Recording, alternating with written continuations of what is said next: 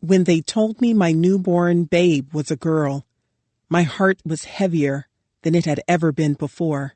Slavery is terrible for men, but it is far more terrible for women. Harriet Jacobs. A note from the author. From the moment I first learned of Mary Lumpkin, I knew her story needed to be told. She had suffered unspeakable hardships as an enslaved woman, but had also accomplished incredible feats, helping to free her girls and playing a role in founding a school that improved the lives of generations of Black Americans. But telling her story would be challenging. When I started looking in 2014 for clues about her life, I did not uncover much, yet I was committed to finding a way to write about her. Nia Bates, who worked as a public historian at Thomas Jefferson's Monticello, was reassuring. She told me that even without a paper trail, we can still learn quite a lot of information about enslaved people. Bates had helped to bring into the light Sally Hemings, an enslaved woman who had at least 6 of Jefferson's children. If we look harder at the evidence, we can put together a narrative of who she was as a person, as a mother, as a daughter, she told me. I spent years collecting tiny tidbits of information about Mary Lumpkin's past. An entry in the U.S. Census, a listing in a city directory, a mention in a book. Over time, I compiled more, her testimony in a court case, a will naming her and her children as beneficiaries, her burial record. I used genealogical research to trace her children and grandchildren, and I attempted to map her life from these scraps of knowledge. I also spent years reading and thinking about the world that Mary Lumpkin inhabited. Eventually, I saw her on the pages I turned, in the stories of enslaved children sold away from their parents, of girls who learned to read and write, of girls who did not have enough to eat, of girls forced to have children with their enslavers. I could see her in women negotiating for freedom for their children and themselves. I envisioned her as I read about Black abolitionists, property and business owners, leaders of slave revolts. I pictured her laughing with friends, hugging her children, walking freely in a city of her choosing. Over time, Mary Lumpkin emerged from the shadows. As I wrote, I used the research I had conducted to imagine the spaces where she dwelled and fill the gaps in her story. Historians Dinah Ramey Berry and Callie Nicole Gross suggest that such imagining is a way to correct the erasure, and that is what I have tried to do.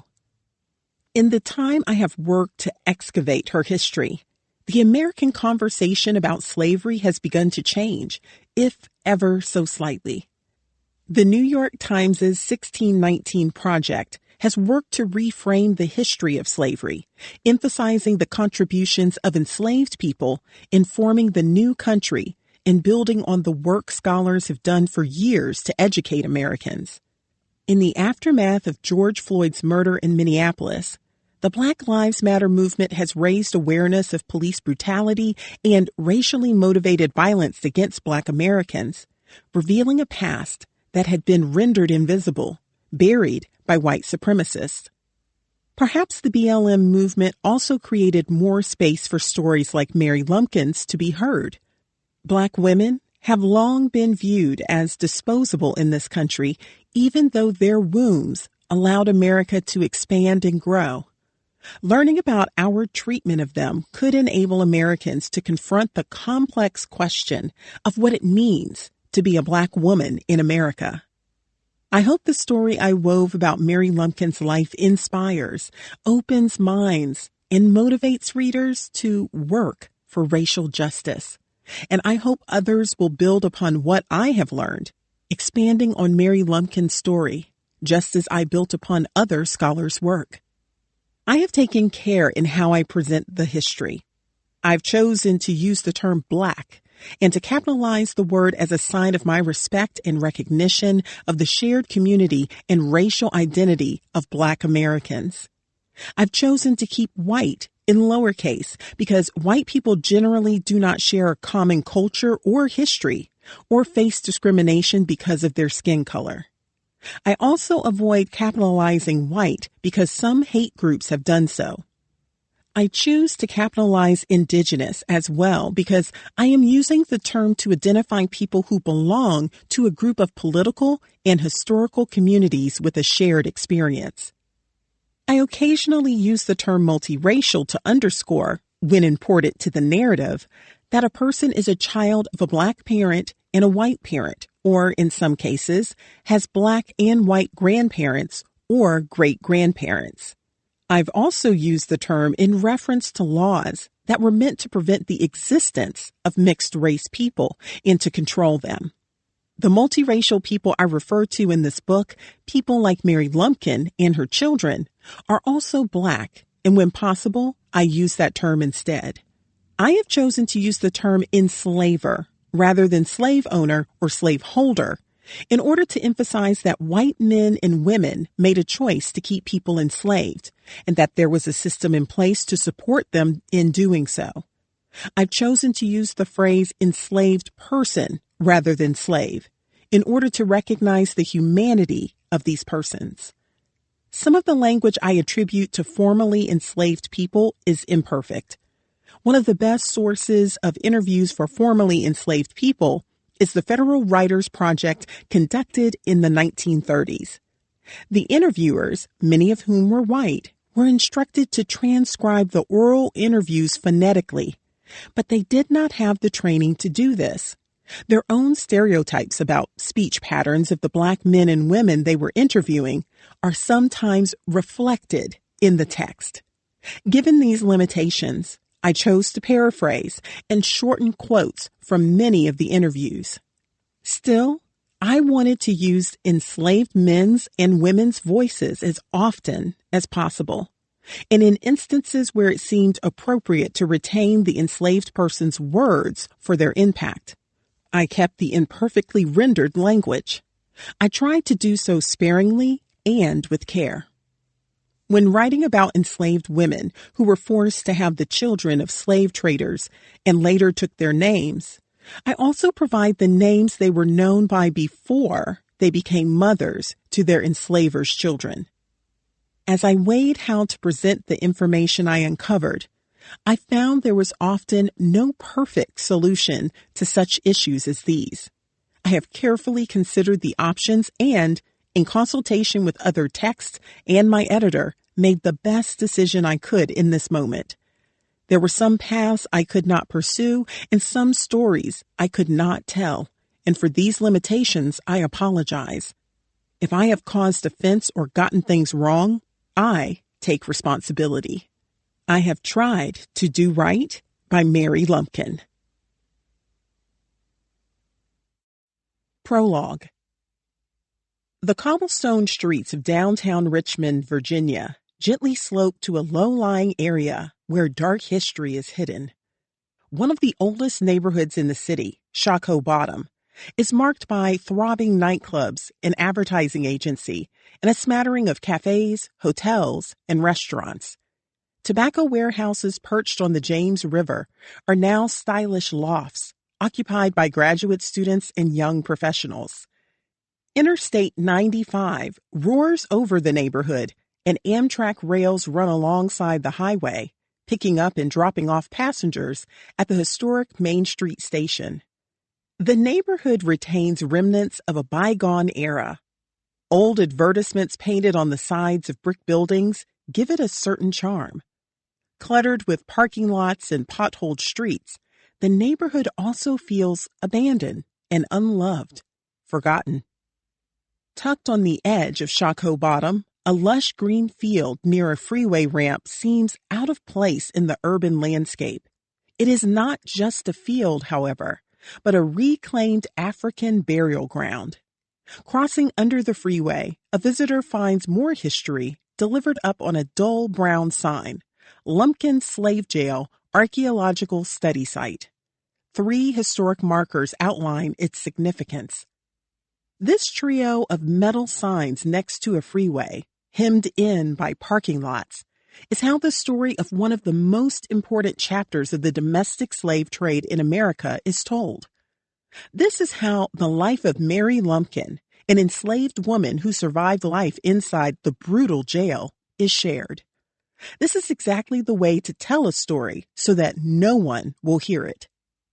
In the mid-1800s, when Richmond was a hub of the domestic slave trade, the second biggest in the South after New Orleans, Shockoe Bottom was of ominous significance. Located down a hill from St. John's Church, where Patrick Henry uttered his famous words, "Give me liberty or give me death," neighborhood businesses catered to the slave trade and to the people who relied on it. There were hotels where buyers could stay, taverns where they could have a drink and a meal, and stables where they could park their horses. Cobblers in the neighborhood fixed visiting enslavers' shoes, and tailors made clothing for enslaved people to wear when they were put up for sale. Blacksmiths fixed horseshoes for enslavers who had traveled long distances to buy enslaved people, and there were repair shops for their wagons.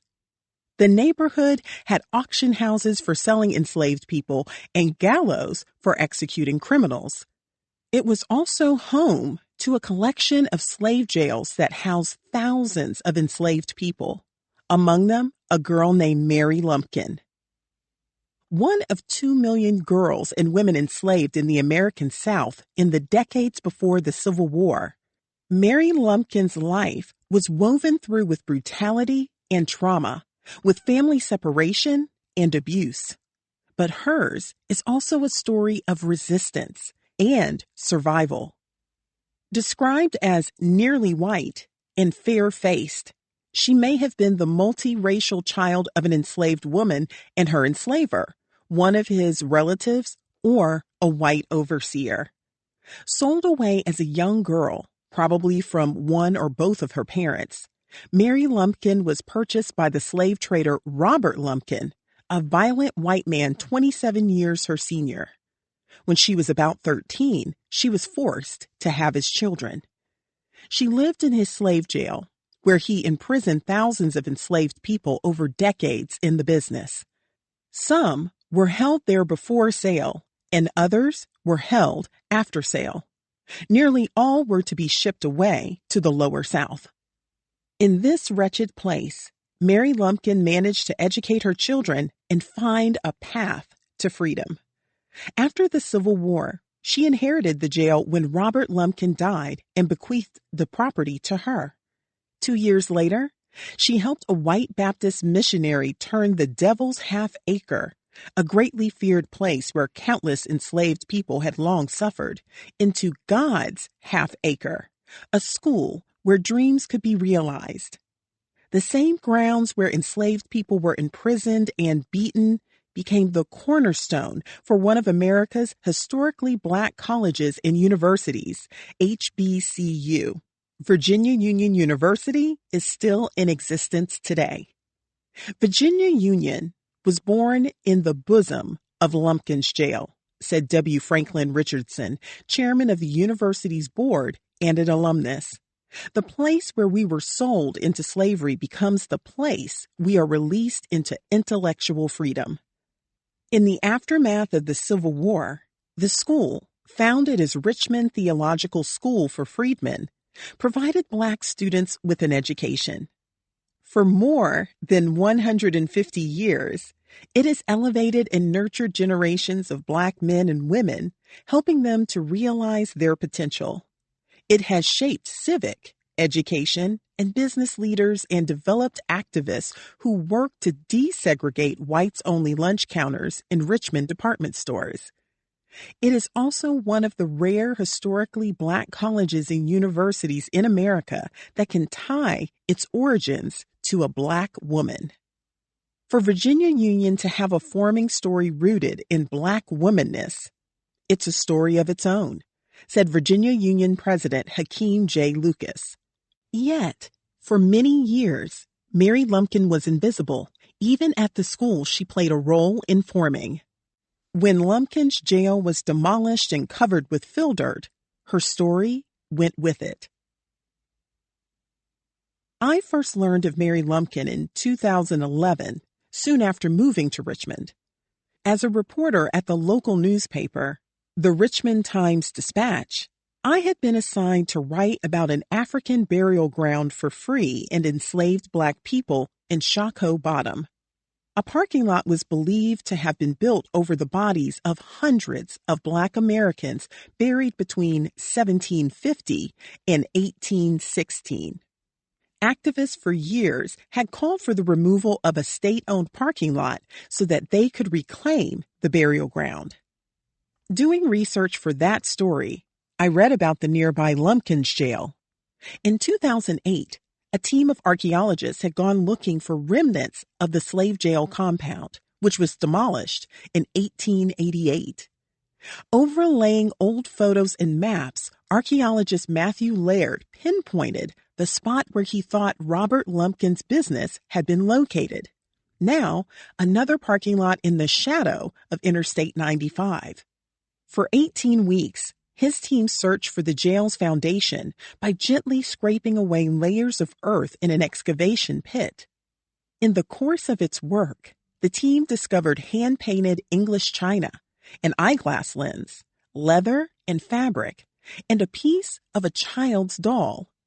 The archaeologists located the remains of a kitchen, a cobblestone courtyard, and a retaining wall that separated the upper part of the complex from the jail below.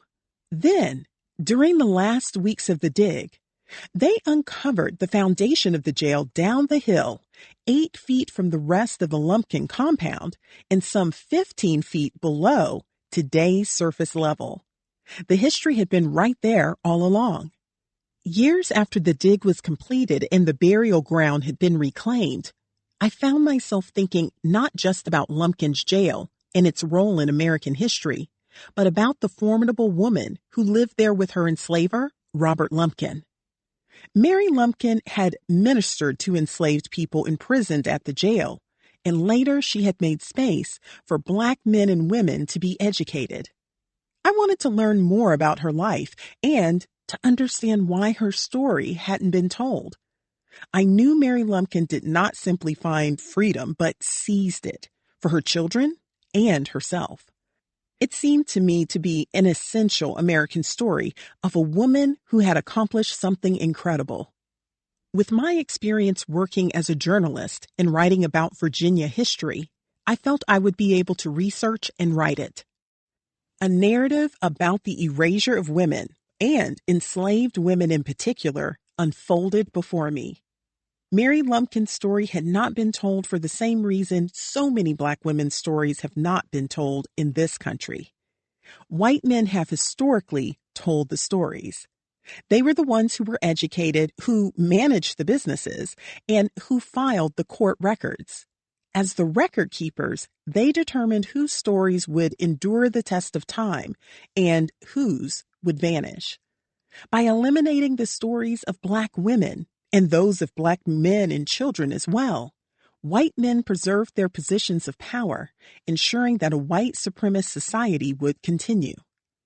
Even the most detail-oriented plantation owners omitted enslaved people's names from plantation records or referred to them by only their first names, revealing the intentional nature of such omissions. Government records did not require full names, so when enslavers filled out shipping records for enslaved people they sent to the Lower South, they often provided only first names. The U.S. Census did not collect names of enslaved people for many years. Instead, census takers denoted them with a simple slash mark and recorded only their age and gender. This made it nearly impossible for enslaved people to find each other after separation by sale, and later for descendants to trace their lineage. These gaps in the historical record also prevent historians and descendants from learning the details of enslaved people's lives, including Mary Lumpkin's. Few enslaved people left the kinds of documents that historians use to trace and tell white people's stories. Though Mary Lumpkin was literate, she did not leave journals or personal papers. None, anyway, that I could locate.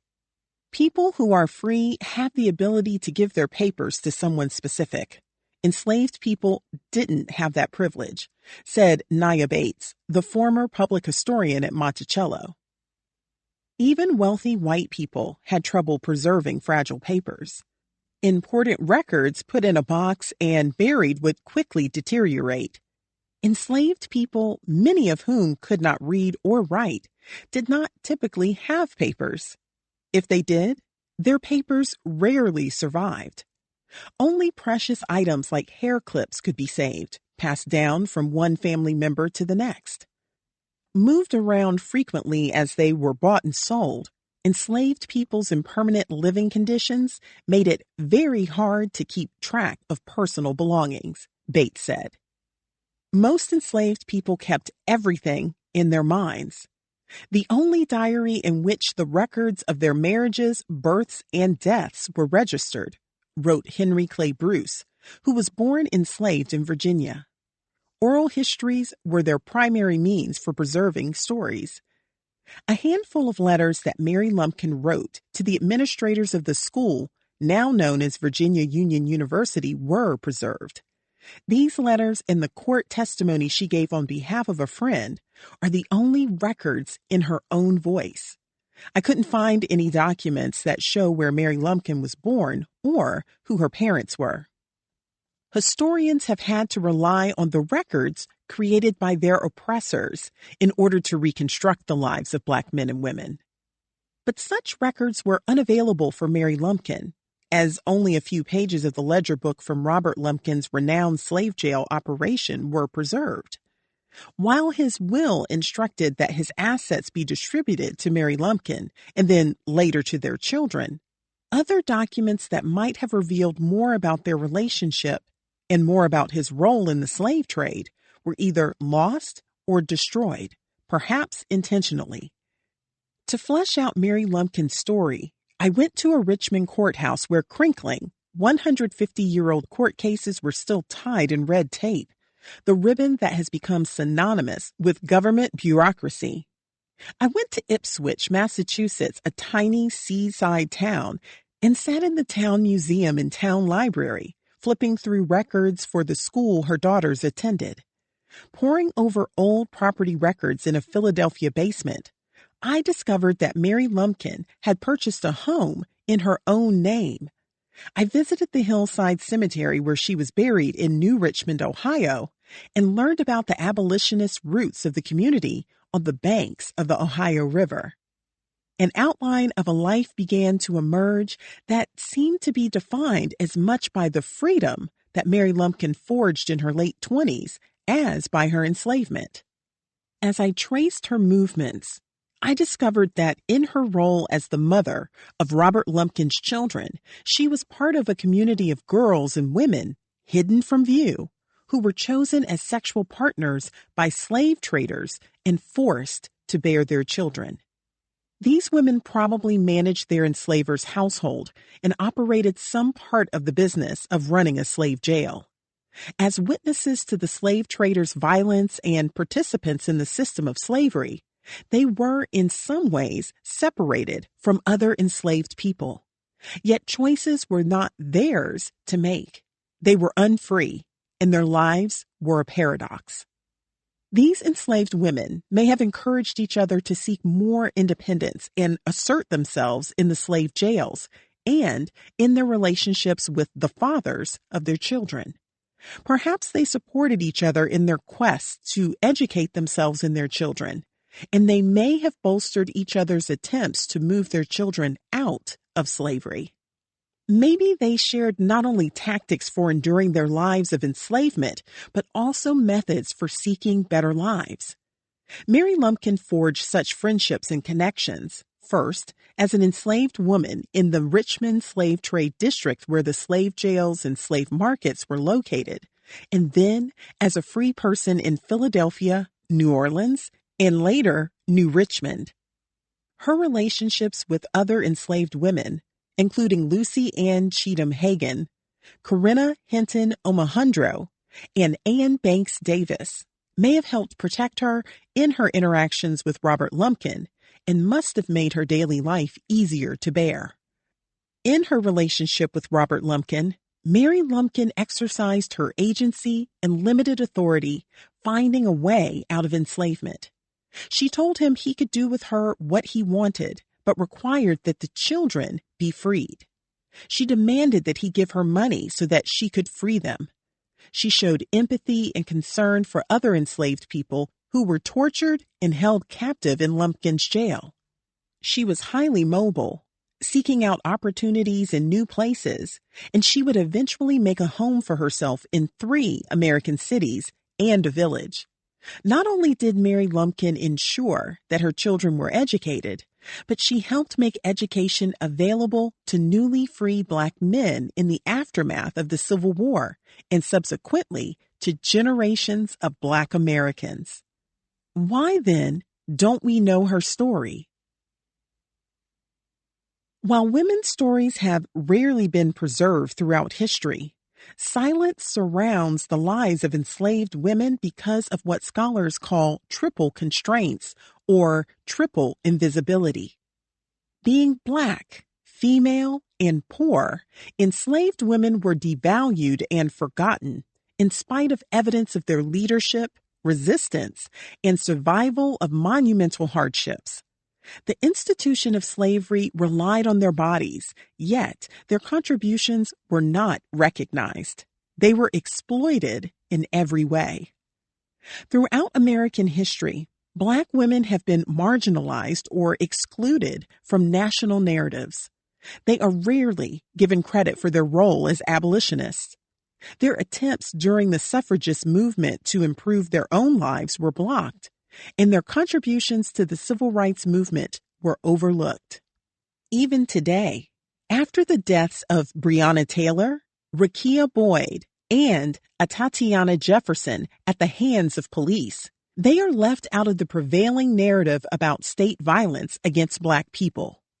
The stories of enslaved women have traditionally been lumped together and presented as one monolithic tale, rather than as distinct stories of hardships and triumphs. But slavery was not just one enormous act of oppression against a nameless, interchangeable mass of people, writes the historian Annette Gordon Reed. It was millions of separate assassinations and attempted assassinations of individual spirits carried out over centuries. And yet, Gordon Reed acknowledges, we will always know little or nothing about the vast majority of enslaved women and the scores of them who have suffered rape. Traditionally, only the stories of the most exceptional women and their narratives of triumph have broken through. The only enslaved woman many Americans know about is Harriet Tubman, who not only fled her enslaver, but returned to the South to help other enslaved people find freedom too. More recently, the story of Ona Judge, who fled her enslaver George Washington and was never caught, came to light. But her story is not yet widely known. There are so many others whose stories need to be told. Female enslavement was more complex and varied than has been portrayed in the limited narratives to which Americans have been exposed. There are women like Harriet Jacobs, who hid in the attic of her grandmother's home for nearly 7 years while her children played below in order to escape the threat of sexual abuse by her enslaver. Jacobs was the first woman to author a narrative of escaping enslavement in the United States. Louisa Piquet, sold away from her mother and brother at age 13, was forced to have the children of her enslaver. After she was freed at his death, she raised funds to purchase her mother's freedom. Reverend Hiram Madison, an abolitionist pastor, helped her to tell her story in a question and answer format. Both books were published in 1861. Telling only the stories of those who escaped slavery left out the stories of most enslaved women's lives. Many felt that they could not run away because they had family obligations and children they would not leave. Apparently, many women concluded that permanent escape was impossible or undesirable, writes the historian Stephanie M. H. Camp. Instead, they fled temporarily when violence became too great to withstand. They fought back to avoid abuse, and they protested beatings. When they could not avoid rape, they attempted their own birth control and chewed cotton root to abort pregnancies. In despair and defiance, some took the lives of their own infants rather than see them grow up enslaved. A few killed their enslavers. Others slit their own throats, cut off their own hands, jumped from windows. They rescued other enslaved people, and they led slave revolts, stories that are only now coming to light. They resisted in quiet ways, too, using their agency to secure better jobs in enslavers' households, to get education for their children, to provide their families with some security and extra food. Because historians for generations have limited the scope of storytelling about Black women to those who are better documented and those deemed exceptional, the lives of women like Mary Lumpkin have not been explored, resulting in their omission from the history books. Mary Lumpkin's story was even forgotten by her own family. Using public documents and newspaper stories, I built her family tree and traced the movement west of her children, followed by her grandchildren and great-grandchildren. During Reconstruction and Jim Crow, they headed farther and farther away from the land of her birth and enslavement, from her Blackness, from all that Mary Lumpkin endured and all she survived, until her descendants did not know she had existed at all. Bringing Mary Lumpkin's story forward not only honors her contributions, but deepens our knowledge of the enslaved experience. Revealing how her life unfolded expands our vision of women's lives and identities beyond the circumstances of their enslavement. It allows us to see their joy as wives and mothers, sisters and daughters, as living, breathing human beings. It allows us to explore the female friendships that enriched their existence. Understanding their lives also enriches our collective humanity. With each story that is told, a more complete portrait of enslavement emerges, allowing Americans a deeper understanding of the lasting trauma of the nation's abuse of Black bodies, and Black women's bodies in particular. These abuses have continued throughout history. After emancipation, they took the form of lynchings and rape, which were common during Reconstruction and Jim Crow. Mass incarceration and police violence against Black Americans, which have continued for generations, are a direct outgrowth of the criminalization of their ancestors during slavery. Sharing Black women's stories enables us to reclaim and recenter the contributions of all Black Americans. It allows us to honor Black women for making a way forward for themselves and their descendants through sheer determination and hard work. If we can acknowledge not only their history of trauma and survival, but also that they are deserving of more care and respect in this country, we can begin to address the many ways in which the legacy of structural and systemic racism still disproportionately impacts Black women and girls today. For instance, the health of Black women is at particular risk, and there is an urgent need to reform medical care to meet their needs. They face disproportionate rates of partner violence, are 2.5 times more likely to die giving birth than white women, and have a lower life expectancy than white women. Black women routinely report that doctors ignore their pain and don't listen to them. Nearly 1 in 5 Black women lives in poverty. They are paid 63 cents to every dollar a white man makes for full-time work, and they are less likely to get promoted. Black girls are given less support than their white peers in school and are punished more severely. They are 5 to 6 times more likely to be suspended than white girls. Black girls are sexualized at a younger age than white girls and subject to an adultification bias. Authority figures perceive Black girls as older than they are, and rather than protect them as children, handle them violently. As America considers its legacy of slavery in the aftermath of George Floyd's murder and nationwide protests, the country must recognize the contributions of Black women, who have been marginalized from feminist and civil rights campaigns for generations. By making systemic changes, from reforming predatory policing to providing equity in educational opportunity, we can improve the lives of Black girls and women. America must reform mass incarceration, which disproportionately affects Black families, and create a healthcare system that provides high-quality care for Black women and their families. By protecting Black women, we can change the culture of violence that has long been normalized in American policy. We can draw attention to Black women's contributions, integral not just to their families and their communities, but to the entire country. Women like Sojourner Truth, an abolitionist and author, and Rosa Parks, a civil rights activist, have given us all so much. Alicia Garza, Patrisse Cullors, and Opal Tometi, founders of the Black Lives Matter movement, and Tarana Burke, who launched the hashtag #MeToo Sexual Abuse campaign, pushing back against shame and patriarchy, are making America a better country. So, too, did Mary Lumpkin. In tracing the contours of Mary Lumpkin's life, I am placing her inside America's story right where she lived, at its heart. 1. Chosen Ones.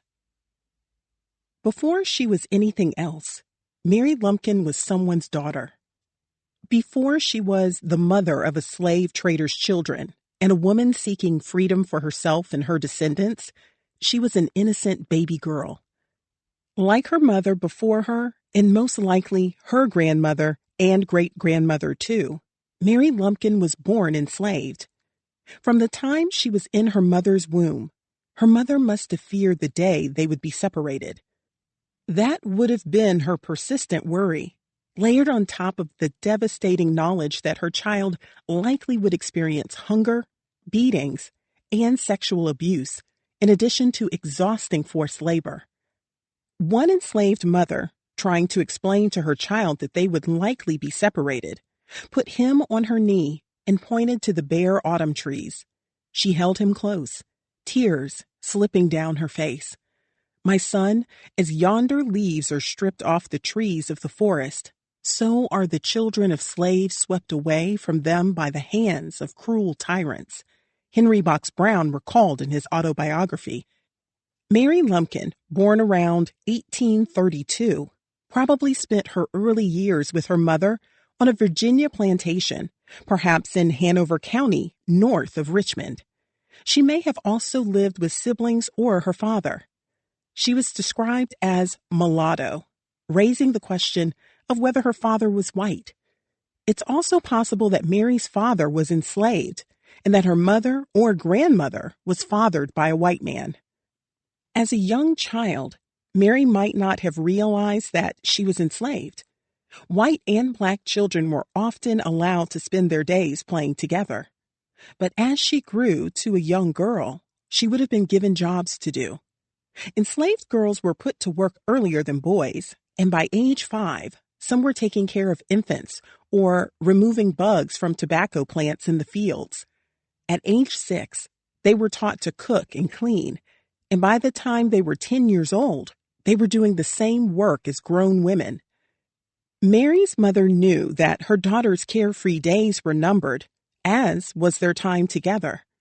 The odds of children being separated from their parents increased with age, and the fear that Mary's mother had harbored since before her daughter was born surely intensified. As the slave trade changed from an international trade into a domestic one, the sale of children without their parents became increasingly common. By the 1820s, girls and boys were sold separately from their parents and siblings in order to feed the insatiable demand for enslaved people to work sugar and cotton fields in the lower South and to maximize enslaver profits. From 1800 to 1860, prices for enslaved people more than tripled. Peter Randolph, enslaved in Virginia, recalled the loss suffered by his mother when her eldest son was sold away from her and carried where she never saw him again. She went mourning for him all her days, like a bird robbed of her young, like Rachel bereft of her children, who would not be comforted because they were not, said Randolph, referring to the biblical story of Rachel weeping because her children were in exile.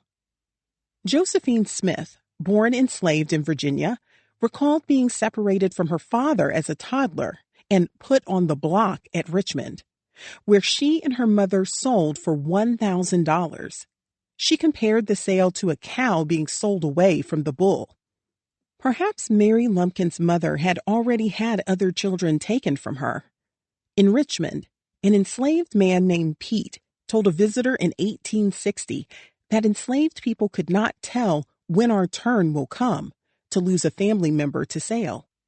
I was sold away from my father when I was so young that I shouldn't know him now if I was to meet him, recalled Pete. Acknowledging the brutal realities of slavery, he added, "It may be that I'll lose my children as my father lost me." An estimated 1/3 of enslaved children in Virginia were separated from their families. A child could be sold away from both her parents, sold with her mother away from her father, or left behind when her mother or father was sold away from her. I never knew a whole family to live together till all were grown up in my life, recalled Lewis Clark of his 25 years enslaved in Kentucky. When an enslaver was ready to sell enslaved people, the ties of family were typically disregarded, except when it came to mothers of very young children. Yet even that small act of grace wasn't guaranteed, as infants were sometimes sold away from their parents. In 1854, a sleeping baby named Rachel was sold for $140 on the auction block, the platform from which enslaved people were sold, wrapped in a coverlet and cradled by an enslaved man who had been ordered to bring her. Cornelia Andrews, enslaved near Smithfield, North Carolina, watched hysterical mothers being separated from their newborns. If the master heard the desperate mothers sobbing, they would be beat black and blue, she recalled. Mary Barber, enslaved in North Carolina, recalled that a dozen of her siblings were sold away, each as soon as they turned 3 years old. Chancey Spell, also enslaved in North Carolina, was sold from her mother's arms. Harriet Hill, enslaved in Georgia, remembered being removed from her mother's care at 3 years old. Mingo White of Alabama was separated from his parents and put on an auction block at the age of 4 or 5. He recalled potential buyers feeling his arms and legs and asking him a lot of questions. At the age of 10, Priscilla was taken away from her enslaved parents in Virginia. Her mother, Di, wept silently as she and her husband, Jim, watched the girls sleep during their final night together. Was Mary Lumpkin's mother warned that her daughter would be sold? Did she mourn the loss before it happened? Virginia, like North Carolina, South Carolina, Tennessee, Arkansas, and Texas, did not have laws in place to prevent enslaved children from being taken from their parents, and it happened frequently. Only Louisiana passed legislation to prevent the sale of children younger than 10 years old without their mother. It's possible that Mary was sold with her mother away from her father. If her father was also her enslaver, they may both have been sold to appease his white wife. At 15, Elizabeth Ramsey gave birth to a daughter by her South Carolina enslaver. When his white wife noticed that the enslaved child looked like her own baby, she became enraged. Mother had to be sold, recalled Ramsey's daughter, Louisa Piquet. The pair were sent to Georgia when Louisa was 2 months old. Perhaps Robert Lumpkin purchased Mary alone, away from her family. At 8 years old, children were worth more to enslavers without their mothers, though children of all ages were sold alone. She could have been sold to pay for a wedding in her enslaver's family, or separated from her family when the estate of her enslaver was liquidated. One of Robert Lumpkin's relatives sold his farm and the people he enslaved when Mary was a girl. Perhaps she had come from his property. The sale of children to erase a debt was deemed common and necessary for enslavers who borrowed money using enslaved people as security. A small child could serve as a pledge on a deed of trust for a small loan. In April 1852, the sheriff of Eatonton, Georgia, sold a 2-year-old girl and a pair of 6-year-old girls in order to recoup borrowed money. For the payment of unsecured debts, it was an everyday occurrence to bring suit for the seizure and sale of slaves, including little children. The historian Frederick Bancroft writes, Laura Clark's mom writhed on the ground, crying, when the girl, at the age of 6 or 7, was taken from her in North Carolina. She was sold with other children and put in a wagon with a pair of white men. Laura watched, unsure why her mother was upset, eating the candy she had been given to keep her quiet. Did something similar happen when Mary was taken? Mary could have been removed from her enslaver's property while her mother was working in a field or cooking inside her enslaver's kitchen, a common tactic of enslavers hoping to avoid a scene of a mother and child's utter heartbreak. Sarah Gudger recalled watching the tragedy that unfolded when an enslaved mother returned to her North Carolina cabin after a day of work in the fields and realized that one of her children was missing. No one wanted to tell the panicked mother that a slave trader had taken her child, and tears rolled down her face when it dawned on her what had happened. We don't know the exact details of Mary Lumpkin's beginning, but we know it must have involved separation from some or all of her family. What must it have been like for her to be led away from her home? How did she cope with leaving her family and possibly being taken from her parents and everyone she knew? I can't describe the heartbreak and horror of that separation, recalled John W. Fields, who was sold away from his mother and siblings in Kentucky at age 6. In 1840, an enslaved child was in Robert Lumpkin's possession, and it may have been Mary, then 8 years old. If she was not yet enslaved by him, she soon would be. By 1844, when Robert Lumpkin bought the jail that would make him famous, the center of the domestic slave trade in Virginia had shifted to Richmond from Alexandria, which lacked railroad access. Richmond had been founded more than 200 years earlier at the site of a Powhatan Confederacy town, which had been briefly settled by white colonists from Jamestown in 1607 and then again in 1644 as a trading post. Colonel William Byrd II named Richmond in 1737 for a town in southwest London, and the Virginia Assembly passed an act establishing the town in 1742. Shockoe Creek became its northern and eastern boundary, and the James River its southern and western boundary. After the British surrendered at Yorktown, Richmond was officially named Virginia's new capital. By 1788, when construction of the gleaming state capitol building designed by Thomas Jefferson was completed, Richmond had become a boom town with a population of 3,800, 2,300 white, and 1,500 black. Shockoe Bottom was also developing as free black masons, working under the direction of the Quaker George Winston, built more than 100 brick buildings. The city market was located at 17th Street. The slope down to Shockoe Creek, a green pasture, was considered a common, much used by laundresses whereon to dry the clothes which they washed in the stream. As the slave trade took hold in Richmond, the growing industrial and manufacturing city was home to ironworks and flour mills, and with more than 40 tobacco factories, it became the world's largest tobacco production center. Leasing out or hiring out enslaved people in urban areas was common by 1840, when there was not as much demand for their labor in the tobacco fields. Living away from their enslavers in rooms they rented, they had some freedom and were allowed to keep some of the money they made. Thus, leasing out led to communities of semi-free people. The slave trade was the state's most profitable industry, and Richmond was alive with activity. In the 1840s, Virginia was responsible for shipping nearly half of all enslaved people who were taken across state lines in America. One slave trader sold about 2,000 enslaved people each year of the decade. The big trading firms were selling 100 to 125 a day by the 1850s.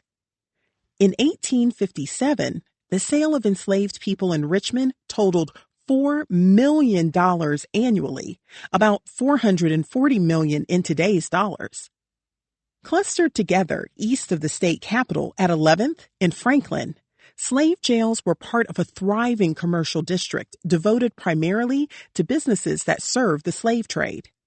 A visitor could walk 1 block south of the Capitol to Main Street, then head east, passing shops and stores to go down the hill into Shockoe Bottom. In a 3-block radius, there were churches, hotels, tobacco factories, and buildings associated with the slave trade. Many of the slave jails were clustered on or near 15th Street, a narrow alley also known as Wall Street, where Lumpkin's jail was located. In the 1850s, the Richmond trader Silas Alejandro owned a jail near 15th and Main.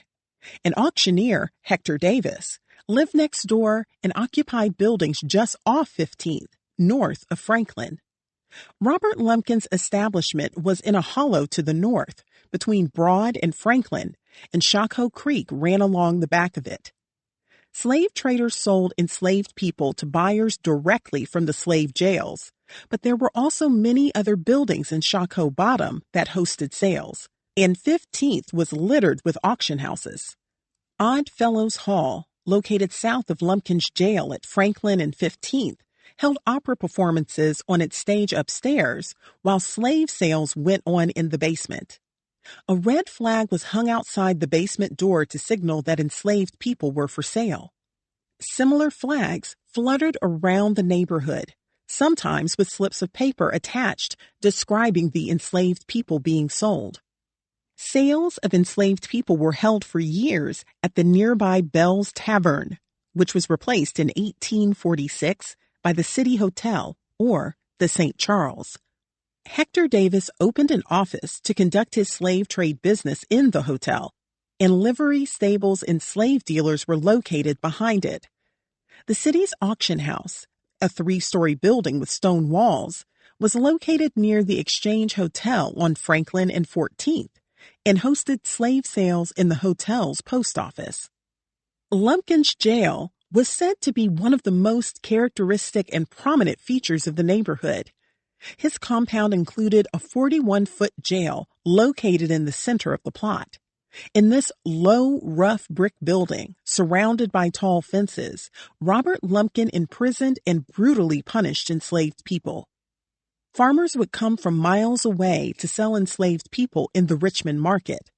Cornelia Andrews, a formerly enslaved woman, recalled one enslaver buying enslaved people from the Smithfield, North Carolina market and marching them on foot 160 miles to Richmond to resell.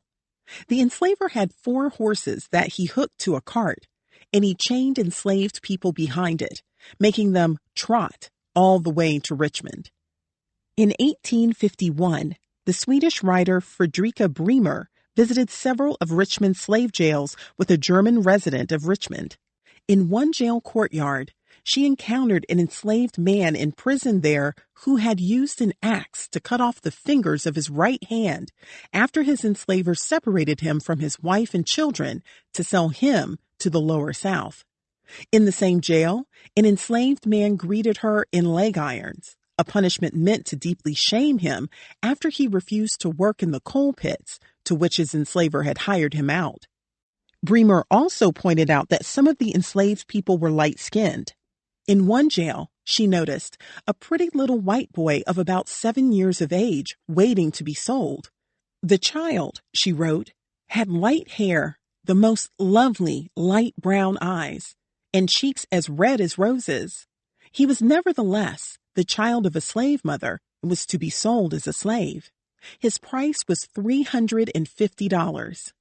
Another jail Bremer visited kept handsome fair enslaved girls, some of them almost white girls, who would be marketed for sex.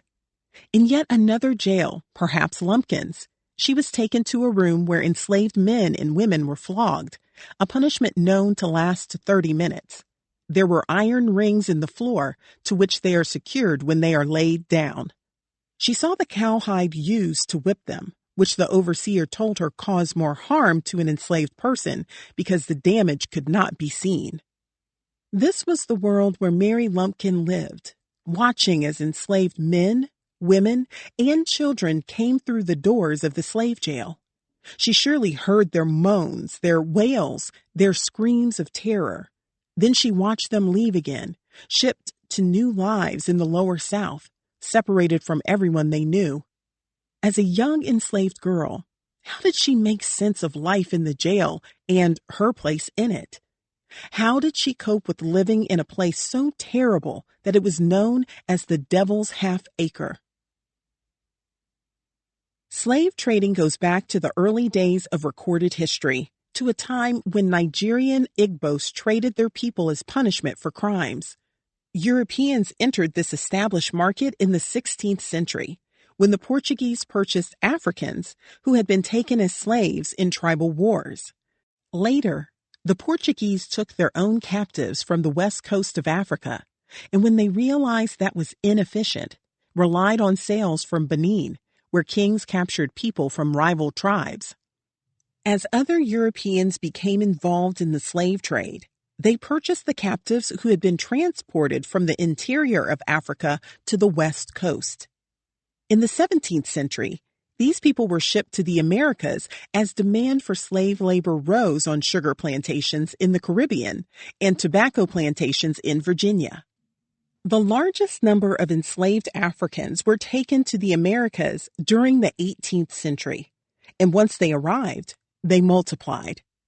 The historian Frederick Bancroft writes that the cheapness and superabundance of enslaved people in the colonies ensured that slavery would be used in the expansion of American lands south of Virginia.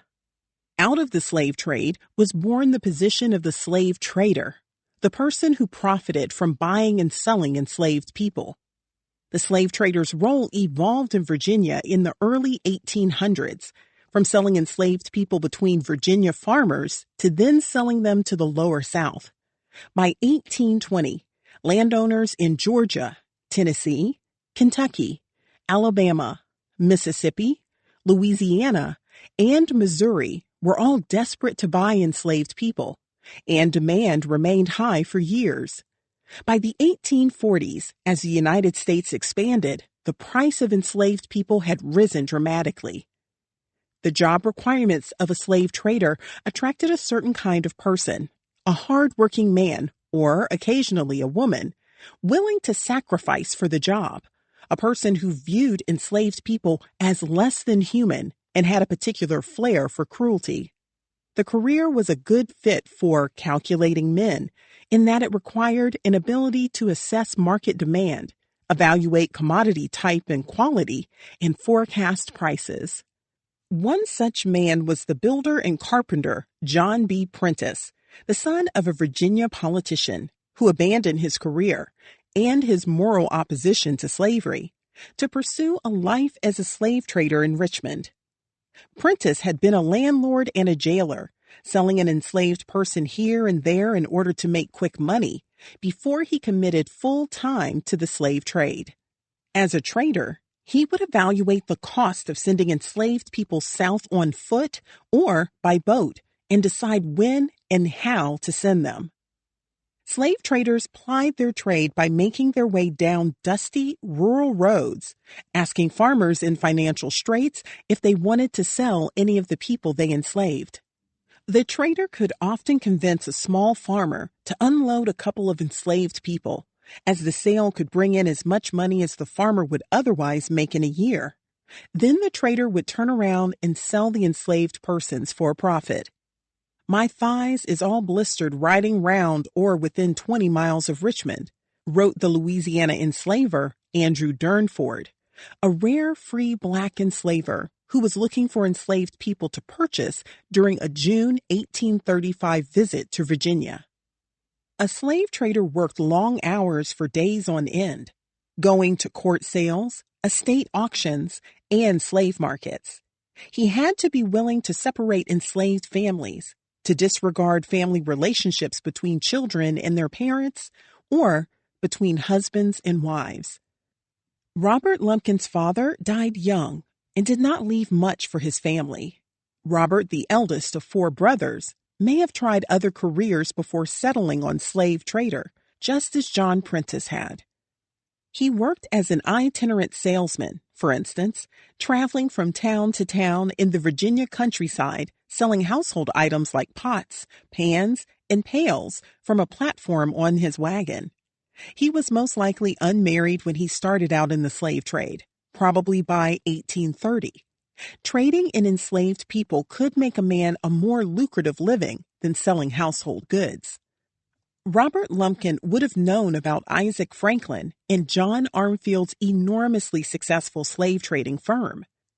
Established in Alexandria, Virginia in 1828, the firm earned its outsized reputation by vacuuming up people from the Virginia countryside, as the historian Edward Ball puts it. Robert Lumpkin must have noticed that other young white men were roaming to far-flung Virginia and Maryland farms to buy enslaved people. Some of these slave drivers were rounding up men, women, and children, chaining them together in a line or coffle, then putting them on southbound boats or marching them hundreds of miles to New Orleans, Natchez, Mississippi, and other destinations in the Lower South. During the 1830s, more than 120,000 enslaved men, women, and children would be taken out of Virginia. When he turned 21 in 1827, he was old enough to access his inheritance, what little of it existed. After the death of his father, Thomas Lumpkin, when Robert was a boy, his mother Elizabeth married George Lumpkin, presumably a relative of Thomas's. George Lumpkin became the legal guardian of Robert Lumpkin and his 3 brothers, Wilson, Thurston, and John. At least 2 of Robert's brothers would also enter the slave trade. George Lumpkin had also gained custody of 4 enslaved people owned by Thomas Lumpkin. Robert Lumpkin told the Henrico County, Virginia Chancery Court judge that he was anxious and desirous to obtain a division of the said slaves, that he may obtain his portion thereof, and he asked the court to allow the sale of these 4 people, whom he had surely known since he was a boy. At the December sale, George Lumpkin bought Jordan and Peter for $854. The other 2 were sold, Reuben for $375 and Jenny for only $1. Probably because, being either elderly or injured, she was unable to work. After the court expenses were settled, Thomas Lumpkin's debts were paid, his widow was given her portion of the proceeds, and the sons split the remainder. Robert Lumpkin's share amounted to $175. Robert Lumpkin may have continued working as an itinerant salesman while also trying his hand at buying enslaved people, perhaps working as a headhunter on commission for Franklin and Armfield. At some point, he began to focus exclusively on the traffic of enslaved people. Roaming over the country and picking up a husband here, a wife there, a mother in one place, and an alluring maiden in another, he banded them with iron links into a coffle and sent them to the far southern market, wrote Charles Emery Stevens, the biographer of Anthony Burns, an enslaved man who would be in prison at Lumpkin's jail. The General Assembly of Virginia had passed an act in 1801 that enabled the governor to transport or sell out of state enslaved people condemned to die. The Commonwealth then used the proceeds to reimburse enslavers for the loss of their property, a form of reparations for enslavers. Before long, Robert Lumpkin was winning bids to purchase enslaved convicts from the Commonwealth of Virginia. Robert Lumpkin came out of nowhere, observed Philip Schwartz, the late professor emeritus of history at Virginia Commonwealth University, who spent much of his career studying slavery in Virginia. The legislation had come in the wake of one of the most important insurrection plots in the history of U.S. slavery, Gabriel's Conspiracy, which was planned for August 30th, 1800. A blacksmith named Gabriel joined other enslaved men in planning to take the governor hostage with the hope of destroying slavery in Virginia. A rainstorm prevented the men from gathering as planned, and then a pair of enslaved men betrayed Gabriel and the other organizers. In the end, Gabriel was among 26 men who were believed to be responsible and were hung. Another 8 were transported or sold out of state. Slave traders purchased enslaved convicts and sold them for profit in the West Indies or Florida, which became a U.S. colony in 1821 and likely did not reveal the enslaved convicts' backgrounds. In 1834, Robert Lumpkin and his brother Thurston Lumpkin won a contract from Governor Littleton Waller Tazewell to remove an enslaved man identified only as George. The governor paid them $1,000 and did not stipulate where George was to be taken. 3 years later, Robert Lumpkin, his brother Wilson Lumpkin, and a man from Baltimore named Thomas B. Small paid $17,000 to buy 16 enslaved people, including 3 women. Enslaved in localities across Virginia, they had been convicted of crimes such as murder, assault upon a white person, burglary, arson, and attempted rape. Robert Lumpkin agreed to truly and faithfully carry out of the said United States each and all of the said slaves, according to the purchase contract. It's unclear where the trio took the enslaved people they had bought, but it seems likely that they transported the prisoners to the Lower South and hid their origins, echoing the tactic used by Britain to dump convicts in colonial America. Some states complained about this practice and made it illegal, and a few years later, the Washington, D.C. trader William H. Williams would be arrested and tried when he took enslaved convicts to New Orleans. Robert Lumpkin probably also bought enslaved people at public auctions and courthouse sheriff sales, which were the sites of half of all sales of enslaved people. Established traders befriended tavern owners and other middlemen in the countryside who alerted them when they knew of enslaved people for sale. But Robert Lumpkin may not have had those kinds of connections in his early years. Enslaved people referred to slave traders as soul drivers and feared them for their brutality and ability to change the course of enslaved people's lives by separating them from their family members and everyone they knew. W. L. Bost, enslaved in Newton, North Carolina, recalled slave traders bringing enslaved people through his town as they made their way to the Lower South. The traders stayed in the hotel his enslaver ran and put the enslaved people in slave quarters like droves of hogs. All through the night I could hear them mourning and praying, he recalled. Alex Woods, born enslaved in Orange County, North Carolina, in 1858, recalled that his enslaver's brother, John Woods, passed through with enslaved people chained together in coffles on the way to Richmond, perhaps headed to Lumpkin's jail. They slept by the fire at night, their chains still attached. A child at the time, Alex Woods later recalled that the sight of the enslaved men, women, and children separated from their families filled him with fear. He said, "I was afraid my mother and father would be sold away from me." With so many buyers and sellers of enslaved people making their way to Richmond, a young, ambitious man who had no ties and was free to travel the back roads of the state for weeks on end could earn good money in the trade. Robert Lumpkin came into the field just as it was shifting and growing in Virginia, and more widely in America, and he ran a business that was soon critical to the slave trade. In the coming decades, he and his employees would hold thousands of enslaved people in his jail and torture and beat countless others on behalf of their enslavers. He would make a small fortune as a Virginia slave trader renowned for his brutality, and Mary Lumpkin would bear witness to the ruthless way he conducted his business. To understand how the system of slavery forced Mary Lumpkin as a young, enslaved girl to live in the jail of a white slave trader, we need to return to the beginning of slavery in the New World. The very nature of enslavement defined Black men and women as inferior, and this definition left enslaved girls and women vulnerable to abuse by white men. The rape of enslaved women by their enslavers resulted in children who, like Mary Lumpkin, would soon be subjected to the same kind of sexual abuse. It is likely that the Black and white races in America mixed soon after the first recorded instance of Black men and women stepping foot on the shores of Jamestown in 1619. It may have even happened on the way to the Virginia colony. During the voyage from Africa to America, white overseers separated female captives from the kidnapped males.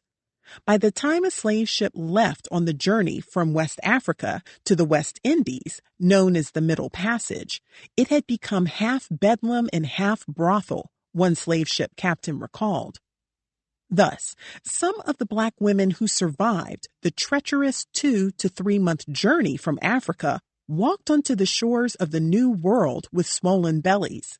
Soon, they would deliver the country's first multiracial children of both Black and white heritage. At the time, the mixed children were referred to as mulattoes, a term that came from the Spanish word mulo, a hybrid of two animals. Once in America, the abuse of Black women continued. White planters and overseers raped the enslaved girls and women for whom they were responsible, creating an endless trail of mulatto children sired by white men, writes the historian Joel Williamson. Enslavers and their sons sought sexual favors sometimes through gifts, but more often by force. If enslaved girls or women did not comply in exchange for a trinket, they would be flogged into submission. Plenty of the colored women have children by the white men, recalled W.L. Bost. The women, he said, know better than to not do what he say. Bost said the enslavers take them very same children they fathered, and make slaves out of them. Bost pointed out if the enslaver's wife found out, she raised a revolution. But he said she rarely learned of the enslaver's abuse because he would never tell, and the enslaved women were afraid to speak up.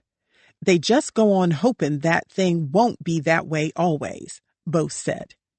John C. Beckham, born enslaved in 1862 in Cumberland County, North Carolina, recalled that some of the slaveholders would have some certain slave women reserved for their own use.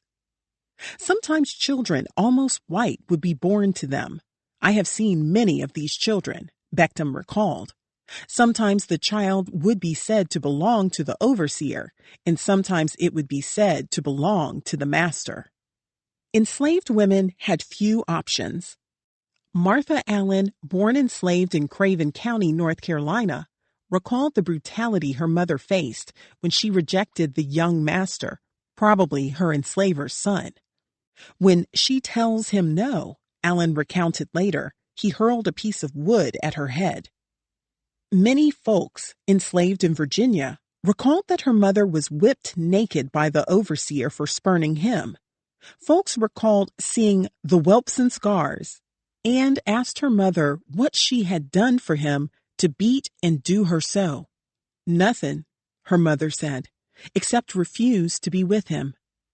Elizabeth Spark, enslaved in Virginia, said her enslaver, Shep Miller, whipped women the same way he did men.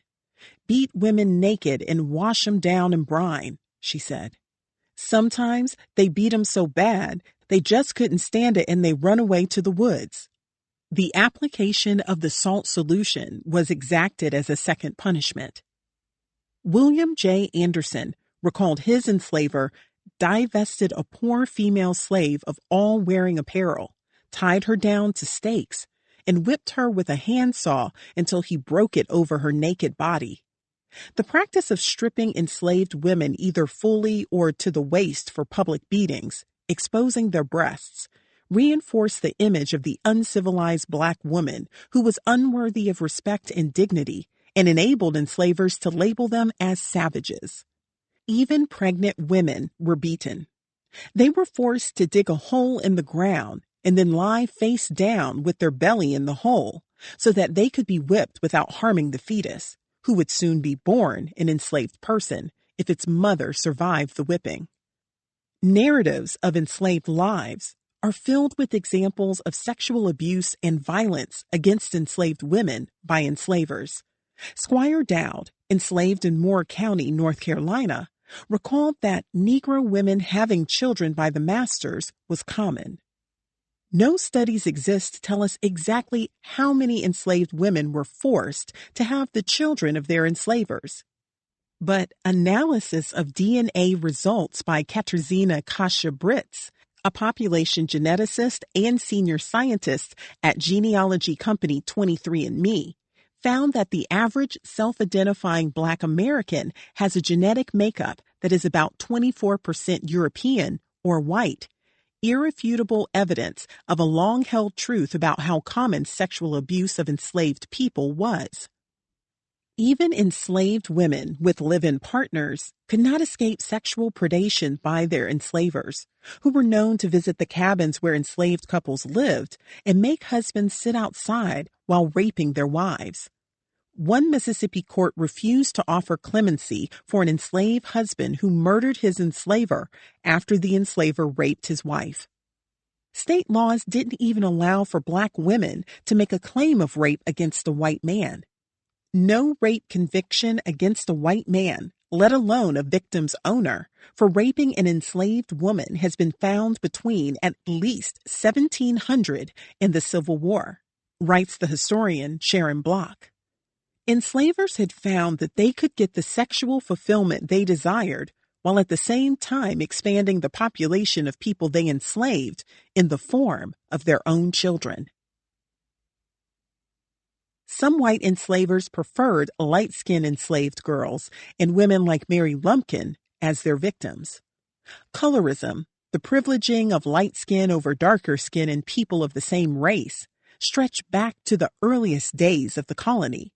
The most obvious way for a person to be evaluated under America's racist hierarchy was through skin color.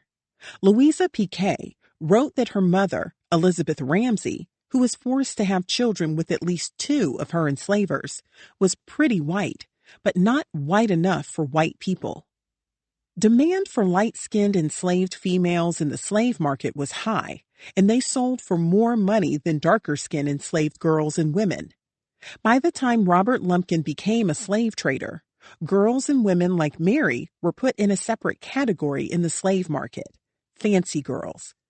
By the 1830s, the term was used to refer to girls and women marketed for their sexuality.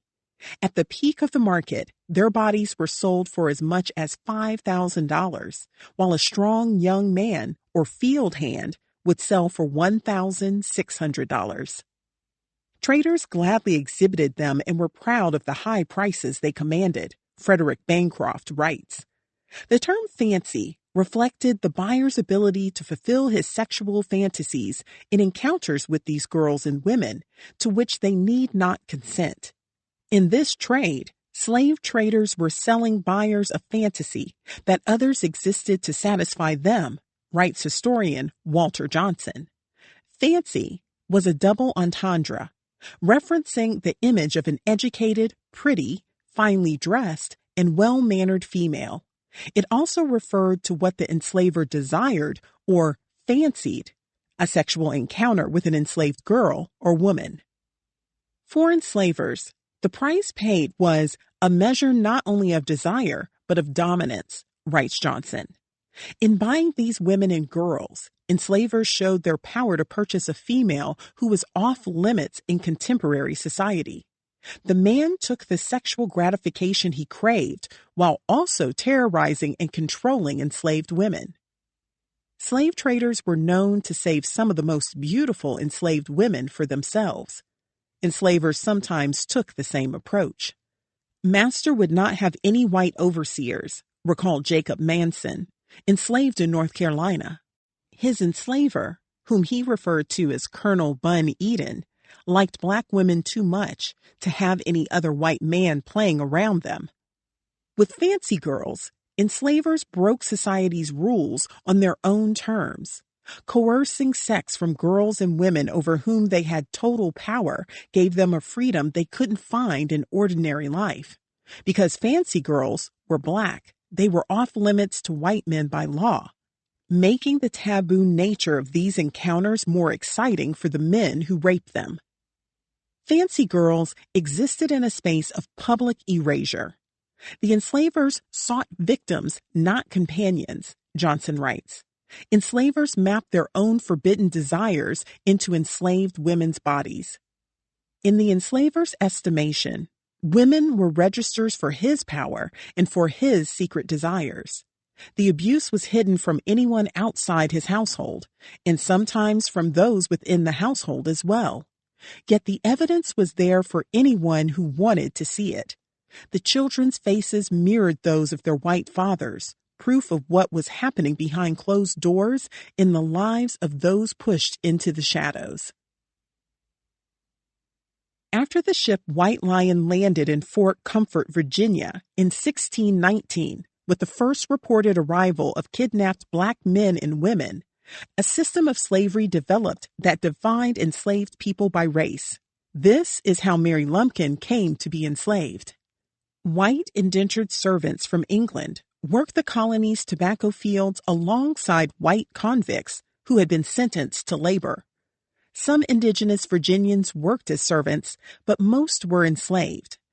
There were 4 enslaved black people for every white servant in Virginia by the early 1690s. The passage of the Slave Code of 1705, an act concerning servants and slaves, limited the freedom of enslaved people and defined the rights of enslavers, allowing them to punish enslaved people without fear of legal repercussions. When the United States banned the trade of enslaved people from Africa to the Americas in 1807, the decision was portrayed as a humanitarian achievement that would effectively end the slave trade. Instead, the transatlantic slave trade was quickly replaced with a larger domestic trade, which had been quietly developing for years. The domestic trade of enslaved people, termed a second Middle Passage by the historian Ira Berlin, would result in roughly 1 million enslaved people being moved from the Upper South, North Carolina, Tennessee, Virginia, Kentucky, and Maryland, to the Lower South, South Carolina, Georgia, Florida, Alabama, Mississippi, Louisiana, and Texas, before the end of the Civil War. Enslaved people were literally sold down the river. Lobbied heavily by the Religious Society of Friends, commonly known as Quakers, some American leaders supported ending the transatlantic slave trade because they considered it immoral, but others did so to protect American investment in slavery. Farmers and plantation owners feared that an overabundance of enslaved people from Africa in the American slave market would reduce the value of the black men, women, and children they owned. They realized that they stood to make a lot of money from selling the enslaved people already in America. At first, the domestic slave trade was random and disorganized. By the 1820s, around the time Robert Lumpkin probably began working as a salesman, the trade had become more sophisticated, driven by surging demand for workers to pick cotton. The domestic trade of enslaved people was so widespread in Virginia that the whole state was a slave market, says the historian Edward Baptist. Virginia had been supplying enslaved people to the Lower South since the 1790s, when it had more enslaved people than work for them to do. Growing tobacco depleted the soil, and many Virginia planters went into debt after spending more money buying imported goods from England than the tobacco harvest would bring in. Tobacco production had slowed beginning in the 1750s, and with its decline, demand for the labor of enslaved people waned. Some Virginia property owners simply abandoned their lands when the soils became depleted and moved to the Lower South to start over on virgin territory. Those who stayed in the Upper South were forced by 1800 to begin planting and harvesting grain, which earned a much lower profit than tobacco, but did not require as much labor. For many enslavers, supporting the enslaved people on their properties became a financial burden. Feeding, clothing, and providing medical care for dozens of enslaved people was expensive, and if landowners were not making as much money off crops, the numbers simply did not work.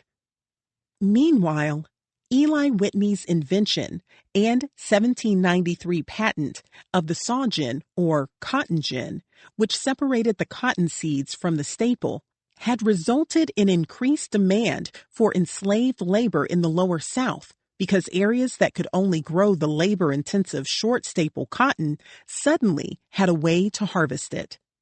That demand increased with the 1803 Louisiana Purchase, which opened up a vast new area of land for cotton production and later sugar plantations. This convergence led to a vibrant downriver slave trade that enabled Virginia farmers to make up income lost from tobacco by selling enslaved people. Enslaved children and youth would become Virginia's most important export. In this environment, Robert Lumpkin was positioned to make his mark as Virginia, and later Richmond in particular, became the center of the new domestic trade. Many enslavers in the Upper South traveled to this city on the fall line of the James River to buy and sell enslaved people, no questions asked. By the 1840s, Richmond held more enslaved people in jails, hosted more slave auctions, and shipped more enslaved people than any other American city, with the exception of New Orleans. Over time, Virginia became a nursery of slavery, according to a Confederate official. In the 3 decades before the Civil War, some 300,000 enslaved people were sold in Virginia, most of them through the market in Shockoe Bottom. They were delivered to new enslavers in a new land. Many were separated from everyone they knew and subjected to harsh working conditions, picking cotton in Alabama, Mississippi, Louisiana, and Texas. This displacement and the trauma associated with it would shape Black American life for centuries and is still vivid in the collective memory of Black Americans today. The forced resettlement of enslaved people was 20 times larger than Andrew Jackson's Indian removal campaigns in the 1830s, writes Edward Ball. It was bigger than the immigration of Jews into the United States during the 19th century, when some 500,000 arrived from Russia and Eastern Europe. It was bigger than the wagon train migration to the West, beloved of American lore. This movement lasted longer and grabbed up more people than any other migration in North America before 1900. 2/3 of the people moved to the Lower South during this time would be sold by slave traders, including Robert Lumpkin. The most dangerous time for enslaved girls like Mary Lumpkin was the onset of puberty. Adults dreaded its arrival for their enslaved children and grandchildren. Mothers tried to protect their daughters and paid attention to their development. Enslaved women knew that their daughters' physical maturation would begin the cycle of abuse anew. Girls, too, learned to fear its onset, knowing it would soon lead to the separation they had feared all their lives. The value of their bodies rose when they were old enough to produce children, and their sexuality could be commoditized. A slave girl was expected to have children as soon as she became a woman. Some of them had children at the age of 12 and 13 years old, said Hilliard Yellerday, who was enslaved in North Carolina. At puberty, girls' chances of being sold away increased. Though prepubescent girls were also abused, puberty made them more vulnerable. It marked the beginning of a period when all men could sexually assault them, writes the historian Dinah Ramey Berry. Enslaved boys and men were also terrorized by sexual abuse. Many enslaved boys were not provided adequate clothing by their enslavers and went naked on their plantations, and white enslavers subjected them to inspections of their bodies, including their genitals. Some enslavers were known to keep an enslaved boy or man for sexual abuse, and some brothels specialized in enslaved boys. Enslaved men were paraded around from plantation to plantation, forced by enslavers to have sex with women as part of breeding programs. Harriet Jacobs wrote that puberty was a sad epoch in the life of a slave girl. After a girl entered her teenage years, her mother lives in daily expectation of troubles. Girls were taught by their elders to hide their physical development in order to protect themselves from abuse and perhaps delay being sold. Older women understood the connection between their bodies and the institution of slavery, Berry wrote, and they passed down this information to their children and grandchildren. Mary's mother and other female family members, such as a grandmother, aunt, or older sister, probably helped her hide her developing body. But ultimately, these precautions couldn't save enslaved girls from licentious enslavers. Nothing would save Mary from Robert Lumpkin. The fact that Robert Lumpkin did not marry a white woman may indicate that he wasn't considered good marriage material. He didn't come from a wealthy family. He spent lots of time on the road, putting in long hours but with little to show for it, as every dollar he earned was probably invested in buying more enslaved people. Certainly, any potential wives with whom he may have shared his vision of owning a slave jail would have been turned off by the idea of having to make their home in such a place. They also would have understood that slave traders had easy access to enslaved women. Besides, marriages were considered a financial arrangement between families. The parents of any white woman Robert Lumpkin dated would have been looking to marry them to respected and admired men who had inherited money and owned land, homes, livestock, and enslaved people. Perhaps Robert Lumpkin bought Mary with sexual abuse in mind as well as her future as a beautiful woman. One trader sold a 13-year-old girl, bright color, nearly a fancy, for $1,135 in Richmond, stating he believed the girl had potential. Theophilus Freeman, a New Orleans trader, refused to sell a 7 or 8-year-old girl named Emily to an enslaver who was buying her mother, Eliza, because he believed there were heaps and piles of money to be made of her when she was a few years older, recounted Solomon Northup in his 12 Years a Slave.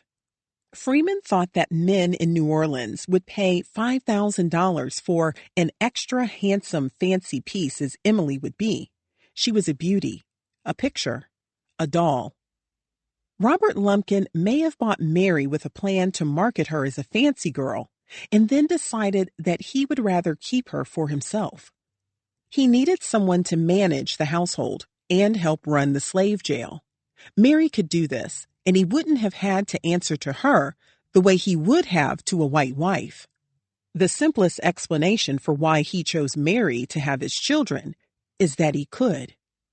Robert Lumpkin had already been trading in enslaved people for years by the time he purchased Mary.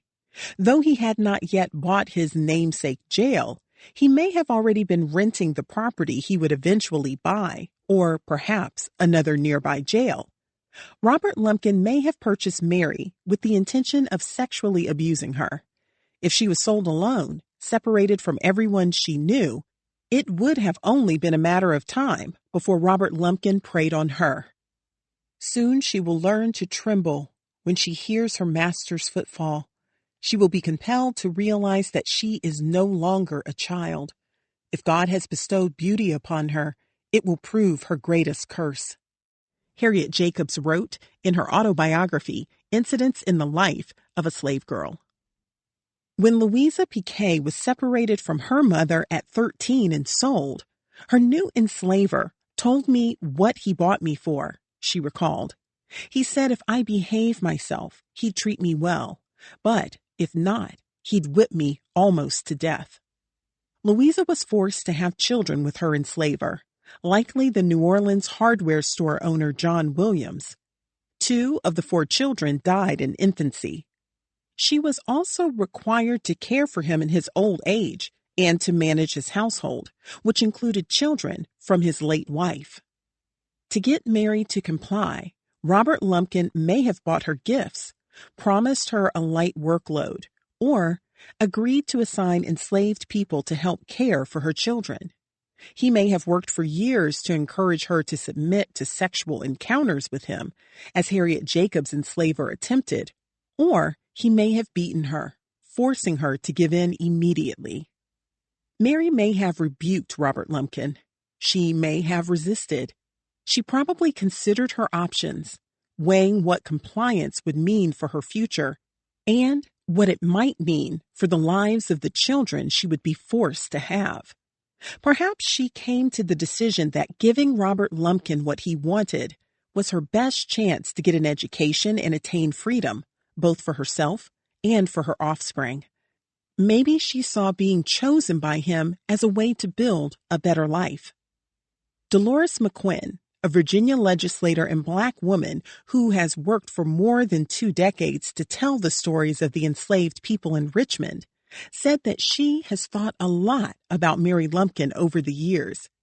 "I've tried to put myself in the position she found herself in," McQuinn said.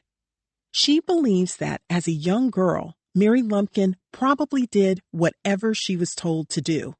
But I also believe, McQuinn added, that by nature, we are inclined to look at our situation and figure out, how do I survive this? 2. That which is brought forth follows the womb. When Robert Lumpkin bought the Shockoe Bottom slave jail compound, it would catapult him into slave trader infamy and become Mary Lumpkin's home. Only the wealthiest or most powerful traders could afford to operate jails, writes the historian Jeff Foray. Having one was an important status symbol. Lumpkin's new property was first developed as a slave jail by slave trader Bacon Tate in 1830. Tate had built a 2-story brick house that faced the street and a large boarding house or hotel for slave traders. In an advertisement in the Richmond Whig, Tate vowed to provide enslaved people with general cleanliness, moderate exercise, and recreation within the yards during good weather, and good substantial food at all times. He had promised that their confinement shall be rendered merely nominal, and the health of the Negroes so promoted that they will be well prepared to encounter a change of climate when removed to the South. Sold to new enslavers to work on cotton or sugar plantations. The Liberator, a weekly abolitionist newspaper published in Boston by the white abolitionist William Lloyd Garrison, mocked Tate's advertisement for his jail and its inherent inhumanity. No danger of escape need be feared, as the windows are all grated with strong iron bars, a good watch is kept, and a large supply of chains, cart whips, thumb screws, and other instruments of torture are always on hand to restrain and punish refractory slaves, it read. P.S. Owners wishing to have slaves well flogged can have it done at Tate's jail at the lowest prices. He recommends his dungeons as very efficacious in breaking down the spirit of obstinate slaves, the Liberator continued. He has some very secure interior rooms in which Negroes, claiming to be free, can be confined, so as to make it impossible for them to communicate with anyone out of the jail by voice or letter. When Tate built a larger jail at a higher elevation, he sold the property on 15th to the trader Lewis A. Collier. In 1833, the new owner advertised his Negro establishment, which consists of a spacious, comfortable, strong jail, and he, respectfully, suggested that gentlemen wishing to deposit Negroes in jail for sale or otherwise, give me a call, promising that the enslaved people he housed were carefully and well attended to. Collier also offered, for sale or for lease, the enslaved people whom he personally owned. His claim that, I generally have on hand the use of 100 indicates that he was probably holding well over that number of enslaved people at the jail at a given time. While he owned the jail, Collier continued developing the land, overseeing construction of 3 new buildings: an auction house with rooms to board visiting sellers and buyers overnight, a building that served as a bar and kitchen, and the jail. He pledged the lots as collateral for a loan from the Bank of Virginia. When he got into financial trouble, the bank seized the property and sold it to Robert Lumpkin, who took out a generous loan to buy it. A 10 to 12-foot tall spiked fence, guarded by ferocious tracking dogs, protected the perimeter of Robert Lumpkin's property, and his brick home sat just inside the front gates. Fences were commonly used to hide what was happening inside slave jails. Bethany Veeney, enslaved in Luray, Virginia, recalled one around the slave jail where she was kept for a night before she was to be sold at auction. Arrived in Richmond, we were again shut up in jail, all around which was a very high fence, so high that no communication with the outside world was possible, Veeney recalled. Located at the center of his plot, Lumpkin's 41-foot-long 2-story jail was a low, rough brick building across from an open courtyard with a large wash tank. Inside the jail, several people were crammed into each of the rooms, which had no access to the outdoors and contained only one small window covered in bars. The smell of urine seeped into every crevice. One enslaved man recalled being imprisoned among 1,000 men in trader yards in Georgia and Virginia, waiting to be sold. When Henry Watson stayed in a Richmond jail for 2 days as an 8-year-old, all sexes and ages are huddled together in a mass until there were enough of them to chain together in a coffle, he wrote in his narrative of Henry Watson. Some enslaved people were imprisoned for months. Over a 10-year period, the Richmond trader Silas Alejandro reported more than 1,800 enslaved people passing through his doors. All of them needed to be fed and housed. At Lumpkin's jail, a famous prisoner, Anthony Burns, who was being tortured, was fed cornbread and rancid meat. Burns reported that he wasn't provided with a bed and that a rude bench fastened against the wall and a single coarse blanket were the only means of repose. Solomon Northup slept on the damp, hard floor of William H. Williams's Yellow House in Washington, D.C., where enslaved people were forced year-round to eat while squatting outdoors. Northup recalled being fed a meal of shriveled fried pork, a slice of bread, and a cup of water in his cell. Williams claimed that meals consisted of herring, cornbread, and sweetened coffee twice a day.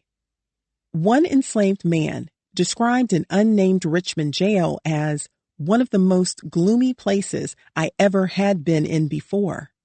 The jail provided no beds, forcing him to lie or sit by night on boards, and the cells were full of vermin and thick with lice. Yet Robert Lumpkin was proud of the business he grew after he bought the jail. In the early 1850s, a visitor from Syracuse, New York, followed a potential buyer to Lumpkin's jail. Otis Bigelow encountered Robert Lumpkin, whom he described as a fat man seated in a chair tipped back against a pole. The slave jail operator offered to give Bigelow a tour of the grounds. Mr. Lumpkin received me very courteously and showed me over his jail. The place, in fact, was a kind of hotel or boarding house for Negro traders and their slaves, Bigelow recalled. I was invited to dine at a large table with perhaps 20 traders who gave me almost no attention, and there was little conversation. Bill Robinson, an enslaved man who had been imprisoned from boyhood by Lumpkin and served as an overseer, recalled the scene at the yard.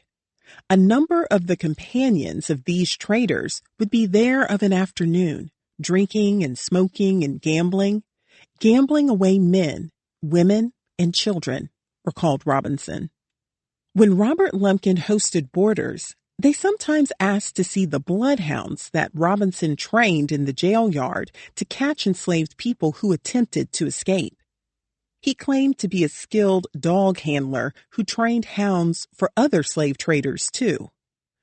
A Negro boy was made to run all around the yard of the jail barefooted and then hide himself in the large tree that grew in the yard, he recalled. The hounds were kept out of sight and then let loose and nosed the track of the boy round and round till he came to the tree. The discipline of the little dogs was to keep them to the scent and keep them under control. When visiting enslavers urged Robinson to show off the dogs, he would get them out and exhibit them on the trail of the boys, Robinson said. Bloodhounds, of course, were a terror to the slaves, recalled Harriet Jacobs. They were let loose on a runaway, and, if they tracked him, they literally tore the flesh from his bones, Jacobs wrote in her autobiography. An overseer on Carter H. Edlow's Brandon Plantation in Prince George County, Virginia, where Peter Randolph was enslaved, made his dogs tear and bite my mother very badly, Randolph recalled, and she died soon after. Lumpkin's jail also specialized in beatings, a service for which he charged extra. He had a special back room set aside to abuse enslaved people, a designated whipping room like the one Frederica Bremer described, where, for a fee, his employees beat enslaved people on behalf of their enslavers. A visitor described the setup. In the rough floor, and at about the center of it, was the stout iron staple and whipping ring. The body of an enslaved person was outstretched so that his arms and legs could be attached to chains bolted to the floor. And then one of Robert Lumpkin's employees stood over the enslaved person and flogged him. Robinson recalled that these floggings were rare, as the chief object is to keep their slaves in good condition. Robert Lumpkin preferred to have an overseer force an enslaved person to bend over a log, fasten their hands and feet, and beat them. Robinson said the enslaved person was beaten with a board that had holes bored through it, which raised blisters but did not show marks on the skin, ensuring that the person could be sold without evidence of abuse. This was an important consideration because an enslaved person who appeared to have been badly beaten would be deemed unwilling to work and would sell for less. Whipping enslaved people, even small children, on behalf of enslavers who considered themselves above such violence or who did not want to bloody their clothes, was another way for Robert Lumpkin to diversify his income. He charged a fee on top of the 25 to 40 cents he collected per day to house each enslaved person. Robert Lumpkin also offered to board visiting enslavers' horses in his livery stable, and he probably rented out his bloodhounds. In his compound, Robert Lumpkin provided access to this array of services for both enslavers looking to sell and those who wanted to buy. He may have generated significant income solely from his jail and boarding house, whereas other slave traders relied on income from buying and selling enslaved people.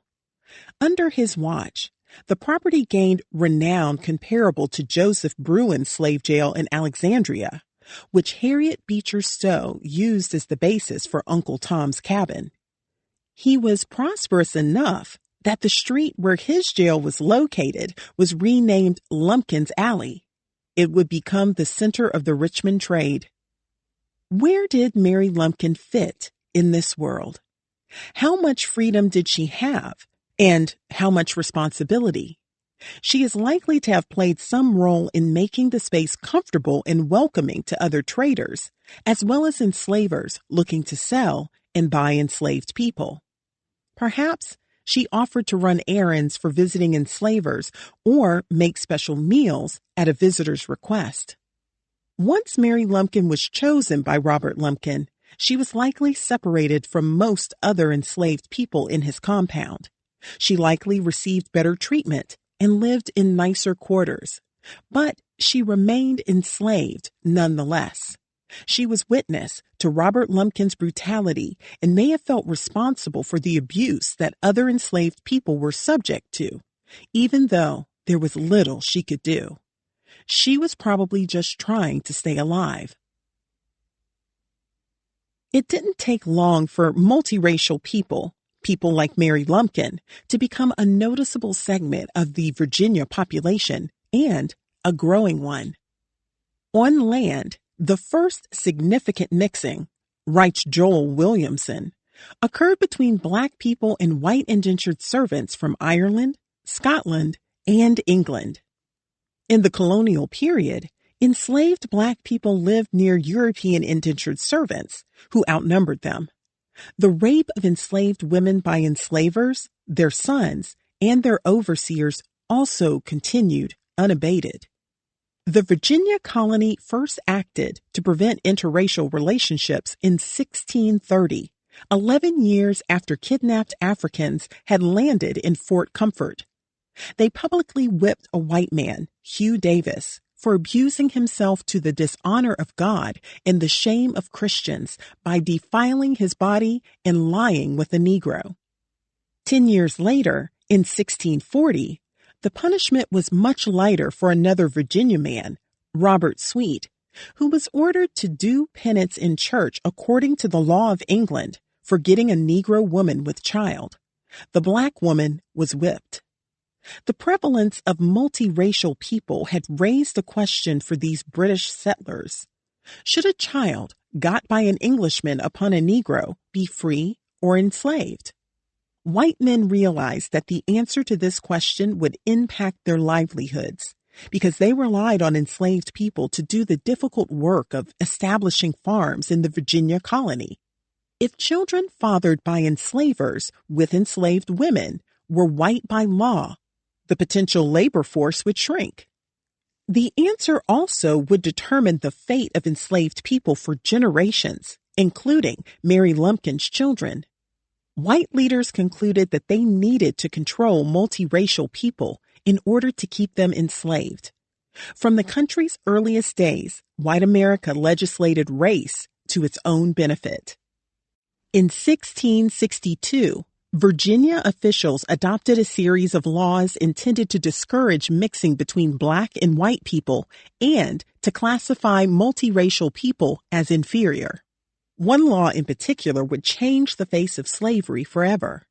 Essentially, a child's race would follow its mother's. The principle of partus sequitur ventrum, Latin for that which is brought forth follows the womb, established that children born to enslaved mothers also would be enslaved.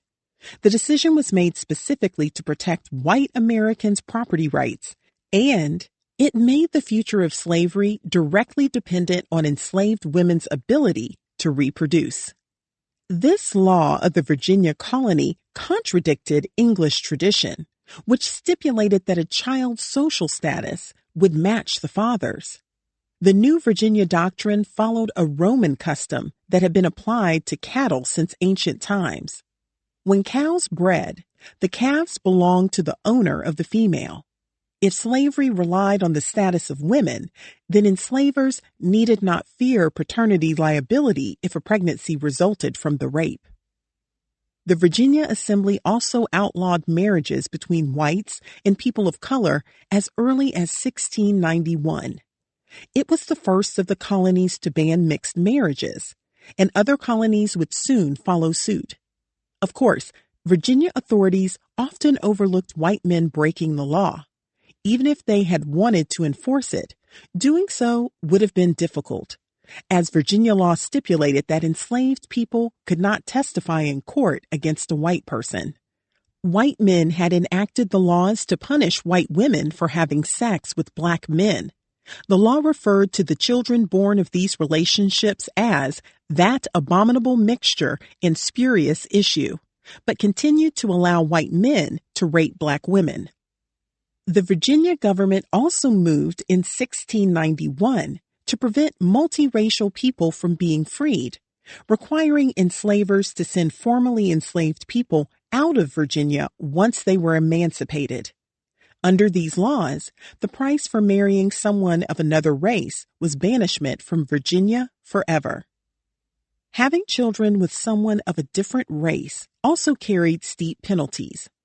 A white woman with a multiracial child could be subject to a fine or servitude for 5 years. An even harsher penalty was handed down to her child, who could be held in servitude for 31 years.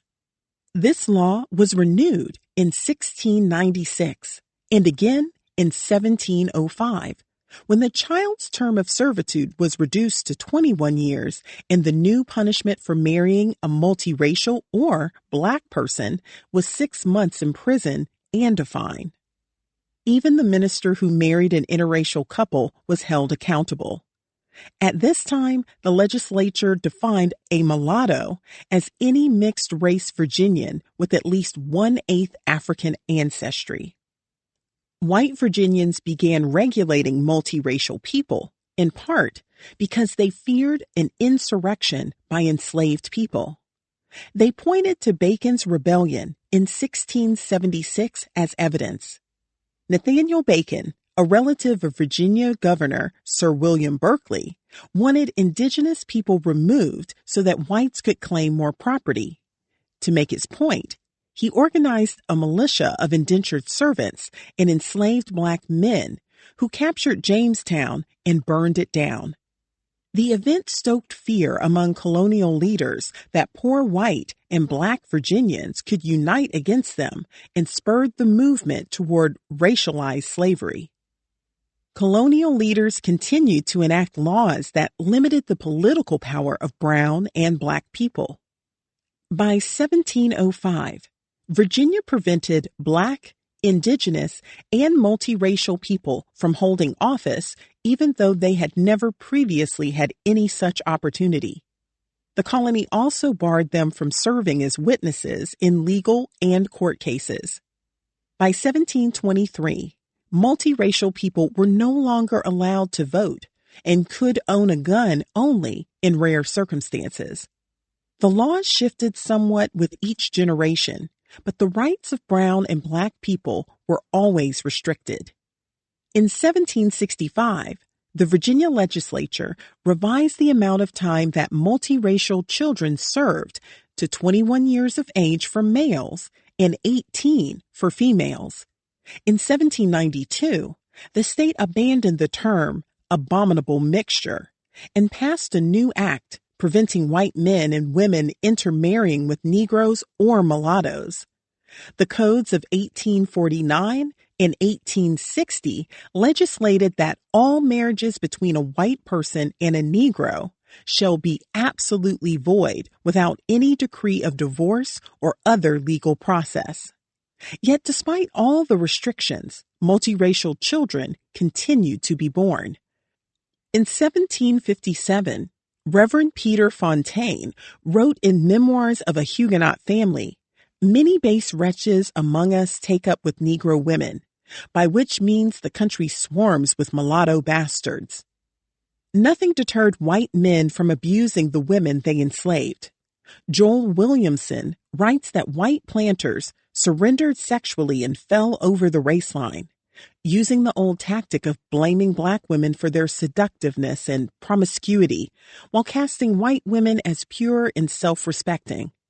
Whole clans of mulattoes were created, Williamson notes, to the almost inexpressible horror of their white neighbors. They likely were more horrified by evidence that their world order was changing than by white men's abuse of black women. Ministers blamed the rise in the multiracial population on black girls and women for tempting white men, a point of view that protected white supremacy. Was the white man or the black woman the aggressor? Asked the black historian James Hugo Johnston in his 1970 book, Race Relations in Virginia and Miscegenation in the South. Johnston was one of the first black men in America to earn a Ph.D. in history and later became president of the Virginia Normal and Collegiate Institute, an HBCU later renamed Virginia State University. White leaders found many ways to assign responsibility for the births of multiracial children. They labeled their fathers fallen men and mavericks, and denounced the criminal character of a subset of white men who had been removed from their homes in England and relocated to the New World. They also blamed immoral women who had children with black men. Yet they failed to acknowledge the most obvious cause. Enslavers were sexually abusing the black women they enslaved. In the 1700s, some groups of Virginians began freeing the people they had enslaved. When the first Quakers arrived in Virginia in 1655, they were not opposed to slavery, and many of them owned a few enslaved people to help with farming. Some Quakers soon claimed discomfort with the harsh treatment they witnessed enslaved people receiving, and at the London Yearly Meeting of Friends in 1714 and 1722, they raised the question of whether enslaved people should continue to be imported. At the request of the Friends, the Virginia General Assembly passed a law in 1771 that forbade the importation of enslaved people into the colony. The law was initially vetoed by the king, but it became law in 1778 during the Revolutionary War, when he no longer had a say. Friends also successfully lobbied the General Assembly in 1782 to pass a Manumission Act, which allowed enslavers to free the people they enslaved without government approval. During the Revolution, enslaved people willing to fight for Great Britain were freed. In response, George Washington also allowed enslaved people to enlist, and some 5,000 Black Americans who served in his Continental Army were also emancipated. After the war ended, evangelical preachers and some Virginia enslavers were inspired to set free some or all of the people they had enslaved. In 1784, the Friends Virginia Yearly Meeting decided to disown members who would not free the people they enslaved. Robert Pleasants, a Quaker who founded the Virginia Society for Promoting the Abolition of Slavery, had encouraged his father and half-brother to free in their wills the hundreds of people they enslaved. He believed that the laws would change to allow it, and after their deaths, when the Manumission Act was passed, Pleasants sued in Chancery Court to enforce his father's and brother's wills. He won, and some 400 Black men, women, and children were freed as a result. At his 1801 death, he left the people he had formerly enslaved a 350-acre estate and endowed a school for their descendants. Free Black people owned land and socialized with white and Black people. They were expected to pay taxes. Yet, Virginia leaders became alarmed as the free Black population grew from 1,800 in 1782 to 12,766 in 1790. By 1801, there would be more than 20,000 free Black residents, and by 1810, just over 30,000. Legislators, fearful that the growing free Black population would lead to unrest among enslaved men and women, considered how to define a Black person by law. The sheer number of multiracial people, more than 60,000 in the colonies by 1776, made racial identity an important consideration. What would happen if multiracial Virginians started demanding freedom? 2 years after the American Revolution ended in 1785, Virginia enacted a law stipulating that any person who was 1/4 or more Black, anyone with at least one Black grandparent, would be defined as mulatto, a term also used to refer to people who were part indigenous. The word Negro in the statute would refer to both mulattoes and Negroes. Each state created its own definition of Blackness, determining the percentage of Black ancestry that would result in a person being stripped of his or her rights. Kentucky copied Virginia's definition, but other states came up with their own ways of defining mulatto. In general, a person who was 1/4 Black was defined as a quadroon, while someone who was 1/8 Black was an octoroon. The people in these subcategories were deemed Black. Whites knew that if they could control the definition of blackness, they were more likely to be able to keep people enslaved. By legislating that children born to enslaved mothers would also be enslaved, white men and women not only protected their investment in human property, but also ensured that Black people would be enslaved in perpetuity. In 1801, Virginia legislators passed restrictive new laws intended to control the state's 346,000 Black residents. Lawmakers limited the movement of Black people and created a public guard to secure government buildings at night. Another law was passed in 1804, forbidding enslaved people from gathering to worship. It was amended the following year to allow enslavers to bring the people they enslaved to worship if the minister was white. At the same time, legislators were considering a proposal to repeal the state's 1782 Manumission Act. Prior to the passage of the act, freeing the people one enslaved required the approval of the General Assembly. The act was amended in 1806 to ban the importation of enslaved people and to require formerly enslaved people to leave Virginia within a year of being freed, unless they secured specific permission from the legislature to stay. The law was unevenly enforced in different localities and at different periods. Black men and women found themselves forced to decide between going north, thus abandoning family members who were still enslaved, and staying in Virginia, where they risked being re-enslaved. Both choices involved great heartbreak. Years before Robert Lumpkin bought the jail, 41 of the people he enslaved managed to escape to freedom in the most successful slave rebellion in American history. The blow to his business and, perhaps, to Mary Lumpkin's sense of security was significant. Slave revolts were inherently risky, and plans were often foiled before they could be executed. The free Black musician Solomon Northup was kidnapped in 1841 and shipped to New Orleans to be sold into slavery. He plotted a revolt during the trip south on board the Orleans, but his plans were dashed when one of his co-conspirators caught smallpox and died. Just a few months later, however, a group of enslaved people being shipped from Richmond to New Orleans accomplished a historic slave rebellion. The Creole, commanded by Captain Robert Ensor of Richmond, was carrying 135 enslaved people. In a dramatic turn, enslaved people overpowered the crew and took control of the ship. Previously, Robert Lumpkin and other slave traders had sent enslaved people to the lower South by land. When the number of domestic sales of enslaved people began to increase in the 1790s, most enslaved people sold out of Virginia were forced to walk in coffles to the lower South.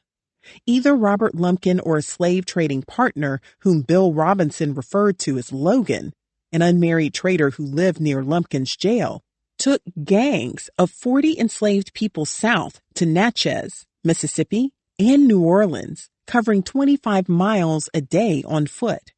They were armed and accompanied by dogs, and they chained the enslaved men they considered dangerous.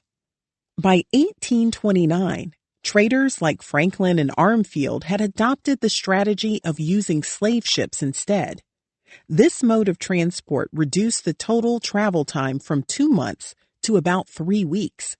But slave traders probably hadn't weighed the risks of slave revolts on ships, which Black rebels could take over and use to ferry themselves to freedom abroad. When the Creole left Richmond on October 25, 1841, it was packed with enslaved people and boxes of tobacco. The captain, accompanied by his wife, his infant daughter, and his 15-year-old niece, was unprepared. It is one thing to manage a company of slaves on a Virginia plantation, wrote Frederick Douglass, the Black intellectual and abolitionist, and quite another to quell an insurrection on the lonely billows of the Atlantic, where every breeze speaks of courage and liberty. The Creole left Richmond for Hampton Roads, Virginia, to pick up more enslaved people, including Madison, Washington, who had successfully escaped enslavement to Canada, only to be captured when he returned to Virginia to rescue his wife, Susan. He had been sold to a slave trader and was being shipped to New Orleans. While at sea, Washington found allies among the other enslaved men who were willing to rebel after white overseers isolated enslaved females and sexually abused them. It was later reported that Washington's wife was on board, but that is unlikely. 13 days after the ship left Richmond, Washington led the most successful slave rebellion in history, ultimately securing freedom for 128 people. He gained access to the deck by attacking an overseer who lifted the hatch on the forward hold. "I am going up. I cannot stay here," Washington reportedly exclaimed as he ascended the ladder to the deck and called the other male captors to join him. Washington threatened to kill anyone who didn't comply, and a group of 19 enslaved people participated in the rebellion, wounding Ensor and killing slave trader John R. Hewell. The enslaved men searched for and confiscated their enslavers' weapons and also seized documents related to their enslavement. They held the first mate at gunpoint and ordered him to steer the ship to Liberia, a colony established by Americans in 1822 as a place to send free Black people. Warned that there was not sufficient food and water aboard the ship to make it across the Atlantic, the enslaved people instead directed the first mate to head for the British colony of Nassau, Bahamas, where slavery had been abolished by 1834. A year earlier, on October 9, 1840, the Hermosa, sailing from Richmond to New Orleans loaded with cotton, tobacco, and 48 enslaved people, had crashed on the shores of the Abaco Islands in the northern strip of the Bahamas. The local government had freed those aboard, including some enslaved people being shipped by Robert Lumpkin. Bill Robinson, Robert Lumpkin's overseer, who had been put in charge of shipments of enslaved people to New Orleans, was among the people enslaved by Lumpkin who were reportedly freed that day. On the Creole, the mutineers did not want to go anywhere else but where Mr. Lumpkin's Negroes went last year, the Richmond Enquirer reported. According to the historian Anita Ruprecht, they knew that being rescued by Bahamian wreckers and taken into Nassau, Mr. Lumpkin's Negroes had been freed by the British colonials. Within a day, the Creole arrived at Nassau, and British officials sent a boat to meet it, while crowds of locals lined the beaches, watching the scene unfold. A crew of local Black Bahamian officers boarded the ship and mingled with the slaves and told them they were free men, that they could go on shore and never be carried away from there, the Richmond Enquirer reported. Washington and 17 other people who were considered suspects in the death of the slave trader Hewell were detained and charged with mutiny at the request of the American consulate. U.S. Secretary of State Daniel Webster demanded the insurrectionists return for mutiny and murder. Yet 6 months later, a court in Nassau freed the 18 men, who became free as air, Vermont's Spirit of the Age noted. What happened to Madison Washington and his wife Susan is unknown. Frederick Douglass, who wrote about Washington in both fiction and nonfiction accounts, praised Washington's heroism for striking down his oppressor on the deck of the Creole and referred to it as a historical precedent for slave rebellion. There are more Madison Washingtons in the South, and the time may not be distant when the whole South will present again a scene something similar to the deck of the Creole, Douglass said. The incident raised questions for American leaders about whether England had the right to set free the enslaved people. The United States had not created a treaty with Britain establishing how the two countries would interact with each other's laws, and the incident renewed disputes over jurisdiction and interpretations of slavery in international law. The Massachusetts abolitionist Charles Sumner argued that being at sea freed enslaved people from the jurisdiction of American laws. American supporters of slavery, including Senators Henry Clay and John C. Calhoun, reacted angrily to the British handling of the Creole Mutiny. The Richmond Enquirer reported that New Orleans was thrown into a flame over the decision to set free the enslaved people on Nassau. Robert Lumpkin had insured some of the enslaved people on board, valuing at $20,000, and was reimbursed for 4 of them. The trader James H. Birch of Alexandria, Virginia, had taken out $800 insurance policies on many of the 39 enslaved people he shipped south on the Creole. When insurance companies denied some of the traders' claims, they filed lawsuits. 8 of those cases made their way through lower courts into the Louisiana Supreme Court. Insurance companies prevailed in 6 of these cases, in which the court determined that the policies did not cover insurrection, and they were held liable in 2 policies that covered mutiny. By the 1850s, shipping enslaved people by boat to New Orleans had proven to be a great risk. For the final decade of slave trading, nearly all of the enslaved people sold to the Lower South from Richmond would be sent out of the city on railroad train cars, not by ships or on foot. For as long as there has been slavery, enslaved people have tried to find a way to freedom. The Creole passenger's path was more dramatic than most. The people enslaved by Robert Lumpkin, who escaped on the Creole, were an exception. It is unlikely that many others enslaved by him or held in his jail found liberation before the end of the Civil War. If Mary Lumpkin learned of the Creole Mutiny, she may have been happy for the enslaved people who escaped, but the event may have worried her too. Their escape, and the escape of people enslaved by Robert Lumpkin who were aboard the Hermosa, surely had a profound impact on his finances. Anytime an enslaver's bottom line fluctuated, enslaved people were at risk of being sold. Slave jails were an outgrowth of the domestic slave trade, which required enslavers to move enslaved people between states. Sellers needed a place to house them before they were sold, and their new enslavers had to have somewhere to keep them until they could be delivered to new homes.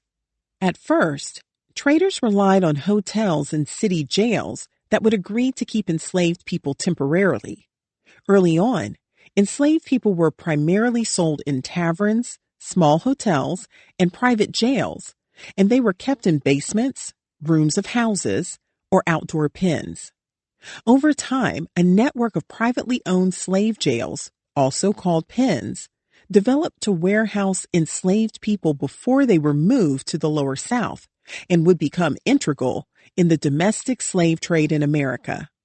In these places, Black men, women, and children, hidden away from the public, were tortured and abused. The congressional investigation of the slave trade in Washington, D.C. was called after an enslaved woman named Anna jumped out of a third-floor tavern window in 1815. She tried to end her life after learning that she had been sold away from her spouse and several of her children to Georgia traders. She survived, but because she suffered terrible injuries, the slave trader left her behind and took her 2 daughters. The investigation spurred by her jump found that enslaved people were confined in their filth in a dungeon in the average slave pen. Yet the slave trade in D.C. was not outlawed until 1850. Richmond slave trader John B. Prentice made his way into the slave jail business by first imprisoning pirates on behalf of the federal government for a generous daily fee per prisoner. Prentice transitioned the business to a slave jail by 1822. The jail where Lumpkin would make his name had been constructed by 1830. By the 1840s, dozens of slave jails were located in Richmond, and the South was littered with them. From the late 1700s until the start of the Civil War, Richmond was deemed the Slave Trade Control Center. When enslavers arrived in the city with enslaved people to sell, slave jails promised to feed them and separate men from women. Auction houses needed jails not only for trading people they owned, but to serve the enslavers and slave traders with whom they did business.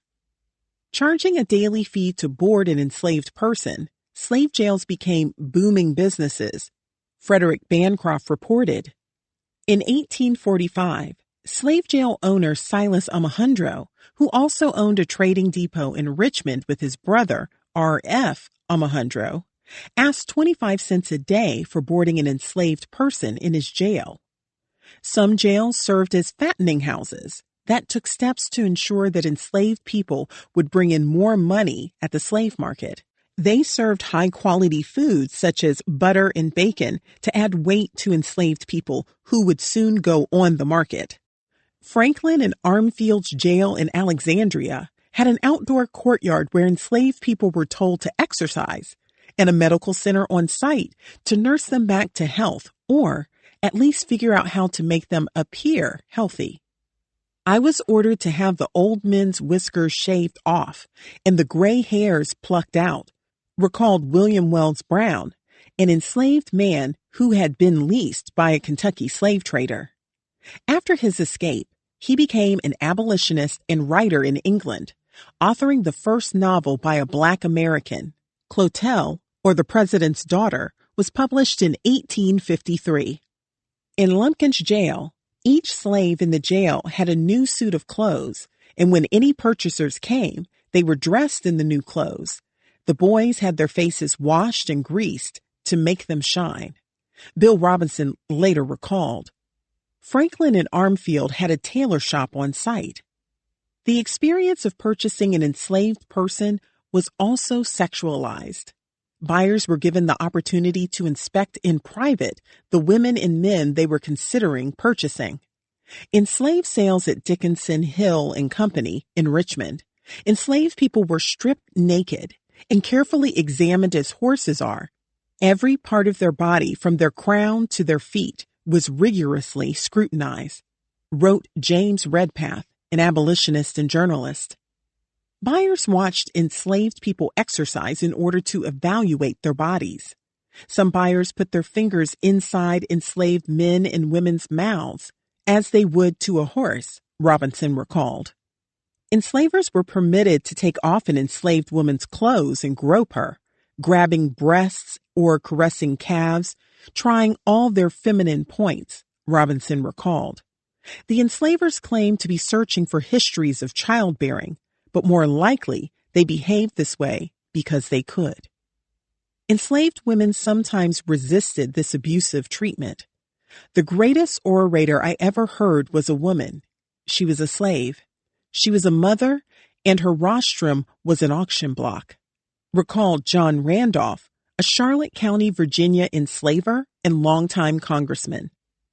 Some women became so distraught on the auction block that their sales were postponed so that they could be beaten into submission, writes the historian Stanley Feldstein. Some refused to be sold, recalled Charles Crawley, a formerly enslaved Virginia man who described women fighting and kicking like crazy folks. The enslavers responded by handcuffing the enslaved women and beating them, Crawley recalled. Traders were also known for inflicting harm on enslaved people in order to ensure they would be easy to sell. Theophilus Freeman, the New Orleans trader, threatened the people he enslaved with torture instruments to induce them to follow scripts for how to behave during their own sales. He forced them to dance to violin music so they would appear content and happy when visitors toured the jail. Precursors to today's private prisons, slave jails were spaces of extreme violence. What would it have meant to witness the trauma that unfolded there each day? To feel the weight of sadness and desperation caused by family separation? How could Mary Lumpkin, an enslaved girl, make a home in that heaviness? Throughout history, slave traders have been blamed for the slave trade. Pointing a finger at them was convenient for enslavers. As long as the public looked upon the slave traders' operations as unsavory or immoral, enslavers could be relieved of the moral burden of selling people and separating children from their parents. While some traders were certainly considered unethical, they were often respected. Traders were known to belong to Masonic lodges, boards of trade, and other business associations. Their financial success apparently erased the stigma of the slave trade. Many traders were proud of their business and even invited abolitionist visitors to tour the premises. The Richmond auctioneer Hector Davis served on the Richmond City Council and became president of a bank he founded with Robert Lumpkin and others before the start of the Civil War. The slave trader Bacon Tate had a seat on the city council for 4 terms and was a member of the Richmond Fire Association, an insurance company. John Prentice was a respected architect and builder before he became a Richmond trader. Many slave traders realized the importance to their success of appearing to be honest. John Armfield welcomed visitors to his Alexandria jail and offered them a glass of wine while they waited for a tour. Dressed neatly, he patiently answered questions, attempting to persuade visitors that his firm treated enslaved people with decency and that the slave trade was humane. Dealing in slaves was not worse than slaveholding, said the Baltimore trader Hope H. Slatter.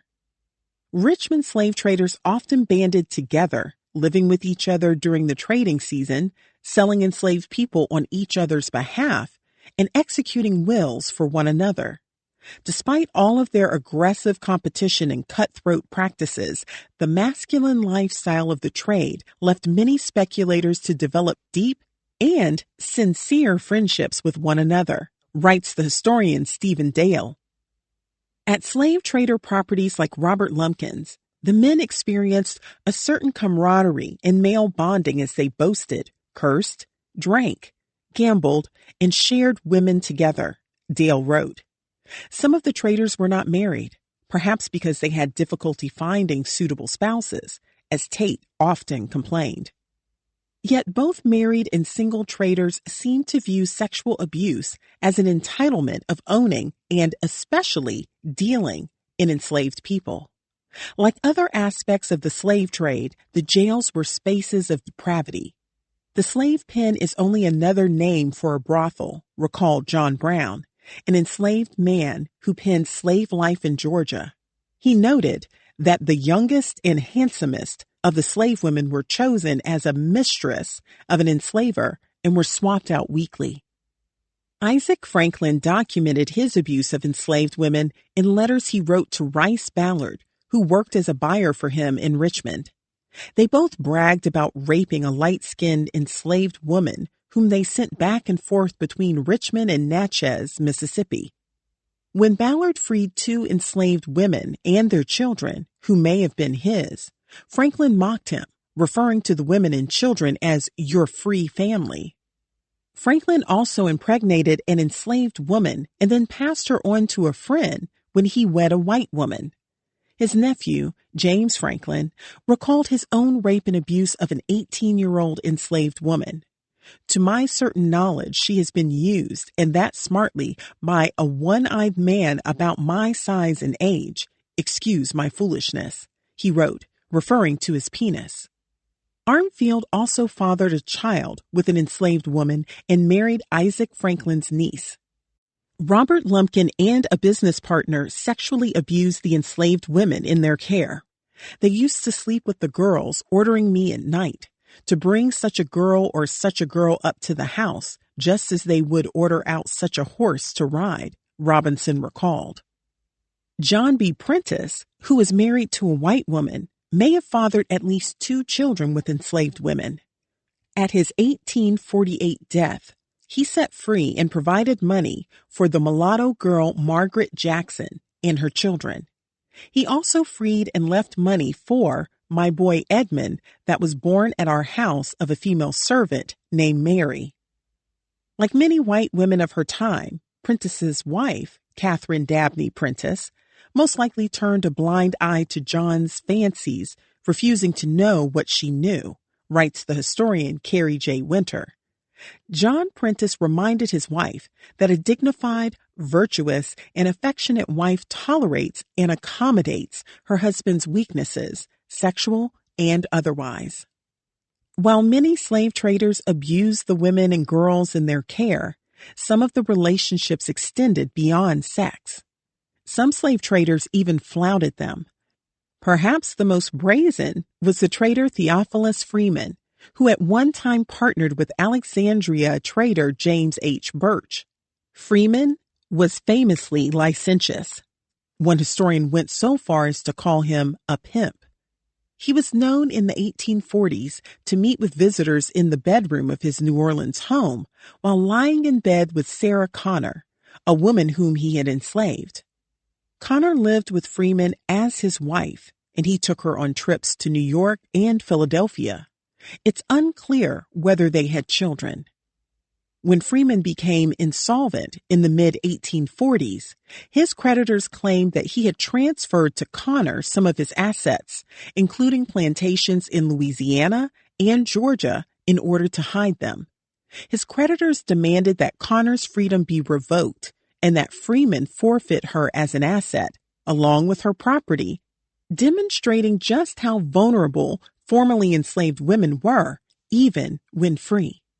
The bank was ultimately unsuccessful. By the time Robert Lumpkin had opened his slave jail in Shockoe Bottom, several of his peers in the Richmond slave trade had not been able to achieve, or had chosen to forego, marriage to white women and the white offspring that would follow. Slave traders he knew and associated with were having children with enslaved girls or women, relationships that went beyond sexual abuse.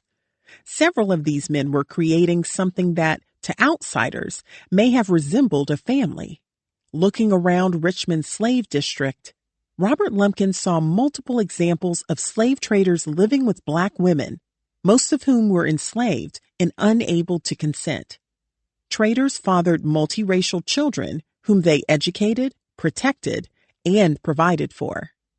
Bacon Tate, who expressed frustration about being unable to marry, started a relationship with a free black woman, Courtney Fountain, who worked as a housekeeper. The first of 4 children with Fountain was born around 1843. The Norfolk trader George W. Apperson, who frequently stayed with Lumpkin and by 1852 had his own jail nearby, fathered the first of 2 children with Louisa Gerard, a black woman whom he may have enslaved in 1841. The Richmond trader Silas Alejandro had 5 children with Louisa, who was approximately 18 years old when she gave birth to his son, Littleton, around 1838. Having children with enslaved girls and women allowed these men to create a family life, or something resembling a family life, that had otherwise eluded them. In this intimate Richmond slave trading community, the practice of fathering children with enslaved girls or women was normalized for slave traders, as was keeping these women and the children in their home or close at hand in the slave jail compound. Looking around, Robert Lumpkin may have seen a clear path for his future in young Mary. 3. The Thing We Can't Name. When she was about 13 years old, Mary Lumpkin gave birth to a baby girl, the daughter of Robert Lumpkin. Martha Dabney Lumpkin was born enslaved, just like her mother. Like Elizabeth Hobbs Keckley, a Virginia-born enslaved woman forced to have a child with her enslaver, even though she did not wish to give him life, Mary Lumpkin may not have wanted a child.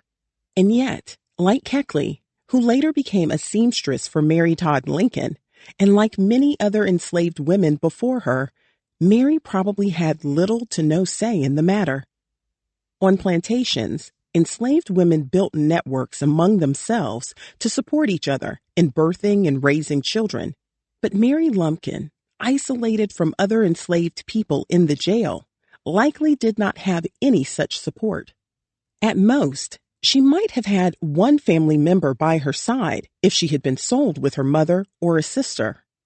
How frightening it must have been to bring a child into the world without older females who knew and loved her to guide her through pregnancy and childbirth, and then through caring for a baby. She must have felt incredibly alone. If Mary Lumpkin gave birth in the slave jail, Robert Lumpkin may have called in a midwife to help her. The health risks for Mary Lumpkin and her daughter were great. About half of children born enslaved were stillborn or died in the first years of life. What must it have been like to deliver a child in a place that devalued enslaved people and stripped them of their humanity? As she labored, Mary Lumpkin knew that her child would be enslaved from birth. On plantations, women who had given birth days earlier were forced to leave their infants, often without food or a caring provider, and return to the fields. As the mother of Robert Lumpkin's children, and because she lived and worked in the jail, Mary may have been allowed to stay with her baby. She would have been valued in ways that the other people enslaved and housed by Robert Lumpkin were not. If her place in the jail was not already secure, it became so once she gave birth to his child in 1845. Her new status within the jail would have given her some freedom of movement on the property and around Richmond. But her worries about her children were only beginning. For nearly 2 decades, she watched as enslaved men, women, and children came through the doors of the slave jail, taken away from everyone they loved and shipped to new lives of physically demanding work that could kill them. Not much separated her from them, or her child from their children. As a new mother, Mary Lumpkin now worried not only about her own fate, but also about the fate of her daughter.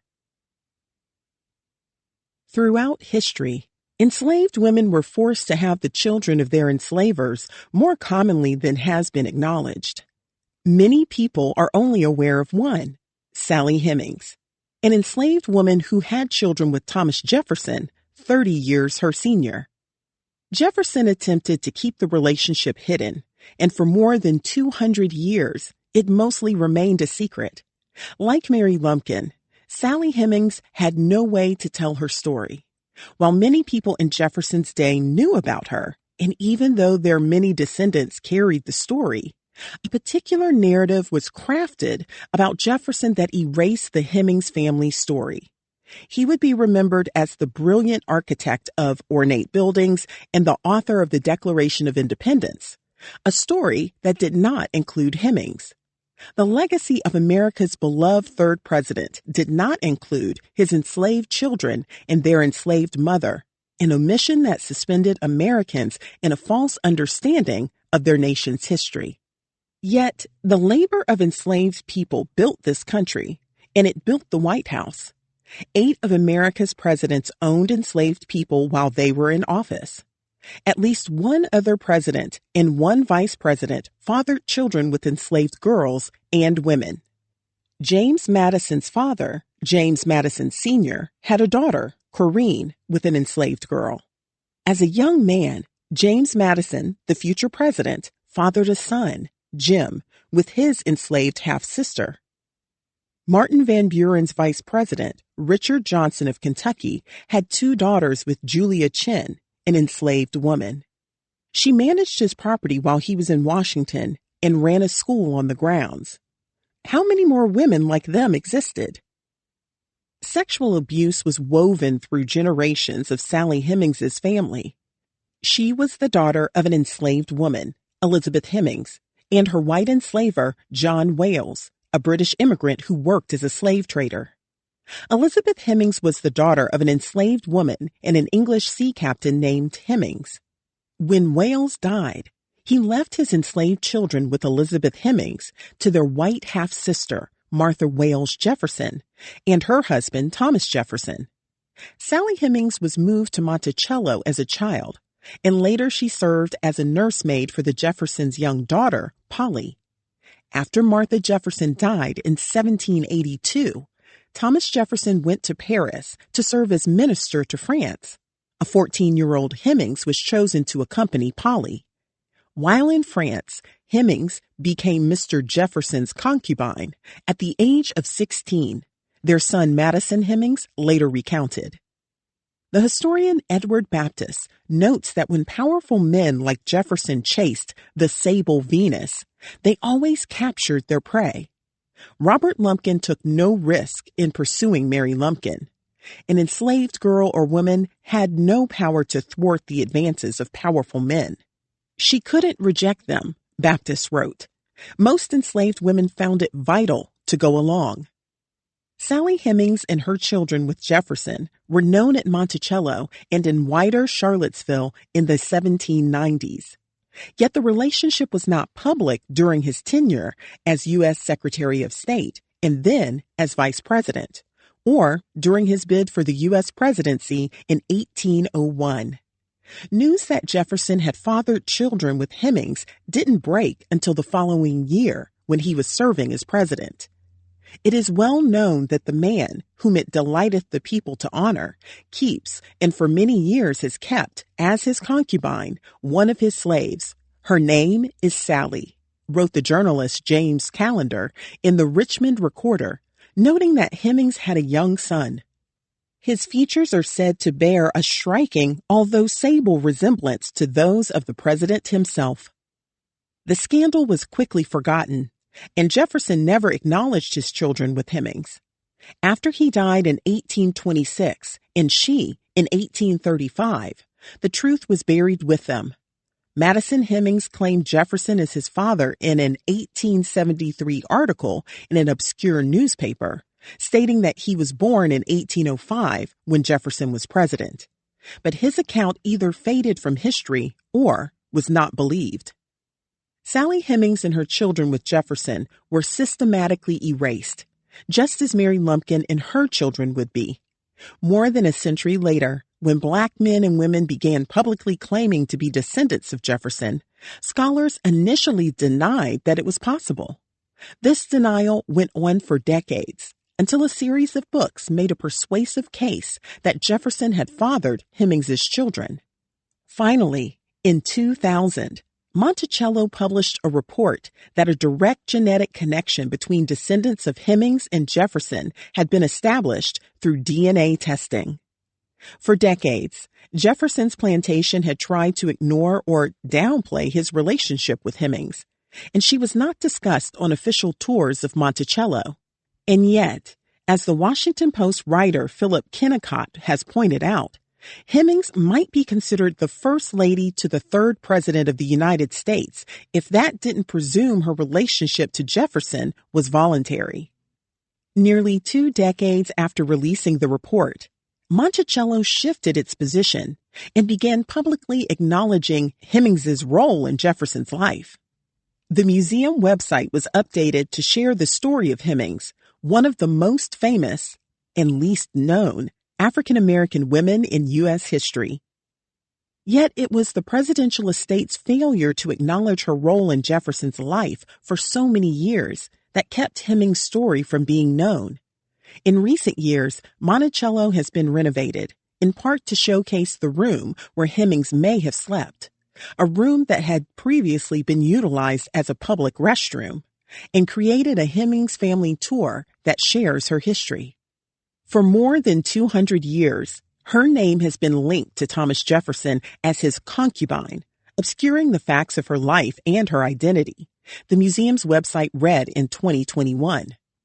Until Monticello became intentional about telling her story, Sally Hemings was portrayed as a victim rather than as someone who had agency, someone who had an identity of her own. Though enslaved, Sally Hemings helped shape her life and the lives of her children, who got an almost 50-year head start on emancipation, escaping the system that had engulfed their ancestors and millions of others, notes the historian Annette Gordon-Reed. We know that throughout history, women who submitted to their enslavers often benefited in small but tangible ways. They may have been given better work assignments and nicer living quarters. Silas Alejandro, a Richmond slave trader, provided gold jewelry and diamonds to Corinna Hinton Alejandro, another enslaved woman with whom he had children, and he gave her some freedom of movement around Richmond. Robert Lumpkin likely either taught Mary Lumpkin to read and write or hired someone else to teach her. While an 1830s law prohibited schools for enslaved people, some enslavers educated the people they enslaved but may have kept it secret. Harriet Jacobs was taught to read and write by her enslaver, Margaret Horniblow. For this privilege, which so rarely falls to the lot of a slave, I bless Margaret's memory, Jacobs wrote. While living in France, where she was free, Sally Hemings had laid out terms for going back to Virginia with Jefferson. She refused to return with him, Madison Hemings recalled. To induce her to do so, he promised her extraordinary privileges and made a solemn pledge that her children should be freed at the age of 21 years. Over an 18-year period, Sally Hemings had at least 6 children with Jefferson, 4 of whom survived to adulthood, sons Beverly, Madison, and Eston, and a daughter, Harriet. All 4 took Hemings as their last name, though later in life, Madison and his children used the last name Jefferson. On the estate, Sally Hemings's workload was light compared to the work of other enslaved people. She was assigned to sew and take care of Jefferson's chamber and wardrobe. Decades after their Paris negotiation, Jefferson freed Beverly and Harriet Hemings when they turned 21 years old. When Jefferson allowed them to leave Monticello in the early 1820s, they were apparently lost to him. He did not free his younger children, Eston and Madison Hemings, until his death, and he never freed their mother. Instead, after Jefferson's death, his white daughter Patsy permitted Sally Hemings to leave Monticello to live with her youngest sons, who had built a house in Charlottesville. When Sally Hemings died in 1835, the location of her grave was either not recorded or lost. Another erasure. Though Mary Lumpkin lived in the slave jail with Robert Lumpkin, ultimately raising 5 of his children to adulthood, the nature of their connection is unclear. The relationships between enslaver and enslaved are difficult to parse. Even with all that has been revealed in recent years about Sally Hemings's life, little is known about her feelings for Jefferson. How is it possible to get at the nature of a relationship between a man and a woman like Jefferson and Hemings when neither party specifically wrote or speaks to others about the relationship or their feelings, asks Gordon Reed, who wrote 2 books on the subject. Mary Lumpkin may have detested Robert Lumpkin for separating her from some or all of her family. Perhaps she warmed to him over time, or maybe she saw their relationship as transactional and felt she had some control. Mary Collins, an enslaved Virginia woman who had 2 children with her Orange County enslaver, Hilton Waddell, used her daughter to get items she wanted or needed. She said it was no harm for me to ask him for things for her, which she could not get, Collins's daughter, Harriet Ann Daves, recalled. Perhaps Mary Lumpkin employed similar practices. She and the children probably lived in the main house on the jail property with Robert Lumpkin. She may have had the freedom to move about the grounds as she wished, or at least within Robert Lumpkin's house. He may have set aside a space in the main house to give her and the children some privacy, and he may have furnished it with ornate furniture and pretty linens. He likely bought instruments and provided musical instruction, along with tutoring and French lessons. He probably ensured that Mary and her children had better food to eat than he served in the jail. Perhaps he bought her dresses and silk stockings, as Silas Alejandro did for Corinna Hinton Alejandro. Maybe he bought household items she wanted and gifts for her friends. After the birth of Martha, Mary Lumpkin had at least 4 other children by Robert Lumpkin. Another daughter, Annie, born in about 1847, was followed by 3 boys who lived to adulthood. The first was born around 1848 and named Robert for his father. Richard and John would follow around 1853 and 1857. While Mary Lumpkin's role as the mother of his children is likely to have improved her status in Robert Lumpkin's jail complex, her fears that she would be sold away may not have been alleviated. That was the ultimate fate of Cynthia, an enslaved woman who had been forced to have the children of the Louisville slave trader, Mr. Walker. When he married a white woman, he sold Cynthia and his 4 children with her, heartlessly removing them from his life. Perhaps Mary Lumpkin had reached some kind of agreement with Robert Lumpkin, as Sally Hemings did with Thomas Jefferson. Did he promise to educate the children they would have and to free them? Did he promise to provide for them in death? Mary Lumpkin told him she would do anything he wanted as long as he would let the children go free. "You can do anything you want to me. You can't hurt these children," she told them. "These children have to be free." Mary Lumpkin's great-great-granddaughter, Carolivia Herron, a writer, scholar, and English professor at the HBCU, Howard University, recalled being told that Mary Lumpkin demanded money in order to free the children and was provided it.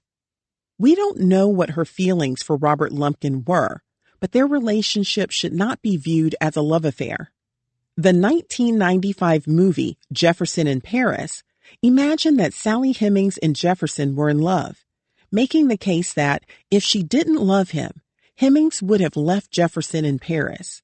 Yet her decision to return to Monticello does not prove that she had romantic feelings for him. More likely it shows that she missed her family and worried about never seeing them again.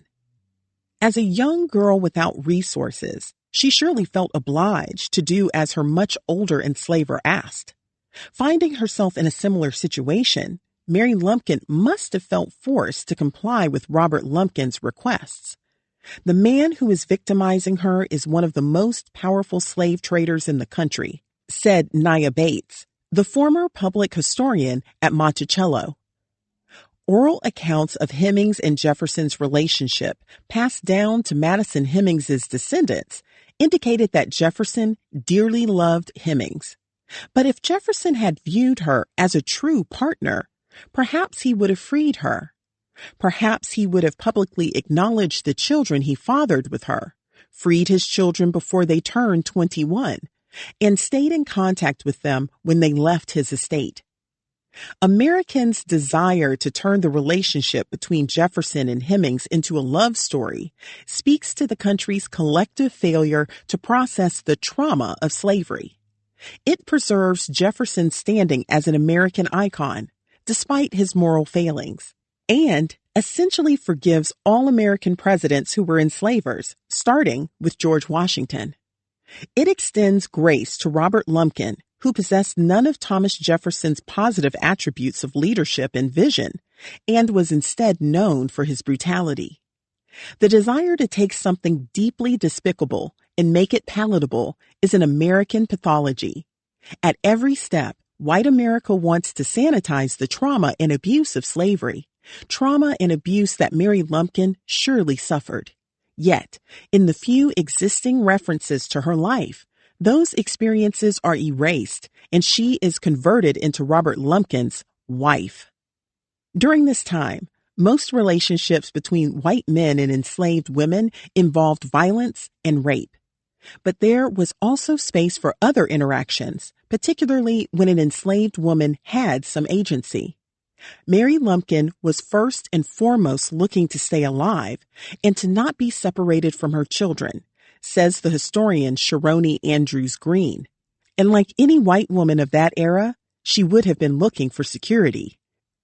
Robert Lumpkin clearly took advantage of Mary as a child and used his position of authority over her when she was powerless. That's not a love story.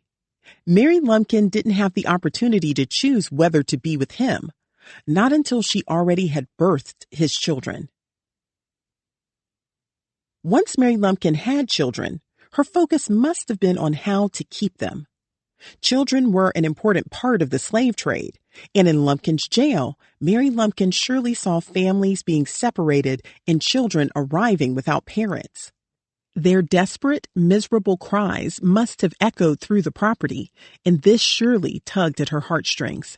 She surely knew that she was at risk of being separated from her own children, or they from her.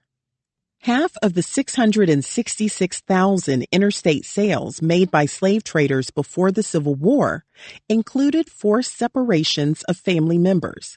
1/4 ended a first marriage and half tore apart a nuclear family, often separating children under the age of 13 from their parents. Enslavers' intentional dissolution of all family bonds was yet another form of control over the lives of those they enslaved. Across Virginia, children were picked up on back roads, bought from farms, kidnapped, and otherwise removed from their parents' care en route to the Richmond slave market. In 1835, 10 black boys ages 6 to 12, who had been taken from their families days earlier, were marched 2 by 2 down a rural Virginia road. They were tied at the wrists and fastened together with a rope. When they arrived at the country tavern, the white overseer holding a whip led the children to a horse trough to drink and then pointed them to a shed to sleep. They were likely headed to a slave market to be sold.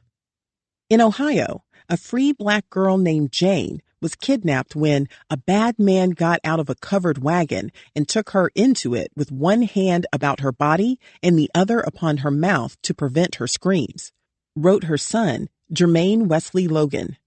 Other young black children in the wagon were also taken over the river on a boat, most likely into Kentucky, where the kidnappers sold them one after another. When Jane was sold to 3 brothers in Tennessee, she was renamed Cherry, perhaps so that her origins could not be traced. Viney Baker, born enslaved in Virginia, recalled how she learned that her mother, Hannah Murray, had been sold away from her. Viney lay down on a straw mattress with her mother one night, and the next morning when she woke up, her mother was gone. Her enslaver had taken her mother without waking her. Acknowledging the trauma of being separated, Baker added that she was always glad that she was asleep when it happened. Enslaved children were also separated from their parents when enslavers gave them to their own offspring as wedding gifts. Frank Freeman, enslaved in North Carolina, was removed from his mother's care when his enslaver's daughter married and left home. She took me with her when I was 2 years old, he said. Enslavers were despised both for threatening enslaved people with sale, its own form of control, and then later for following through on their threats. "I hope you will try to meet me in heaven," one man told his sobbing wife after being sold away from her in St. Louis. "I shall try to meet you there too." Harriet Jacobs's enslaver warned that he would sell her son away from her if she didn't submit to his sexual advances. "His threat lacerated my heart," Jacobs recalled, and she was consumed with worry. Enslavers blamed slave traders for the evils of slavery, yet most of them separated families. Virtually all enslavers were engaged in slave trading, and all slave traders were enslavers, observes Carrie J. Winter. Harriet Beecher Stowe asked in Uncle Tom's Cabin, "Who, sir, makes the trader? Who is most to blame?" Even before the international slave trade was banned, family ties were disregarded by most enslavers, except when it came to mothers of very young children. Throughout the South, most traders marketed children 10 to 12 years old, and many also sold those between the ages of 6 and 9. Girls 10 and under, for example, sold for $800 in 1857. J.T. Underwood advertised in the Louisville Weekly Journal in May 1849 that he was willing to sell an enslaved woman and her 4 children ages 18 months to 6 years separately to suit purchasers. The Savannah trader A. Bryan advertised in December 1859 that he was selling a 5-year-old, likely intelligent yellow girl child, as well as 8-year-old and 11-year-old, likely girls, referring to their likeliness to produce offspring and their vulnerability to rape. George Apperson, the trader who had a private jail in Richmond and an office at the United States Hotel, formerly known as Union Hotel, offered cash for Negroes in 1848. "I will pay the highest cash for likely young Negroes of both sexes from 10 to 30 years of age," the advertisement read. He also offered to attend to shipping of Negroes to any of the southern ports free of charge when left with me. Even in Louisiana, traders worked around the rules meant to prevent the sale of children. Because orphan children of any age could be sold, traders were more likely to label children as orphans. The slave trader David Wise wrote that witness has often sold little children who had lost their mother. Outside of Louisiana, some traders worried about the public perception of selling children and didn't want people to know that they were dividing families to pad their bottom line. But plenty did it anyway. Slave sale announcements rarely referred to single children as orphans, an indication that they had in fact been separated from their parents. A slave trader could profit most by buying a family of enslaved people and then selling the family members individually. The slave trader Hope H. Slatter, who worked with trader John Hagan in New Orleans, claimed that he couldn't help what happened to families of enslaved people before he purchased them or after he sold them. Yet Slatter, who opened a Baltimore slave jail in 1838, sold children as young as 7, advertising the sale of a sprightly, bright mulatto girl only 7 years old, as fine a servant as he ever saw. The girl was offered for sale, alone, for $250. In another instance, Slatter, whose brother Shadrach was a trader in New Orleans, advertised that he wanted to buy between 75 and 100 enslaved people from 8 to 25 years old, and that he was looking for seamstresses and small fancy girls for nurses. Yet there was evidence that he sold 4-year-old and 6-year-old girls away from their mothers. For many families, the separation was permanent. Lizzie Baker, enslaved in Duplin County, North Carolina, recalled her mother, Teenie McIntyre, crying as she told the girl that her siblings, Lucy and Fred, had been taken before Lizzie was born. They were carried to Richmond and sold as children. Her mother inquired about them as long as she lived, but never saw them again. "We tried to get some news of brother and sister," Baker said, but no information materialized. Even in old age, she hoped they would show up, but ain't no use ever expecting to see 'em, she said. Henry Box Brown, born enslaved in Louisa County, Virginia, was separated from his parents when at age 15 he was sent to work in a tobacco factory in Richmond. Most of his siblings had already been taken from their parents when they were left to their enslavers' family members at his death. Brown joined the First African Baptist Church, founded in 1841, as the first large all-black church in Richmond, and he sang in the choir. He married Nancy, a woman owned by a different enslaver, and they had 3 children. He would lose his family again when Samuel Cottrell, a Richmond saddler and the enslaver of his pregnant wife, told Brown that he wanted some money today, as he had a demand for a large amount. When Brown informed him that he could not pay, Cottrell responded, "I want money, and money I will have." After Brown went to work that morning, he learned that "my wife and children were taken from their home, sent to the auction mart, and sold, and then lay in prison in Richmond," he wrote in his autobiography, Narrative of the Life of Henry Box Brown. Perhaps Nancy and the couple's 3 children spent the night in Lumpkin's jail. The next morning, Brown joined other desperate enslaved people standing on the side of the road, hoping for a glimpse of family members as a slave coffle of 350 men, women, and children were marched out of Richmond by the North Carolina Methodist minister who had bought them. Brown spotted his eldest child on a wagon and spoke to him. When Nancy passed him, I seized hold of her hand, and my tongue was only able to say, "We shall meet in heaven." He then walked 4 miles with her out of town, hand in hand, until they were forced to part. He did not see his family again. The next year, he secured his freedom by shipping himself to Philadelphia in a 3-foot-long box. Harriet Jacobs recalled the horrific experience of watching a mother lead her 7 children to an auction block. She knew that some of them would be taken from her, but they took all, Jacobs recounted. The children were sold to a slave trader, and their mother was bought by a man in her own town. Before night, her children were all far away. The woman had begged the trader to tell her where he would take them, and he had refused. How could he, Jacobs wrote, when he knew he would sell them one by one, wherever he could command the highest price? Jacobs described the wild, haggard face of the mother when Jacobs encountered her on the street. She wrung her hands in anguish and exclaimed, "Gone, all gone. Why don't God kill me?"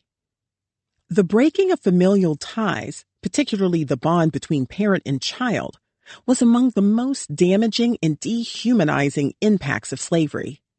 Even though the act of mothering was essential to slavery, the primal connections that are so important to the mother's health and the child's development were severed without regard.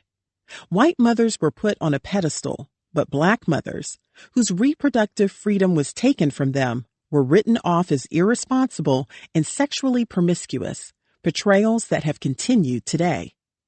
An enslaved mother toiled in 2 shifts. She had to work all the day for her owner and at night for those who were dearer to her than life, Peter Randolph recalled of his mother. She would boil corn to feed her 5 children, and she would ask neighbors for cast-off clothing in order to dress them. When they had none to give, she would sit and cry over us. Frederick Douglass's mother would walk through the night as far as 12 miles to see her children, scattered to different enslavers' homes, and then, in the morning, walk back to the farm where she had been hired out to report for work. My poor mother, like many other slave women, had many children, but no family, he wrote. Sojourner Truth, an enslaved woman who escaped slavery with her infant daughter, Sophia, also successfully sued a white man to retrieve her son, who had been taken from her. Speaking to a women's rights convention in 1851, she told the crowd that most of her children had been sold away from her. She addressed the hypocrisy of white men and women who disregarded Black women's humanity by taking their children and then by ignoring the pain it caused them. When I cried out with my mother's grief, none but Jesus heard me. And ain't I a woman? She asked. When an infant belonging to a woman the trader Walker had purchased cried as he led a coffle of enslaved people south, he removed the baby from its trembling mother's arms, ignoring her pleading and crying. He took the child by one arm, as you would a cat by the leg, recalled William Wells Brown, and gave it away. Mary Armstrong St. Louis enslaver beat her 9-month-old sister to death for crying. She come and took the diaper off my little sister and whipped till the blood just ran, Armstrong recalled. Across the South, mothers were seen in cotton fields talking to children who had been taken years earlier as if they were there. The trauma of being separated from parents, siblings, spouses, and children would leave permanent imprints on the bodies and minds of those enslaved in America for generations to come. Because of the way the heartless separations were conducted, slave traders rarely kept records of who went where. Most children were unable to be reunited with their parents, even after emancipation. The separation of migrant children from their parents at the U.S. border with Mexico during the Trump administration echoed slavery in this way. Some of the migrant children were sent to foster homes without a record of where they went and with no way to reach their parents. As in the slavery era, the fundamental need of children for their parents and parents for their children was intentionally disregarded. Perhaps Mary Lumpkin experienced this kind of separation and was left without a way to find or reconnect with her family. The trauma of being taken from one or both parents surely stayed with her all of her days and shaped the way she mothered her children and later her grandchildren. The experience also may have played a role in her negotiations with Robert Lumpkin, making her more determined not to be separated from her own sons and daughters. Mary Lumpkin would do what it took to ensure that her children's fate was different from her own. They were not going to be sold away from the person who brought them into the world. They were not going to lose their siblings. They were not going to toil anonymously in someone's field. She would see to that. While Robert Lumpkin provided for his children and Mary Lumpkin, he also continued to sexually abuse at least one other enslaved woman in his care at the jail. Mary may have worried that if he had children with another woman, he would reject her. She must have been concerned that if she fell out of favor with him, she and her children could be sold, as happened to a kidnapped enslaved girl.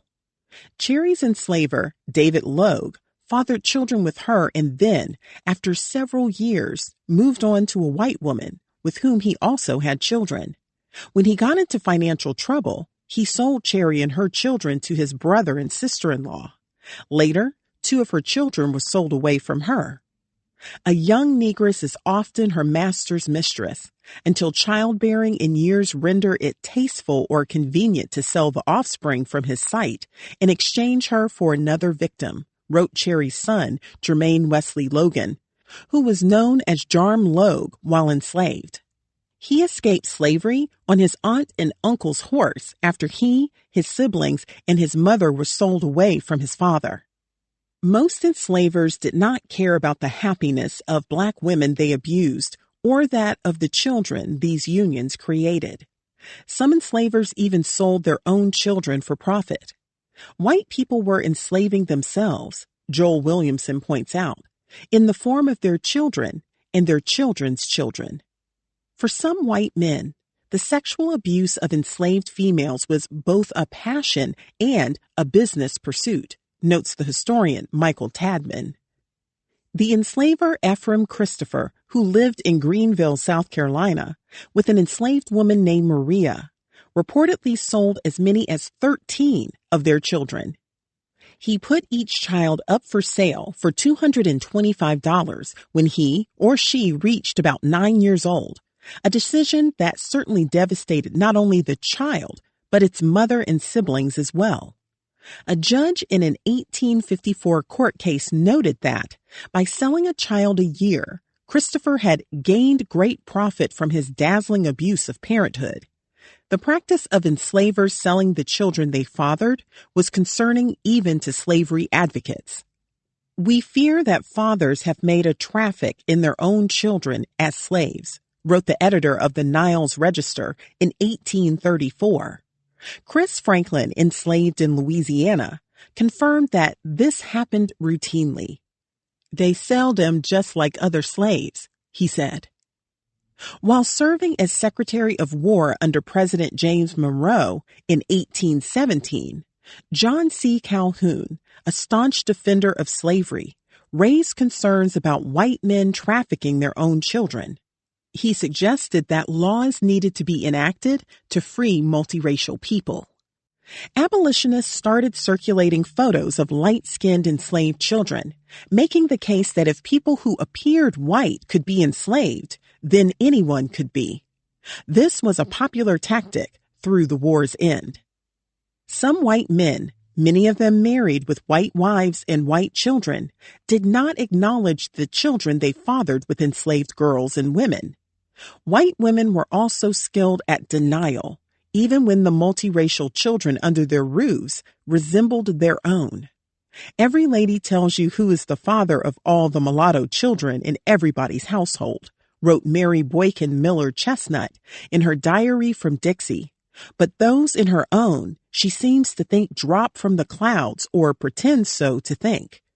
Some white women appeared not to mind because their husband's sexual abuse of enslaved women meant they owned more enslaved people.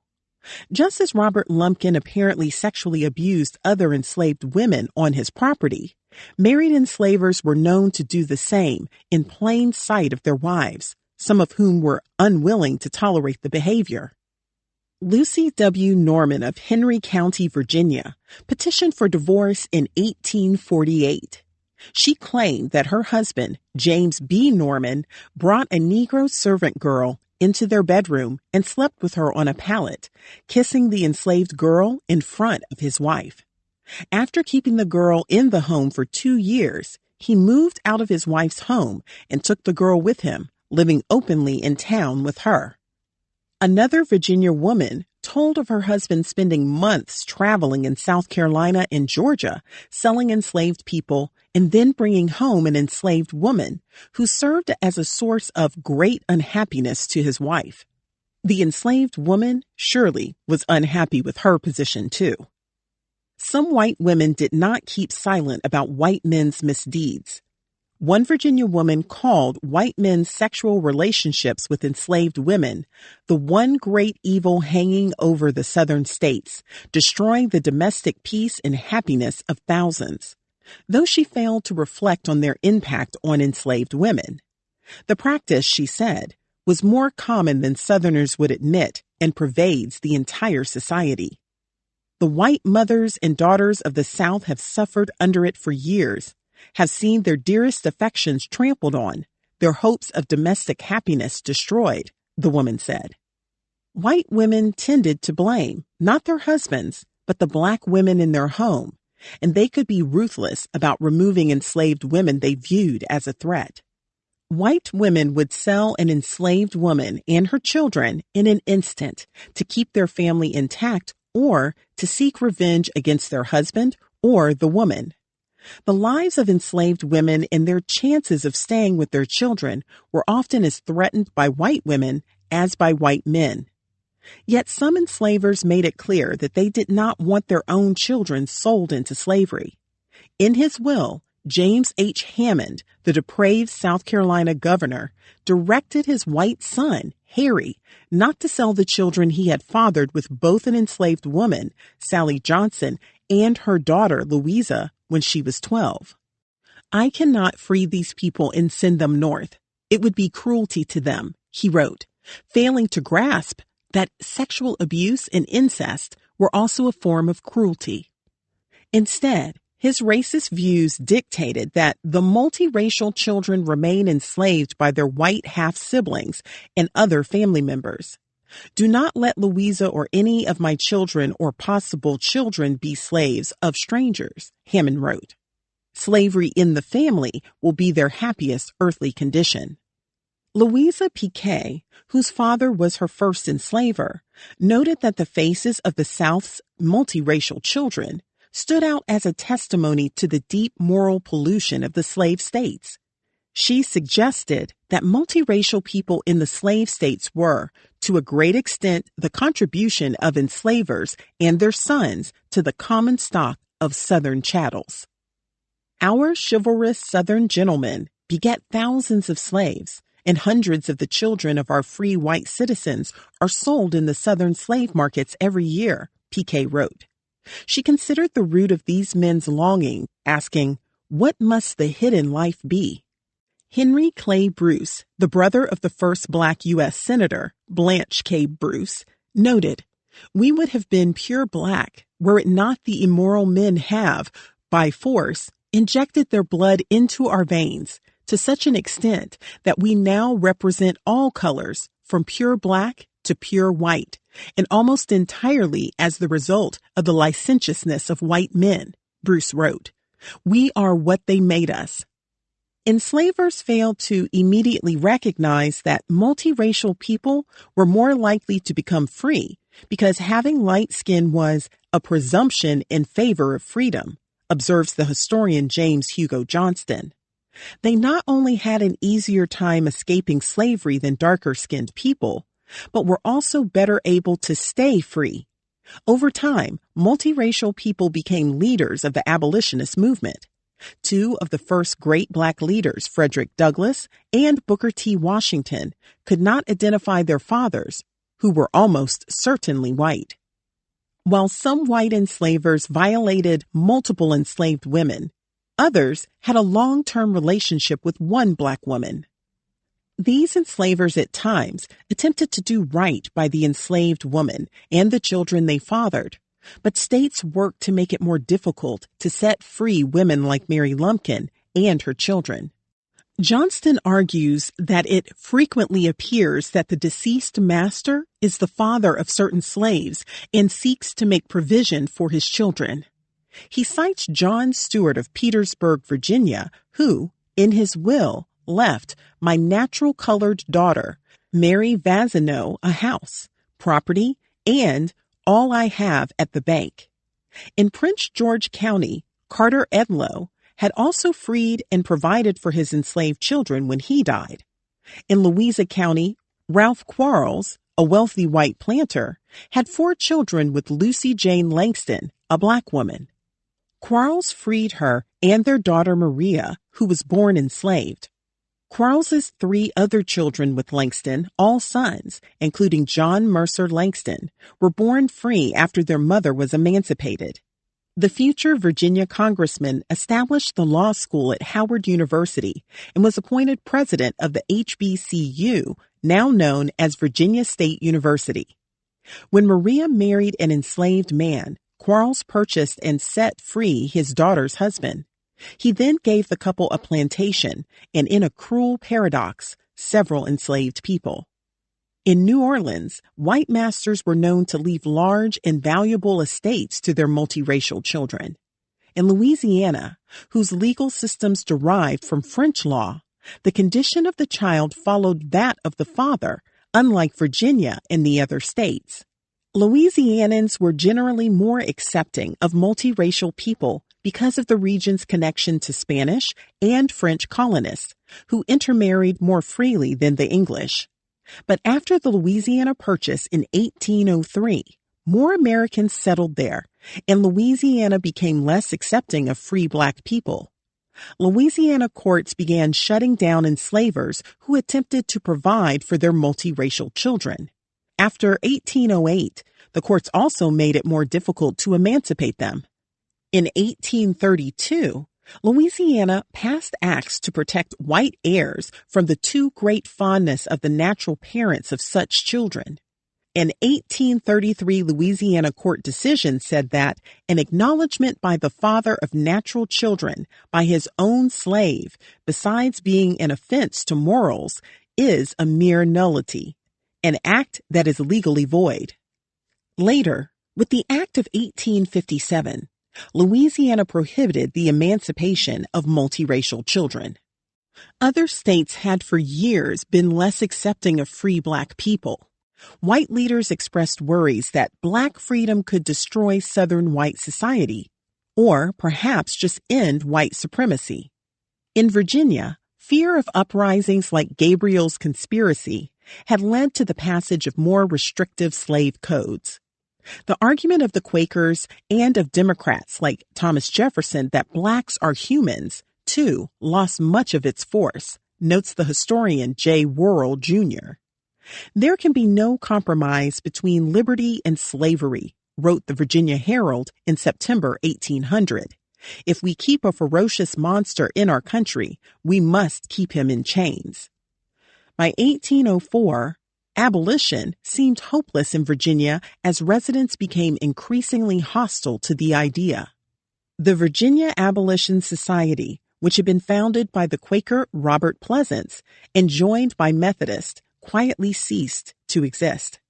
The Commonwealth also stopped sending representatives to the annual meeting of the American Convention of Abolitionist Societies in Philadelphia. A slave rebellion by the preacher Nat Turner in Southampton, Virginia, on August 21, 1831, was the deadliest in history.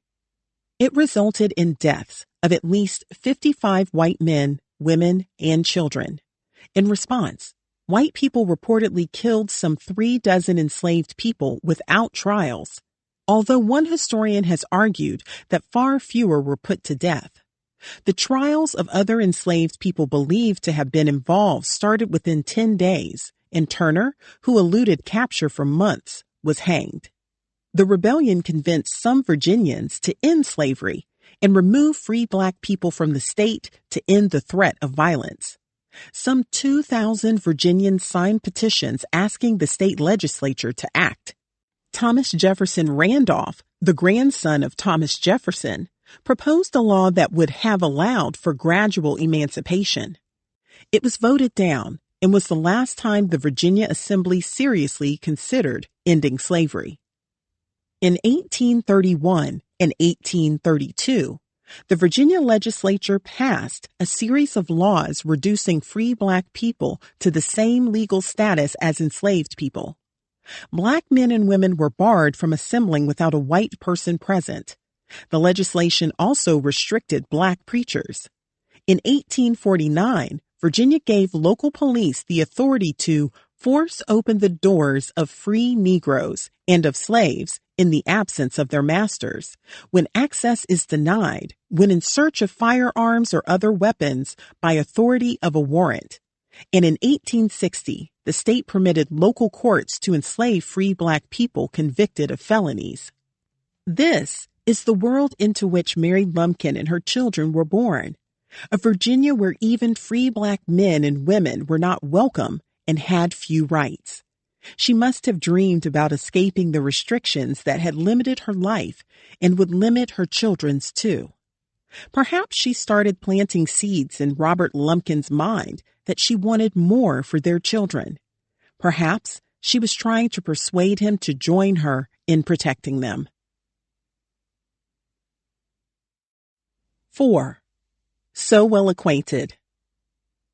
In the jail compound, Mary Lumpkin was most likely alone in her unique role, separated from other enslaved people and given some freedoms. Once she had a child, she was further isolated by the responsibilities of motherhood. She needed a friend, someone she could confide in, someone to bring joy and hope to her life. Her days may have been shaped by caring for her children and running Robert Lumpkin's household.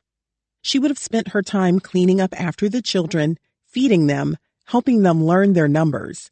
She would have also shopped for food, prepared the meals, clothed the family, and cleaned the home. If she also managed Robert Lumpkin's boarding house, as Corinna Hinton Omohundro did for Silas Omohundro, she served meals and drinks, washed laundry, made beds, and kept the rooms tidy. She probably had help from other enslaved people with all these jobs, and she would have been charged with managing them. It was through her work at the jail that Mary Lumpkin made a connection who would become a lifelong friend. Soon after giving birth to Annie, her second child, in 1847, Mary Lumpkin met Lucy Ann Cheatham, also an enslaved girl. Mary Lumpkin had hired her from her enslaver, the Richmond trader William H. Betts, who may have been sexually abusing her. She used to do my sewing for me, Mary later recalled. That is how I became so well acquainted with her. Unlike the relationships she had with Robert Lumpkin and her role as a mother, her friendship with Lucy Ann was something she chose, something she could keep for herself. Although Mary Lumpkin had a higher status inside the jail than Lucy Ann, she allowed herself to relate to another enslaved girl who was about her age, to the benefit of both. The young women, still girls by today's standards, may have sat together, talking about their shared experiences, while they sewed clothes for other enslaved people to wear at sale, or perhaps clothes for Mary Lumpkin's children. They were both about 16, and a natural affinity developed between them. It may have been difficult for Mary Lumpkin to make friends, in part because of her status as the mother of Robert Lumpkin's children. Yet Lucy Ann Cheatham and Mary Lumpkin struck up an immediate friendship, and they maintained it all their lives, despite the slavery that imprisoned them. We were very intimate since I first became acquainted with her, Mary Lumpkin said later. She always confided in me. The two women probably had much to talk about. Perhaps they discussed the slave traders who enslaved them, or the enslaved people they saw come and go. Perhaps they shared stories about their families, the families they had been separated from, as well as the families still in their lives. They may have talked about their frustrations with enslaved life, but perhaps they also talked about what brought them happiness. What did this friendship forged between two enslaved women in a slave jail mean for them? What did it mean for the ability to not just survive in their complex living situations, but also thrive? When Mary Lumpkin hired Lucy Ann Cheatham, the girl regularly went to Lumpkin's jail to work with Mary. Perhaps it was there, sewing with Mary, that she caught a slave trader's eye. John Hagan, a New Orleans slave dealer who owned slave pens in Charleston and New Orleans, may have been lodging on the Lumpkin property during his regular trips to Richmond when he encountered Lucy Ann. Not long after the two young women met, Hagan purchased Lucy Ann from William H. Betts. Did Mary and Lucy Ann have any warning that it would happen? Did Mary overhear the traders talking? And if so, did she understand that Hagan was buying her friend? She would not have tried to interfere, but she would have been devastated by the news. In December 1848, Hagan shipped Lucy Ann Cheatham out of Richmond, taking her from her mother, her two half-sisters, and Mary Lumpkin. They had been friends for about a year when Lucy Ann was forced to board the slave ship Cyane, bound for New Orleans, most likely in chains. She joined 65 other young enslaved people who had been separated from their parents, including 12 others purchased by Hagan. On the way to a slave market and eventually new enslavers in the Lower South, they huddled in fear, sobbing and shivering. Lucy Ann was surely terrified of the fate that awaited her in Louisiana. When she arrived in New Orleans in January 1849, John Hagan did not sell Lucy Ann Cheatham. Instead, he made her his sexual partner. Her life would soon mirror Mary Lumpkin's in some ways. If Hagan had chosen her for this purpose in Richmond, he could have spared her the 28-day journey on the slave ship, which put her in danger of getting sick and dying and of being sexually abused. Hagan could have protected her by having her accompany him on the boat he took home via Charleston, where his mother lived. Instead, he let her suffer. Within 5 months of Lucy Ann Cheatham's departure from Richmond, Mary Lumpkin received a letter from her brimming with news. She wrote to me telling me about her marriage to Hagan, Mary Lumpkin recalled later. The marriage, as described, resembled what we know of the relationship Mary Lumpkin had with Robert Lumpkin. Lucy Ann probably lived with Hagan in his Esplanade Avenue slave jail property. She would soon give birth to his children, but Hagan did not legally marry her. It's more likely that Hagan and Lucy Ann reached an agreement about their relationship. That included a promise that Hagan would free her and any children they had, a vow that Mary also sought from Robert Lumpkin. Freedom was surely already on the minds of Lucy Ann Hagan and Mary Lumpkin. Perhaps they found it encouraging that in 1840, Richmond trader Silas Omohundro moved his 2 enslaved children and the enslaved mother of one of the children to freedom in Ohio. Louisa Tandy was a young enslaved girl, like Mary Lumpkin and Lucy Ann Cheatham, when Silas Omohundro purchased her and made her the mother of his child. In the 1830s, before seeking more profitable work in the slave trade, he had owned a ferry across the James River in Fluvanna County, Virginia.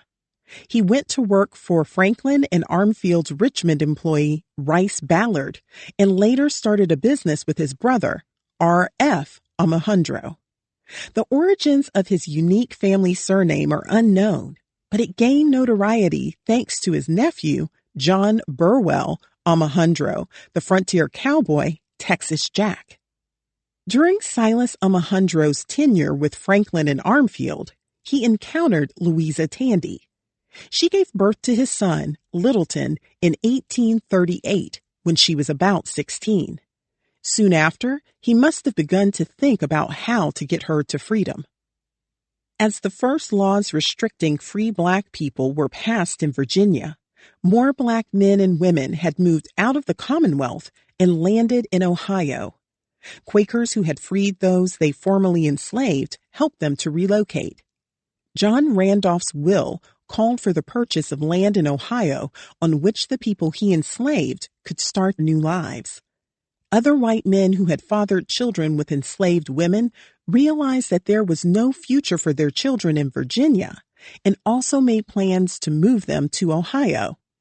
They were joined by enslavers from Louisiana, Alabama, and Mississippi, who drove their children and the children's enslaved mothers to free states to emancipate them.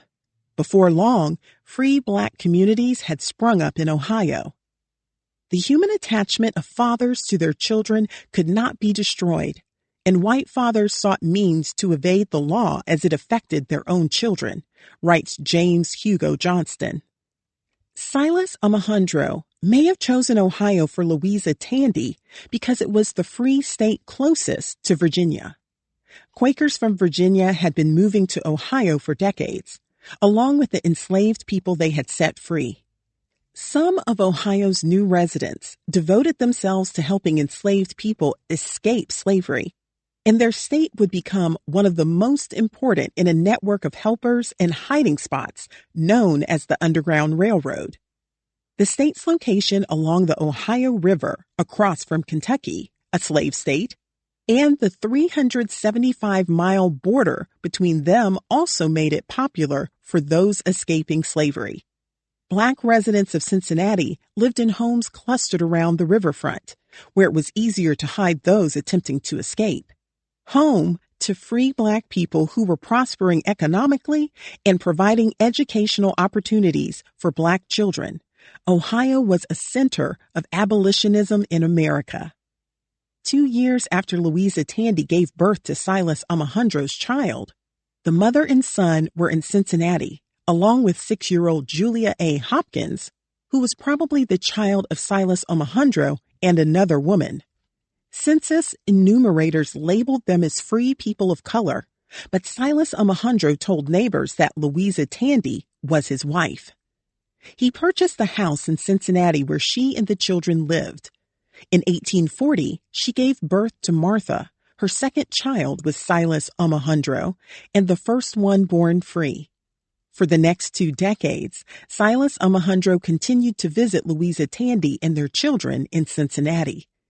The visits did not stop until the start of the Civil War, by which time she had given birth to 3 more children with Silas Alejandro, a son, Sidney, and daughters, Cinderella and Florence, all born free.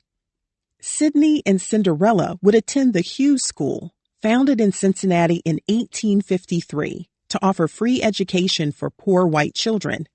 They were questioned about their race after other students reported to the teacher that their mother was a colored woman, but the teacher ignored the reports. Silas Alejandro provided money for their school expenses, but it's unclear how often he saw his children and what they knew about him. Perhaps Louisa Tandy Alejandro told them little of her childhood. She may have hoped they never knew what she had experienced as an enslaved girl.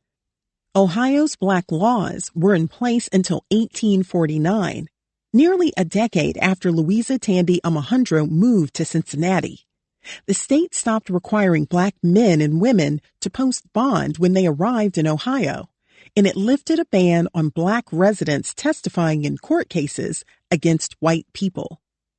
While life was difficult for Black residents in Ohio, Louisa Tandy Alejandro was essentially free. 4 of her 5 children would be born free in Ohio, and she became legally free there too. Enslavers who wanted to free the people they enslaved either drafted manumission papers and told the formerly enslaved people to register the papers in the county probate courts where they moved, or retained an attorney in Ohio to complete the paperwork, the route Silas Alejandro took. Louisa Tandy Alejandro's life in Ohio was quite different from her life in Virginia. For much of the year, she was far out of Silas Alejandro's reach and would have been difficult, if not impossible, to control. She lived in her own home. She decided what she ate, when she left the house, where she went, and the shape of her children's lives. She did not answer to an enslaver or a slave trader. All the little decisions that make up a day were now hers to make.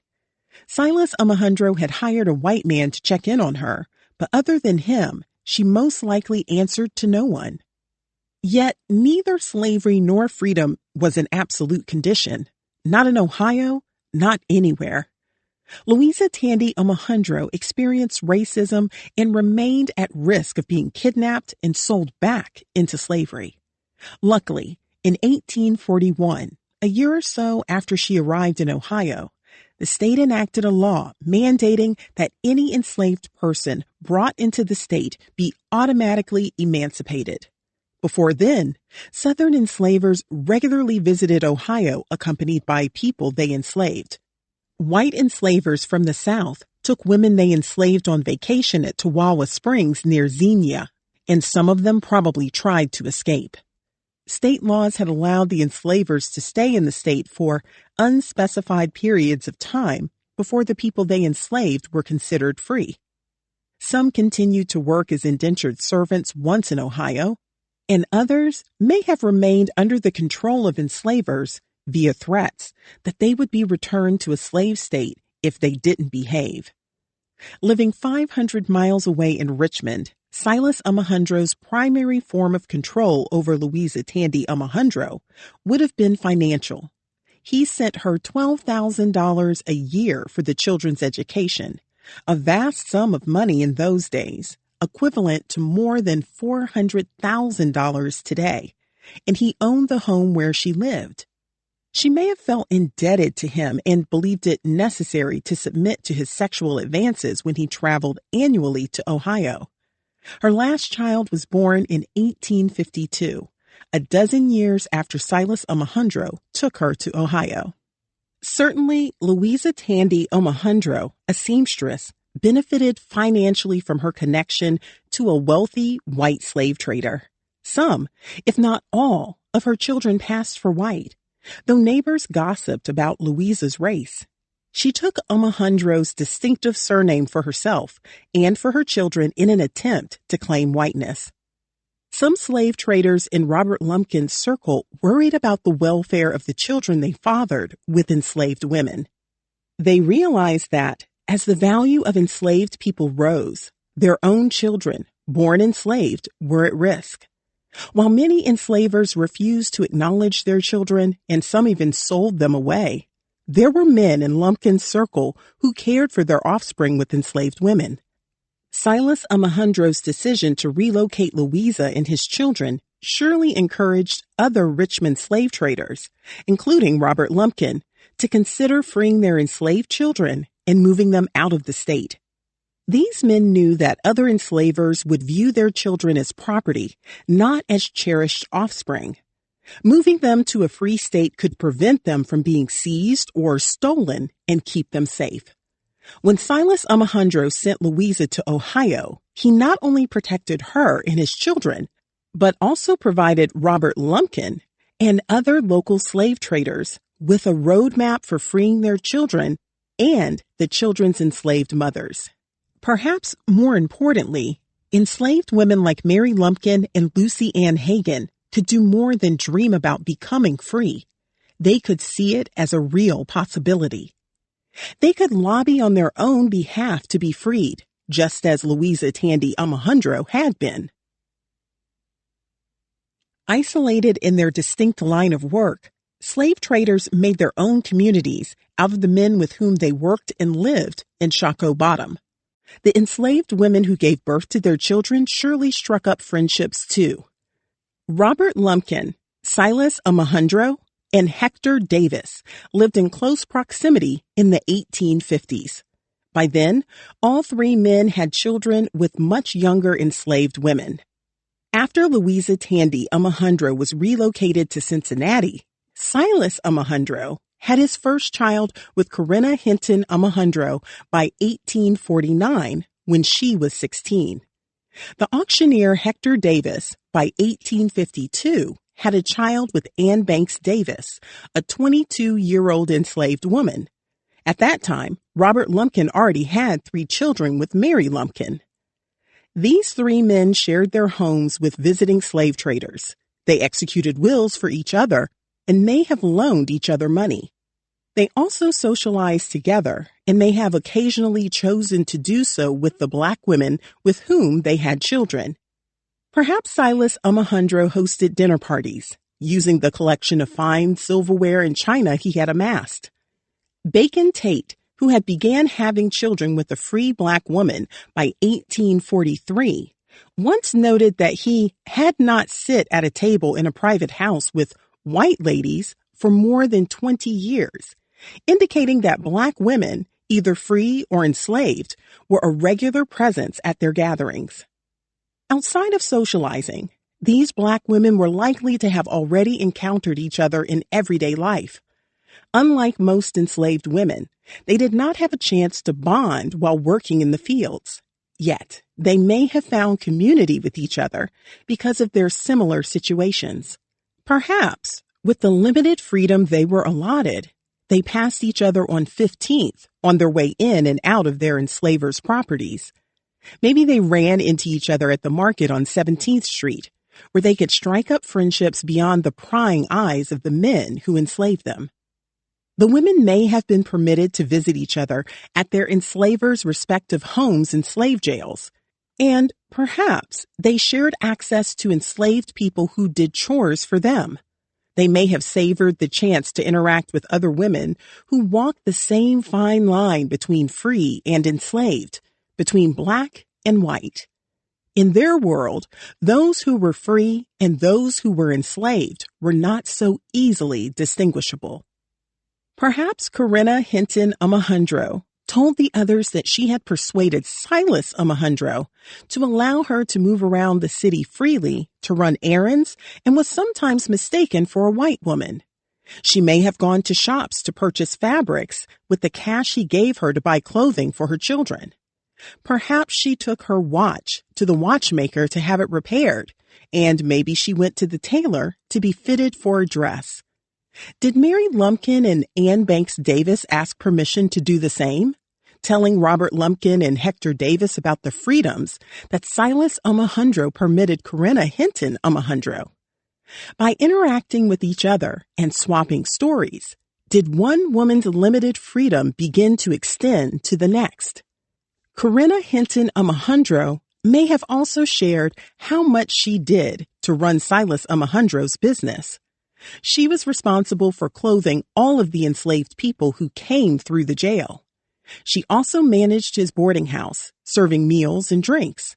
She was provided with her own money for the work she did. Mary Lumpkin and Anne Banks Davis surely must have wanted a similar arrangement with their enslavers. Silas Alejandro kept enslaved people to work in his jail and to serve him, one less chore Corinna Hinton Alejandro had to do. He even hired another enslaved woman to nurse one of her infants, as white enslavers often did for their white wives. Were the other enslaved women envious when they learned how Corinna was treated, or did her account of her life encourage them to ask their enslavers for the same kind of treatment? Perhaps the women developed common ground and were able to talk intimately, telling stories about their children and sharing gossip they had heard from other enslaved people. Did they speak ill of the men who enslaved them? Did they dare share their dreams of leaving the slave jail compounds for better lives? Corinna Hinton Alejandro and Mary Lumpkin, who were literate, may have encouraged Anne Banks Davis to learn to read and write. Maybe they talked about how they could ensure their own children were well educated. By interacting with each other, perhaps they dreamed bigger and hatched plans to use their relationships with their enslavers to create better lives for themselves and for their children. Maybe the name Louisa Tandy Alejandro, who had left Virginia for Ohio more than a decade earlier, crossed their lips. Did they dare hope to follow in her footsteps to live free from enslavement and the slave trader who owned her?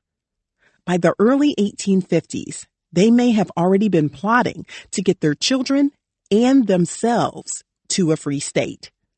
Mary Lumpkin took a trip to Ohio in the late 1840s to meet with an attorney, suggesting that Robert Lumpkin was thinking about freeing her then. Mary may have already been considering schooling for her children in Massachusetts. Who among them was the first to mention Pennsylvania as a possible destination? Mary Lumpkin's relationships with these other women probably had a positive impact on her mental health, making her feel less isolated. These friendships probably empowered her too. While staying focused on the larger goal of moving to a free state, the women may have encouraged each other to be braver in their interactions with their enslavers, and perhaps even to demand more freedoms in Richmond. After Lucy Ann Cheatham was taken to New Orleans, she stayed in touch with Mary Lumpkin. The friends wrote letters back and forth to each other, and Lucy Ann asked Mary to address future letters to her in care of her husband, John Hagan. When she left it, it was Lucy Ann Cheatham. When she returned it, it was Lucy Ann Hagan, Mary Lumpkin recalled. Their in-person friendship had been brief but intense. The two women had a connection. They trusted each other, which may not have come easily for them with most other people. Lucy Ann Hagan sent packages containing money or clothing for her mother and half-sisters, and she entrusted their delivery to Mary Lumpkin. They wanted to spend time together, to be in each other's presence. Lucy Ann Hagan returned to Virginia every other year with John Hagan and her children. Although John Hagan may not have given Lucy Ann a choice in where they stayed, Mary Lumpkin, in later court testimony, made it sound like Lucy Ann's decision to routinely stay at the Lumpkin compound. She always stopped with me, Mary Lumpkin recalled with pride. She never stopped with her mother. Mary Lumpkin would have looked forward to these visits and the chance to reconnect with her friend. What it must have meant to them to have their connection renewed by regularly spending time together. Their deep bond may have helped sustain them. Were they able to get time alone to talk about the immoral and depraved slave traders who imprisoned them and made them mothers? There were most likely few people Mary Lumpkin could complain to about Robert Lumpkin, and perhaps Lucy Ann Hagan was one of them. Mary must have wanted to know how John Hagan treated her, what her friend's life was like in New Orleans, and how it differed from her own. They knew each other's children and probably shared similar joys and frustrations of motherhood. Two of Lucy Ann's children had died, and perhaps they talked about those losses. Mary had also lost two children when they were very young. Did they talk about what it was like to give birth to children without their own consent, without the freedom to choose to be mothers? Perhaps they shared what it meant to them to be able to stay with their children when so many enslaved women could not. They had both witnessed terrible atrocities and lived through multiple traumas themselves. Were they able to talk about what those experiences had been like and how they had been impacted? Did they discuss with each how to prevent the same traumas from happening to their children? Through their interactions, both women had gained some level of independence that they would not otherwise have had as enslaved women. They certainly both craved freedom.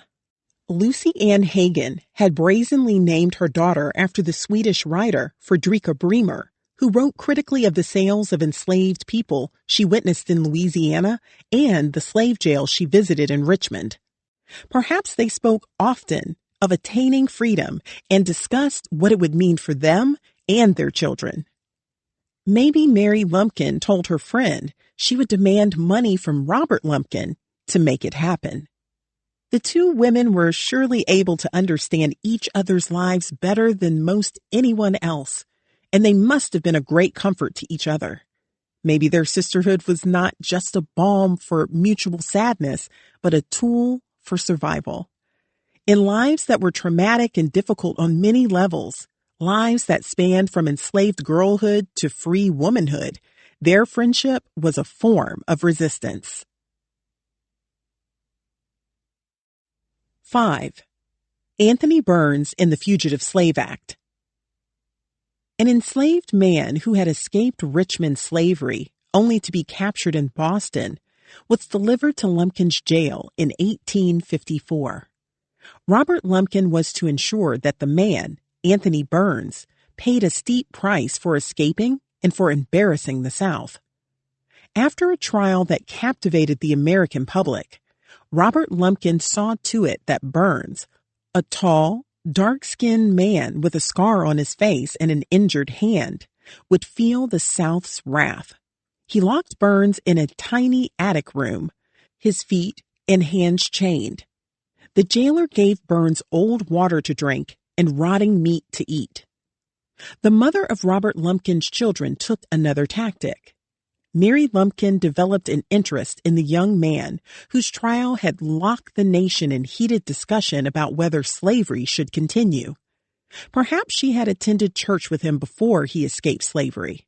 She may have gone to Burns in his attic room, showing him compassion by sneaking him a Bible and a book of hymns after learning that, like her, he was literate. Burns had found a friend, writes his biographer, Charles Emery Stevens. Upon most slaves, these gifts would have been thrown away. Fortunately for Burns, he had learned to read, and the books proved a very treasure, Stevens wrote. After Mary visited Burns, she may have questioned the conditions under which he was held and voiced her concern to Robert Lumpkin. Did she sometimes come to the defense of enslaved people who were being mistreated, or did she know better than to interfere with the will of her violent enslaver? Burns, in turn, viewed Mary Lumpkin as Robert Lumpkin's wife, describing her as a yellow woman who was permitted to move around inside various areas of the jail complex. Robert Lumpkin may not have known that Mary visited Burns. She may have been able to do so without being detected. Perhaps she was curious about his experiences, and if she didn't know him, perhaps she had seen him around Richmond before his escape. Burns may have captured her imagination, making her think in new ways about securing freedom. Maybe it was Burns who sparked the idea that Massachusetts, where he had spent several months living as a free man before he was arrested, would be a good place for her daughters to be educated. What would her attention to Burns mean to him at this low point in his life? Mary Lumpkin, perhaps risking her own safety, had chosen to use her small amount of autonomy in the jail to extend kindness to another enslaved person who had been stripped of his dignity and humanity. Born into slavery in Virginia, Anthony Burns was one of thousands of enslaved people in Richmond who were leased from enslavers and moved around from odd job to odd job. By the 1850s, Richmond's tobacco factories were almost exclusively staffed by enslaved people, as was Tredegar Iron Works. Enslaved people who were hired out had some limited freedom, living away from their enslavers in substantial communities of other Black people in their situation. Burns's enslaver, Charles F. Suttle, a prominent Stafford, Virginia merchant, had hired him out from the age of 7, and as a teenager, Burns had worked in mills. A piece of bone jutted out from the side of his hand, the result of an injury in a sawmill, when a machine crushed his hand. Burns found his own jobs, and by 1854, he landed one at the Richmond docks, loading and unloading ships. He paid out half of his weekly wages to Suttle and kept the rest. Since he was 10 years old, Burns had dreamed of freedom. I began to learn that there is a Christ who came to make us free. I began to hear about a North and to feel the necessity for freedom of soul and body, he recalled in a March 1855 speech. I heard of a North where men of my color could live without any man daring to say to them, "You are my property." And I determined by the blessing of God one day to find my way there. While working on the Richmond waterfront, the 20-year-old Burns hatched a plan for escape. He befriended a sailor who hid him in the hold of a ship bound for Boston. Years earlier, in 1847, 67 Black men, women, and children who had been freed by the Virginia enslaver Carter Edloe had also chosen Boston as their destination. In his will, Edloe, a Prince George County plantation owner, instructed his executor to set free all the people he had enslaved. Edloe had put aside $8,000 for Harriet Barber, my female slave, and the children he had fathered with her. His will provided $50 for each of the other people he enslaved to move. When Edloe died in 1844, His executor, John A. Selden, forced the enslaved people to continue working, reasoning that they were required to earn the money Edlow had left them. One of the enslaved men, Peter Randolph, who could read and write, found a magistrate to assist him in filing a lawsuit against Selden in the Chancery Court in Petersburg, claiming that the people Edlow enslaved had been kept in unlawful bondage for 3 years and 35 days. An 1847 court ruling required Selden to set them free. Edlow had purchased Barber and the children he had fathered with her from his brother-in-law, Richard Griffin Orgain. Did he sexually abuse her while she was in Orgain's care? Or had Barber chosen to have children with him, as Harriet Jacobs did with an unmarried white neighbor, Samuel T. Sawyer? By partnering with Sawyer, a lawyer, Jacobs had hoped to escape abuse by her brutal enslaver, James Norcom. While Edlow did not recognize any of the children he had with Barber as his in his will, he had instructed his executors to take funds from his estate and invest it in good stock so that the interest might be paid to Barber annually. Should there not be a sum sufficient to pay this legacy, the will read, "Either in stock or money, I direct my executors to sell my land in Southampton, another Virginia county. Should that not make up the deficiency, other land must be sold, or horses and cattle, as my executors may think best," the will directed. Edlow left the bulk of his estate to his nieces, and it's unclear how much money Barber ultimately received. She had moved with her children to Philadelphia in 1847, and it seems likely that she knew someone there, perhaps a sibling or a parent. She remained illiterate and would later operate a boarding house and work as a housekeeper. A few of the other people Edlow had enslaved wanted to go to Ohio, but the group ultimately agreed to go to Boston. The magistrate secured free papers for them and hired a ship to transport them. Randolph reported that they were given only $15 of the $50 that Edlow had left for them. "All of our money was taken from us because we were black people," Randolph wrote in his biography. The group of 67 black men, women, and children, ranging in age from 12 months to 75 years, left for Boston on September 5, 1847, on the Thomas H. Thompson. When the formerly enslaved Virginians landed in Boston 10 days later, they were met at the wharf by notable abolitionists, including the writer William Lloyd Garrison, future Massachusetts Governor John A. Andrew, the attorney Wendell Phillips, and the Reverend Samuel J. May, who assisted the enslaved families in finding housing and working around the region. Peter Randolph described his arrival as a new birth and went looking for a church. He met the abolitionist Leonard A. Grimes, a free black man born in Leesburg, Virginia, who had worked as a carriage driver in Washington, D.C. Arrested in 1839 and convicted of helping enslaved people escape, Grimes had served 2 years of hard labor in the Virginia Penitentiary in Richmond. In Boston, Grimes would become the first ordained pastor of a new activist church called 12th Baptist, which became known as the Fugitive Slave Church for its membership comprising formerly enslaved people, including many of the new arrivals from Virginia. Randolph would become a minister there too, as well as a leader among the city's free black residents. His experience in Boston was not as bad as Virginians had warned. "We came in 1847, Randolph wrote, and have not been eaten up." Anthony Burns was stowed inside the bowels of the boat bound for Boston, a trip that normally took 7 to 10 days. This time, however, the ship encountered storms, and the trip lasted 3 weeks. Surrounded by cargo, Burns shook with cold and hunger in the dark.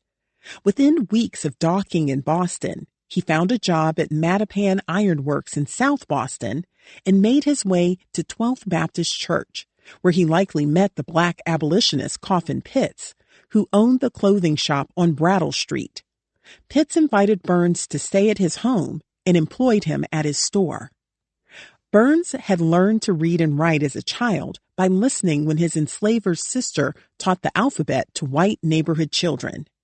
When he wrote a letter to his brother in Virginia to let him know that he had arrived safely in Massachusetts, his enslaver intercepted the message and immediately set out for Boston to bring Burns back. 4 years earlier, the Fugitive Slave Act had been amended by Congress as part of the Compromise of 1850 between the South and the North. The original law, enacted in 1793, authorized local governments to capture enslaved people who had run away and return them to their enslavers. It also imposed penalties on anyone who helped enslaved people escape.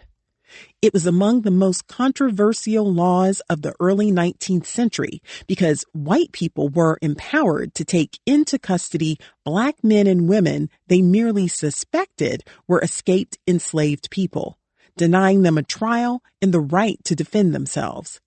The law resulted in countless free black people being captured and sold into slavery, including Solomon Northup. Incensed by what they perceived as a failure by the North to adhere to the original Fugitive Slave Act, Southern lawmakers argued for updates to the law. Senator James M. Mason of Virginia introduced a new measure in 1850 to strengthen the existing law, claiming that no one had a right to interpose between the claimant and the fugitive, or to inquire whether the slave be his or whether he is a slave at all, far less to molest or hinder him in the capture. For the South, passage of a revised Fugitive Slave Act was indispensable to the security of their property and the integrity of their institutions. In Georgia, preservation of the United States was dependent on the Act's faithful execution. The North Carolina Standard wrote that a revised law was a simple act of justice. Addressing the North, the paper threatened that if the Fugitive Slave Act was not updated to reinforce the property rights of enslavers, we leave you. Henry Clay, a U.S. Senator from Kentucky who owned enslaved people and may have had children with one or more enslaved women, stepped forward as a champion of compromise. He claimed to believe that slavery was immoral, but felt that calling for its abolition was extreme. Clay proposed a new version of the Fugitive Slave Act as part of the group of bills known as the Compromise of 1850, which aimed to quiet calls for Southern secession. Since the 1840s, pro-slavery forces had talked of dissolving the United States by seceding. Clay's proposal expanded the reach of the act, giving federal officers the authority to respond to claims of enslavement and to grant certificates of removal. A response to Southerners' fears that new states would harbor enslaved people, the proposal also increased penalties for anyone who interfered with an enslaver trying to reclaim an enslaved person he owned, and imposed a $1,000 fine or 6 months imprisonment. It empowered the courts to levy payments to enslavers of $1,000 per enslaved person who escaped, and increased the number of officials who were authorized to hear claims from enslavers and to grant certificates of removal. The new proposal said that all good citizens were commanded to aid and assist in the prompt and efficient execution of this law, whenever their services may be required. The compromise also allowed New Mexico, Nevada, Arizona, and Utah to become territories without deciding whether they would be free or slave states, and it enabled California to become a free state. In exchange for these concessions from the South, the Fugitive Slave Act was amended to the South's liking. While Southerners opposed Northerners' attempts to add protections for free black people, such as the right to trial by jury and habeas corpus, Northerners counted that Clay's proposal was not a true compromise, as it paid federal commissioners to return enslaved persons to Southern enslavers. Every guarantee, every security in the new law was for the rights of slave owners, writes the historian Thomas D. Morris. A tissue of more heartless and cold-blooded enactments never disgraced the legislation of civilized people. Representative George W. Julian of Indiana, a free state, told the House of Representatives on September 25, 1850. Widespread resistance to the original law had been centered in Boston, the North's abolitionist and intellectual center and home to some of the nation's most important writers, including Ralph Waldo Emerson and Henry David Thoreau. Emerson told his neighbors, "I will not obey it, by God." Some northern communities passed personal liberty laws, which mandated that anyone accused of being an enslaved person who had escaped receive a jury trial before being taken south. Other communities outlawed the use of local or state resources to arrest Black people. In some cases, juries declined to convict Black men and women indicted under federal law.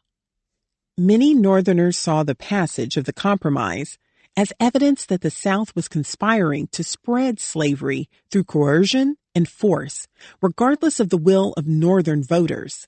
Its impacts were wide-ranging. "This law brought untold suffering," wrote Peter Randolph. "Many were pursued, hounded down, and carried back into slavery." Harriet Jacobs, who had left her grandmother's attic and escaped to New York by 1842, where she was living as a free Black woman, said that the amendment of the Fugitive Slave Act was the beginning of a reign of terror to the colored population. Charles Suttle planned to use the newly revised Fugitive Slave Act to reclaim Burns as his property. After arriving in Boston, he went to the downtown federal courthouse and secured a warrant for Burns's arrest. On May 24th, U.S. Marshal Asa Butman headed out to arrest Burns.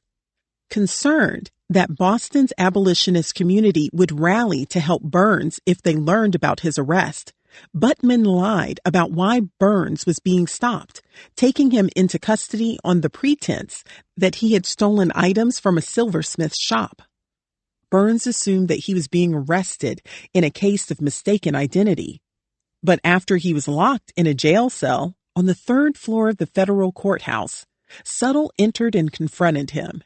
He doffed his hat, bowed, and said with mock politeness, "How do you do, Mr. Burns?" "I called him as we do in Virginia, Master," Burns recounted later. Suttle, who lived in Alexandria, Virginia, then asked Burns why he had escaped, portraying himself as a benevolent enslaver with the question, "Haven't I always treated you well, Tony?" Burns resisted. He refused to respond. 2 days earlier, the U.S. House of Representatives had approved the controversial Kansas-Nebraska Act, which would further divide the North and the South. The act repealed the 1820 Missouri Compromise, which had admitted Maine as a free state and Missouri as a slave state, and it gave the territories of Kansas and Nebraska popular sovereignty, the ability to decide whether to allow slavery within their borders. Many Northerners were outraged. It annuls all past compromises with slavery and makes all future compromises impossible, said Senator Charles Sumner of Massachusetts.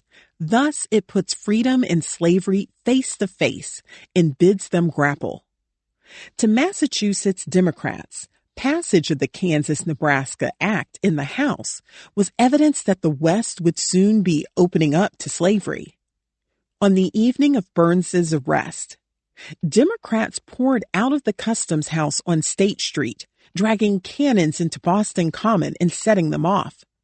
The next day, Burns appeared in court in Boston, and the Kansas-Nebraska Act was approved by the U.S. Senate.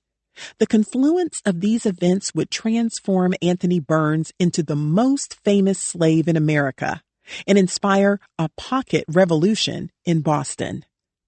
One group in particular, the Boston Vigilance Committee, whose members included free Black people and white abolitionists, had sent at least 40 groups of people fleeing slavery to Canada, England, and other parts of the United States. Its mission was to protect enslaved people who had escaped from being captured and returned to slavery under the 1850 Fugitive Slave Act. For years, committee members housed enslaved people seeking freedom, helped them get legal representation, and provided clothing, furniture, medical assistance, and loans. They also warned of the arrival of slave catchers, men who came to the North to find an enslaved person who had escaped and take them back to the South. Committee members quickly learned of the arrest of Burns, the first enslaved person taken into custody under the Act since 1851, when the committee had freed Shadrach Minkins in a brazen courthouse rescue. Abolitionists who helped Minkins, a black man who had escaped slavery in Virginia and worshiped at 12th Baptist in Boston, had hoped that the fugitive slave law wouldn't be tested in the city again. By the time Burns went before the court the day after his arrest, offers to pay for his legal defense had already come in to Suffolk County probate judge Edward G. Loring, who was acting as a federal commissioner. One came from the abolitionist Amos Adams Lawrence, who was helping found the city of Lawrence, Kansas, with settlers sent by the New England Immigrant Aid Company. Lawrence had written to Boston Mayor Jerome Smith that he would prefer to see the courthouse razed rather than Burns should be returned to slavery. Meanwhile, members of the Boston Vigilance Committee were attempting to delay Suttle. Among them was Lewis Hayden, a formerly enslaved man whose first wife, Esther Harvey, and son were sold to Henry Clay. After their sale, Hayden never saw them again. He escaped enslavement in Kentucky with his second wife, Harriet Hayden, and son Joseph to set up a clothing store in Boston. Committee members swore out a complaint against Suttle and William Brent, another Stafford merchant and friend of Suttle, who had accompanied him on the trip from Virginia. The complaint alleged that the pair had conspired to kidnap Burns. The committee members hoped to make reclaiming Burns time-consuming, costly, and difficult enough that Suttle would give up and return to Virginia, leaving Burns behind. Walking past the courthouse the morning after Burns was arrested, Vigilance Committee member Richard Henry Dana, an attorney, was informed that a black man was in custody for escaping slavery. Dana immediately went inside the courthouse and offered to represent Burns. "It is of no use," Burns told Dana. "I shall fare worse if I resist."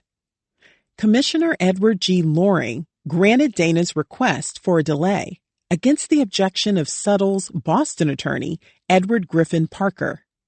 After Burns met with Leonard A. Grimes, Coffin Pitts, and Wendell Phillips, they hired Dana to represent him, and Dana recruited Charles M. Ellis as co-counsel.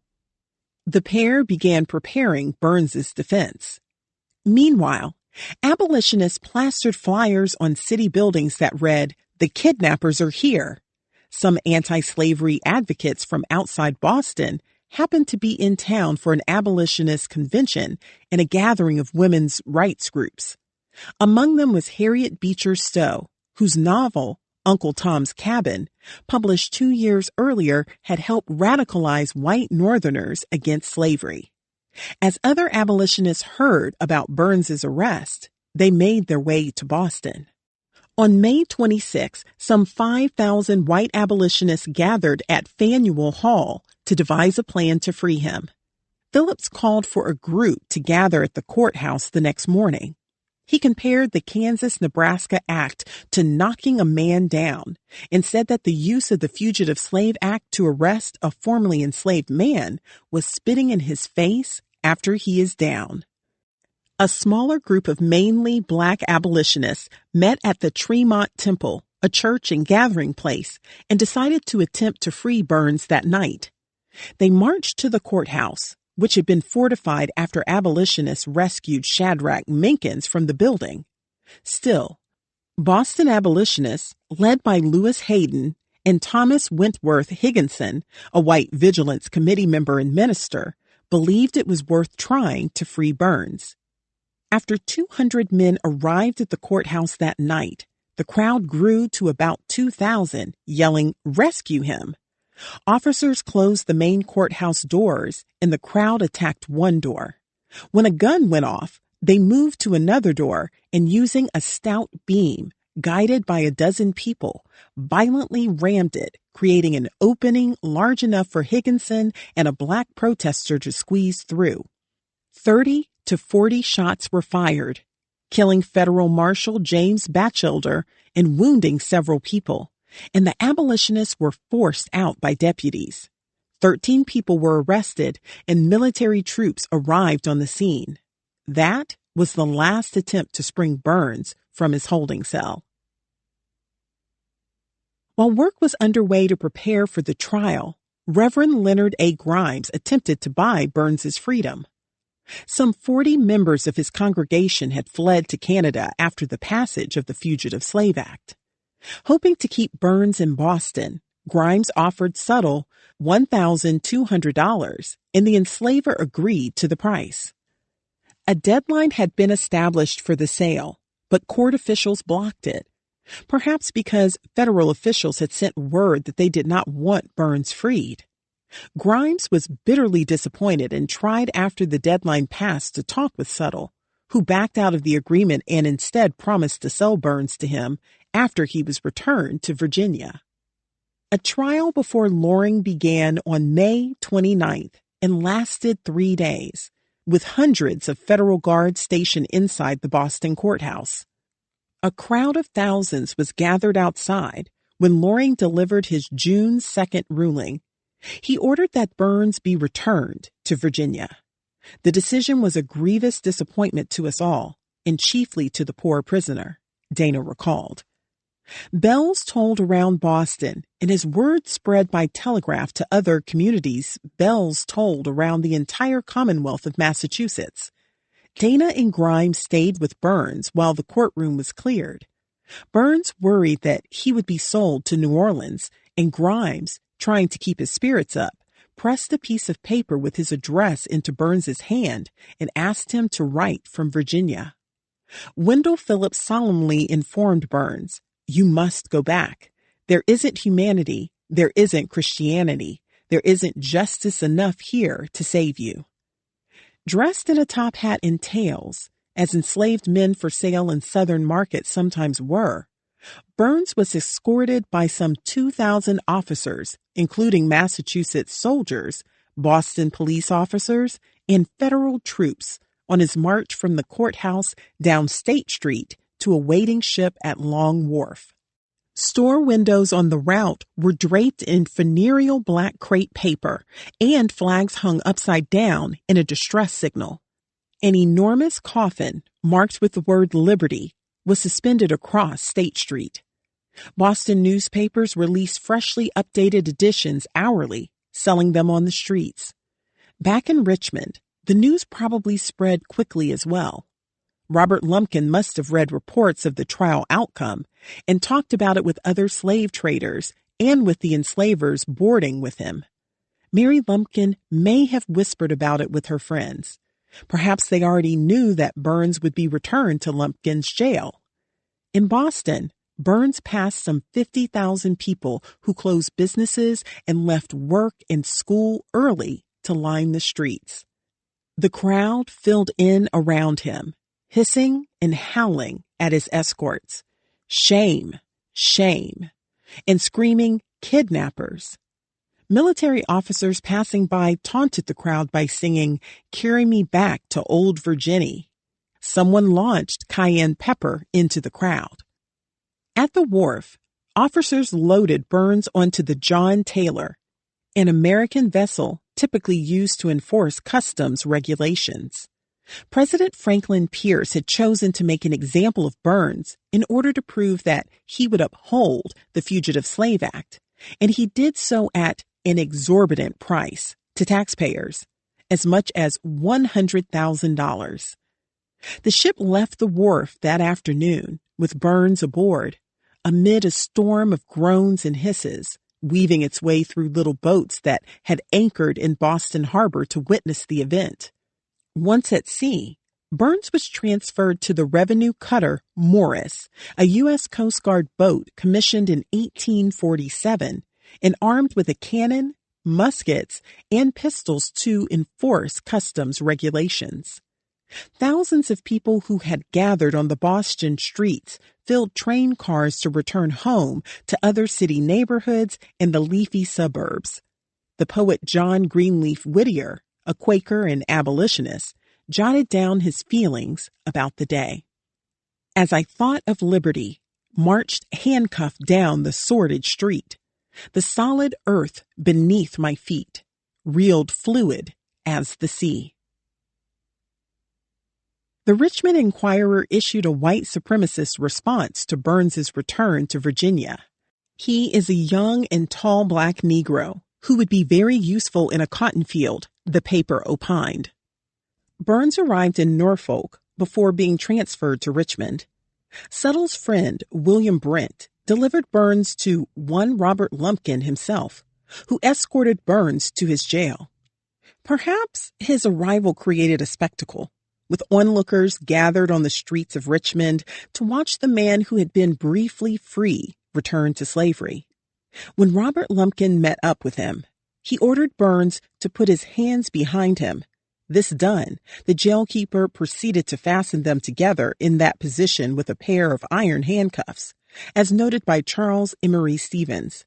Then directing Anthony to move on before, he followed him closely behind until they arrived at his jail. Perhaps Mary Lumpkin was there to witness his arrival. Robert Lumpkin would see to it that Burns paid for his escape. He had built a reputation for breaking enslaved people. Mary Lumpkin may have already had an idea of what Burns was about to endure. Here he was destined to suffer, for 4 months, such revolting treatment as the vilest felons never undergo, and such as only revengeful enslavers can inflict, writes Stevens. The U.S. Marshals who escorted Burns from Boston then attended a banquet hosted in their honor by Richmond residents. Slavery being the sum total of all villainy, this dinner, of course, was the sum total of all happiness to the Prince of Darkness, wrote Frederick Douglass in an editorial in his North Star newspaper. Why did not the prison walls shake and the jailer tremble? I fear nothing can arouse. The nation is so deeply encrusted in its own shame as to be lost to all sense of degradation. Inside Lumpkin's jail, Burns was isolated in an unventilated garret room that was 6 or 8 feet square. The room was meagerly furnished, with a bench fastened to the wall instead of a bed. Even though bone jutted out from the side of one of Burns's hands, Lumpkin kept him handcuffed in irons, with both hands behind his back, and he left Burns's feet shackled with fetters. The irons were so tight that they wore the flesh through the bone, the anti-slavery Bugle reported. At the jail, Anthony Burns was abandoned on the attic floor. We don't know if Mary Lumpkin or her children knew how bad the conditions were for him, nor whether she attempted to talk with Robert Lumpkin about the way he kept Burns. His room became more foul and noisome than the hovel of a brute. Loathsome, creeping things multiplied and rioted in the filth, Charles Emery Stevens wrote. The indecency resulting from such a condition is too revolting for description or even thought. Burns was only taken outside so that he could be ogled by Richmond residents and passerby, a regular event that Mary Lumpkin and her children may have witnessed. He became an object of curiosity to all who had heard of his case, and 20 or 30 persons in a day would call to gaze upon him, Stevens writes. Robert Lumpkin made an example of Burns outside the jail, and inside he attempted to prevent Burns from interacting with other enslaved people because the taint of freedom was upon him and infection was dreaded, Stevens wrote. Burns noticed that Robert Lumpkin was unfaithful to Mary Lumpkin, with a dark-skinned woman whom he described as Robert Lumpkin's black concubine. It is unclear what Mary Lumpkin knew of this other woman, or how she felt about Robert Lumpkin's abuse of her. Perhaps she saw it as a betrayal. Robert Lumpkin may have also felt betrayed when he noticed the enslaved woman, imprisoned near Burns, interacting with him. From one of the upper windows, the girl contrived to hold conversations with Anthony, whose apartment was directly opposite, writes Stevens. Her compassion, it is not unlikely, changed into a warmer feeling. Robert Lumpkin did not like what he saw, and he had the woman moved. What he overheard roused his jealousy, according to Stevens, and he took effectual means to break off the intercourse. Burns found ways to talk with other enslaved people being held in the jail and, at the same time, to contest his detention. Using a spoon, he carved a hole in the wood floor so that he could talk with the men imprisoned in the room below the attic, and he shared stories of his brief freedom in Boston. Burns also snuck letters out of the jail that he wrote using writing paper and a pen that he had concealed on his body when he arrived at the jail. Other prisoners provided him with ink. To send a letter to a friend, Burns would attach it to a brick he had dug out of the jail wall, then watch out the attic window until he saw a black person passing on the street outside. If he could get the person's attention, he would throw the brick with the letter attached out the window and over the jail fence, a tactic that apparently worked in a few cases. His letters to supporters in Boston described the conditions of the jail.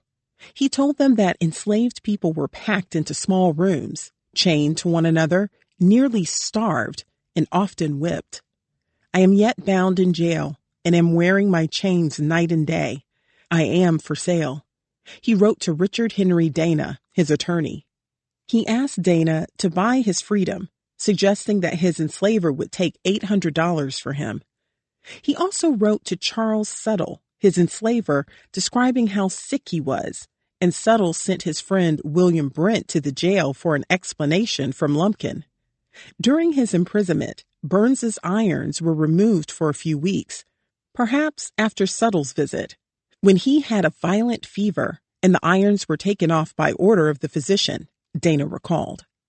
When Brent asked Burns how he had been able to mail letters, Burns enjoyed witnessing Brent's astonishment when he described how he had done it. Brent may have informed Robert Lumpkin that Burns was to be punished, not killed, as Burns was worth nothing to settle dead. Perhaps Mary Lumpkin had already suggested this to him, recommending that the jailer treat the young man better, if not to respect his humanity, then at least to protect the investment. After several months, Burns was nursed back to health to be sold. Burns's case outlined the vast differences between the views of slavery held by white Northerners and white Southerners. In its aftermath, more Southerners began to find the idea of secession from the United States palatable. They realized that enforcing the Fugitive Slave Act in the North would be virtually impossible because some vocal Northerners opposed it and refused to support it. Newspapers across the South had reported every detail of Burns's trial, and their editorial writers were incensed by Northerners' behavior. Such an execution of the fugitive slave law as that which we witness in Boston is a mockery and an insult. It must awaken the South to a sense of its position and the necessity of an independent and exclusive policy, opined the Richmond Examiner. A few more such victories and the South is undone. The trial also fueled anti-slavery sentiment across the North. After Burns was returned to Richmond, Thomas Wentworth Higginson of the Boston Vigilance Committee delivered a sermon at his Worcester church calling for the end of apathy toward slavery. Pointing out that people who escaped slavery were not safe in Massachusetts, Higginson urged his parishioners to act by taking a stand. The North burned with anger. New Englanders who had passively accepted slavery turned against it. We went to bed one night old-fashioned, conservative, compromise Union Whigs, members of a political party that believed in a strong federal government, and waked up stark, mad abolitionists, wrote Amos Adams Lawrence. In response, Massachusetts abolitionists founded the Anti-Man-Hunting League, which vowed to help enslaved people escape and to resist the Fugitive Slave Act. 500 white and black male members pledged to use any means necessary, even kidnapping slave catchers. At an 1854 4th of July abolitionist rally in Framingham, Massachusetts, William Lloyd Garrison burned copies of both the 1850 Fugitive Slave Act and the court's decision to send Burns back to Virginia. He also lit on fire the U.S. Constitution, calling it a covenant with death and an agreement with hell. Sojourner Truth, the outspoken abolitionist and woman's right advocate who had been enslaved in New York, warned the crowd that God would yet execute his judgments upon the white people for their oppression and cruelty. Henry David Thoreau told those gathered that Massachusetts and the rest of the northern states were guilty of complicity in the sins of slavery, adding that Burns's trial was really the trial of Massachusetts. The law will never make men free, Thoreau said. It is men who have got to make the law free. The only remedy, William Lloyd Garrison concluded, was a dissolution of the Union. After Burns had been in Lumpkin's jail for 4 months, he was put up for sale. In November 1854, Suttle sold him for $905 to David McDaniel, a North Carolina slave trader. Perhaps Mary Lumpkin had continued to visit him during his confinement at Lumpkin's jail. Did she have mixed feelings about seeing him leave? Had his stay inspired her to secure freedom for herself and her children? In Rocky Mount, North Carolina, Burns served as McDaniel's coachman and stable keeper. When he drove McDaniel's wife to the home of a neighbor, a visitor recognized Burns as the slave whose case excited such commotion throughout the country. Through her pastor, she informed Leonard A. Grimes, the Massachusetts pastor, of Burns's whereabouts, and the pastor wrote a letter to McDaniel asking to buy Burns. McDaniel agreed to a price of $1,300, and Grimes took up the task of trying to raise the money. He got donations totaling $676, and a bank cashier loaned him the rest. In February 1855, McDaniel took Burns via train to Norfolk and then boarded a steamer for Baltimore, where he planned to meet Grimes. When passengers realized Burns was on board, they became hostile, and McDaniel had to stand at the door for 3 hours with his revolver loaded and capped, attorney Richard Henry Dana recalled. At the Barnum Hotel in Baltimore, Grimes gave McDaniel the funds that his 12th Baptist Church had raised to free Burns, and he and Burns quickly departed.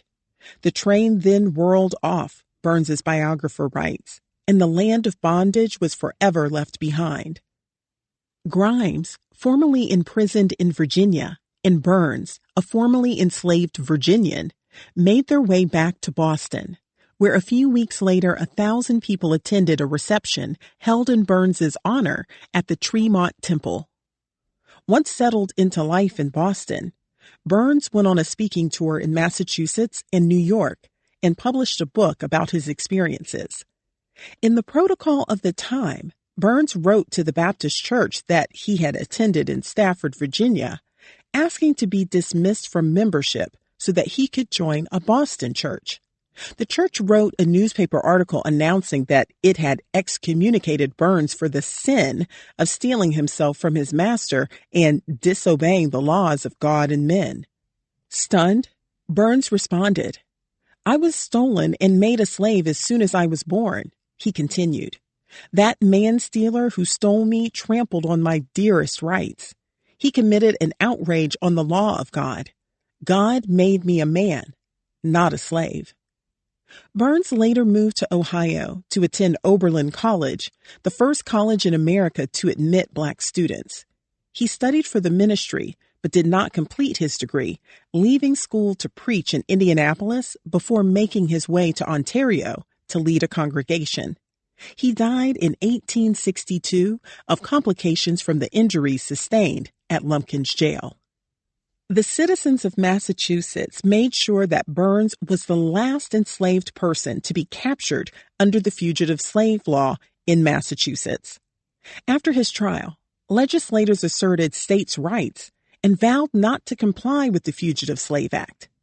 Boston became a sanctuary city for enslaved people escaping slavery. Yet the misery inflicted on enslaved people at Lumpkin's jail would continue for another decade. Mary Lumpkin, also religious, had shown compassion toward Burns and may have done so for other enslaved people being held at the jail. Yet she was not likely in a position to interfere with how they were treated. She could not stop families from being separated, women from being raped, men from being starved, or children from being beaten. She could not put an end to the torture that Anthony Burns endured. The only way she could help Anthony Burns must have been visiting him and comforting him with the books that she brought. Perhaps she said little to Robert Lumpkin about his treatment of Anthony Burns in order to secure the best outcome for herself and her children. 6. Leaving the South. Robert Lumpkin and Mary Lumpkin's 2 daughters were approaching puberty, a dangerous time in the lives of enslaved girls. For years, Mary Lumpkin had undoubtedly worried about them, knowing from her personal experience what could happen to a young enslaved girl. Robert Lumpkin may also have wanted to protect them from the fate he imposed on Mary, being sexually abused and forced to have children. Worried that a financial misstep would result in them being taken from him, he knew that he needed to get them to safety before they were childbearing age. Enslaved people had long been utilized as assets by enslavers who wanted to borrow money. Offering up enslaved people as collateral enabled enslavers to borrow significant amounts of cash and obtain credit, often through neighbors and friends. Thomas Jefferson mortgaged 150 of the people he enslaved in order to build Monticello. Enslaved people were easier to sell than land. In some southern states, more than 8 in 10 mortgaged secured loans utilized enslaved people for collateral. The historian Bonnie Martin notes that slave owners worked their slaves financially as well as physically by mortgaging the enslaved people they owned to buy more enslaved people. Credit was widely available at banks. Citizens Bank and Canal Bank in Louisiana, 2 subsidiaries of J.P. Morgan Chase, accepted as collateral some 13,000 enslaved people from 1831 until the end of the Civil War in 1865.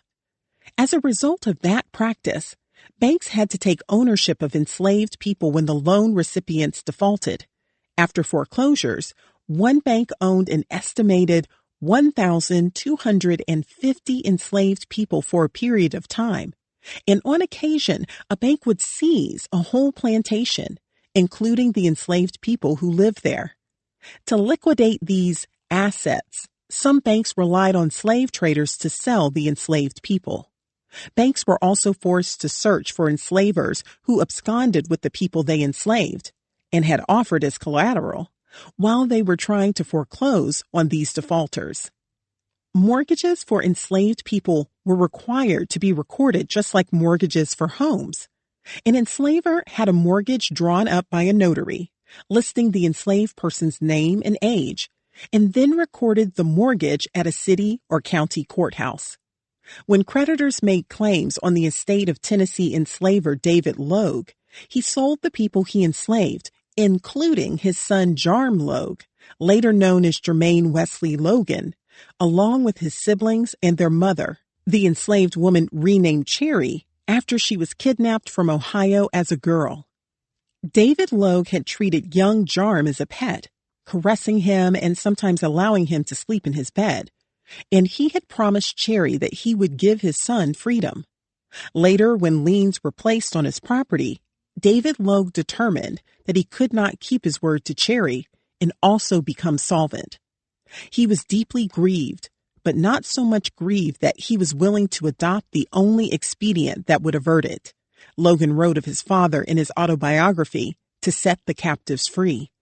Rather than declare bankruptcy, David Logue's pride compelled a determination to convert his slaves and even his own flesh and blood into money to pay his debts.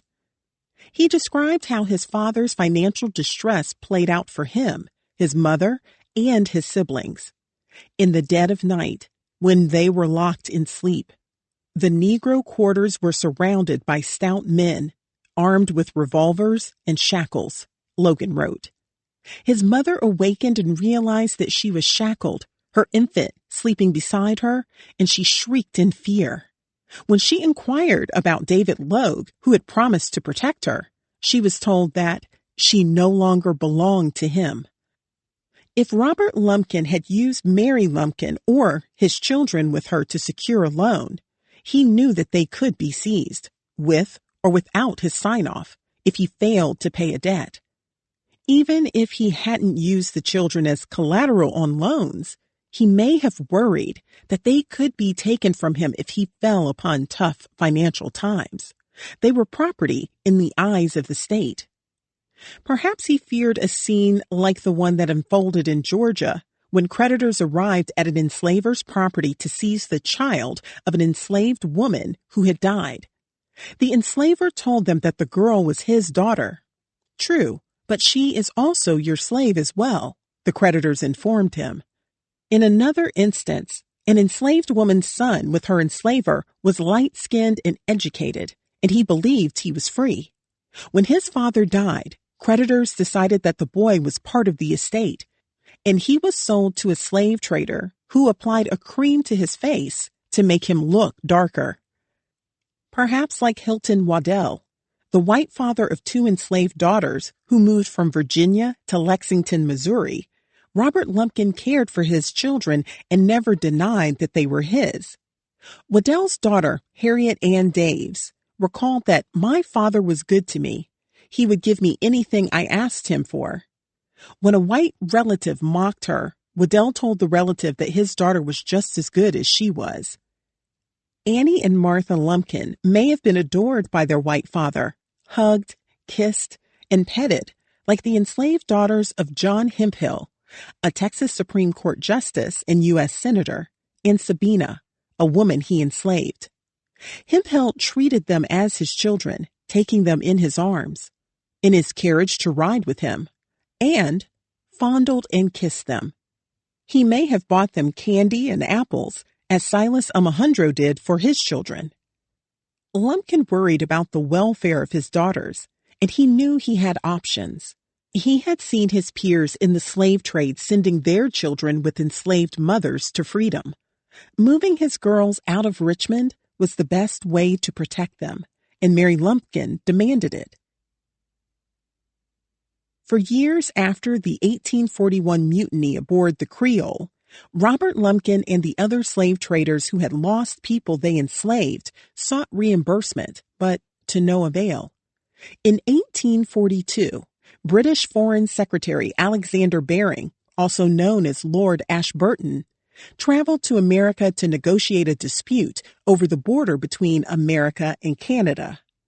As part of the Northeast Boundary Treaty negotiations, Lord Ashburton and Secretary of State Daniel Webster broached the subject of the Creole.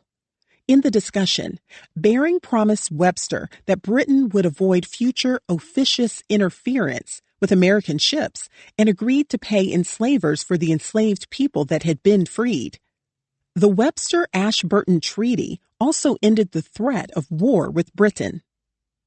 13 years after that meeting, the Claims Commission for the two countries found that Nassau officials had violated international law by interfering with America's legal slave trade and declared that a slave revolt was an uncontrollable occurrence.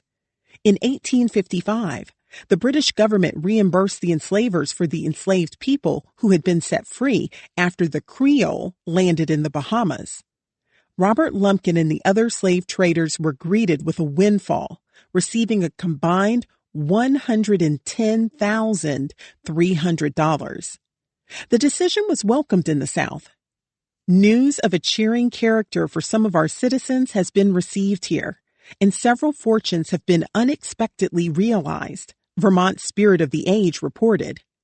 Every effort has been made to obtain indemnity for these slaves, but without success until the present time, reported Richmond's Daily Dispatch.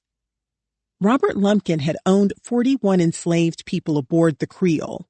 He had already been reimbursed for 4 of the enslaved people by the American Life Insurance and Trust Company principal. The commission paid him and Edwin Lockett, a trader he partnered with in New Orleans, a total of $20,000, worth more than $627,000 today. George Apperson, a slave trader who was also the proprietor of the Yorktown Saloon, received $15,000. William H. Goodwin, the trader who held Solomon Northup in his jail, got $20,000 while John Hagan, the New Orleans trader, was paid $8,000. The judgment of the commission is a just one, and in an international point of view, highly important and gratifying, wrote the Daily Dispatch in January 1855. The payment apparently came too late for a man identified as G. H. Lumpkin, who was probably Robert Lumpkin's distraught brother Wilson. He may have had an ownership stake in some of Robert Lumpkin's enslaved people. For him, the financial loss that resulted from the mutiny was devastating and life-altering. Upon hearing of the mutiny on the Creole in 1841, he became deranged and was checked into the Eastern Lunatic Asylum, later known as Eastern State Hospital, in Williamsburg, Virginia, one newspaper said. Other records show that Wilson Lumpkin was imprisoned in a Richmond City jail in January 1848 to wait for a vacancy at the state hospital, and that 7 months later he was admitted to the psychiatric hospital. The 14-year-old claim to the commission had been considered hopeless. The spirit of the age concluded in 1855. The payout was welcomed by the slave traders, as the next few years proved to be difficult ones. The Panic of 1857, an economic depression caused by Europe's declining interest in American agriculture products, showed the vulnerability of banks and left those in agriculture less prosperous. The panic followed a period of prosperity and surely left slave traders feeling financially vulnerable. With the panic fresh in his mind, and the financial windfall from the Creole in his pocket, Robert Lumpkin worked to move his daughters out of the slave jail and out of slavery. He and Mary Lumpkin would make sure they were educated and living in a free state. Richmond slave trader Bacon Tate already had found a way to move his children and the black mother of his children out of Virginia. In 1852, he bought a house in Salem, Massachusetts, where he moved with Courtney Fountain, a free black woman from Winchester, Virginia, and their 4 children who were also born free. Before he created a family with Fountain, Tate had complained for years about not being married.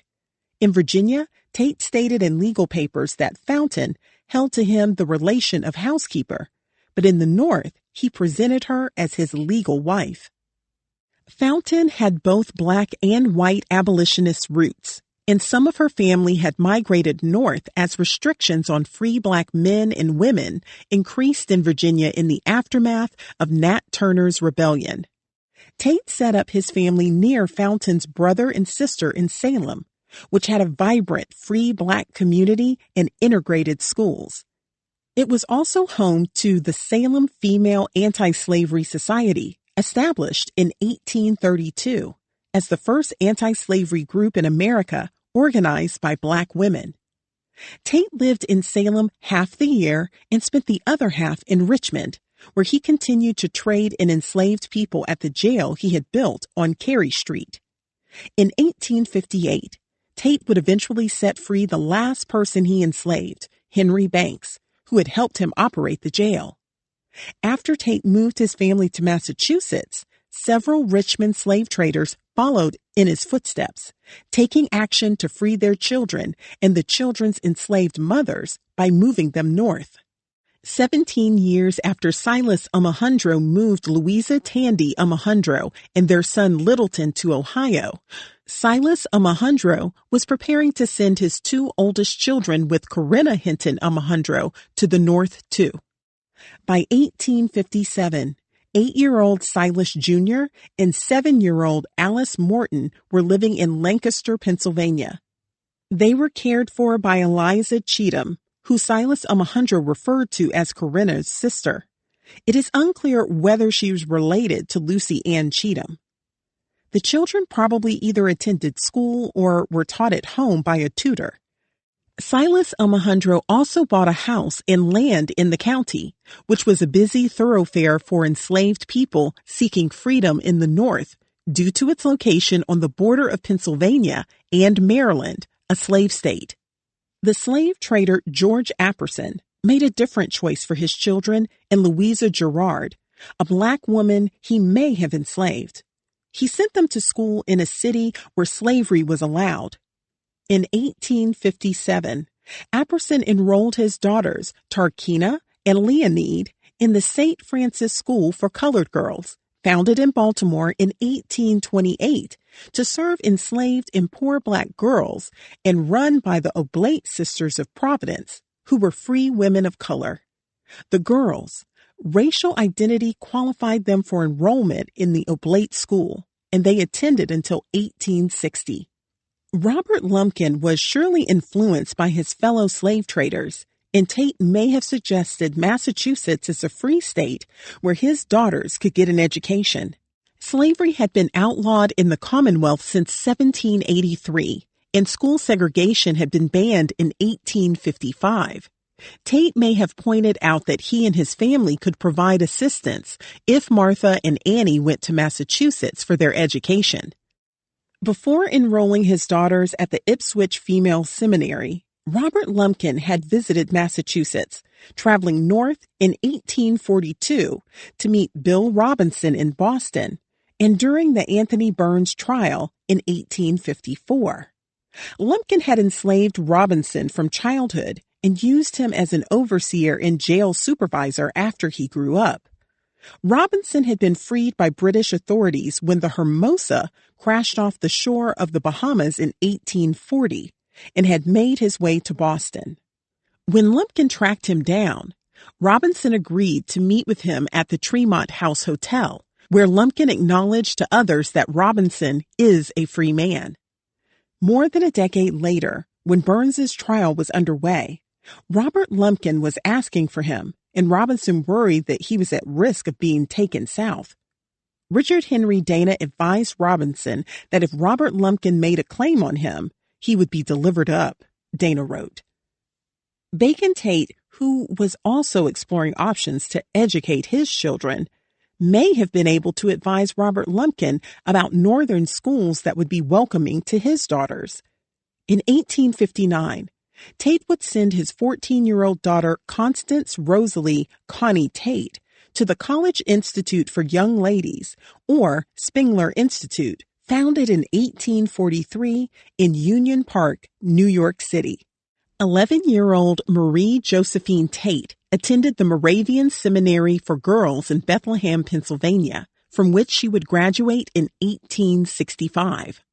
Perhaps Bacon Tate knew of the Ipswich Female Seminary and recommended it to Robert Lumpkin. Maybe he mentioned the possibility that Robert Lumpkin's daughters would pass as white in Massachusetts as Tate's did. Like Robert Lumpkin, Tate was very fond of his children, especially of his daughters, and seemed to be, as he well might be, proud of their beauty and accomplishments. As a doting father, Tate would have been a good person to advise Robert Lumpkin about how to give his daughters a better life. Mary Lumpkin may have been enthusiastic about his plan for her daughters. Perhaps in some small way, she had been influenced by Anthony Burns. Maybe the fact that he lived in Massachusetts made it appealing to her. Or perhaps when Burns spoke with her while confined at Lumpkin's jail, he had suggested that her daughters might be educated or find freedom there. Mary Lumpkin may have known that scores of people, formerly enslaved in Virginia, had started new lives in Massachusetts. Regardless of how Robert Lumpkin and Mary Lumpkin decided on Massachusetts as the destination for Martha and Annie, their daughters would soon be living in a free state, a land more foreign than they could have dreamed. By the time Mary Lumpkin's daughters arrived in Massachusetts to attend school, her dear friend Lucy Ann Hagan had been set free. After Lucy Ann Hagen left Richmond aboard a slave ship in 1849, she had given birth to 4 children with John Hagen. Only 2 survived, a son, William, and their daughter, Frederica, or Dolly. By the time William was born in 1855, John Hagen may have known he was dying. In Richmond, a John Hagen, perhaps the trader from New Orleans, placed an advertisement to sell his carriages on account of my prolonged indisposition, adding that he was compelled to retire to improve health. In New Orleans, John Hagen wrote his will and then petitioned a Louisiana court for the freedom of 26-year-old Lucy Ann Hagen and their children. The petition was granted less than 2 weeks later, on May 23, 1856. Within weeks of the court decision to free Lucy Ann Hagen and her 2 children with John Hagen, he was dead. His will referred to her as the woman and my slave, and it did not acknowledge their children as his own, instead referring to them as her children. Yet John Hagen left their children the property on Esplanade Street purchased by me of Hope H. Slatter, the slave trader, and $5,000 to maintain the land. His decision to leave them property may also have paved the way for Robert Lumpkin and other Richmond slave traders to provide for their own children at death. Knowing that he was deeply indebted, John Hagen noted in his will that if there was no cash left at the time of his death, he wanted everything, all I may possess, left to his mother, Rosanna Hagen, with the exception of the woman, Lucy Ann Cheatham, and Dolly, child or children, who I wish set free as soon as possible. The will, written before Lucy Ann Hagen and their 2 children had been granted freedom by the court, noted that she had paid him in ready cash a sufficient sum to pay for her freedom. In 4 years after his death, Lucy Ann Hagen, by then 30 years old, was operating a boarding house in New Orleans. She was among nearly 100 Black and brown women in the city who made a living by keeping comfortable and attractively decorated rooming and boarding houses. Single older white women dominated the boarding house industry, but free and enslaved Black women also operated them. Lucy Ann Hagen had quickly transitioned from enslaved to enslaver.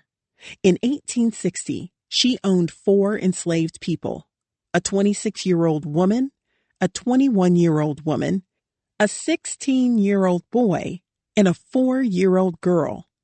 She became complicit in the trade, finding a way to rationalize keeping Black women and children enslaved after all she had endured. Frederica Hagen, who may have passed as white, would attend Mount St. Vincent Academy on the Hudson, located in the Bronx, the first institution to offer higher learning for women in New York. William remained in New Orleans and became a bookkeeper. Once Lucy Ann Hagen was free, Mary Lumpkin may have been able to ask her for advice about how to achieve freedom for her children and herself. Perhaps she could already envision what that life would look and feel like. Ipswich, Massachusetts, a sleepy, snowy hamlet with a curious history of abolitionism, would become a temporary home for Robert Lumpkin and Mary Lumpkin's daughters. The community had been known as Agawam by the indigenous people who made it their home for thousands of years. In 1633, it was settled by white farmers, fishermen, shipbuilders, and traders, but remained a small rural town. Ipswich became known for the production of lace, and stockings were produced in the town in the 1800s. One of the first Black Americans to successfully sue for her freedom, and the first to do so using a jury trial, had been enslaved in Ipswich. Jenny Slew, the child of a free white woman and an enslaved man, had lived as free before John Whipple Jr. enslaved her. She took him to court in 1765, saying that because the status of the child follows the mother, she should be free. She lost her first attempt, but the second time she filed suit in 1766, the jury found in her favor, ordering Whipple to free her and awarding her money in damages and court costs. In the fall of 1856, Martha and Annie Lumpkin, about 11 and 9 years old, traveled 575 miles to attend the town's seminary, which trained young women as missionaries. Perhaps Robert Lumpkin paid someone to escort his girls, or maybe he took them himself, as John Hemphill would do for his 2 enslaved daughters in 1859. Hemphill transported Theodora and Henrietta, about 12 and 10, from Texas to Ohio's newly opened Wilberforce University after the death of their enslaved mother, Sabina. Hemphill, a signatory of the Confederate Constitution, paid for his daughters' tuition, board, clothes, and books. After dropping them off at school, founded on the grounds of the former Tawawa Springs Health Resort, he corresponded with them regularly, writing letters and sending presents. In Ipswich, the Lumpkin daughters must have felt isolated, being so far away from their parents and everyone they knew, with the exception of their father's slave trader contact, Bacon Tate. They probably lived with a local family or a widow, as most of the students did. Perhaps their mother and father also wrote them letters and sent them packages. Even though they surely missed their parents and siblings, on some level, it must have been a relief not to be in the slave jail compound anymore. How did they make sense of the life they left behind? And how did freedom feel to them? For much of the year, Ipswich was difficult to reach, not only because it was far from Richmond, but because of its long, cold winters. New England was snowed in for nearly half the year. But by 1840, after Ipswich got train service, access to the seaside town improved. The population of just over 3,000 was nearly all white. The town was also home to a strong anti-slavery contingent, but it was not led by Quakers, who were persecuted there for being heretics. When the Lumpkin girls arrived in Ipswich, schools for enslaved people were prohibited in Virginia, which had passed statutes in 1831 that instituted a fine of $10 to $100 for those who educated enslaved people. In response to these laws, Nancy Lewis Ruffin, a free black woman in Richmond who had hired a tutor, moved her 8 children to Boston so that they could attend school while her husband George stayed behind to work as a barber. Their son, George Lewis Ruffin, would become the first black man to graduate from Harvard Law School, the first black man to serve on the Boston City Council, and the first black judge to sit on an American court. In Boston, 3 schools for black girls had been funded by philanthropists by 1827. By the 1830s, larger cities offered public schools for black children, but in smaller towns, private schools remained the only option. Across the Commonwealth, public schools had been integrated in 1855, so by the time the Lumpkin daughters arrived in Massachusetts, black children had been attending public school with white children for a year. In the aftermath of Anthony Burns's arrest, Massachusetts legislators determined that the Commonwealth would no longer enforce the Fugitive Slave Act as they no longer believed in the sanctity or priority of the federal law, writes Thomas D. Morris. They began considering their responsibility for protecting black citizens. In January 1855, Massachusetts Governor Henry Gardner asked the legislature to pass new laws to ensure that black residents were afforded the right to trial by jury and the writ of habeas corpus, the requirement that an imprisoned person be brought before the court to determine if his detention was lawful. Weave every safeguard you justly may round these primal birthrights, older than our national birthday and dear as its continued existence, Gardner wrote. A bill designed to protect free black people from being seized passed the Massachusetts Senate and the House and was without a doubt the most involved personal liberty law ever passed, notes Morris. It provided black residents with a variety of protections and called for the removal of any state official who helped capture enslaved people seeking freedom. In 1858, a new governor removed Judge Loring from the bench for his role in deciding Anthony Burns's case. After Burns's trial, free Black people had more protections in Massachusetts. And the enslaved children of the slave trader who had tortured Burns in Virginia were safer in Massachusetts because of him.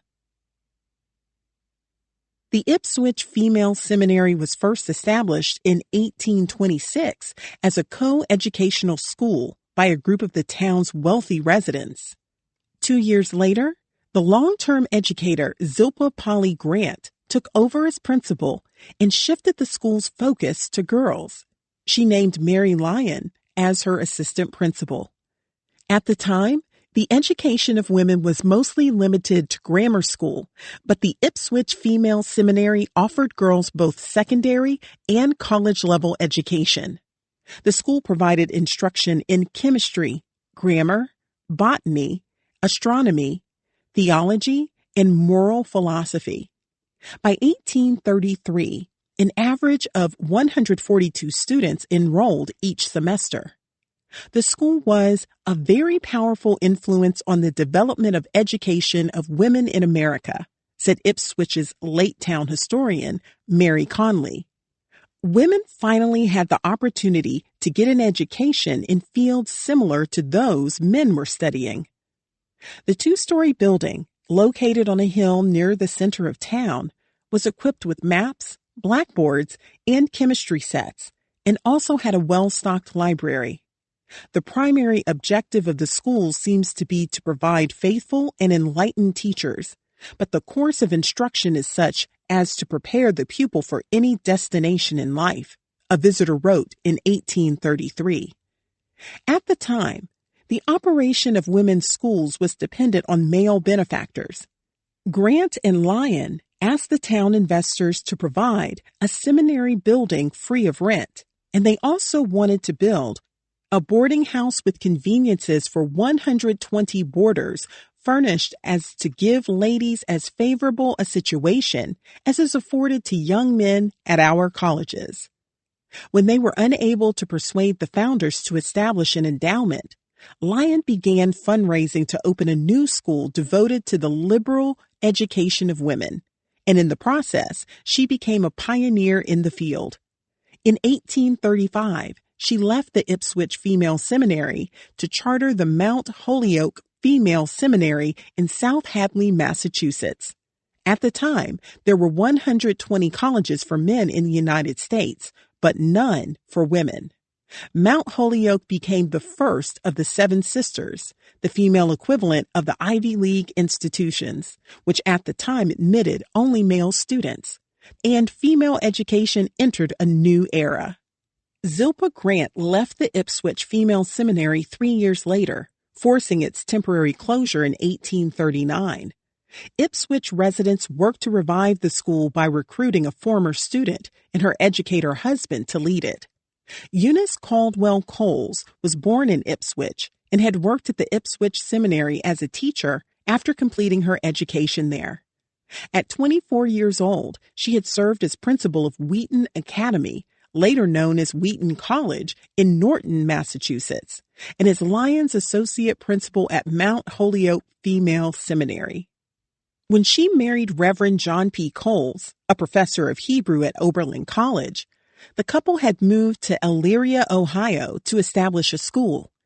In 1844, they agreed to return to Ipswich, and for the next 33 years, they ran the Ipswich Female Seminary with an iron hand and turned out a most brilliant array of students, wrote the Peabody Times. About the same time the Coleses came back, Ipswich resident Lucy Caldwell, who was probably a distant relative of Eunice Caldwell Coles's by marriage, founded the Ipswich Female Anti-Slavery Society with other women who lived in town. Lucy Caldwell's husband, Josiah Caldwell, chaired the Ipswich Anti-Slavery Society. The female society met in the parlor of the couple's home, where they often hosted anti-slavery speakers traveling across New England. There are some indications that the seminary leaders also had abolitionist leanings. John Coles had been engaged in the Anti-Slavery Society in Oberlin. Some sources claimed that abolitionist flyers were handed out on the Ipswich Female Seminary campus, and an Ipswich Seminary teacher reportedly published poetry in an anti-slavery magazine. It was part of the school's mission supporting enslaved girls. Mary Lumpkin surely wanted her children to achieve more than she had, and she saw to it that they were well educated. As children, Martha and Annie Lumpkin and their brothers probably had a tutor teaching them reading, writing, and arithmetic.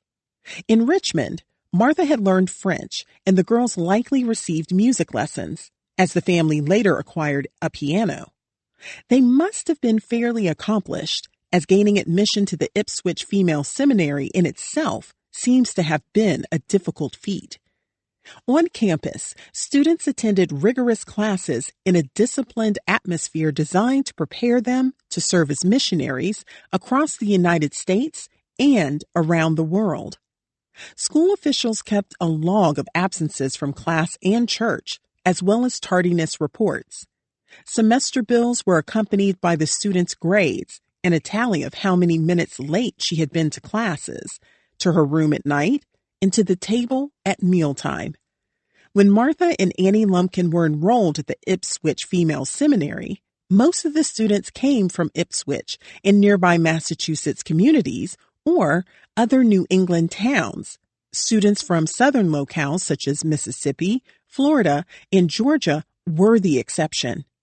A pair of indigenous girls from an area of Canada that is now Minnesota had attended the school, but it is unclear whether any other black students attended. Ipswich Female Seminary leaders either were not aware of the Lumpkin girls' family life or did not make note of it in their surviving files. It's impossible to know whether the seminary had been a destination for other children of enslaved women and their white enslavers. Perhaps the girls kept their racial background, their father's work, and their mother's enslaved status as closely guarded secrets. That was the route taken by Harriet Jacobs' enslaved daughter, Louisa Jacobs, a multiracial girl who in 1859 attended Young Ladies' Domestic Seminary School in Clinton, New York, after her white father moved her north to work as a house servant without emancipating her. They did not know her history, and she did not tell it, because she had no desire to make capital out of their sympathy, wrote Harriet Jacobs. Yet, when school leaders eventually learned that Louisa Jacobs and her mother had been enslaved, every method was used to increase her advantages and diminish her expenses, Harriet Jacobs later wrote. If they did not know for sure, the Coleses may have suspected that Martha and Annie Lumpkin were the daughters of a slave trader. Their last name would have been a tip-off for anyone who read abolitionist papers or had followed the Anthony Burns case. They might have remembered that he was housed in Lumpkin's jail after he was returned to Virginia. Yet measures were taken to conceal their background. Though they did not change their last name on school papers, Martha and Annie Lumpkin were identified as being from Philadelphia and may have gone there during breaks in the school year. Once they had left Richmond, it is unlikely that they ever returned. The risk of them being kidnapped and enslaved by someone else may have been considered too great. Mary Lumpkin must have helped shape their school experience. For years before the war, this slave mother of white jailers' children united with Lumpkin in sending their children to the North to school winter after winter, wrote James B. Simmons, an administrator with the American Baptist Home Mission Society, who would meet them after the war. The young women were perceived as white. These girls, though born of a slave mother, were so white that they passed in the community as white ladies, recalled Charles Henry Corey, who also met them later. Some light-skinned black men and women achieved this by moving to a new area, particularly the North or the West, and simply allowing neighbors and coworkers to assume their race, a tactic that the Lumpkin daughters may have used later in life, too. For some multiracial people, the act of passing as white was effortless, but the emotional costs of denying their blackness, and sometimes their families were high. For others, displaying multiple racial identities enabled them to possess more fully their own lived, perceived, or implicit sense of selfhood, wrote Martha J. Cutter, a professor of English and Africana Studies. Some passed only part of the time, and this may have been the approach taken by the Lumpkin girls when they were young. Others passed in order to get the privileges that came with being white, such as staying in nice hotels, eating at good restaurants, attending the theater, or landing higher quality and better paying jobs. In the Lumpkin girls' case, perhaps they passed in order to attain an excellent education. Mary Lumpkin may have warned them not to speak of their father's slave trading business or the jail where they had been raised when they were outside of Richmond. Perhaps Robert Lumpkin agreed with this approach too. With anti-slavery sentiment alive at the school and across Massachusetts, and the name of their slave trader father in the mouths of many abolitionists, the sisters surely kept hidden from most people not only their racial background, but the nature of their home life. While Martha and Annie Lumpkin were attending the Ipswich Female Seminary, Mary Lumpkin and Robert Lumpkin were in the process of ensuring that she and all 5 of their children could live in freedom for good. Perhaps she had sent Robert and Richard away too. Heron said the oral history passed to her indicated the children went to 3 different locations. In March 1857, the U.S. Supreme Court ruled in Dred Scott v. John F. A. Sanford that the U.S. Constitution was not written with the intention of providing citizenship to Black Americans. In its decision about whether Dred Scott, born enslaved in Virginia, could continue to be enslaved after being moved by his enslaver to free states, the court declared that Black people were not and would never be citizens. It also overturned the Missouri Compromise, which had outlawed slavery in some territories, finding it unconstitutional. The Dred Scott decision revived efforts to marginalize free Black people, such as the renewal of debate among Virginia legislators about whether free Black men and women should be re-enslaved. That year, Mary Lumpkin traveled to Pennsylvania, a free state, to purchase a home.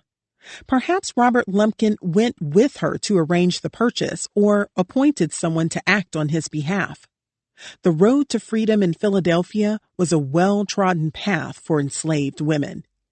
In 1832, Hartford, North Carolina enslaver James Cathcart Johnston freed Edie Wood, an enslaved woman, and his 4 daughters with her, including Mary Virginia Wood. He set them up in Philadelphia, arranging for a wealthy Black barber, Frederick Augustus Hilton, to rent a house and secure bank accounts for them. The Pine Street home where they stayed belonged to Sarah Allen, the widow of the prominent Black leader Richard Allen, who had been bishop of Bethel Church. Once they were settled in, Mary Virginia Wood became a charter member of both the Interracial Philadelphia Female Anti-Slavery Society and the Female Vigilance Association, which raised money to help enslaved people who had escaped to Philadelphia. When Mary Lumpkin bought the home in Philadelphia, she may have already known Harriet Barber, who had moved to Philadelphia from Virginia with her children a decade earlier, after the death of her enslaver, Carter Edlow. Perhaps they were related. Or maybe Robert Lumpkin knew her. Years earlier, he had leased a young enslaved woman named Ann Matthews from her Richmond enslaver, Edward Matthews, and allowed her to go to Philadelphia about 1850 to give birth to a child. In Pennsylvania, Ann Matthews's child lived as free. But it's unclear who cared for the child when Ann Matthews returned to Robert Lumpkin's charge in Richmond, where she lived at his slave jail. Perhaps the child was left with Harriet Barber, who was caring for a girl with the last name Matthews in 1860. Could she have been Robert Lumpkin's child? Robert Lumpkin continued to allow the young yellow woman, as the Daily Dispatch described the light-skinned, probably multiracial Matthews, to regularly travel to Philadelphia to see her baby. Another indication of his leniency with Ann Matthews was her arrest in 1853 in Richmond on the charge of remaining in the Commonwealth contrary to law, which required free Black people to leave the state within a year of being set free. She was not allowed to go at large if a slave. When Ann Matthews appeared in court, Edward Matthews testified that he was her enslaver and said that he had threatened to sell her multiple times. Richmond's mayor, Joseph C. Mayo, who was responsible for handing down punishments for enslaved people, had announced his intention when he took office that year to make all Negroes and mulattoes know their places and obey the laws. Mayo determined that Ann Matthews was, in fact, enslaved, and informed Edward Matthews and Robert Lumpkin that she should not be allowed the privileges of a free woman, the Enquirer reported. If Ann Matthews's child, by then 3 years old, belonged to Robert Lumpkin, perhaps he had traveled to Philadelphia to meet and visit the girl. Maybe Robert Lumpkin, feeling comfortable in that northern city and knowing his way around, entrusted his children with Mary Lumpkin to Harriet Barber, too. She lived in the 7th Ward among Philadelphia's elite mixed-race community and may have introduced Mary Lumpkin to influential neighbors. Perhaps Barber pointed her to someone selling a nearby house. Mary Lumpkin ultimately purchased a home just a block from the one where Barber lived. Silas Omohundro had already moved his 2 oldest children with Corinna Hinton Omohundro to Pennsylvania's Lancaster County, which sat on the Mason-Dixon line, demarking the border between slave states and free states, with Delaware and Pennsylvania on one side and Maryland and Virginia, now West Virginia, on the other. Located on the banks of the Susquehanna River, Lancaster County had a large population of Black residents and abolitionists. It was also home to organizations that both protected enslaved people escaping slavery and helped them to get to Philadelphia and beyond, making it a hub of what would become known as the Underground Railroad. Philadelphia had been built and settled almost entirely by Quakers in 1682, and like Ohio, Pennsylvania would become a destination for the formerly enslaved people freed by Virginia enslavers. In 1804, a Virginia enslaver freed 56 people who arrived at the Lancaster County town of Columbia in wagons. A year later, in 1805, Sally Bell, a Quaker from Virginia, emancipated about 100 enslaved people who also settled there, as did many other enslaved people who escaped. Soon after the people Bell had enslaved landed in Columbia, a rumor circulated that enslaved people were escaping from Virginia by way of Wright's Ferry, where the Quaker William Wright, Lancaster County's architect of the Underground Railroad, had begun helping enslaved people escape as early as 1804. He dressed the men in women's clothing and sometimes put them in a wagon with a false bottom, sending them 6 miles east to his brother-in-law, Daniel Gibbons, who asked enslaved people to choose new names before continuing their journey. 2 Black businessmen, William Whipper and Stephen Smith, who had built a successful lumber company and real estate business in Columbia, owned a boxcar with a false end that they used to hide people escaping by train. Silas Omohundro and Corinna Hinton Omohundro traveled at least twice to Lancaster to visit their children. While there, the Richmond trader introduced Corinna Hinton Omohundro and his wife, and Eliza Cheatham, who was caring for their children, as his sister-in-law. On one trip, they stayed in Lancaster at least a week before returning to Virginia. A few years later, Silas Omohundro bought a house in Philadelphia, and Silas Jr. attended boarding school there. Both children reportedly passed as white. Mary Lumpkin may have talked with Corinna Hinton Omohundro about what life in Pennsylvania was like for her children. Maybe Mary suggested to Robert Lumpkin that she too would like to move there with their children. Harriet Barber may also have been urging her to seek freedom in Philadelphia. She may have used her experience navigating the city as a newly free Black woman to pave the way for Mary Lumpkin and her children to build a new life in Philadelphia. At the end of 1857, Mary Lumpkin purchased a home under the name Mary F. Scott, using what was presumably either her birth surname or the name of a previous enslaver. The decision to put her name on the deed as the sole owner of the tidy brick home was surely made by Mary Lumpkin and Robert Lumpkin together, reflecting both her desire for autonomy and financial independence and his willingness to go along with her wishes.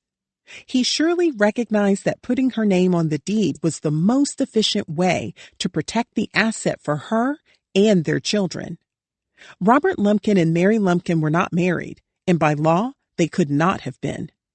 Putting the home in her name would save her from hardship down the road. Philadelphia was the southernmost city in the free state of Pennsylvania. Located only a few miles from the slave states of Delaware and Maryland, and it had a large population of multiracial residents by the 1850s. Long the destination for free Black people and fugitive enslaved people headed north through its borders, Pennsylvania was a natural place for Richmond slave traders' children to land.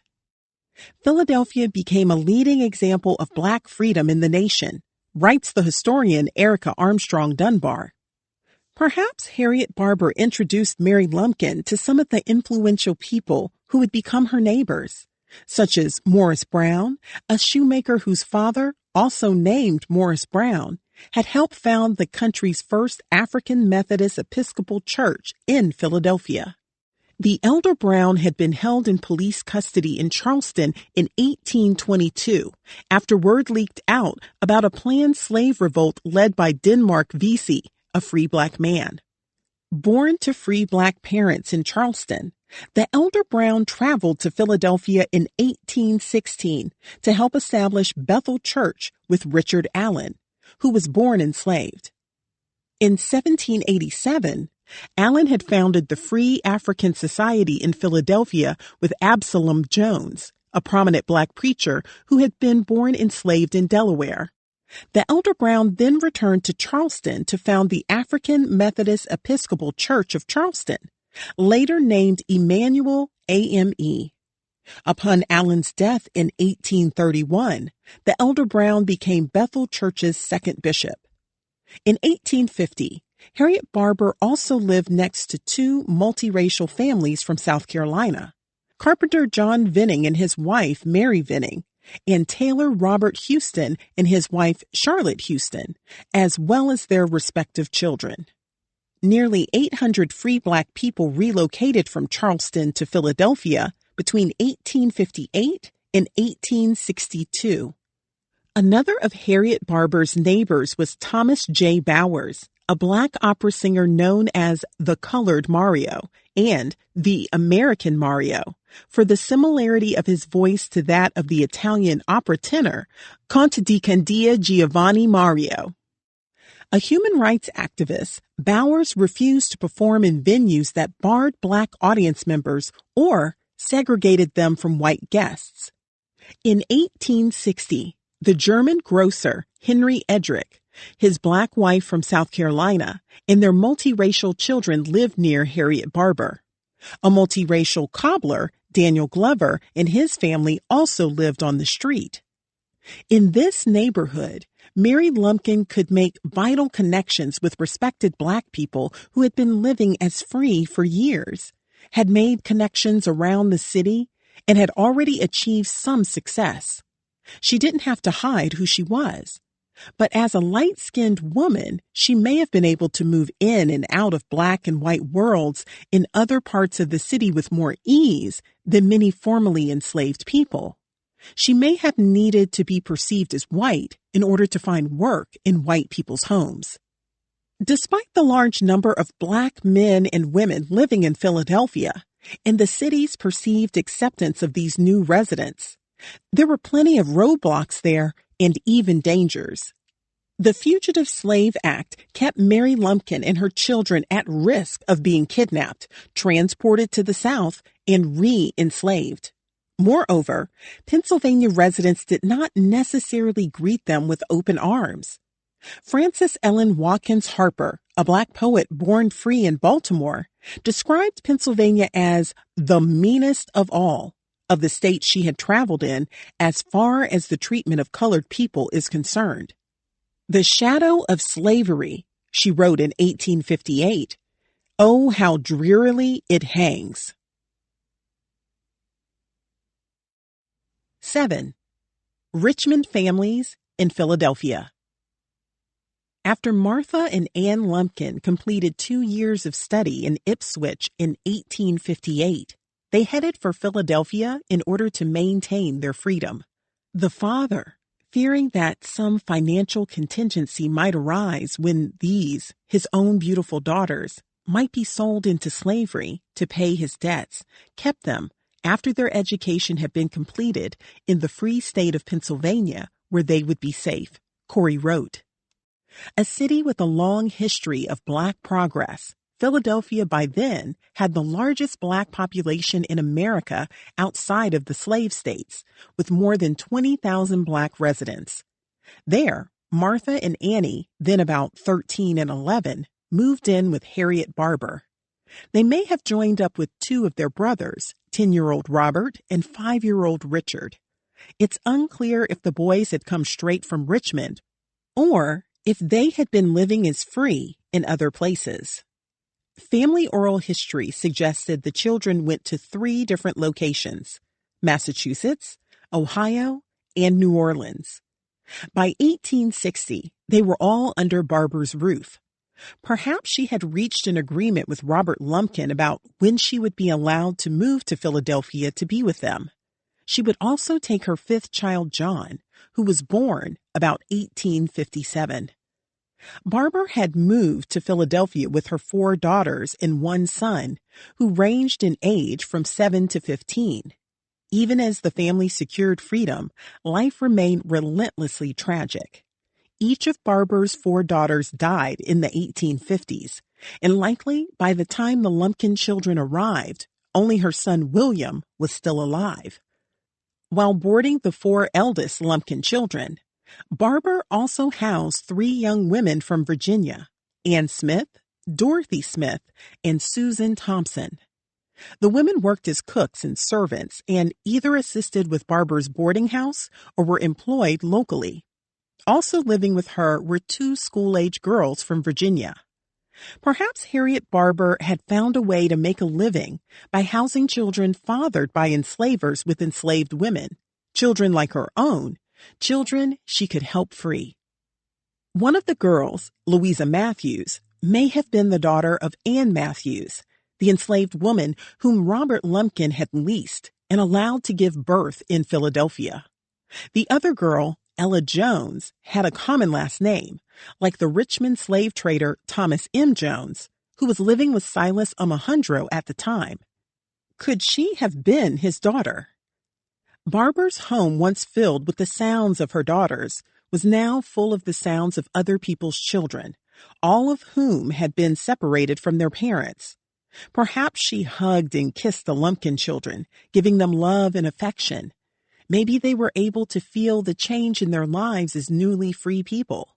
Or maybe, as children, their lives were so restricted and their longing for their parents so great that freedom was not yet a gift they could truly appreciate. Annie and Martha Lumpkin were learning to navigate a bustling city after living in Ipswich, the Puritan white enclave.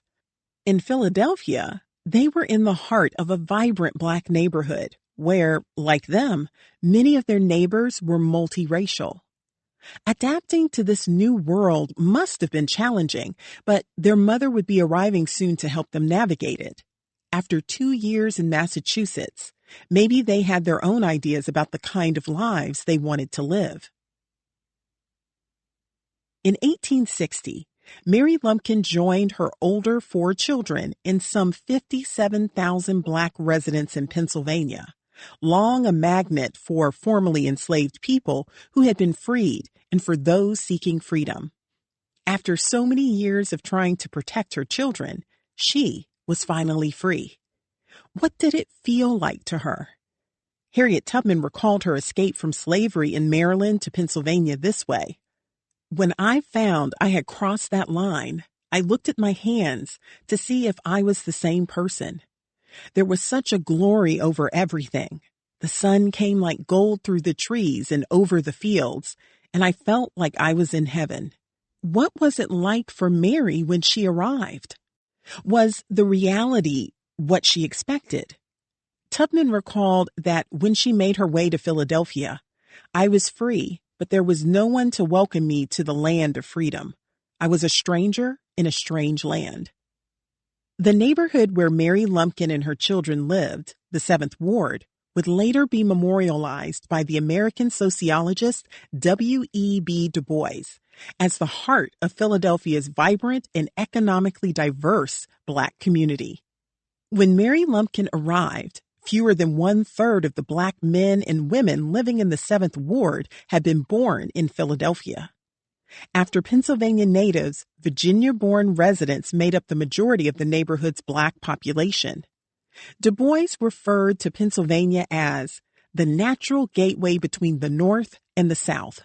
Free Black men and women and enslaved people escaping slavery crossed its border as they headed north, and many of them made their way to Philadelphia via Lancaster County. At the same time, enslaved people and free Black people were being kidnapped there and shipped south to be re-enslaved. Despite its inherent risks, many enslaved people believed that Philadelphia offered more opportunities to hide than most eastern cities. As early as the 1700s, there were so many multiracial people living in Philadelphia that one neighborhood was nicknamed Mulatto Hall.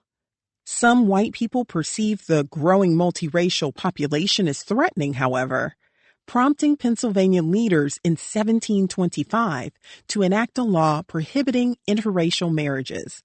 It would not be repealed until 1780. As the size of the multiracial population skyrocketed in Philadelphia and wider Pennsylvania, their numbers were decreasing in Maryland, Delaware, and Virginia. Black and multiracial people tended to live in separate wards, and the largest concentration of wealthy multiracial people was found in the 7th Ward, where over 11% of the residents were Black or multiracial. The population included descendants of refugees of the Haitian Revolution, formerly enslaved people from the South, and a generation of children born from mixed-race marriages in Philadelphia. The Lumpkin children probably attended school in Philadelphia with children who looked like them and who had similar life stories. The 1860 Philadelphia census identified all 4 as white, a designation made by the census enumerator, not the person being counted. Part of Philadelphia's attraction for Black refugees was the city's potent history of abolitionism. The first wave of abolitionists in the city were Quakers. Presbyterians also played a role in making the city hospitable to Black men and women by freeing the people they enslaved by the 1760s. Some 75 enslaved people were emancipated in Philadelphia through wills between 1741 and 1770, and hundreds more were freed in the 1770s by Quakers and other Philadelphians inspired by their actions. In 1775, a group of mostly Quaker men established the Pennsylvania Abolition Society in a Philadelphia tavern, and it became the most famous abolitionist society in the 18th and 19th centuries. As the American Revolution came to a close, anti-slavery sentiment spread further, the result, in part, of abolitionists appealing to people's religious convictions and comparing the enslavement of Black men and women with Britain's hold on the colonies under its rule. In 1780, Pennsylvania became the southernmost state to abolish slavery when the Pennsylvania Congress passed the Gradual Emancipation Act in response to lobbying by Anthony Benezet, a French Huguenot who had immigrated from London and become a Quaker activist. The act, intended to grant free Black men and women equal legal status, prohibited the importation and sale of enslaved people, but it did not free anyone who was already enslaved. The Gradual Emancipation Act also stipulated that all children born to enslaved people after March 1st, 1780, though they would not be enslaved, would be indentured servants until they turned 28 years old. Enslaved Black men and women living in Pennsylvania learned the details of the law and figured out how to use it to their advantage.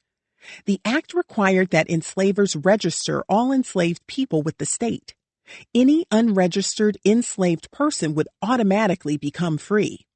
Enslaved people brought into the state would become free after 6 months. Enslavers could convert the enslavement to indentured servitude or remove the enslaved people from Pennsylvania before the 6 months ran out. George Washington routinely took the people he enslaved out of Philadelphia, where the U.S. Capitol was located during his presidency, in order to keep them enslaved. In 1796, one of the women Washington enslaved ran away from the executive residence in Philadelphia. Born at Mount Vernon around 1774, Ona Judge was the daughter of Betty, an enslaved seamstress, and was assigned to wait on Martha Washington, bathing and dressing her. With the help of free Black friends, Judge escaped while the Washingtons were packing to return to Virginia for the summer, and much to George Washington's frustration, he was never able to recapture her. Enslaved people whose enslavers failed to register them appealed to authorities and were freed. Enslavers from out of state sometimes learned that the people they enslaved had been set free by law when it was already too late to register them. Other enslaved people negotiated with their enslavers in order to become indentured servants. In the wake of the act, an organized network for helping enslaved people escape had begun to take shape. George Washington referenced it in 2 letters in 1786. He claimed that an enslaved person escaped to Philadelphia and that a society of Quakers in the city, formed for such purposes, have attempted to liberate the man. About the same time, in 1787, Pennsylvania developed anti-kidnapping laws. Gradual emancipation was ineffective in some ways because it was difficult to differentiate between a free Black man and an enslaved one, and the laws could be manipulated by white men. Yet, the act resulted in profound change for many Black residents and reduced the number of enslaved people in Pennsylvania from 6,855 in 1780 to 3,760 a decade later. As enslavers set free the people they enslaved in the 1780s, Philadelphia boasted the largest urban free Black population in the nation, with nearly 2,000 free Black men and women living there by 1790. Some hearts and minds were changing. The enslaver Benjamin Franklin, who had published advertisements for slave sales in his Pennsylvania Gazette, became an opponent of slavery after the U.S. Constitution was ratified in 1787. He was named president of the Pennsylvania Society for Promoting the Abolition of Slavery and the Pennsylvania Abolition Society, which worked to abolish slavery and integrate free Black men and women into American society. And in 1790, he sent the first Congress a petition asking for slavery to be abolished nationwide and for an end to the slave trade. Congress took no action before he died that year. Black children also had access to education in Pennsylvania that they didn't have in other states. In 1750, Anthony Benezet, who taught white children during the day, began teaching Black children at his home in the evenings.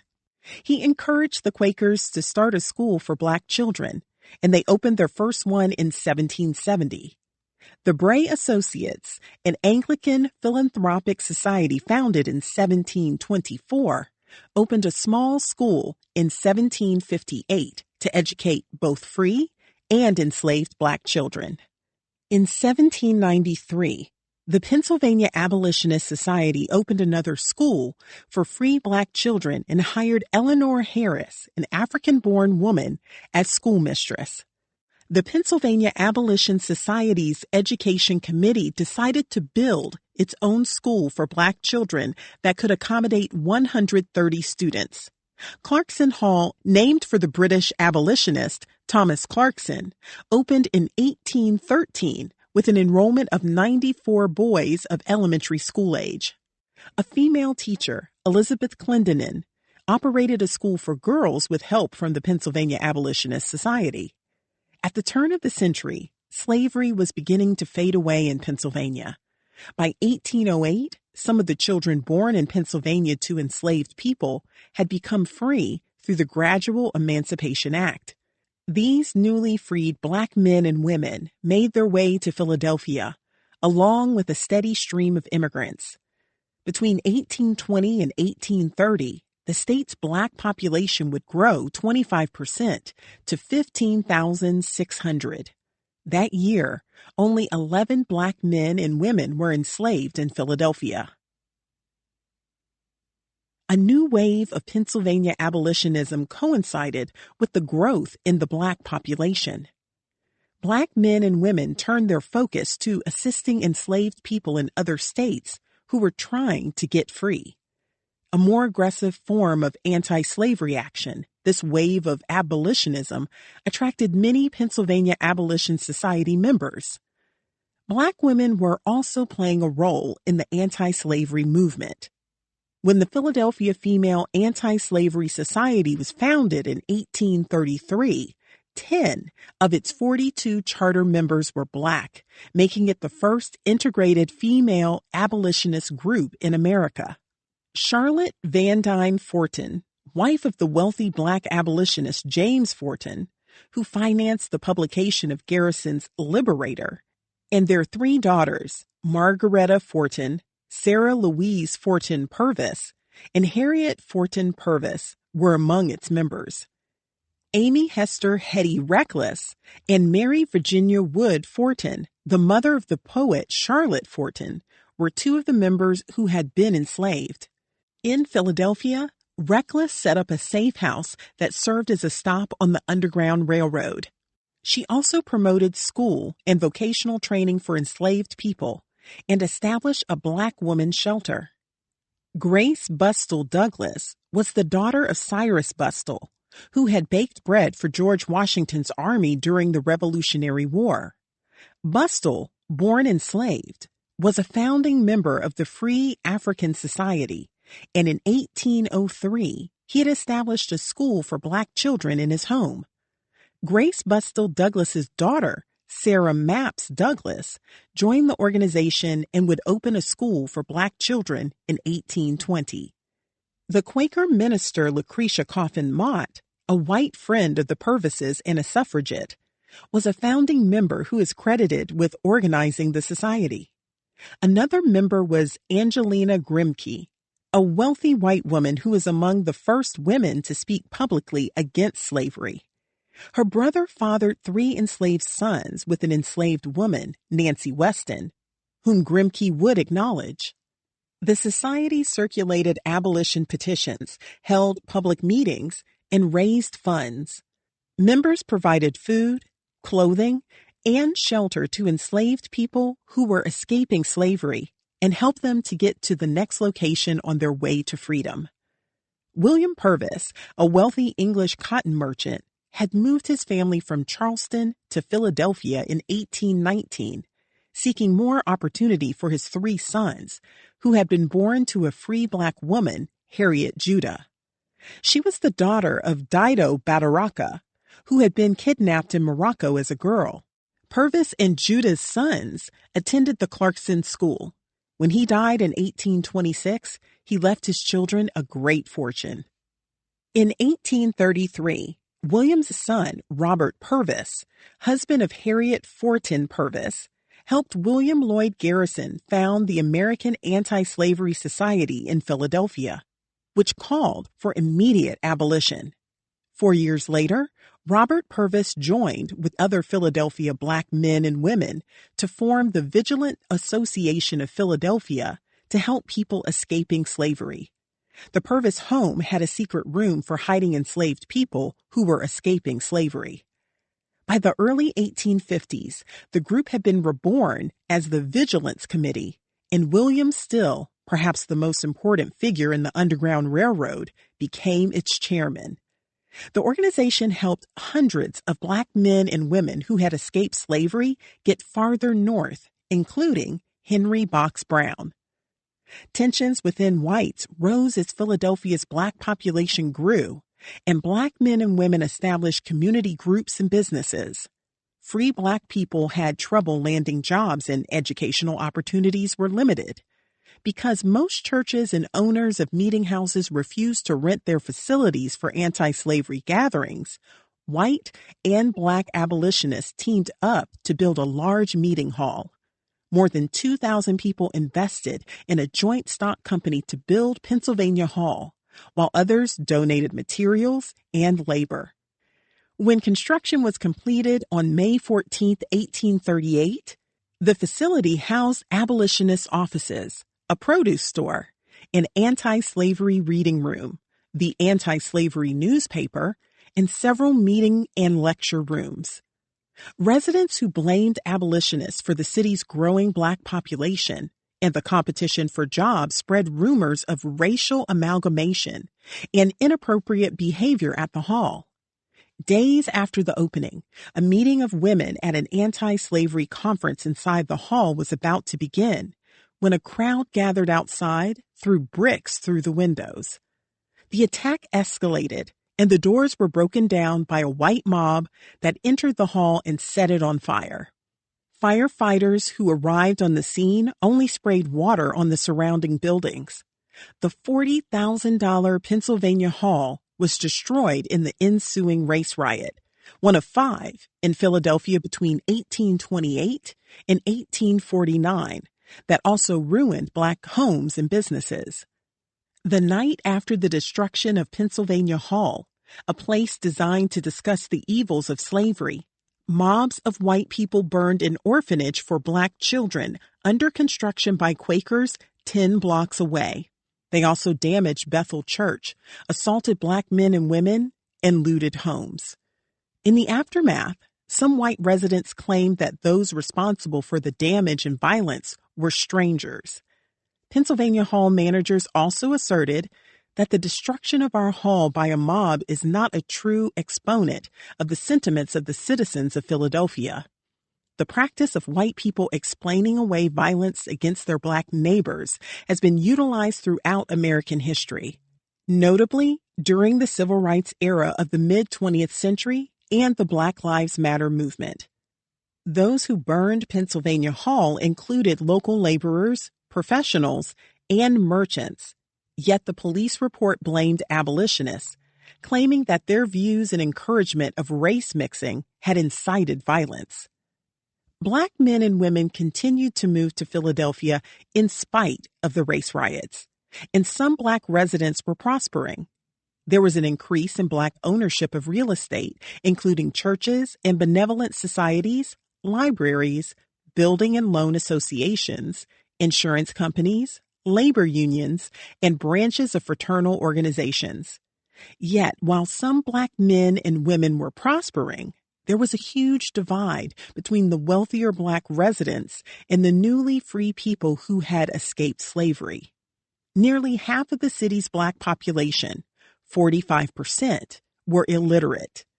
Many women worked as domestics, seamstresses, fruit huskers, or laundresses, while Black men worked as mariners, day laborers, carpenters, shoemakers, and tailors. Officials sought equality for the newly free Black people, some of whom had little personal freedom as indentured servants. By 1847, Pennsylvania secured the right of judicial inquiry for its citizens, enabling Black people to complain about misconduct. As Mary Lumpkin was buying her home in Philadelphia, Pennsylvania residents were working to get a law passed to put an end to all slaveholding. A bill was introduced on February 14, 1859, but it was never brought to a vote, perhaps because John Brown's raid on the federal arsenal at Harper's Ferry, Virginia, intervened that October. Some free Black people had become more radicalized in the aftermath of the Supreme Court's Dred Scott ruling. The decision had convinced abolitionists that slavery would not be ended by legislative or court action. They were ready to resort to violence to secure freedom for enslaved people. In 1859, just as the Lumpkin children were settling into Philadelphia and abolitionists in the state were working to pass a strong personal property law, the white abolitionist John Brown was preparing to raid a Virginia town 170 miles away.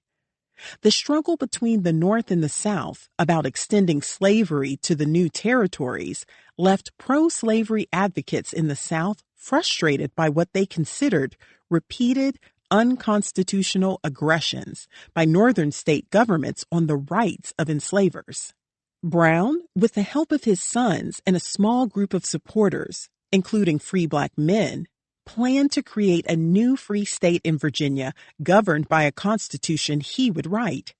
He reasoned that if slavery could be driven out of a single state, the system of slavery would be weakened. Brown spent more than a decade planning the action, using Chambersburg, Pennsylvania, as his staging ground. He posed as the owner of a mining operation so that shipments of guns could be sent to him. Brown also spent time in Philadelphia, working to help free enslaved people and living in the home of the Black artist David Bustle Bowser, the grandson of Cyrus Bustle. Brown and his sons moved to Kansas in 1855 as part of the Free Soiler movement, which was working to keep it a free state. In May 1856, Charles Sumner, the abolitionist senator from Massachusetts, gave a 5-hour speech on the Senate floor, railing against the pro-slavery views of 2 fellow senators. 2 days later, Sumner was savagely beaten in the chamber by House member Preston Brooks of South Carolina. It would take him years to recover from the serious injuries. A few days after Sumner was attacked, founders of the anti-slavery town of Lawrence, Kansas, were attacked by pro-slavery fighters in the sacking of Lawrence. Brown and his sons retaliated, killing 5 men in Pottawatomie Creek in Franklin County, earning the territory the nickname Bleeding Kansas. Brown chose Virginia's mountains as the passageway in and out of Harper's Ferry. The Underground Railroad operator Harriet Tubman had traveled this route when she escaped enslavement, and she would help others do the same. To find financing, Brown traveled north in May 1858 to meet with abolitionist supporters known as the Secret Six, a group that included Thomas Wentworth Higginson, the minister who had tried to help Anthony Burns escape. At least one member of the group believed that Brown's plan was doomed to failure, yet the group set out to raise money to support him. While they attempted to distract authorities who had learned of his plans for a raid on the artillery, Brown went to Kansas, and later that year, he attacked 2 pro-slavery settlements in Missouri. He freed 12 enslaved people and then escorted them to freedom, marching thousands of miles and putting them on a ferry to Canada. Brown worked to create bonds with radicalized free Black people by meeting with members of Masonic lodges, attending Black churches, and connecting with Underground Railroad sources. In Philadelphia, he met with potential allies from the Frank Johnson Guards, a militia company formed by Black men. During the summer of 1859, the night before a parade was scheduled in Philadelphia, one of Brown's lieutenants gave a speech commending the Negroes of Philadelphia for organizing a military company and stated that there was a grand project on foot to invade the South with an army of Northern Negroes and free the slaves. This speech set off alarm bells among authorities, and John Brown urged local leaders to hold off talking about his raid on the day of the parade for fear that his plans would be uncovered. A few months later, Brown met with Dangerfield Newby, a Virginia-born, formerly enslaved man. Newby's white father, Henry Newby, had moved to Ohio in 1858 with his children and their enslaved mother, Elsie Pollard, in order to free them all. But Dangerfield Newby's wife, Harriet Newby, and his children with her were still enslaved in Virginia. Dangerfield Newby worked as a blacksmith to save money to free them. But when her Warrenton, Virginia enslaver refused to sell her, he joined Brown's Black Raiders, a group of black men supporting Brown's efforts. In a series of letters to her husband, Harriet Newby expressed her love for her husband and described her fears of being sold. "Dear Dangerfield, come this fall without fail, money or no money. I want to see you so much," she wrote. "That is one bright hope I have before me, nothing more at present, but remain your affectionate wife." Other black men joined Brown's effort, including John Anthony Copeland, Jr. from Oberlin and Osborne Perry Anderson, a free black man living in Canada. Lewis Hayden tried to recruit more black men in Boston, but only one of them, John Anderson, arrived in Harper's Ferry in time for the action. In August 1859, one of Brown's supporters, Henry Watson, a barber in Chambersburg, Pennsylvania, who had helped enslaved people get free, arranged a meeting at a quarry between Brown and Frederick Douglass. Shocked by Brown's focus on attacking the federal arsenal rather than on liberating enslaved people, Douglass would not support the raid. After the attack, Douglass fled to Canada and then England, where he planned to do a series of lectures in order to avoid being arrested and charged as an accomplice.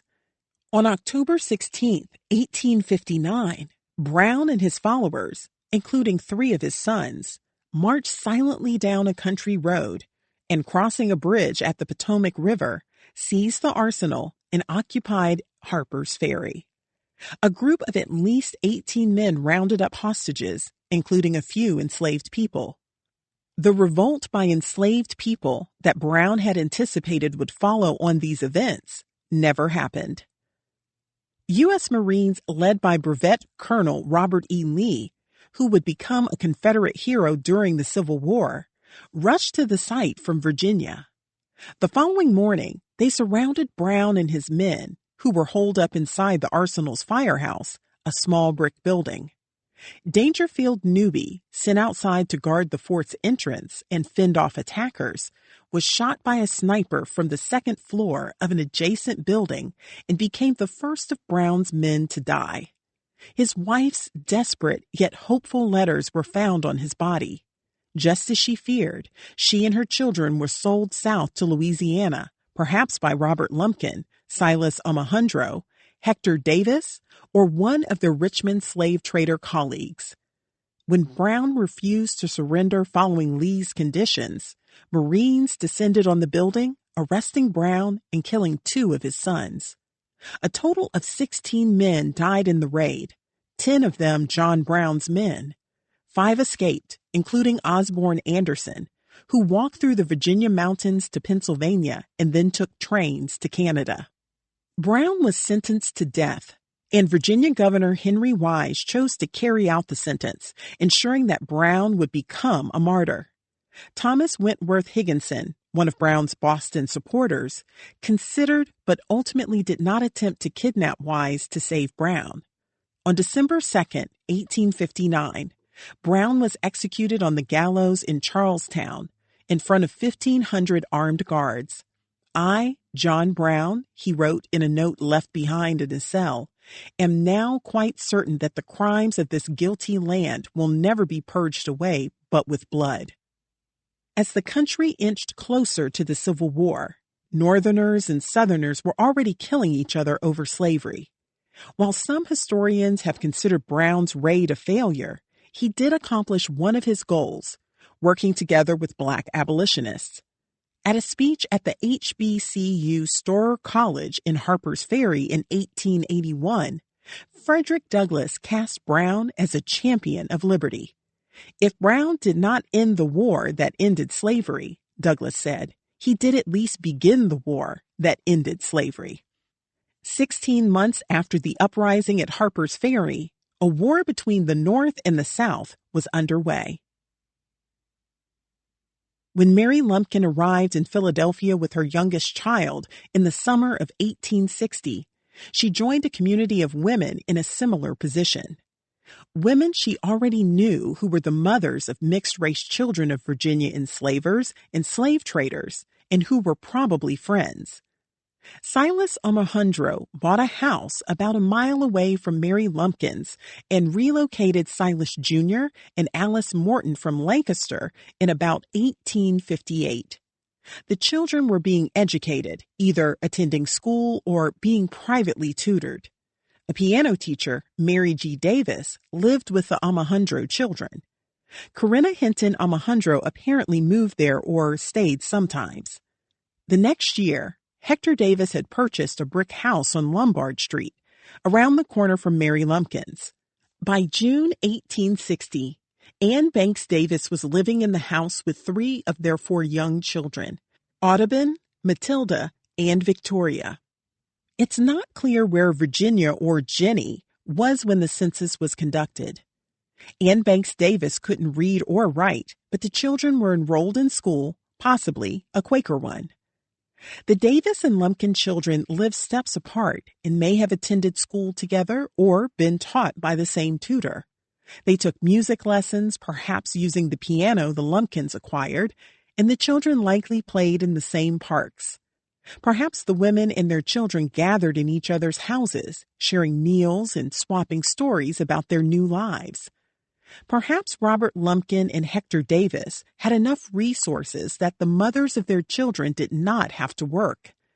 In 1859, Hector Davis's slave trading business had sold enslaved people with a market value of $2.67 million, more than the value of all the flour shipped out of Richmond that year. Maybe the women joined black churches, which set expectations about how they should behave and provide shape to their lives as they sought to remake the image of black men and women into one of upstanding citizens. In Philadelphia, they were alone together, navigating a new city and newfound freedom. Harriet Barber, although illiterate, may have been able to provide some advice as they tried to find ways to fit in and build better lives for themselves and for their children. What must it have been like to live in a neighborhood surrounded by other multiracial people, some of whom had similar origin stories? They may have wished to keep their relationships with white slave traders to themselves, perhaps feeling that they couldn't tell anyone else about what had happened to them. They erased pieces of themselves in order to make life work in the North. But around each other, they could be their true selves, confiding in one another and commiserating about their shared experiences. They knew what it was like to be chosen by a slave trader and have his children, and now they were finding out what it was like to be freed by him. Black women made up the majority of Philadelphia's black population, and they outnumbered black men 11,300 to 8,400 in 1859.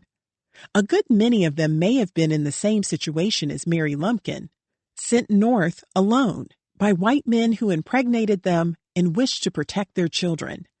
In Pennsylvania, their lives were particularly regulated. Without inherited family wealth or reputation, most black women in Philadelphia worked. Erica Armstrong Dunbar notes that freedom arrived by degrees for black men and women in Pennsylvania, and that women were among its last recipients. Black men and women in Philadelphia had worked strenuously to be perceived as reliable and respectable neighbors, and they considered these hard-won reputations crucial to succeeding in the city. They were suspicious of the goals of the American Colonization Society, established in 1816 in Washington, D.C., to promote black migration to Western Africa and to Liberia in particular. The society suggested that black men and women would never be full citizens in the United States, foreshadowing the Dred Scott decision. In the early 1800s, as more Black schools were being founded in Philadelphia, Black women formed mutual aid societies to help each other move from enslavement to freedom. The first one in America was Richard Allen and Absalom Jones's Free African Society of Philadelphia, which welcomed as members men and women who led orderly and sober lives. By the 1820s, free Black women had begun to adopt Christian ideals of piety, sobriety, and industry, values that were important to white women. Reform movements of the early 19th century worked to improve morals, as interpreted by whites, within the Black community. As Black life in Philadelphia was centered on churches and denominational affiliations, aid societies were connected to churches, and they provided social networks for Black women as well as financial support. The associations assisted Black women, many of whom were new to freedom after a lifetime of enslavement, enabling them to provide food for their families, help sick family members, and pay for burials of children and spouses. More than 60 of the organizations were founded in Philadelphia, and many women belonged to more than one. Perhaps Mary Lumpkin, through her social connections in her neighborhood, was able to join at least one. The organizations required members to pay dues, which blocked poor Black women from joining. But Robert Lumpkin may have provided enough funds for Mary Lumpkin to afford membership. The mutual aid organizations were designed not only to assist the community, but also to chaperone it, writes Dunbar. While helping Black women by providing them with education and financial support, these organizations also monitored the activities of their communities. They expected Black women to behave properly in public, an expectation that surely extended to newly free Black women like Mary Lumpkin. Women were instructed to avoid cursing, fighting, being drunk in public, and adultery. At Mother Bethel, Richard Allen and several male church leaders headed a disciplinary committee that met to listen to members discuss troubles at home. Their beliefs set the values that regulated the lives of Black females. Both Black women and men were worried about not meeting the organization's standards and feared social isolation and disconnection from any mutual aid or social associations. Little public assistance was offered to Black residents, and anyone pushed out of their church could land in poverty. The Female Benevolent Society of St. Thomas, the Daughters of Africa, and the African Female Band ostracized those who didn't meet their expectations for ethical behavior. Those who drank or got in public fights were not welcomed or supported, Dunbar writes. The Free African Society monitored the personal lives of all Philadelphia Black residents, but paid special attention to its members. A committee of monitors made surprise visits to members' houses to ensure that they acted morally at home. Belonging to one of these organizations provided a path for Black women to reach respectability and gave them an opportunity to mother Philadelphia's Black community. Though enslavement had robbed Black women of the chance to raise their own children as they would have wanted, they could take on mothering roles in their churches and social organizations, redefining themselves, Dunbar argues. Black women attempted a large task to transform the image of Black Philadelphia, with the desire of attaining respectability and the rights of citizenship, she writes. What might it have meant to Mary Lumpkin, a religious woman, to practice her faith with other Black people without the oversight of a white preacher who looked the other way when members of his congregation were sold? What did it mean to be part of a community of Black women? Mary Lumpkin is listed in the 1861 Philadelphia City Directory as Robert Lumpkin's widow, which may have been the story she told people. In fact, Robert Lumpkin was in Richmond, still running his slave jail. That year, Hector Davis, an auctioneer, was in Richmond living with the Kentucky slave trader Newton M. Lee, who ran a slave jail on Franklin Street, and his wife, Maria Jane Lee, and their family. Silas Alejandro was boarding the slave traders Leonard T. Slater and Thomas M. Jones, who were in business together. The census enumerator surmised that Corinna Hinton, 32, lived next door with her sons, 5-year-old Colin and 1-year-old Riley Crosby, but it is likely that she and Silas Alejandro lived together. A 16-year-old Patsy Clark, whom Silas Alejandro may have hired or enslaved to help Corinna Hinton Alejandro, also lived with her. Robert Lumpkin and Hector Davis were preparing to found Traders Bank of the city of Richmond, probably to help finance their slave trading. Davis was elected president, and Lumpkin was a superintendent. The state legislature approved the establishment of the bank in 1860, and the Richmond Daily Dispatch declared that Traders Bank and other new banks will add considerably to the banking capital of Richmond and give a new impulse to trade and our manufacturing enterprises. In February 1860, the state legislature incorporated the Traders Bank of the city of Richmond. The commissioners of the bank included many of the traders in Lumpkin's circle, including Thomas M. Jones and William H. Betts, who once owned Lucy Ann Hagen. The bank was organized in Richmond in April and had capital of $1 million. The Daily Dispatch reported in May 1860 that 1/4 of the subscriptions to the stock of another new banking enterprise, Bank of Richmond, had been made by people living outside of Virginia, many of them in New York. The Bank of Richmond was also predicted to open soon. We see that capital is coming from abroad to be employed in commerce in Richmond, and we see, moreover, that through these subscriptions to our bank stock, a number of citizens residing elsewhere are to become interested in the prosperity of this place, the Daily Dispatch reported.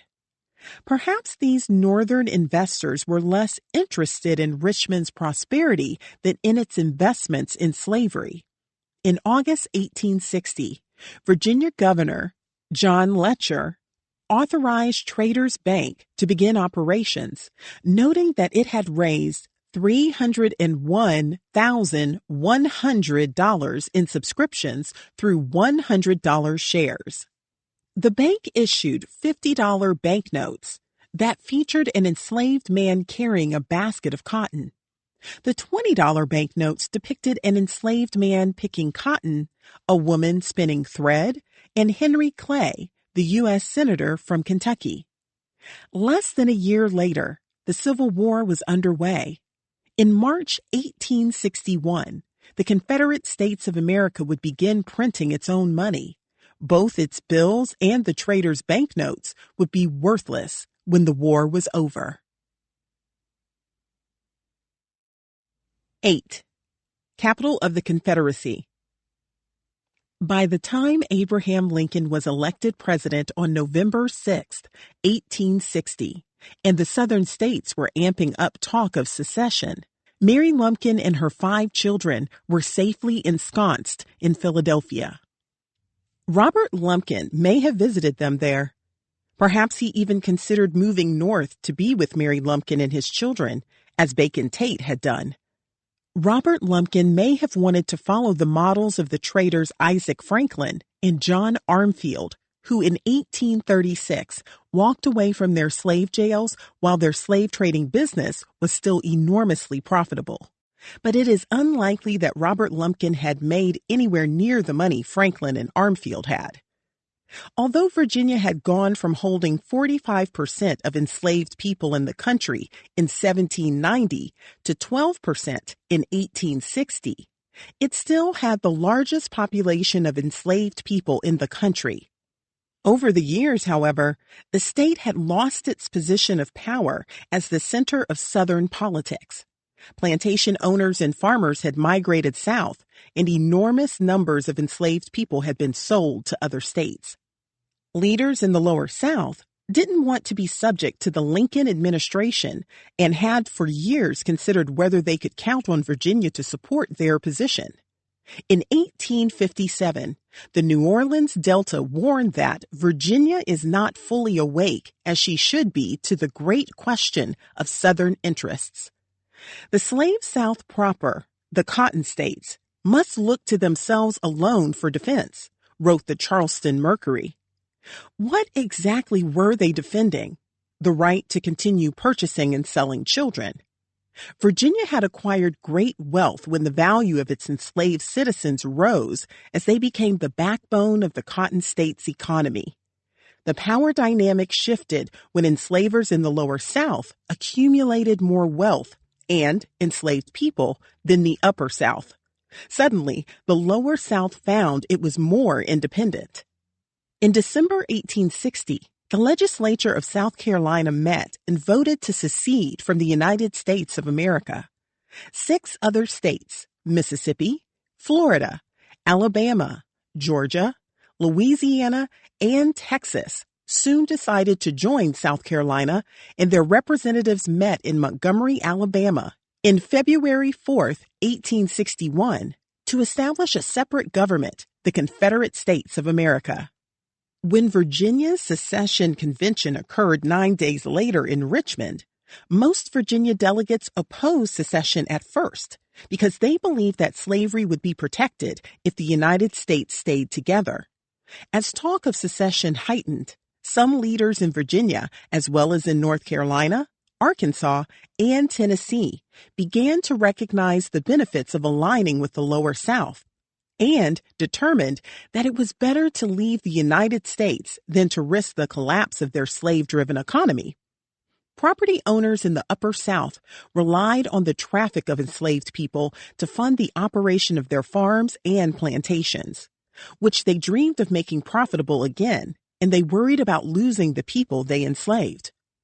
The newly formed Confederacy attacked the federal Fort Sumter in Charleston, South Carolina, on April 12, 1861, beginning the Civil War.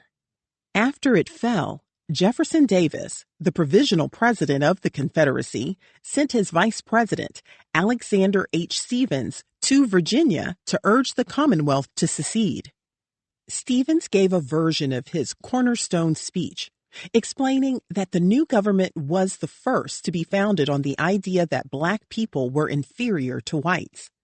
Following months of debate, the secession convention voted to secede on April 17, 1861. A few weeks later, on May 23, 1861, Virginia voters ratified the ordinance of secession. After Virginia seceded, officials offered Richmond as the capital of the Confederacy. It was clear to Confederate leaders that Montgomery, too small and too isolated, would not be an effective capital. Richmond was a hub for military and government operations, as well as hospitals and prisons, and its industrial powers made it a good fit. By then, the city had more than 50 tobacco manufacturers, a dozen flour mills, a distillery, and a brewery. It was the iron center of the South, with 4 rolling mills, 14 foundries, and 50 iron and metal works lining the James River. The Confederate government would need these Richmond companies to manufacture heavy ordnance and iron cladding for naval vessels and bullets. It would also need plenty of enslaved labor, which was abundant in Richmond. While Richmond's location 100 miles from Washington, D.C., put it at risk of attack and capture, it was also clear to Confederate leaders that Richmond's resources needed to be protected. Even before the Confederacy decided on May 24th to relocate its capital to Richmond, volunteers poured into the city. John B. Jones, a clerk in the War Department of the Confederacy, noticed as he approached Richmond that every hour there are fresh arrivals of organized companies from the country. Jones wrote in a Rebel War clerk's diary, "Martial music is heard everywhere, day and night. The ladies are sewing everywhere, even in the churches." While they were busy making uniforms, Northern merchants took to Richmond streets, collecting debts that were owed to them. Before the war, Richmond had a population of 38,000. More than 11,000 of them were enslaved. The city's population quickly ballooned to as many as 100,000 as 10,000 to 15,000 troops poured into the city. Government officials came to work in the War Department, and others arrived seeking jobs that war would bring, among them free Black people from all over the South. The city was transformed into an enormous camp with hotels and boarding houses filled to capacity. Visitors slept anywhere they could, including on top of billiard tables. The arrival of so many men brought shootings, fights, and prostitution. Soon, injured soldiers would be arriving in the city too, filling up local hospitals created to treat them. Jane Arrington, enslaved in North Carolina, recalled learning that the North was fighting the South because Northerners had determined that enslaved people had to be free. The papers said if they could not be freedom by good men, there would be freedom by blood, she recalled. The day after Virginia seceded from the United States, federal troops swarmed Alexandria. As the troops took control of the city, they seized the old Franklin and Armfield slave jail and the slave trader Joseph Bruin, its owner since 1844.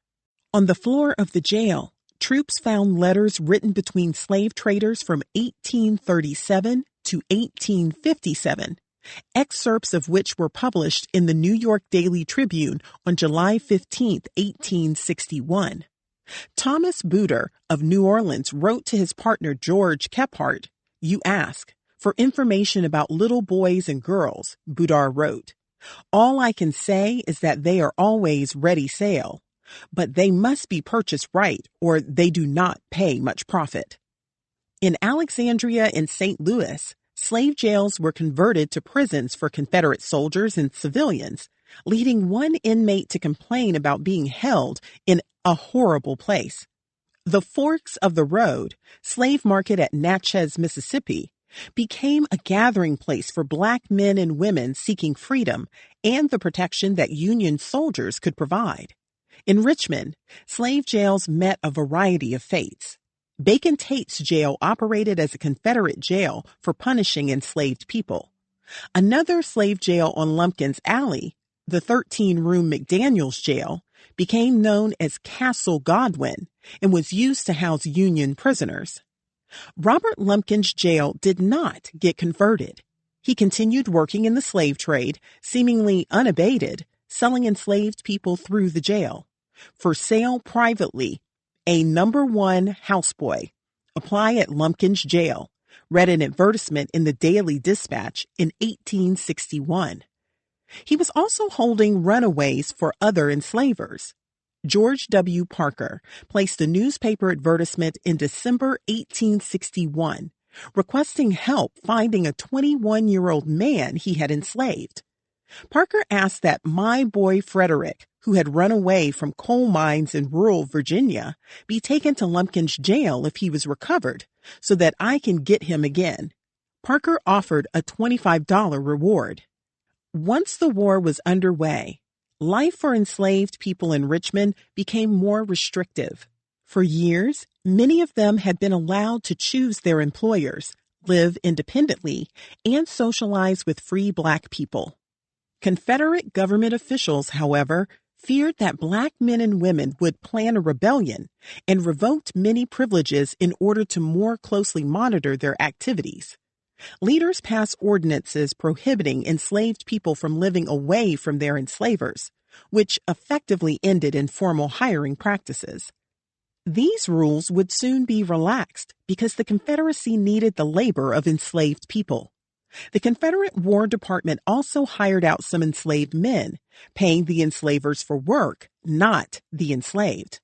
They labored in government warehouses, tanning yards, and hospitals, and Black women did laundry and cooked in government hospitals. Many enslaved people had to take on more jobs and responsibilities. A cook also became a washwoman and an ironer. Lumpkin and other slave traders may have agreed to rent to the Confederacy any enslaved people who were available. Others were taken or impressed to do jobs the Confederacy needed done. Even from the early days of the war, the Confederacy did not have enough workers, and it seized enslaved people from farms to dig trenches and build reinforcements. The Richmond mayor's police force picked up Black people from city streets for pass violations and then turned them over to Confederate authorities. By 1862, the Confederate government was the largest employer of enslaved people. During the war, slave traders were still brazenly dealing in children, too. Hector Davis placed advertisements in 1862 announcing the sale at auction of a very likely young woman and child, a qualified house servant, also a small girl, 7 or 8 years old. On December 12, 1862, multiple advertisements for the sale of children were published in the Daily Dispatch. One described an auction in a Charlottesville public square of about 35 valuable slaves, consisting of men, women, boys, and girls. The trustees of Buffalo Congregation in Prince Edward County advertised a sale of valuable slaves. The same year, on Christmas Day, that 1 man, 3 lads, 3 women, and 10 children under 12 years of age were being sold away from their families by a church on the day of Christ's birth speaks to the church's level of culpability. In the bedlam of war, many enslaved people saw an opportunity to escape and took it. They sought the protection of Union troops or headed to Hampton's Fort Monroe, the only federal military installation in Virginia that was under Union control throughout the war. Union General Benjamin F. Butler referred to the first 3 escaped enslaved people to arrive as contraband of war and refused to return them to their enslavers, a decision that resulted in an enormous influx of enslaved people seeking freedom. The Union Army adopted a policy of providing wages, food, and clothing to formerly enslaved people in contraband camps throughout the Confederacy. Fort Monroe was transformed into Freedom's Fortress, the heart of a Black revolution. Mary S. Peake, a free Black woman, started a school near the fort in September 1861, teaching 53 Black students during the day and 20 at night on land that would become the grounds of the HBCU, Hampton University. One of the enslaved boys working for Hector Davis escaped. His enslaver, N.F. Bowe, placed an advertisement offering a $50 reward for 16-year-old Joshua. The boy had a variety of clothing but will probably put on soldiers' old clothes and was aiming for the Yankee camps, the Daily Dispatch advertisement read. Mary Barber's father saw his chance to free his family when Union troops raided the farm of his Avery, North Carolina enslaver. He took the wagon and mules and headed for the nearby farm where his wife Edith and their young children were enslaved by Jefferson Mitchell, who had sold away 12 of the couple's children. Only Mary and her younger siblings, Henry and twins Liza and Charlie, remained. She remembered her dad waking her in the middle of the night, dressing her in the dark, and telling her to keep quiet as the family made its way to a Union camp. Enslaved people also escaped from work at the Richmond and Danville Railroad Company. It is supposed that these Negroes are employed in some of the camps cooking for soldiers, read an advertisement placed in 1862 by Chas. G. Talcott, the railroad superintendent. Even children took the opportunity to run away. One advertisement from December 1862 sought a bright mulatto girl, Sally, about 13 years old, had on a dark blue dress. The girl may have had much in common with Mary Lumpkin and Robert Lumpkin's daughters, then free in Philadelphia. Within a year of the war's beginning, the Union had entered the Mississippi River at its mouth in order to choke off the Confederate shipping routes to New Orleans, suffocating the Southern economy and its largest site of cotton exportation. The Union's April 1862 seizure of New Orleans, home to 168,000 people, was a significant blow to the Confederacy. The rebels, in losing it, lose the most important and flourishing city in the South, reported a Northern paper. As Confederate soldiers evacuated New Orleans, enslaved people began to flee their enslavers. Black women and their children were harassed but were prepared to defend themselves. They ran away from enslavers, refused to be beaten, and reclaimed their enslaved children. General Butler, who had termed these escaped enslaved people contraband in Virginia, had a great need for Union troops, and he found employment for some of the black people in New Orleans, where he was then stationed. Brigadier General John Walcott Phelps, an abolitionist from Vermont, established Camp Parapet, a mile upriver from New Orleans, and it welcomed several hundred formerly enslaved people who arrived by summer. Phelps began to arm the black men, laying the groundwork for the establishment of the first unit of the United States Colored Infantry, the 73rd Regiment. President Abraham Lincoln issued the Emancipation Proclamation on January 1, 1863, a decision that allowed him to turn the newly free black men into Union soldiers. The proclamation freed enslaved people in states that had seceded from the Union, but it allowed slavery to continue in border states. All persons held as slaves within the rebellious states are and henceforward shall be free, it read. Over the next 2 years, he would work to pass the 13th Amendment to the Constitution, which ended slavery and involuntary servitude in the United States, except as punishment for a crime. It was approved by the Senate in April 1864 and the House in January 1865, and Lincoln signed off on it February 1, 1865. He submitted the proposed amendment to state legislatures for ratification, and the required number of states ratified it in December 1865. In the North, Frederick Douglass had long urged Lincoln to allow black soldiers to enlist, in the hope that when black troops were successful in battle, it would undermine the belief held by some whites that black men and women were inferior. Pennsylvania Governor Andrew Curtin refused. When John Mercer Langston, a former Virginian who was an elected official in Ohio, encouraged Governor David Todd to recruit black soldiers, Todd responded, "When we want you colored men, we will notify you." The 54th Massachusetts Infantry, the first black regiment in the North, was created in 1863 by abolitionist Governor John A. Andrew.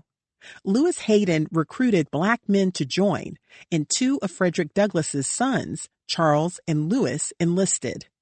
Sojourner Truth's grandson, James Caldwell, served in the 54th and would become a prisoner of war at James Island, South Carolina, between 1863 and 1865.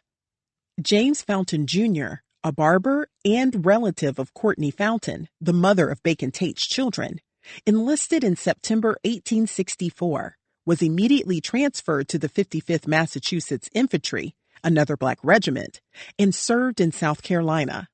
Langston and Leonard A. Grimes recruited for the unit, and volunteers came from New York, Indiana, Ohio, and Canada. In Ohio, John Malvin, an abolitionist who was born free in Virginia and, as a boat captain, helped many enslaved people escape, organized a black military company that joined the 54th and 55th Massachusetts regiments. Henry Watson, the Pennsylvania barber who helped enslaved people escape, served as a private captain in the 29th Connecticut Volunteer Infantry, Company E, as did James L. Saunders, the son of Warrenton, Virginia slave trader Jordan Saunders and Mary Wilkins, a free black woman. Osborne Anderson, who had survived as a volunteer in John Brown's raid, enlisted and served as a recruitment officer in Indiana and Arkansas. Thomas Wentworth Higginson, the white pastor who had attempted to free Anthony Burns, served as a captain in the 51st Massachusetts Infantry, and then later as a colonel in the 1st South Carolina Infantry Regiment, or Volunteers. Black men from the South Carolina and Georgia Sea Islands enlisted in this first regiment of enslaved men in the South. Harriet Tubman and Susie Baker King Taylor, a 14-year-old girl who escaped slavery, both served as nurses for the unit, and Taylor wrote a book about the experience. By the time the war came to an end, 1 in 10 Union troops was Black. Once the Civil War was underway, Silas Omohundro's children with Louisa Tandy Omohundro, who had lived as free in Ohio for years, enlisted in the Union Army to fight against their father's interests. At the start of the war in 1861, Littleton J. Omohundro was working as a salesman and living with his mother. That year, when he was about 23 years old, he joined the Pearl Street Rifles, an Ohio regiment nicknamed Neff's Detachment for its leader, Colonel Peter Rudolph Neff. It did not face combat. His younger brother, 20-year-old Sidney, joined the 4th Ohio Volunteer Cavalry after completing school in August 1862. His regiment was composed almost exclusively of young businessmen from Cincinnati and was known as the Union Dragoons or the Cincinnati Union Dragoons. It participated in the main battles of the West, as well as in General William T. Sherman's 1864 March to the Sea from Atlanta to Savannah. During the march, soldiers destroyed railroads, burned houses and barns, and ransacked farms for food and supplies while attempting to frighten Georgians into abandoning the Confederacy. Both men joined white volunteer Union regiments before Lincoln allowed Black soldiers to enlist, an indication that they had probably been passing for white for years. The United States had not maintained a large army, and because many West Point trained officers and cavalry had left to fight for the Confederacy, Lincoln had to seek 75,000 volunteers for a 3-month surge.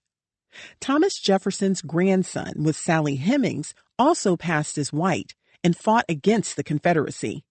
John Wales Jefferson, the oldest child of Eston Hemings, who had changed his last name to Jefferson, joined the 8th Wisconsin Infantry Regiment as a major and fought in Mississippi and Louisiana. When he was promoted to colonel, he begged an acquaintance from Ohio who knew him as Black not to tell the fact that he had colored blood in his veins, which he said was not suspected by any of his command. It's also possible that Harriet Barber's son, William H. Barber, and Mary Lumpkin and Robert Lumpkin's oldest son, Robert, enlisted. Silas Omohundro had freed his enslaved son and the boy's mother only to see the young man and his brother, born free in Ohio, fighting against the values their father represented, against the beliefs that had resulted in their enslavement. Back in Virginia, dozens of Omohundros, both close and distant relatives of Silas Omohundro, fought with the Confederacy to preserve slavery. While Littleton Omohundro was fighting for the Union at the start of the Civil War, his half-brother, Silas Omohundro Jr., contracted typhoid fever and died on December 4, 1861. 3 years earlier, Corinna Hinton Omohundro and Silas Omohundro had sent their 9-year-old son Silas Jr. to Pennsylvania to be educated and live as free. Silas and his young sister, Alice Morton Omohundro, had not seen their father in years. On account of pressing business engagements, the father was unable to visit his offspring, read Silas Omohundro Jr.'s obituary in the Star of the North. Time wore on. The breaking out of the Southern Rebellion cut off all communication between parent and children, the newspaper continued. A.W. Rand, an attorney who served as the children's guardian, sent word to Union Major General John E. Wool at Fort Monroe, asking that Silas Omohundro be informed of his son's death. But Rand did not receive a response to his letter. It is not known whether the message was received or not, as no reply has yet been returned, the obituary read. 2 weeks after the death of Silas Omohundro Jr., The Richmond Dispatch ran a story noting that the boy was the son of a Richmond merchant, but did not specify that the father was a slave trader and made no mention of the boy's mother. Rand felt deeply pained at the death of his youthful ward and adopted every proper means to pay the last tribute to the deceased, hiring an undertaker and buying multiple coffins to preserve the boy's body. One of the coffins was rendered perfectly airtight in order that the remains might be preserved in case the father should at any time succeed in reaching this city. The newspaper reported that none of the boy's relatives attended his funeral.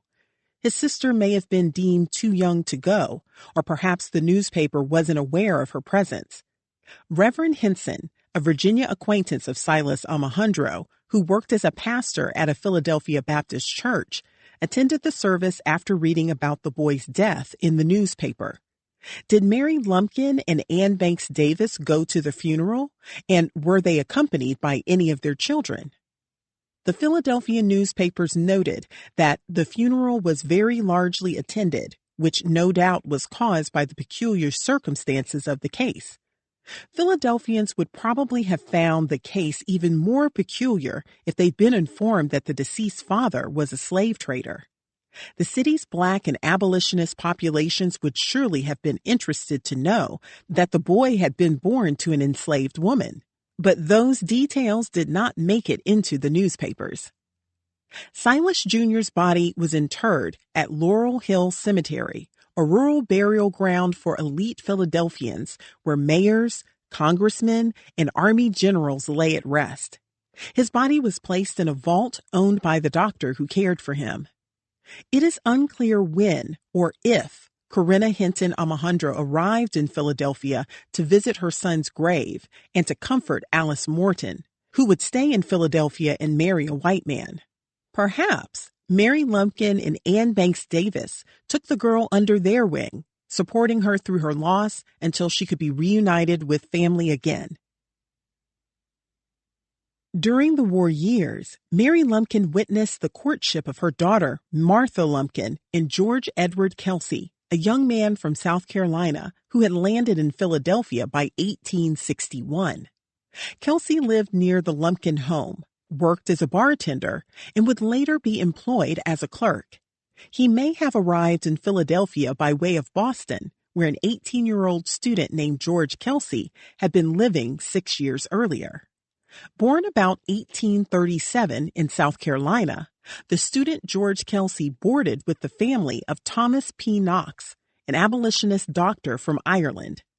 Knox lived next door to the home for aged colored women, of which Leonard A. Grimes was a founder. Knox also helped enslaved people escape to Canada in 1855 via the Boston Vigilance Committee, and in 1857, he provided medical care for another enslaved person escaping slavery, allowing the woman to stay with his family. Kelsey may have been the light-skinned son of an enslaver and an enslaved woman. Maybe he had been sent north to attend school, like the Lumpkin daughters, or perhaps he had fled enslavement. It's also possible he was white. When Martha Lumpkin met Kelsey, her mother witnessed her daughter being courted, an experience she had never been able to have. Educated and free, Martha Lumpkin had the opportunity to choose who she would marry and who would be the father of her children. She may have been encouraged by Mary Lumpkin and others to marry someone as light-skinned as she was in order for her children to pass. On November 2, 1862, as the Civil War raged, 25-year-old Kelsey wed Martha Lumpkin, who, at 16, was marrying at a fairly typical age for women at the time. The couple must have passed as white, at least under some circumstances, because they were wed by a white pastor, Daniel March, from Massachusetts, at the White Clinton Street Presbyterian Church, which later joined the Emmanuel Presbyterian Church. Marriage documents refer to her as white, but do not mention Kelsey's race. Was Mary Lumpkin able to attend the wedding, or would her presence have given away that Martha Lumpkin was not white? Robert Lumpkin most likely was unable to travel north. It's unclear how much he knew about his daughter's union and whether he had worked to maintain a relationship with her after she left home. Louis Bonner, whose wife's father was her enslaver, recalled that her father stayed in touch with her and frequently sent money. Before he died, he put her name in his will and told his oldest son to be sure and keep up with her. The son was sure true to his promise, for till she died, she was forever hearing from him, or he would visit us, Bonner recalled. The Kelsey newlyweds lived in Mary Lumpkin's house with her and her other children. The year after they married, they had a son, George, a child they soon had to bury. In death, at least the family was black. The boy's body was interred in 1864 at Olive Cemetery, a burial ground for black Philadelphians, including the abolitionists James Forten and William Still, and some 400 soldiers in the U.S. Colored Infantry. Harriet Barber's daughters were also buried in Olive Cemetery. When she died in 1864, she would be buried there too. In the next decade, Martha Kelsey would have 4 more children, a daughter Anna, son Horace, daughter Eileen, and finally another son named George. I traced some of Mary Lumpkin's descendants through Horace and Eileen. Martha Kelsey and at least one of her brothers, possibly Richard, made it possible for her family line, and that of Robert Lumpkin, to live on. When New Orleans fell, the domestic slave trade to its major port came to a halt. Perhaps Robert Lumpkin's trade became more local.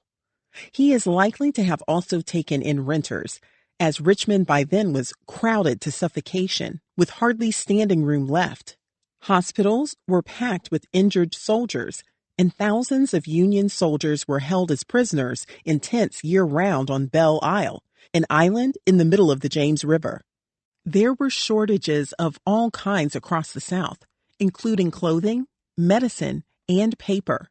But the food shortage, which extended to even the most common food items, was particularly alarming and became increasingly serious as the war years dragged on, writes the historian Mary Elizabeth Massey. The South's normal crops were in short supply because of drought and flooding during the war years. The farms east of Richmond that once provided food to the city were destroyed in battle. Because the Confederacy had impressed enslaved people, they weren't available to work the land. Tilling the soil was difficult because the farmers' horses and oxen had been stolen by both Union and Confederate troops. There wasn't enough food to sustain cows and pigs. As one historian notes, the Confederacy was always hungry. The limited supply of food was depleted by the Confederate government, which confiscated produce from farmers and merchants to give to troops.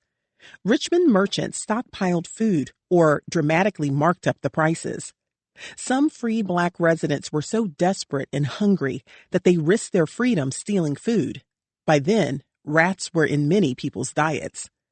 Everything is being so cleanly consumed that no garbage or filth can accumulate, one man wrote, adding that Richmond residents were such good scavengers that there was no need for buzzards. Richmond's food shortage lasted longer and was more severe than in any other southern city because of its exponential population growth. Had it been able to access the amount of produce normally available, there still would not have been enough to feed the increased population. Famine set in after a massive snowstorm made the roads into Richmond impassable and further limited food supplies to city markets. In response, a group of women led bread riots on April 2, 1863. The riots came on the heels of a March explosion at Tredegar Iron Works, which produced artillery for the war. 69 workers were killed, all but 7 of them women. A mob of 100 women and boys grew to more than 1,000 as it left Capitol Square for the city's business district, breaking down doors with axes and stealing bacon, ham, and coffee. Some interpreted the bread riots, which occurred in other southern cities as well, as evidence that the Confederate people were turning on their government and as a good omen of the end being nigh. Yet years of war and suffering remained. During the war, both Hector Davis and Silas Alejandro died in Richmond. Hector Davis died in January 1863 at the age of 47. It's unclear when Anne Banks Davis learned of his passing. His will, prepared in 1859, legalized the freedom he had given her and their children by allowing them to relocate to Philadelphia. The will did not acknowledge that her children were his. I give to a servant woman Anne, of mine, her freedom, to be removed out of the state with her 4 children, Jenny, Audubon, and Victoria, and Matilda, and after their removal, the sum of $20,000, she, Anne, to have the interest on 1/5 of the amount, and the interest of the balance to be expended in raising the said children till they become of age, then the principal to be given them. In 1860, Hector Davis had told census enumerators that his real estate was valued at $20,000 and his personal estate at $100,000. Hector Davis's sister sued his executor to obtain what she could for her children. Anne Banks Davis sued her and her brother-in-law, but received nothing because the funds invested for their benefit were worthless after the war. Her son Audubon became a journalist, and she lived with him and his family in Philadelphia. When he died young, she lived with her grandson named Hector Davis. In 1864, Silas Alejandro died in Richmond. His will set free my woman, Corinna Hinton Alejandro, and their children, whom he named and also acknowledged as his own. The will also left her his estate, which his daughter Alice Morton Alejandro would allege in a lawsuit years later was worth between $60,000 and $100,000 at the time of his death. In 1860, he had told the census enumerators that he owned real estate valued at $3,000 and had a personal worth of $75,000, presumably consisting almost entirely of enslaved people. I do absolutely emancipate and forever set free from all manner of servitude my woman, Corinna Alejandro, and her 5 children, who are also my children, he wrote. Silas Alejandro left Corinna and their children his entire estate, with the exception of another enslaved woman, Agnes, and her 2 children, whom he freed, raising the question of whether he had fathered those children with her. Corinna received his Richmond residence in slave jail, but the will allowed her to keep the Philadelphia house instead if she preferred. Silas Alejandro even made sure that if Corinna married after he died, she would be able to keep the property in her name. He ensured that it would not be for a future husband's use or benefit, and that it wouldn't be subject to his debts, contracts, or control. He also provided for the property to be sold after she died, and for the profits to be split among their children. He left her furniture as well as the silver, china, and glassware they may have used to entertain. He had made sure that she kept the jewelry she had been accustomed to wearing, including a gold watch, a gold chain, 2 diamond rings, and a diamond cross.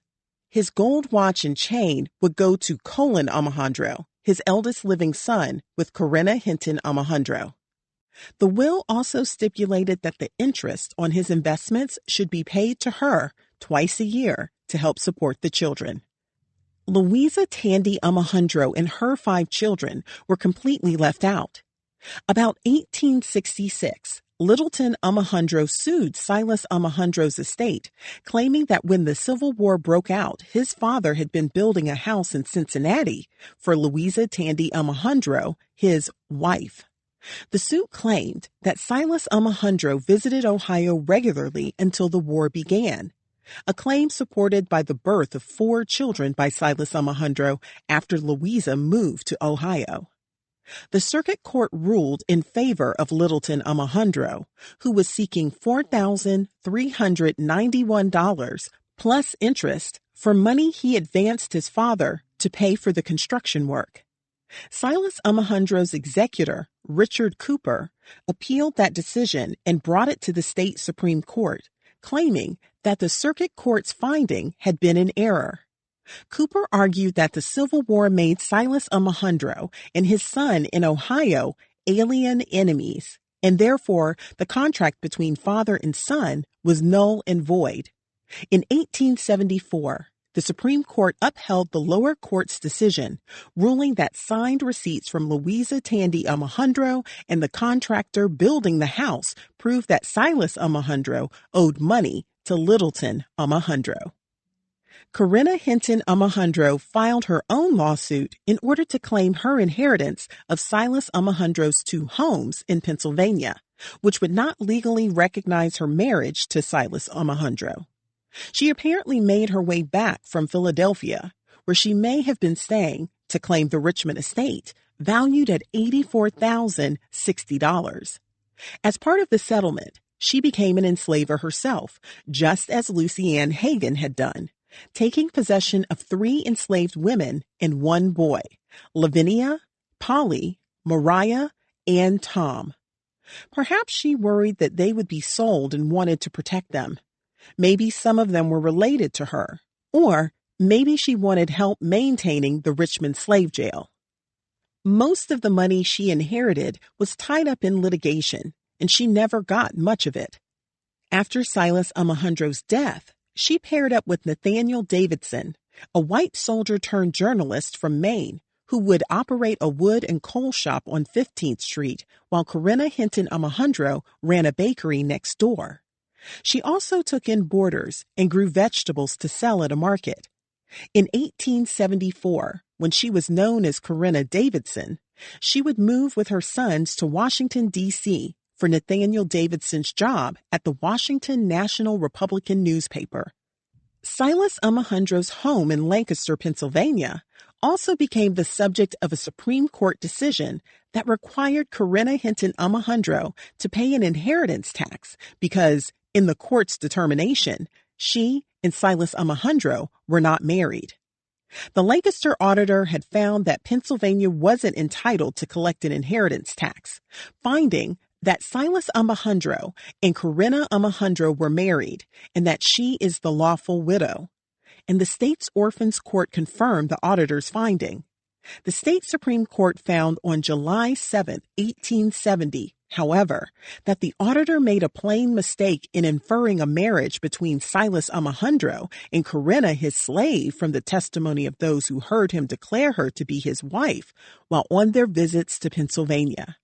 The decision found that the fact of the marriage is contradicted by the will and by all the circumstances. The state Supreme Court decision noted that nowhere in the will is she denominated his wife, or is it intimated that she sustained such a relation to him. Corinna Hinton Omohundro was referred to as his woman, the decision noted, adding that the will emancipated her and her children and used similar language in respect to Agnes and her 2 children who were also enslaved. The state Supreme Court wrote of Silas Omohundro, "It is evident that he knew that Corinna and her children sustained no legal relation to him, which could entitle them to his estate without a will. That he should call her his wife in this state is not strange," the court concluded. He could not indulge in the practice of concubinage with her in this state, as he had done in Virginia, without subjecting himself to reproach and perhaps to banishment. The court found that there is no probability of a prior emancipation and actual marriage. The state Supreme Court reversed the Orphans Court decision, and the state collected the inheritance tax. To settle his estate, an enslaved, likely girl, perhaps not too different from Louisa Tandy Omohundro and Corinna Hinton Omohundro, was put up for sale at public auction. Her name was lost to history, her story erased. The end of the war came the following year, in 1865, and with it, the end of Robert Lumpkin's world. On April 2nd, Robert E. Lee, a high-ranking officer in the Confederacy, sent a telegram to the Confederate War Department recommending that Jefferson Davis, the head of the Confederacy, evacuate Richmond. I see no prospect of doing more than holding our position here till night. I am not certain I can do that," Lee wrote from Petersburg. "I advise that all preparation be made for leaving Richmond tonight." Davis was at St. Paul's Episcopal Church near the state capitol when the telegram arrived, and an official walked down the aisle to hand it to him. Though Davis remained in deep denial about the imminent loss of the war, he ordered the Confederate government's evacuation. The news spread quickly. Calvin Fairbank, the abolitionist pastor who had been arrested in Kentucky and jailed for helping enslaved people escape slavery, was in New York when he heard that Richmond had fallen. He rushed to Sullivan Street African Methodist Episcopal Church, founded in 1819 after Richard Allen sent a representative from Philadelphia to organize an independent church in New York. "Richmond has gone up," Fairbank yelled. In response, a wail, a shout, a shriek of hallelujah swept through the house into the street and through the city like the shout of victorious armies. In Richmond, the announcement kicked off a mass departure from the city by officials and wealthy citizens who fled on horseback, in carriages, and on boats. Others made their way to the train depot to board a train out of town. Among them was Robert Lumpkin, who had made up a coffle of 50 men, women, and children in his jail yard and hurried them to the Danville depot. This sad and weeping 50, in handcuffs and chains, was the last slave coffle that tread the soil of America. On that Sunday afternoon, all were hastening to get away from the doomed city, but there was no room for Mr. Lumpkin and his slaves. He was turned away from the train station, and so ended the slave trade in Richmond. The last slave coffle that the United States would ever see walked on, trudging atop a carpet of Confederate bonds that had been underwritten by their sweat, and that now lay abandoned, worthless, and blanketing the muddy streets of the panic-ridden capital of Virginia, the New York Times reported. Lumpkin took the people he enslaved, marched them back to his jail, and locked them up again. Jefferson Davis spent the afternoon with aides, packing papers at the White House of the Confederacy. A carriage arrived about 7 p.m. to take him to the train station, and he departed for station with newly lit cigar between his teeth. His train was scheduled to leave at 8:30 Sunday night, but he was not ready to abandon the city. He waited at the station for hours, hoping for some bit of good news. It was nearly midnight before the train pulled out of Richmond, bound for Danville. A few hours later, the railroad bridge would be set on fire.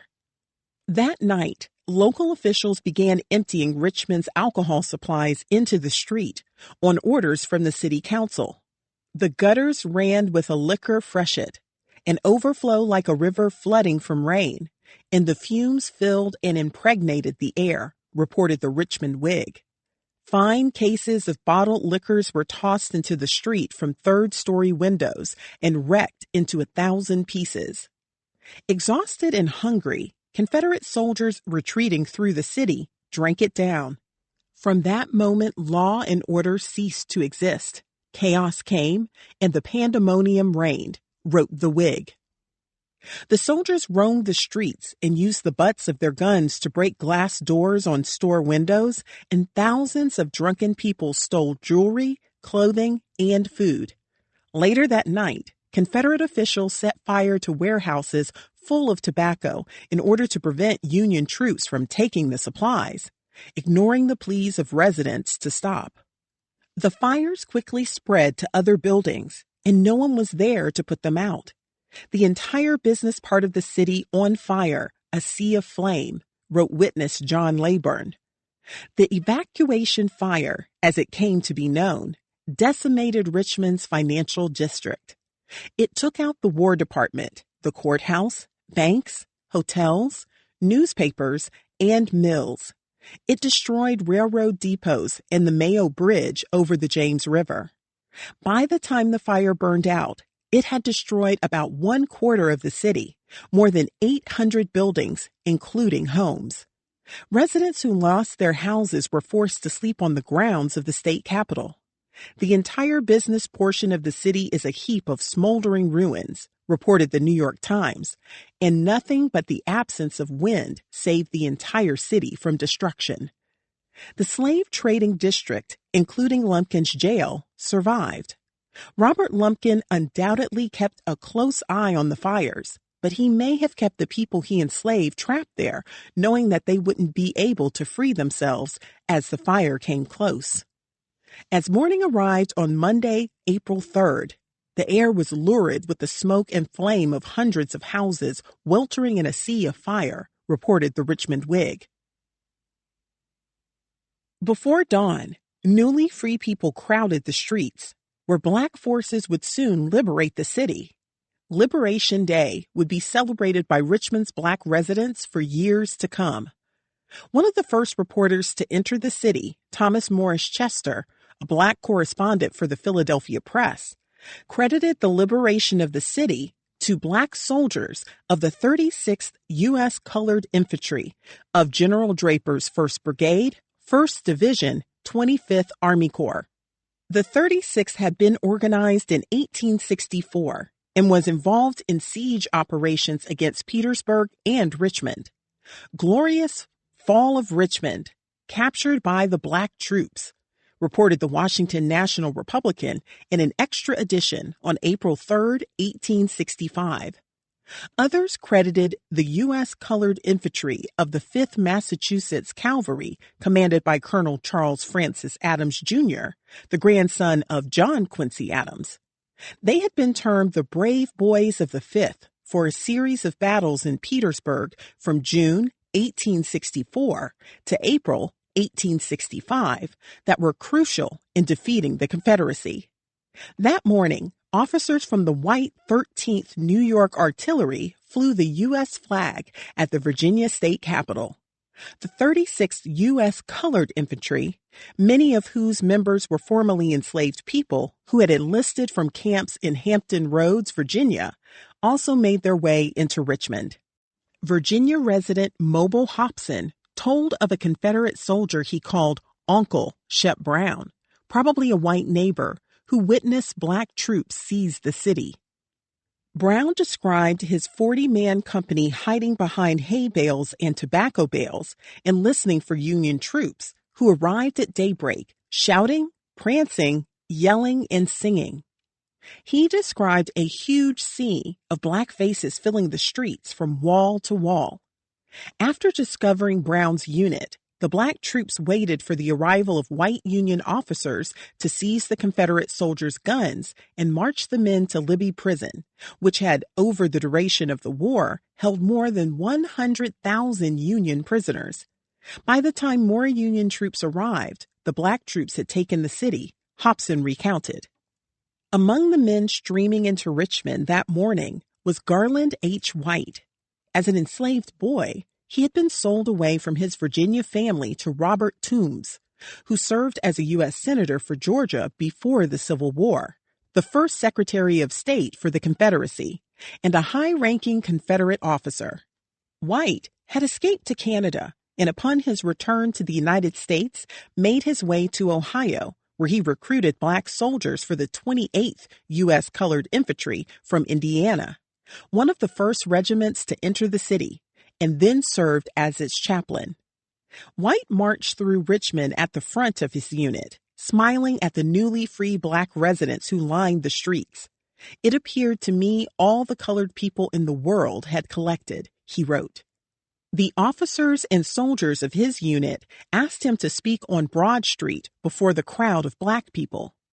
I was aroused amid the shouts of 10,000 voices, which proclaimed for the first time in that city freedom to all mankind, he later recalled.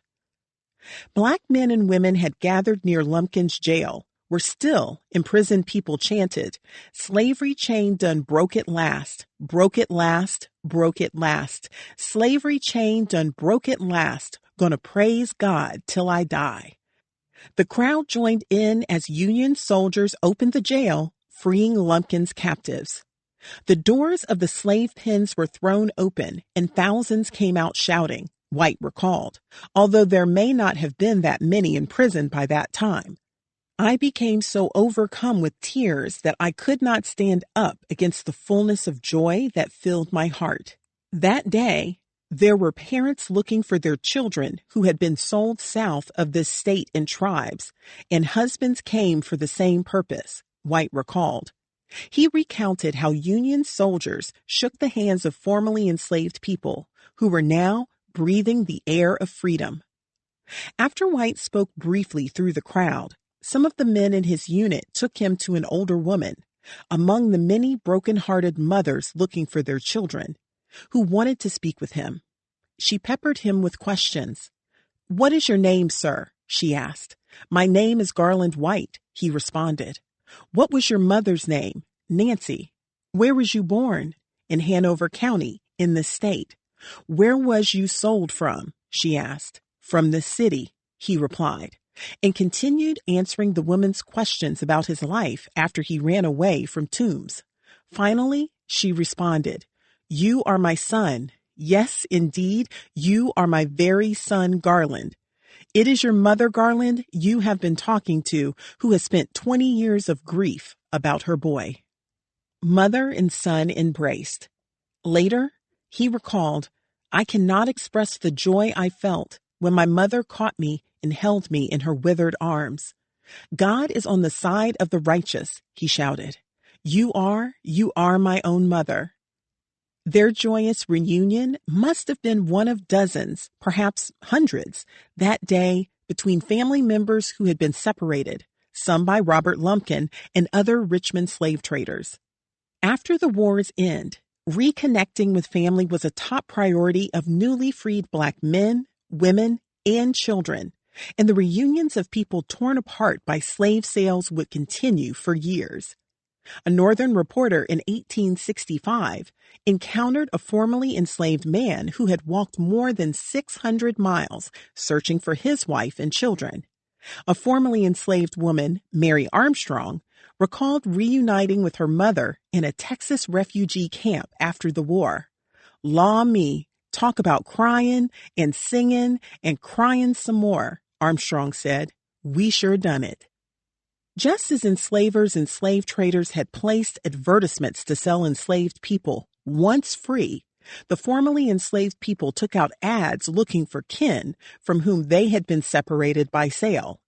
Formerly enslaved people continued placing advertisements for decades.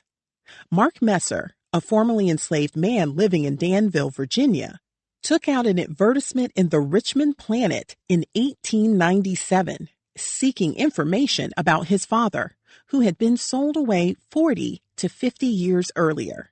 Messer's father, Americus Valentine, was born in Currituck County, North Carolina, and sold in Lumpkin's jail. The advertisement said that all of Messer's brothers had died except one, and it listed the names of his sisters and their spouses. Messer was apparently hoping to trigger the memory of someone who might have known Valentine or his children. Messer was able to locate some of his father's family after placing the ad, and not long after, Messer's mother, Elizabeth Jones, placed an advertisement of her own.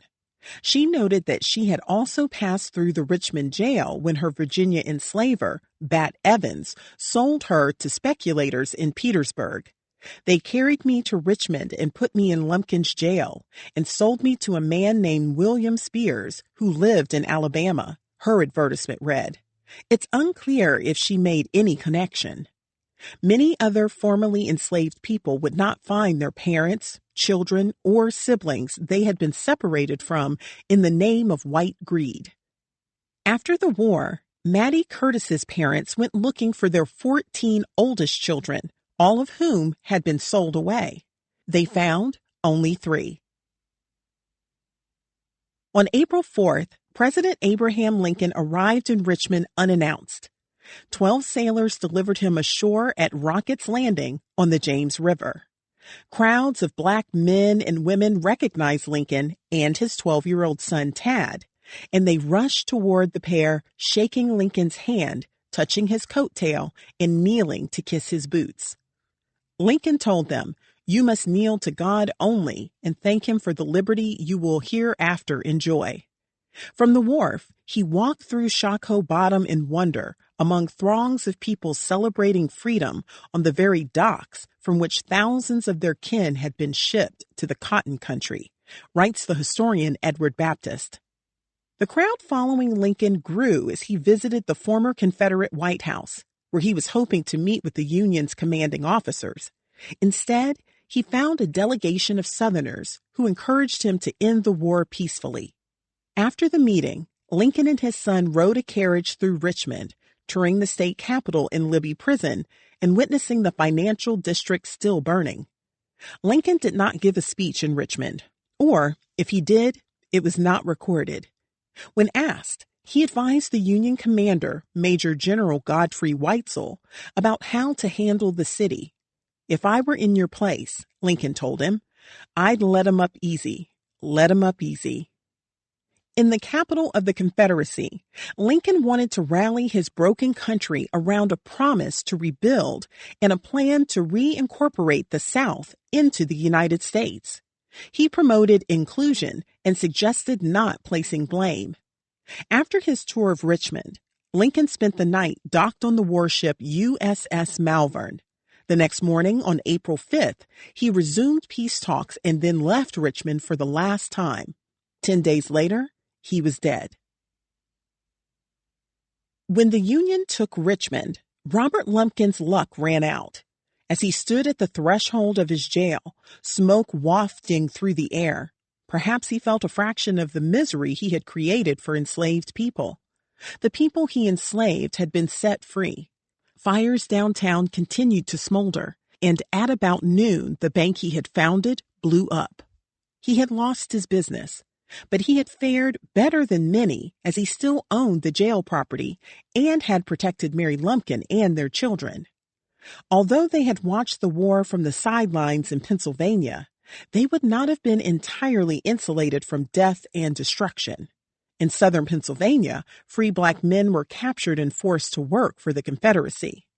For the 4-year duration of the war, Philadelphia provided funds and soldiers for the war effort, staffing 11 Union regiments, and kept an eye out for attack by the Confederacy. Philadelphia trains transported soldiers and supplies to the South and returned with wounded men as well as Confederate prisoners. The region was home to some 24 military hospitals, and patients also arrived by ship. After the Battle of Gettysburg in 1863, area hospitals couldn't accommodate all the wounded men, who had to be put up in fire stations and churches. Philadelphia assumed the appearance of an armed camp, a look it was to retain for 4 long and bitter years, writes the historian Winifred K. McKay. Philadelphia men had been eager to enlist when the war began, and more than 90,000 served. In the 7th Ward, where the Lumpkins lived, Octavius V. Caddo raised a volunteer regiment of black men to help defend Pennsylvania after it was invaded by the Confederacy in 1863. The Union rejected the unit because the troops were black. Undeterred, Caddo went on to recruit for other regiments of the United States Colored Infantry that were sent to the front lines. Philadelphia women had supported the government by sewing uniforms for Pennsylvania troops. Volunteers had provided clothing and food, cared for the sick, buried dead soldiers, created homes for returning war veterans, and taken in orphaned children. Residents alarmed by the expense of the war and the mounting death toll had advocated peace talks. When the war finally ended, the city celebrated. Staffers at the Enquirer were gathered around, reading dispatches from the South, and they shouted when the news came around 9:30 p.m. on April 9th of Robert E. Lee's surrender to Union General Ulysses S. Grant at Appomattox Courthouse, Virginia. Newspaper staff lit lamps around the building, and other downtown businesses lit up too, including the Chestnut Street Theater. "God has granted us victory," read the canvas sign stretched across the building. Fire engines came out with bells and whistles, and residents poured onto the streets to join the celebration. People marched around playing fiddles, drums, and horns. Perhaps Mary Lumpkin and her children awakened and joined in the celebration. Surely the life they had once lived in Richmond seemed far behind them at war's end, and they would be rejoicing in the freedom that all enslaved people would now enjoy. But perhaps the children also worried about their father and wondered about his fate. Mary Lumpkin surely thought about what it meant for her. When the Civil War ended, 4 million enslaved people in the South were finally free, at least on paper. But what did freedom even mean for them? They had no money, no land, no homes. Most had only the clothes on their back. How were they supposed to find a place to live? How would they clothe and feed their families? How would they get the education they had long been denied and the skills they needed in order to find work and buy property? After the war was over, we was afraid to move, recalled W.L. Bost, who had been enslaved in North Carolina. He described being like turtles after emancipation, occasionally sticking our heads out to see how the land lay. Some formerly enslaved people did not even know they were legally free. A number of enslavers kept the war's end a secret from the people they enslaved. In May and June 1865, as U.S. troops traveled the South, they continued to encounter Black people still being held in slavery. Some of the masters were very reluctant in giving up their servants and tried to defraud and rob them out of their freedom, and many of the slaves had to run away from their masters to be free, wrote Peter Randolph, the formerly enslaved Virginia man who became a Boston preacher. Many folks enslaved in Virginia said that her mother and siblings weren't freed until a month after the war ended. Her enslaver, Betsy Godsey, finally told Folk's mother that she could stay with her and continue to cook for her, as she had done during slavery, and in exchange, Godsey would provide food and clothing for her and her children. You see, we didn't have nothing and nowhere to go, Folks recalled. She said that her mother, like many enslaved people, stayed on her former enslaver's property until she was able to find a way to leave. But my God, it was 'gainst our will. But baby, couldn't help ourselves, she recalled decades later. Fanny Berry, also enslaved in Virginia, said that she was free a long time before she knew it. Even after she knew she was free, things didn't look up. Baby, all us was helpless and ain't had nothing. Some Black men and women refused to stay with their former enslavers any longer. I left der minute I finds out that I was free, recalled Cornelia Andrews, enslaved in North Carolina.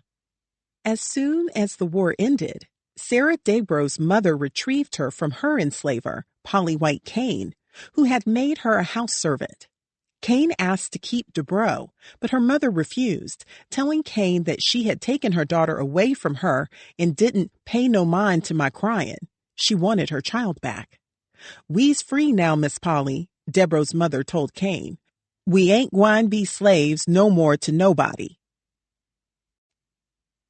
As soon as the war ended, Peter Randolph departed from Boston to serve as a preacher to Richmond's newly free Black people. On his way south, he learned of Lincoln's assassination at a stop in Baltimore, where flags had been lowered to half-mast. After the president's funeral, Randolph continued toward Richmond, arriving 25 days after the surrender. The colored people from all parts of the state were crowding in at the Capitol, running, leaping, and praising God that freedom had come at last, Randolph recalled.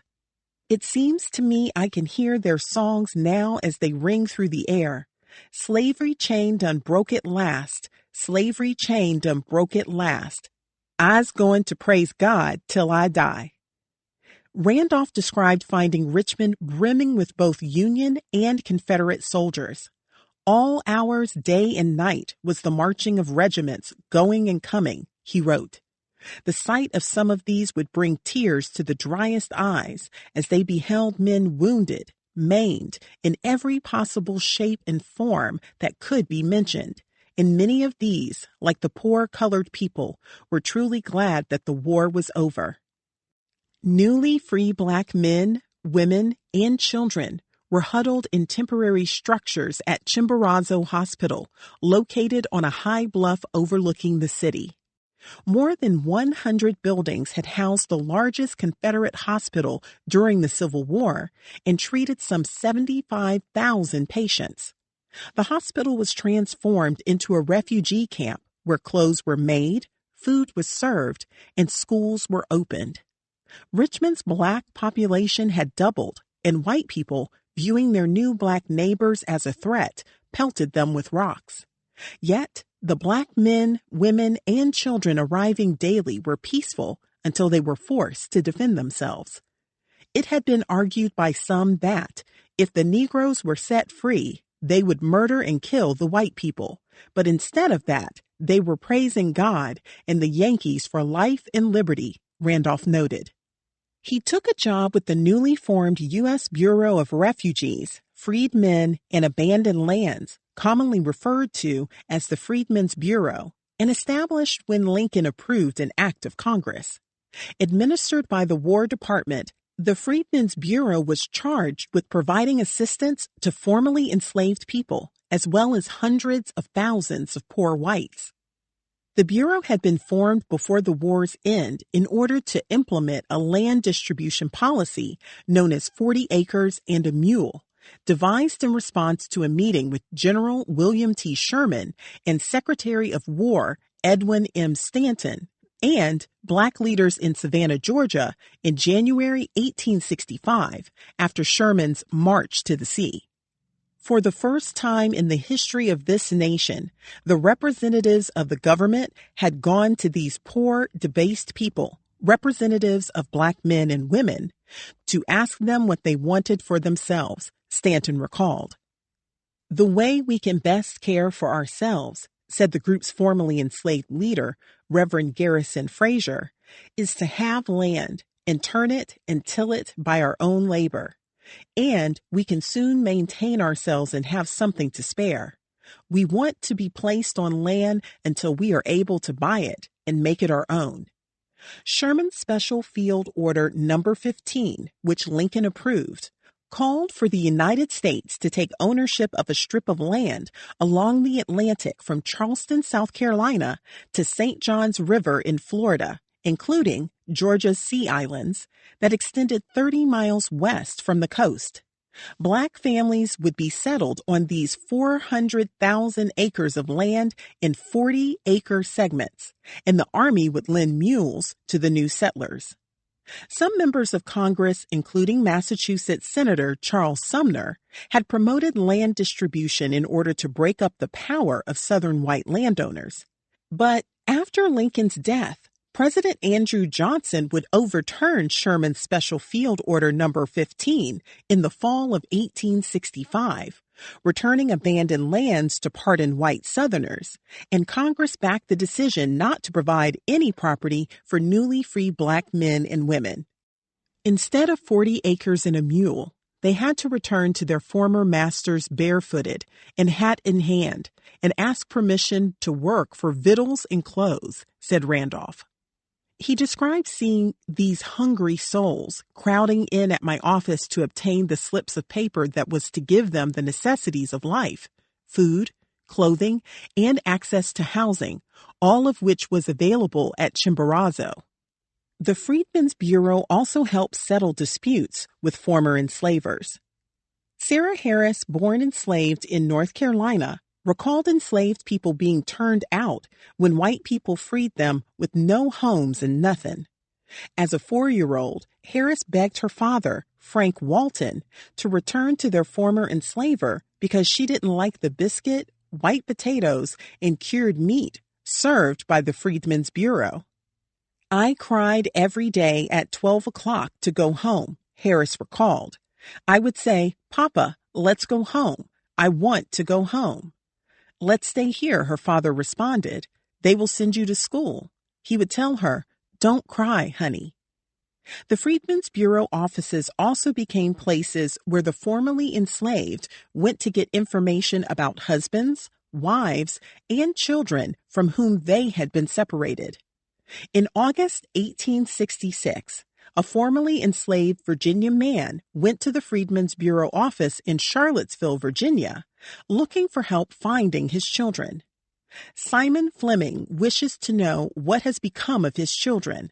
They were sold south in Richmond by Hector Davis, the Freedmen Bureau's notes read. Fleming tried to figure out how to locate his children, but whether he was able to find any of them is unknown. The Bureau was designed to be an economic driver to rebuild the South, but it was inadequately funded by Congress and opposed by President Johnson. Whites in the South greeted the Bureau agents with hostility and violence and saw them as interfering in local matters when they offered help to Black Americans.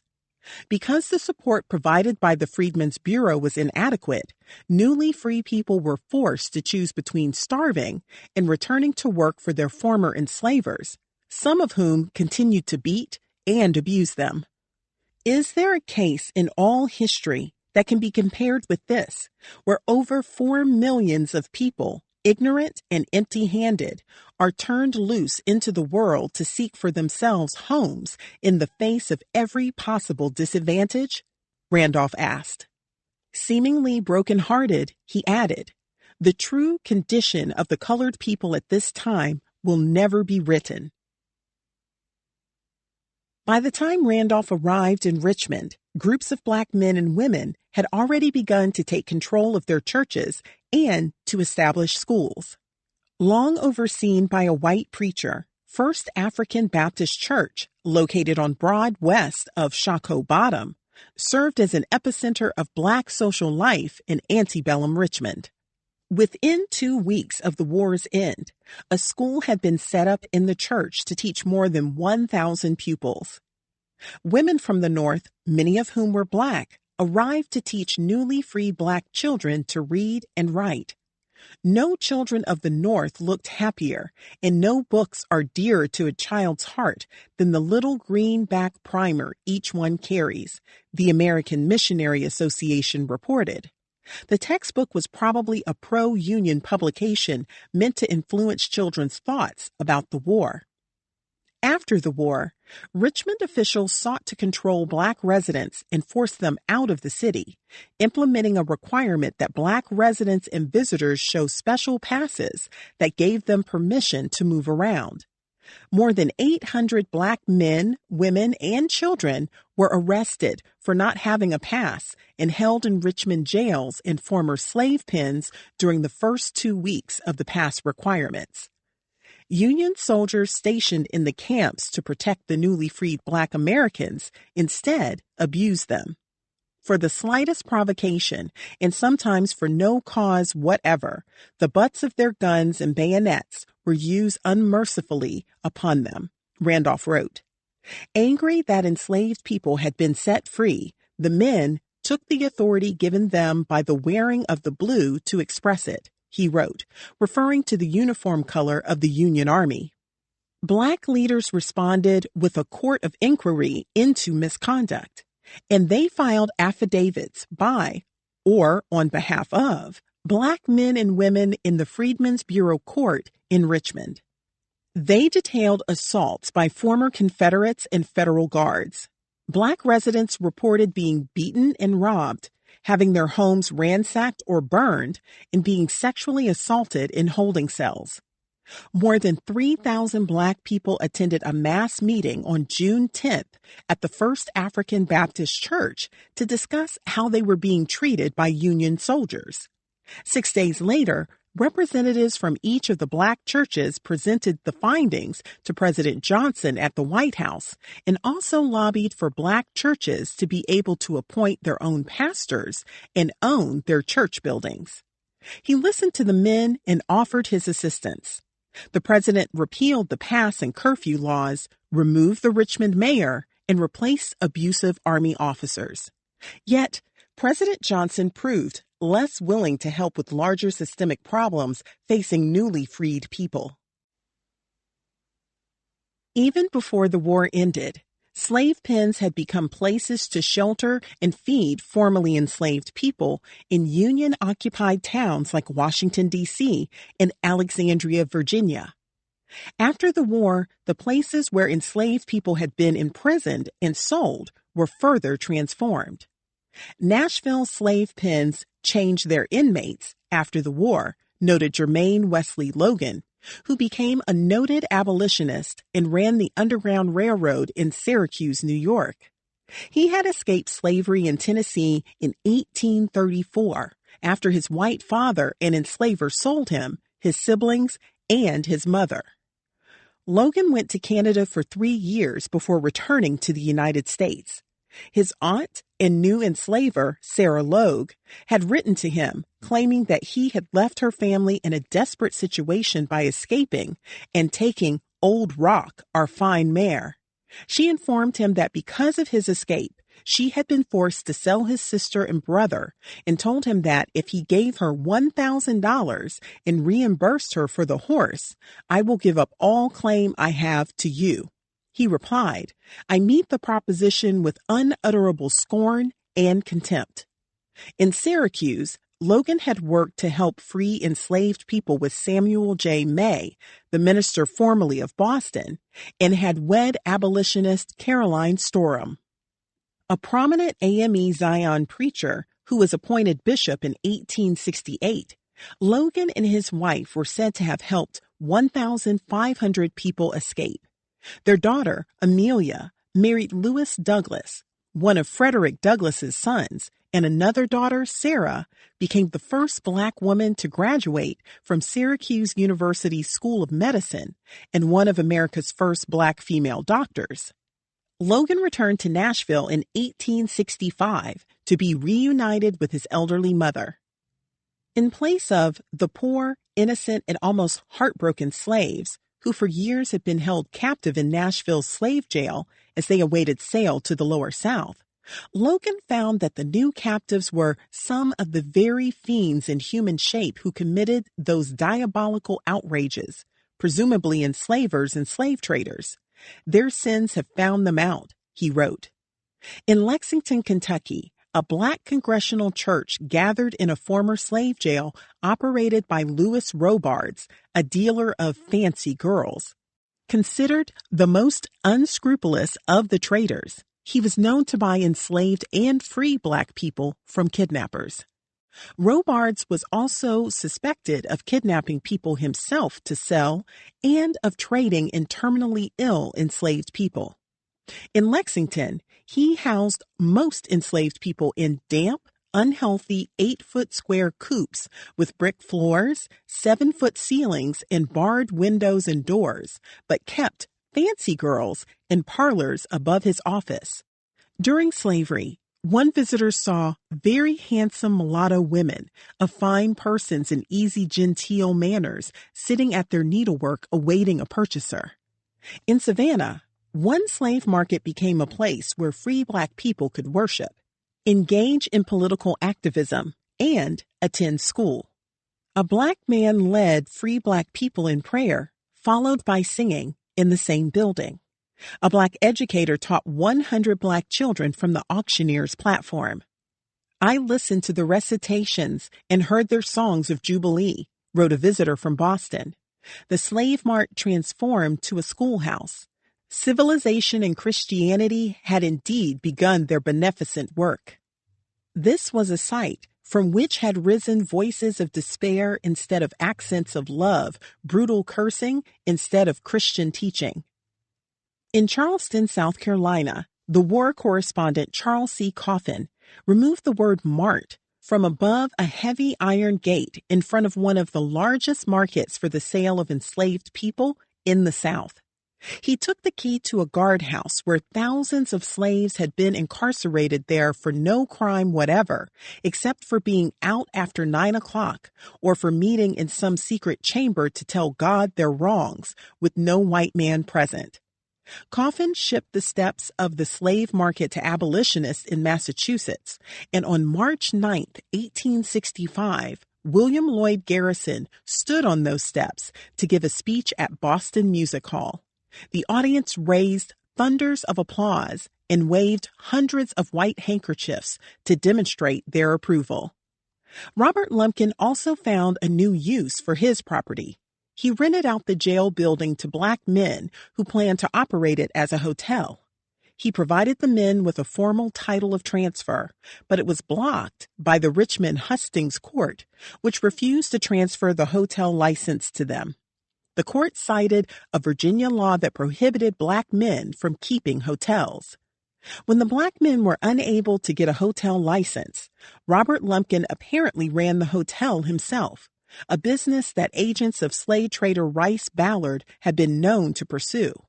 Prior to emancipation, running a hotel had been considered working to support the slave trade. How successfully Robert Lumpkin converted a former slave property into a welcoming hotel is unknown, but it seems it would have been a near impossible task. 9. After the war. When the war ended, Mary Lumpkin returned to Virginia, the land where she had been born enslaved. In April 1865, Mary Lumpkin made her way back to the broken and starving city of Richmond. She returned to Robert Lumpkin, his former slave jail, and its many ghosts. Regardless of how she felt about Robert Lumpkin, she and their children relied on him financially. He had enabled them to live as free, and he had educated them. Perhaps she felt she owed it to him to go back. Perhaps her return was a contingency of a deal they had struck. Maybe she also hoped to find family from whom she had been separated. The money Robert Lumpkin had been giving Mary Lumpkin and their children to support their life in Philadelphia had probably slowed significantly, if not dried up altogether. She may have also realized that it was in her own financial interest to help Robert Lumpkin figure out how to make a living in the aftermath of the war. For 5 years, she had lived with their children in the Philadelphia house she bought in her own name. Martha Kelsey's husband lived with them too, and soon there would be more grandchildren. Her youngest son, John, was about 8. It was unclear if he or any of her other children accompanied Mary Lumpkin when she returned to Virginia, or if they stayed in Philadelphia. The schooling that Martha Kelsey and Annie Lumpkin received in Ipswich before the war was considered sufficient at the time for women. Robert most likely was working. In 1867, Richard appears to have enrolled at the New York Hudson River Institute in Columbia County. John may have attended school in Philadelphia. What did the children think when Mary Lumpkin went back to their father? Did they urge her not to go? Would any of them ever visit him again? They may have missed him in their years apart. Perhaps they wanted to see him, or perhaps, with some distance, his way of life and their enslavement was unforgivable. Surely their feelings about him were complex and would have varied from child to child. At the war's end, some enslaved women who had been in Mary Lumpkin's position left the white men who had enslaved them and forced them to have children. Among them was Mary Ann Collins, who had been enslaved by Hilton Waddell in Orange County, Virginia. My mother told my father she was tired of living that kind of life, that if she could not be his legal wife, she wouldn't be anything to him, said her daughter, Harriet Ann Daves. Collins and Daves moved to Leavenworth, Kansas, and Daves was sent to school in Nebraska. She never saw her father again. Once Mary Lumpkin was in Richmond, she and Robert Lumpkin transferred ownership of the Philadelphia home to George Kelsey. This decision seemed to indicate that Mary Lumpkin planned to stay in Richmond for some time, if not permanently. The next year, George Kelsey, who was working as a clerk, paid taxes on 2 watches and the piano at the house. In Richmond, Mary Lumpkin's time was probably devoted to running the household and the new hotel business, as Robert Lumpkin no longer had enslaved people to do the work for him. Perhaps he had hired some formerly enslaved people to help out. Accustomed to having multiple income streams, Robert Lumpkin was probably looking for other ways to make money. Perhaps Mary Lumpkin offered to iron, cook, or clean for other families. According to one account, Mary Lumpkin and Robert Lumpkin got married when she returned from Philadelphia. After Richmond fell, he did the honorable thing of marrying her, and so legitimized her and her children, wrote American Baptist Home Mission Society Administrator James B. Simmons, who would meet Mary Lumpkin a few years later. He referred to Mary Lumpkin as the lawful widow of Robert Lumpkin, and after her marriage, he claimed she was admitted to membership in the First African Baptist Church. Yet it seems unlikely that Mary Lumpkin and Robert Lumpkin wed. Marriages between white and black people had been prohibited since 1691 by Virginia law and would not be allowed until 1967 when the U.S. Supreme Court handed down its Loving v. Virginia decision. The Code of 1860 continued to prohibit marriage between a white person and a Negro or colored person.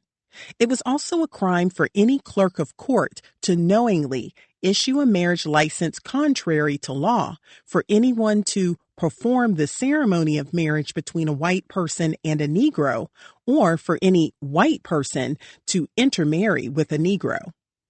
Robert Lumpkin and Mary Lumpkin may have claimed that they were married when it was advantageous to them, as Silas Alejandro had done with Corinna Hinton Alejandro in Pennsylvania.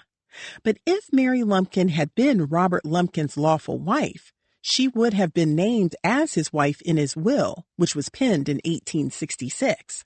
Instead, he referred to her in the legal document as a woman who resides with me. It is more likely, then, that Robert Lumpkin and Mary Lumpkin continued to live together under an agreement that they had made with each other, the terms of which we are unlikely to ever know. Months after the war ended, Robert Lumpkin sought and received a presidential pardon and amnesty from President Andrew Johnson. Lumpkin's request, dated July 14, 1865, stated that during the war, he remained at home attending to his business and took no part in the war. He noted that he held no civil or military office in the Confederacy and that he disapproved of the secession of the Southern states. He also pledged allegiance to the newly united country. He valued his property, including real estate, at $20,000, the threshold that required him to apply for an individual pardon if he wanted amnesty. On July 17th, President Johnson issued his pardon on the condition that Robert Lumpkin take an oath of loyalty.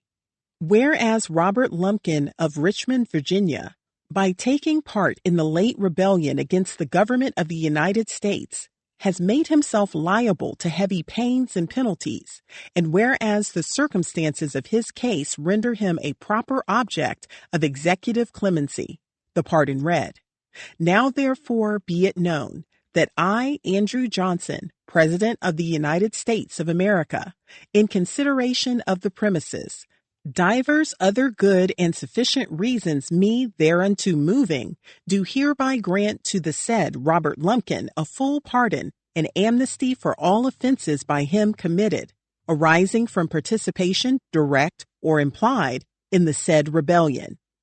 The pardon would be void if Robert Lumpkin acquired any property whatever in slaves, or if he made use of slave labor.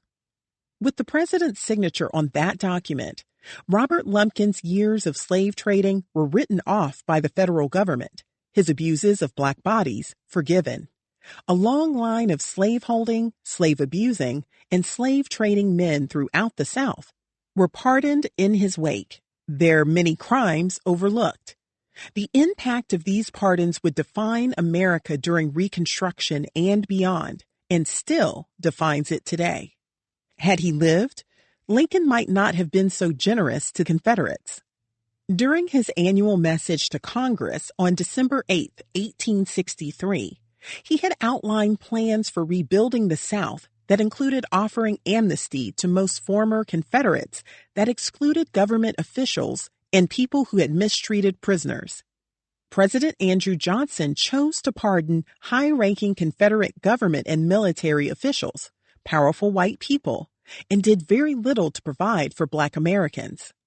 Because lawmakers refused to allow a policy of land redistribution to Black men and women, many formerly enslaved people were forced to continue working as sharecroppers for the same people who had enslaved them. The failure of the American government to provide land for formerly enslaved people after all they had done to establish the country was among the decisions most detrimental to Black Americans in slavery's immediate aftermath, and for all the years that followed. It is an important element in the case for reparations for descendants of enslaved people. The Amnesty Act of 1872, signed by Johnson's successor, President Ulysses Grant, allowed all but the highest-ranking Confederate leaders to hold public office and, as a result, make laws. These men were also permitted to own land and vote.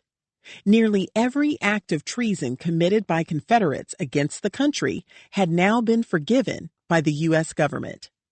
President Grant also closed up the Freedmen's Bureau that year, ending its programs to support and educate newly free Black men, women, and children.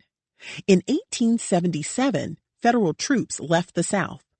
Confederate leaders who had fought to maintain slavery would adopt laws that further oppressed Black men and women. For them, slavery was not over.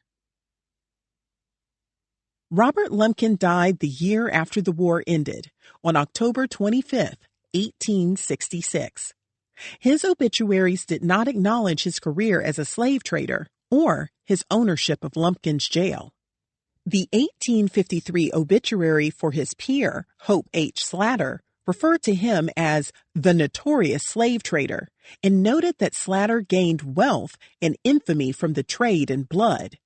Yet Robert Lumpkin, who owned one of the most notorious slave jails in the South, was referred to simply as another old citizen.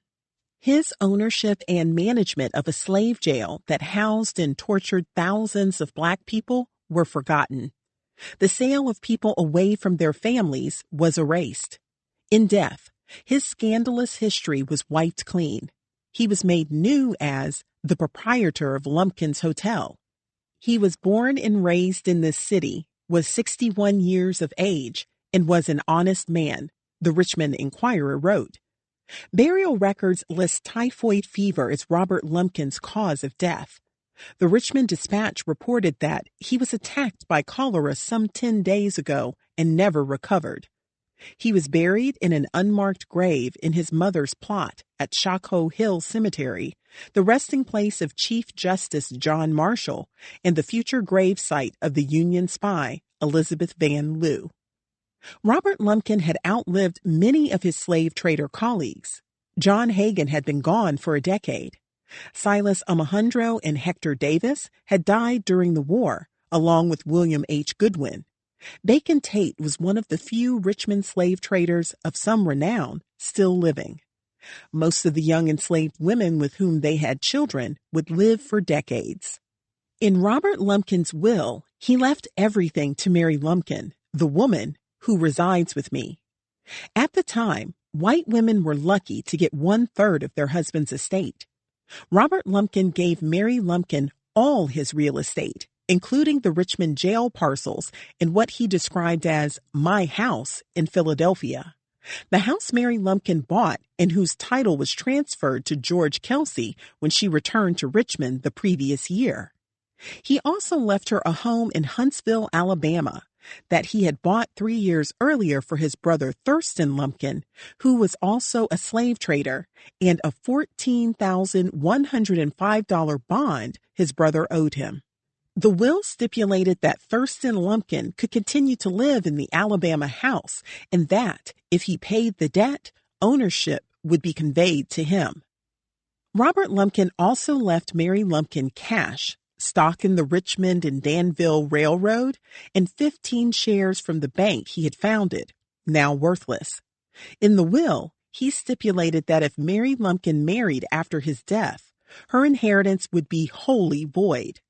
If they had been married, he would have been attempting to sidestep Virginia's laws of coverture, which required a married woman's property and real estate to be transferred to her husband. He also acknowledged his children with Mary Lumpkin in the will and stipulated that if Mary Lumpkin married, her inheritance would go to her children, naming all 5, Martha, Annie, Robert, Richard, and John, and any other child she may hereafter have by me. The will further stipulated that if Mary Lumpkin died before he did, the inheritance would be divided equally between their children. No other descendants were named. Robert Lumpkin's will provided for the protection of his daughter's share of the inheritance from current or future husbands, just as Robert Lumpkin's stepfather had done for his stepsister, and as most wealthy white men of the time did for their white daughters. The shares of the female children to be held in trust for their separate use, so that they same shall not be liable for the contracts, debts, or engagements of any husband they may then have or thereafter take, the will read. Because he died after the war, Mary Lumpkin's inheritance was valued at far less than it would have been during the peak slave trading years. Confederate dollars were worthless, and he had lost his investments in enslaved people when they were set free. His slave jail was a hotel, and his property was not ripe for commercial development. The value of his Shockoe Bottom land, once worth $6,000, had surely plummeted. Land in an area prone to flooding, located near an African burial ground, and tainted by a history of slavery was not desirable. Besides, the city was expanding westward. The Lumpkin property has become of little value comparatively and is occupied wholly by colored persons with little prospect of being occupied in future by any better class, a racist real estate assessor wrote in 1872. Despite the inheritance Robert Lumpkin left her, Mary Lumpkin found herself in a precarious position when he died. He had not appointed an executor to help her handle the estate, as Silas Omohundro had done for Corinna Hinton Omohundro. Perhaps that decision was a cost-saving measure, or maybe he had no friends left to ask. Instead, he made Mary Lumpkin the executor of his estate. She would have to figure out for herself how to pay the bills that came with an inheritance. Taxes would soon be due. Maybe she continued to take in boarders at the hotel, or did laundry and cooking in order to keep money coming in. Perhaps, like her friend Corinna Hinton Omohundro, she ran multiple businesses. Robert Lumpkin had provided for her in death, but in the aftermath of the Civil War, when his bank was gone, his jail was closed, and the people he enslaved were set free, it would not be enough. Before emancipation, most of the black men and women who had power were free multiracial people. Some of them were children of the wealthy white fathers who recognized them, particularly in towns like Charleston and New Orleans. Black leaders came from these influential mulatto elite during the Civil War, and others would step up during Reconstruction.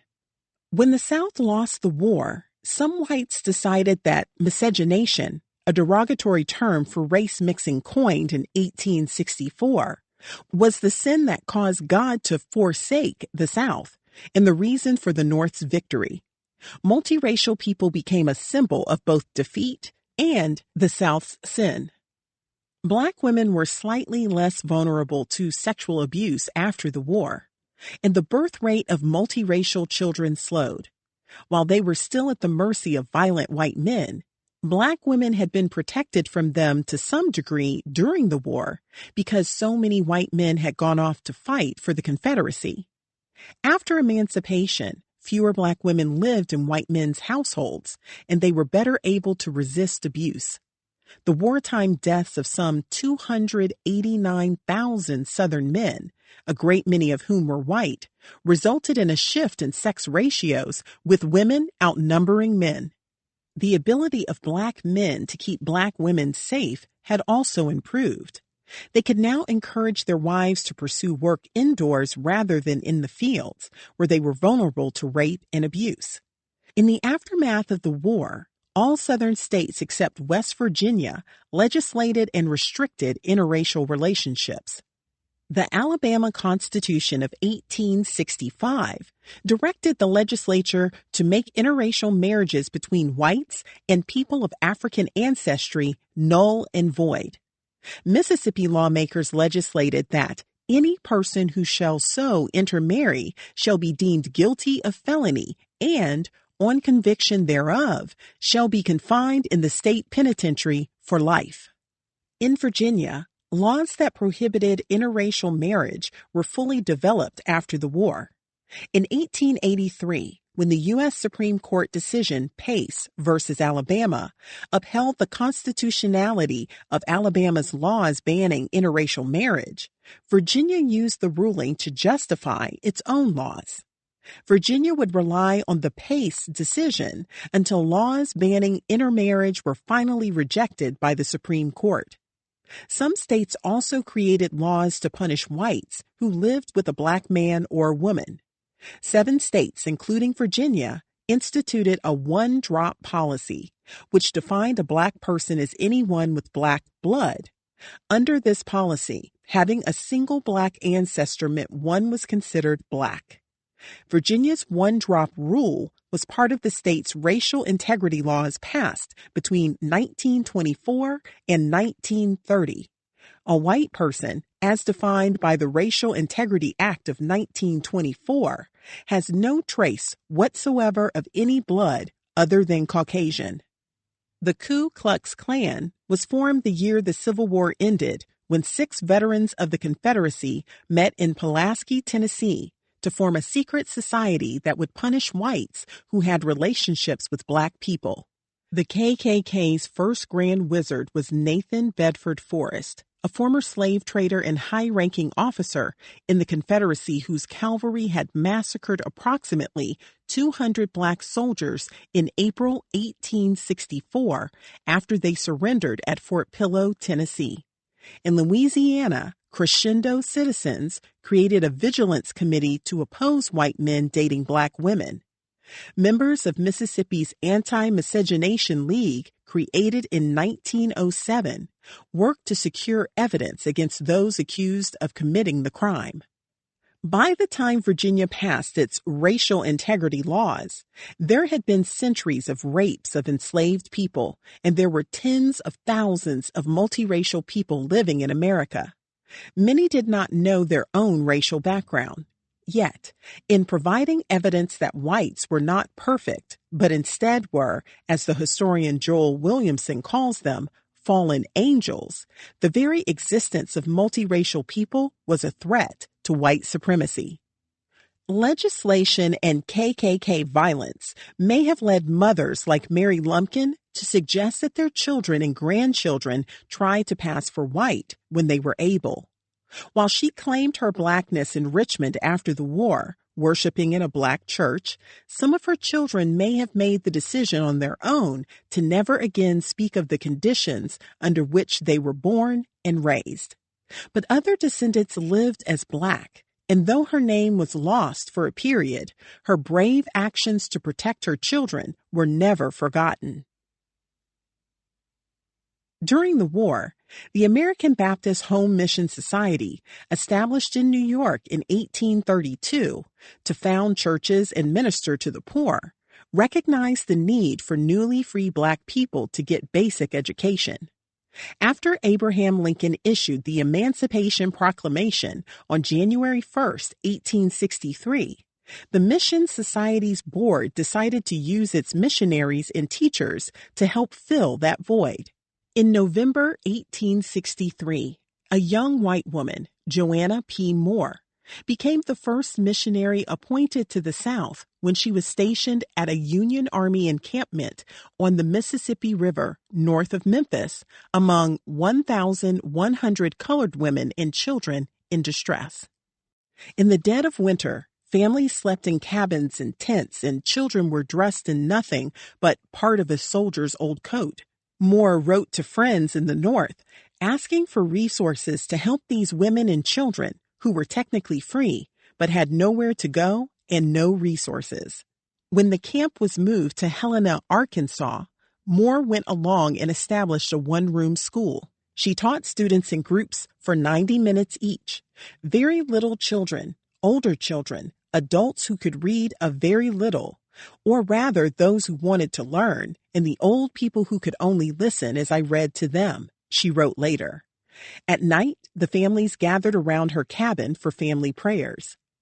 In its early years, the Mission Society had achieved its goals using missionaries in foreign lands. Relying on that model, the Society launched a national theological institute to prepare formerly enslaved men to enter the Baptist ministry as pastors. As the mission evolved, it offered courses to men and women at a variety of levels. Days after Richmond collapsed, the Mission Society arrived in the former Confederate capital and began teaching classes for newly free Black men. By November 1865, the organization had established the Richmond Theological School for freed men. Harvey Morris, enslaved until the end of the war, walked 100 miles and slept outdoors to get to the school. His wife had agreed to provide for the family's 2 children while he attended classes.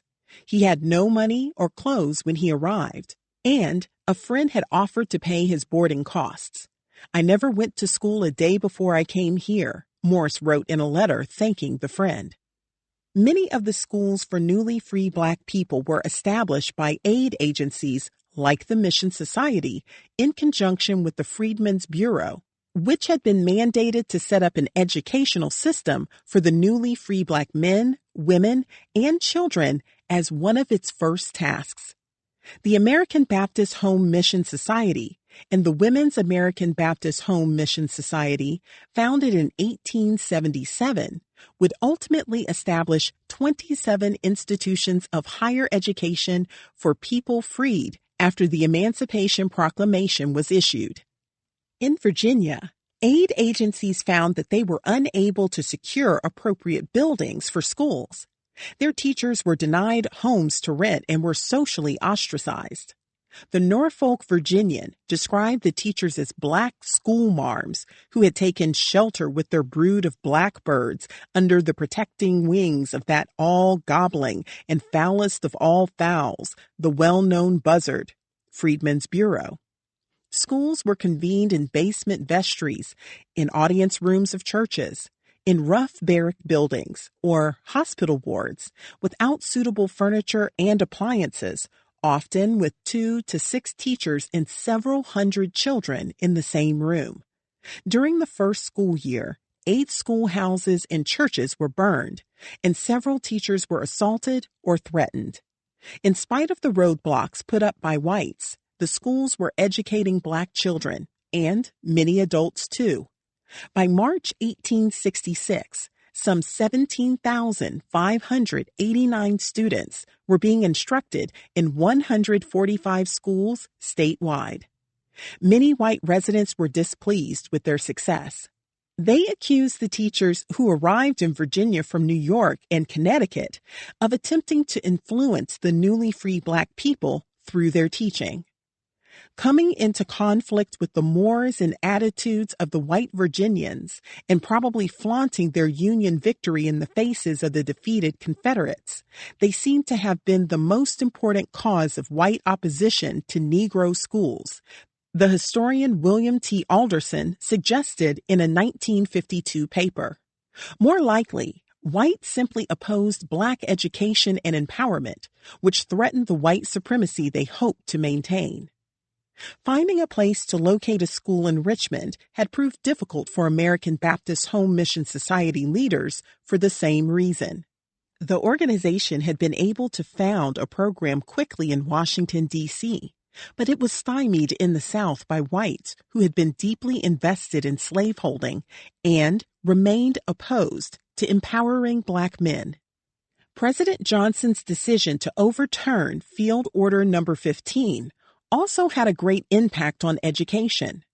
Without government funds to acquire land and buildings to create schools for Black children, classes were instead held at a variety of locations and not on a set schedule. Richmond Theological School for Freed Men hovered constantly on the edge of extinction, wrote Raymond Hilton, a white professor who compiled the school's early history. Richmond Theological School's first leader was Joseph Getchell Binney, a former president of Columbian College, which later became George Washington University. He conducted classes at First African Baptist Church and in spare rooms in other buildings around town. Benny hoped to provide prospective pastors with biblical instruction as well as literary and scientific studies, sufficient enough to make them intelligent men and capable of leading colored churches, said his widow, Juliet Pattison Benny.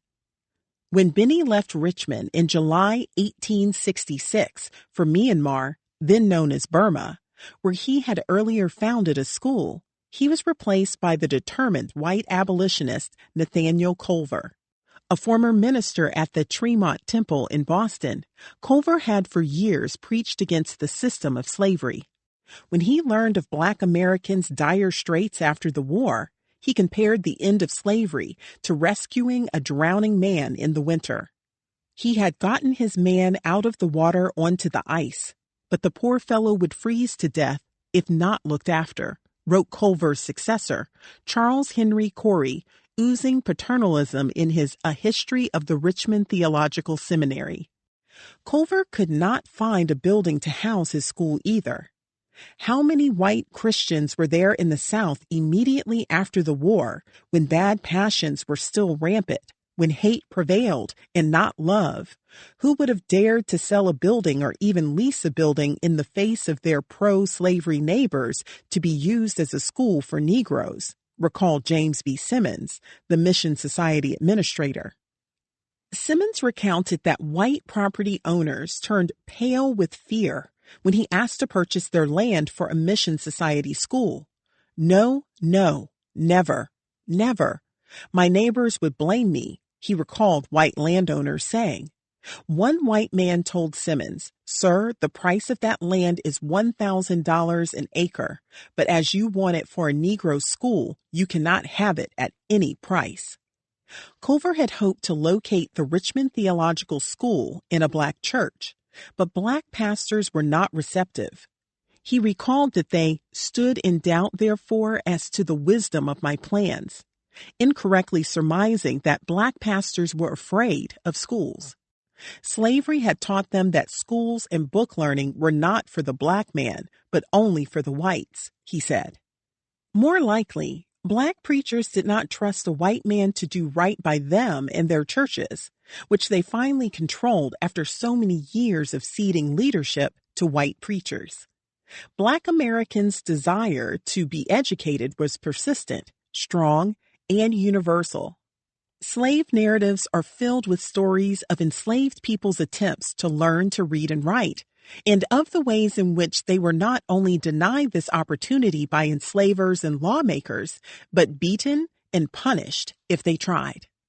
Though Culver was perplexed by his inability to find a building to rent, he did not give up.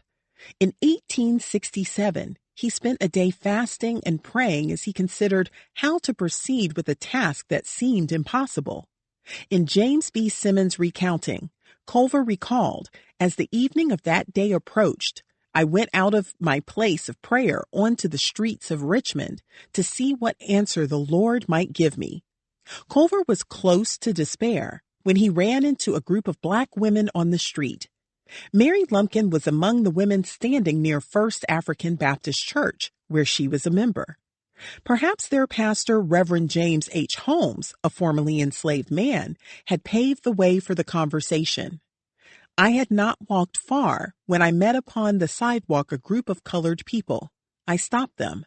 I engaged them in conversation. I told them the story of my errand in Richmond and the obstacles I had encountered, Culver recalled. He had finally found a receptive audience. In the midst of that group was a large, fair-faced, freed woman, nearly white, who said she had a place which she thought I could have, Culver said later. Described by Culver as a pious and intelligent woman, Mary Lumpkin clearly valued education. She was literate herself and had made sure that her daughters had been educated too. Perhaps she viewed the act of renting the jail to him as a way to give back to her community, an investment in Black people after they had been denied so much. Maybe allowing the jail to be converted into a school felt like a religious act. Maybe she saw it as redemption for the many ways in which Robert Lumpkin had harmed enslaved people, or as her chance to act when for so long she had felt powerless to help the Black people imprisoned there. Or perhaps letting Culver use the jail was simply a way to pay her bills. Meeting Mary Lumpkin was the answer to Culver's prayers. 2 months later, he leased Lumpkin's jail from Mary Lumpkin for 3 years at the cost of $1,000 a year. The occupancy of those premises, Simmons wrote, was wholly providential. The building that had been an epicenter of pain and suffering for so many would take on a new life as a place of Black education. Culver wanted to transform Lumpkin's jail into a place of healing where formerly enslaved men could build new lives. As he opened the Richmond Theological School for freed men at the jail site, he sought the support of Black pastors such as Reverend James H. Holmes, who moved onto the campus with his family. Reverend Richard Wells of Manchester Baptist Church, and later Ebenezer Baptist Church, and Pastor George Jackson of Halifax County also backed Culver's efforts. Within weeks, Black men like those once imprisoned at the jail knocked out the jail cells and pulled down the iron bars from the windows. A little over 2 years after the war ended, on September 1st, 1867, classes began at the former Lumpkin's jail with some 30 or 40 pupils. The old slave pen was no longer the devil's half-acre, but God's half-acre, Simmons noted. On opening day, Culver preached from the porch of the boarding house, acknowledging the change that had taken place in the status of the colored people, and also to the different purpose to which the premises were about to be devoted. He also acknowledged changes to the old jail with the iron grating across the windows. No longer would there go up from within those walls from broken-hearted men, torn from their families forever, an agonizing wail to heaven, Culver reportedly said. Among the students were Holmes and Isaac P. Brockington, a pastor from Darlington, South Carolina, whom Corey had assisted in founding a church after the war. Joseph Endom Jones, a formerly enslaved man who had been taught to read by another enslaved person and a Confederate soldier, entered the theological school to prepare for the ministry but would return as a teacher. Peter Randolph also became a student, calling the school's location in Lumpkin's jail remarkable. The groans and expressions of sorrow that used to go up from this accursed spot when husbands and wives, parents and children were separated nevermore to meet cannot be described by tongue or pen, he wrote. How fitting it was that a school for the instruction of the freed men, and especially the Christian ministry, should be erected and occupy this place, verifying that scripture that God makes even the wrath of men to praise him. During a 6-hour school day in the jail building, the Institute's teachers taught grammar, math, geography, reading, and biblical knowledge. Some classrooms were in former jail cells, and former whipping posts were used as lecterns for the professors. Teachers and students boarded in other buildings on the jail grounds. So entirely absorbed were we in our arduous work of teaching these eager students, some of whom were already pastors, that our uninviting surroundings were unthought of by us, recalled H. Goodman Smith, who taught at the Institute for 4 years. Perhaps she was unbothered because she was white. Though ill, Culver continued to lecture, teach, and serve as the school's administrator until 1868, when Charles Henry Corey was transferred to Richmond to replace him. Corey had spent the war ministering to soldiers in Texas, Louisiana, and South Carolina. Later, he helped organize Black churches, raise money for new buildings, and ordain ministers in Charleston. He had also taught at Georgia's Augusta Institute, which would later become the HBCU, Morehouse College. When Corey arrived, he moved into Lumpkin's former home with his wife Fanny, failing to grasp the symbolism of a white authority figure making his home there. Corey acted as principal and taught biblical studies. In the afternoons, he and Fanny led an 80-person class whose students included mothers and grandmothers. In February 1869, the school was renamed the Culver Institute for its former principal, who continued to advise Corey. He suggested that in order to make the school viable over the long term, it needed to move out of the jail. "The time will soon come," he wrote, "when that school must be put upon on a permanent basis." In the aftermath of the Civil War, Richmond was changing. In 1867, Black men voted for the first time, electing 24 Black men to Virginia's Constitutional Convention, which was called to write a new state constitution as required by Congress before Virginia's representatives could be seated in Congress. Record numbers of Black students enrolled in school in 1868. The next year, Richmond residents petitioned the city council for a citywide system of schools. A teacher for the Freedmen's Bureau was appointed superintendent. In the fall of 1868, Mary Lumpkin, then in her mid-30s, left Richmond apparently for good. She returned to Philadelphia, reuniting with her children and her young grandchildren, Horace and Anna Kelsey. George E. Kelsey, to whom Mary Lumpkin had transferred ownership at the Philadelphia home when she went to Richmond after the war, transferred the house back to her control. In Philadelphia, Mary Lumpkin did not have money to pay bills, a common problem for Black women of this era, apparently even for ones who had received an inheritance.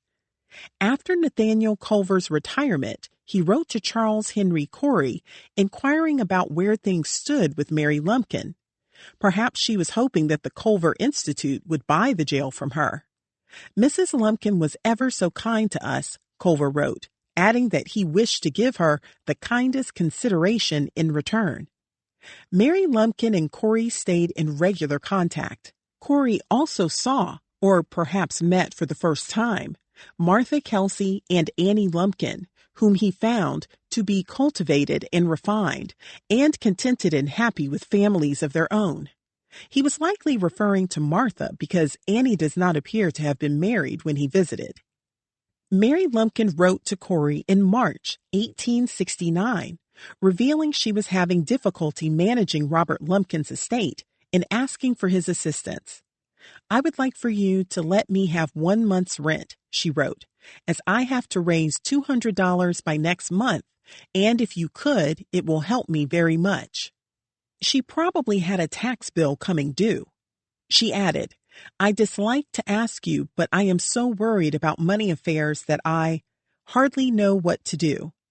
After all she had endured, she was now also troubled about how to pay her bills. As the Culver Institute sought to buy a building that could better suit its needs, she wrote Corey again to ask his assistance in settling up. "I asked for $2,000, but would be satisfied with $1,500, she wrote. In her correspondence with school officials, she inquired about Reverend James H. Holmes, the caretaker and preacher of First African Baptist Church. "Remember me to Mr. Holmes and family," she wrote. She continued to express support for the school that she had played a role in founding.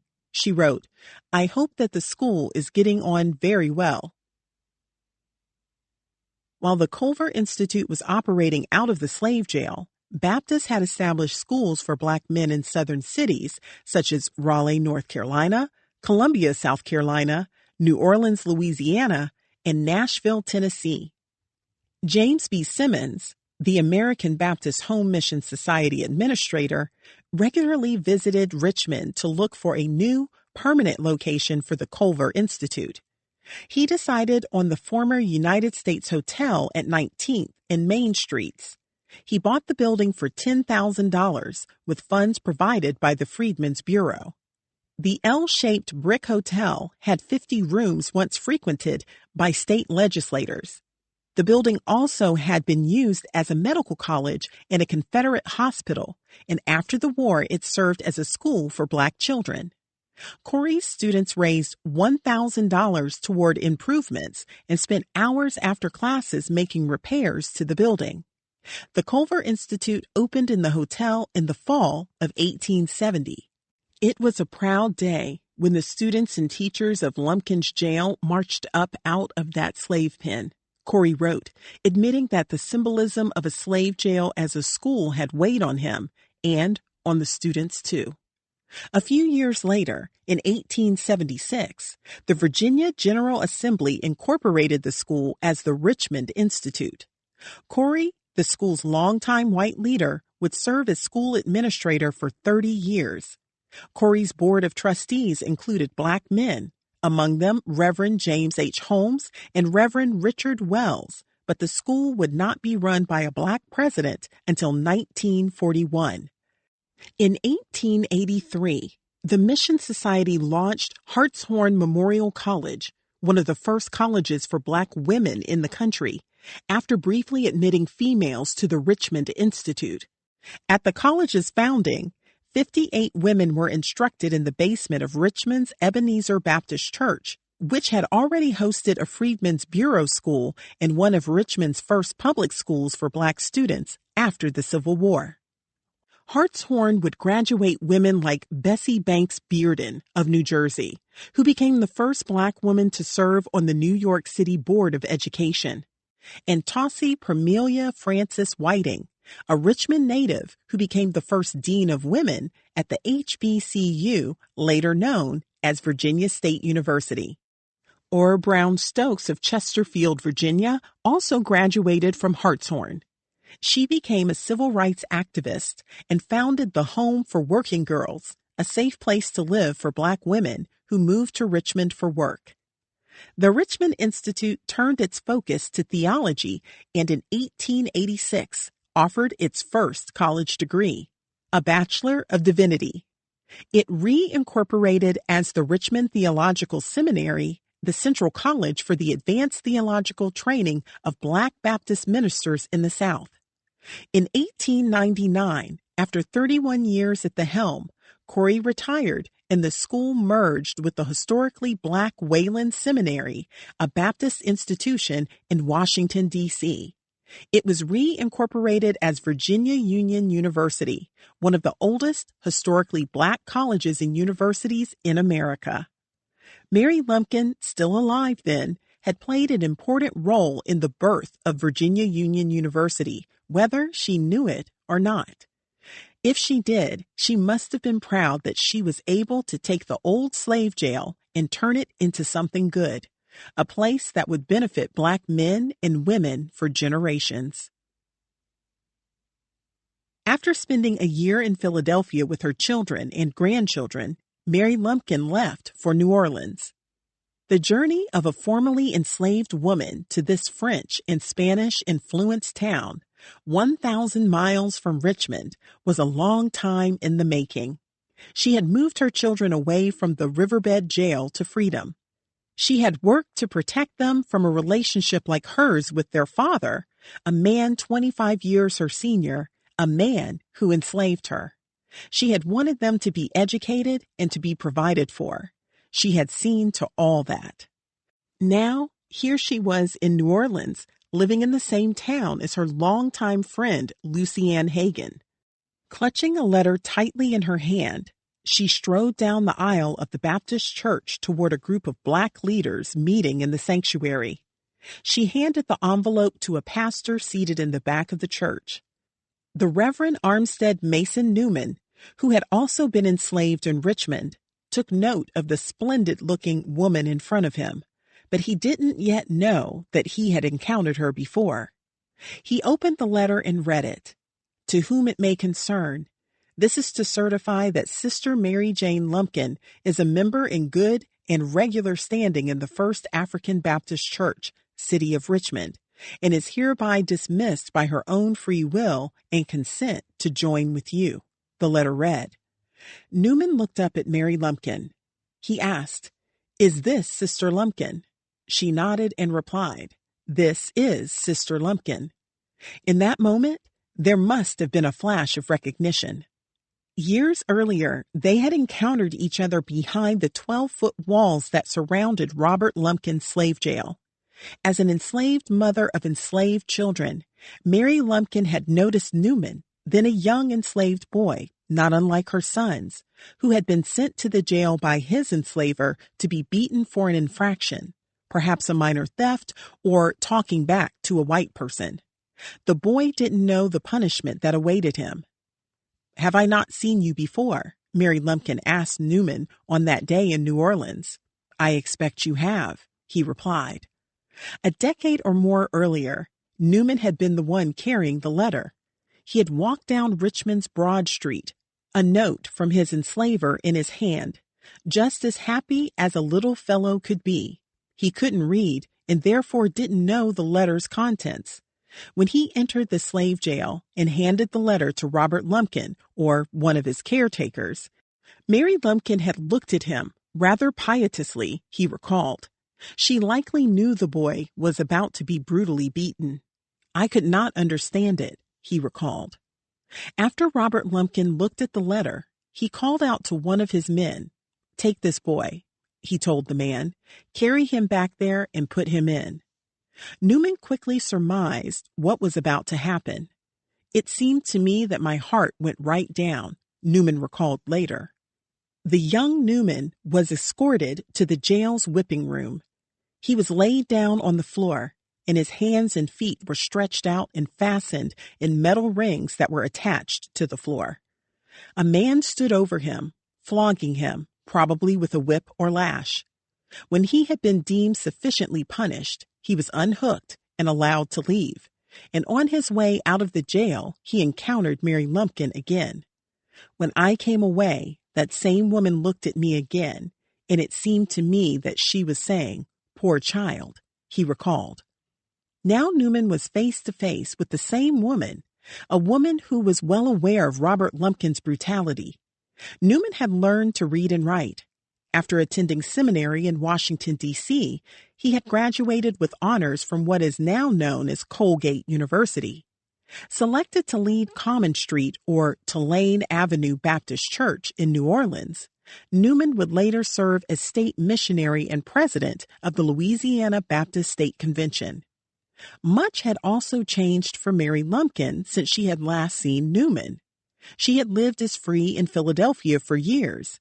She had transformed Robert Lumpkin's jail into a school for free black men training as pastors, men just like Newman. As she stood in a black church in New Orleans, far away from that jail and the abuse she suffered there, recognition of Newman was surely settling in her bones. The past must have washed over them both that day, taking them back to the sounds of brutal beatings, to the fear of violence that coursed through their veins, to the stench of unwashed bodies, of death and dying. "Are you not the little one that came one morning down to the jail with a note?" Mary Lumpkin inquired of Newman.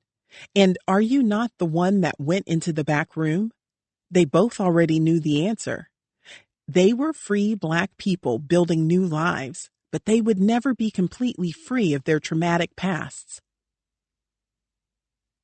Once Mary Lumpkin could pick where to live without having to consider Robert Lumpkin, she chose to reunite with her longtime friend, Lucy Ann Hagan.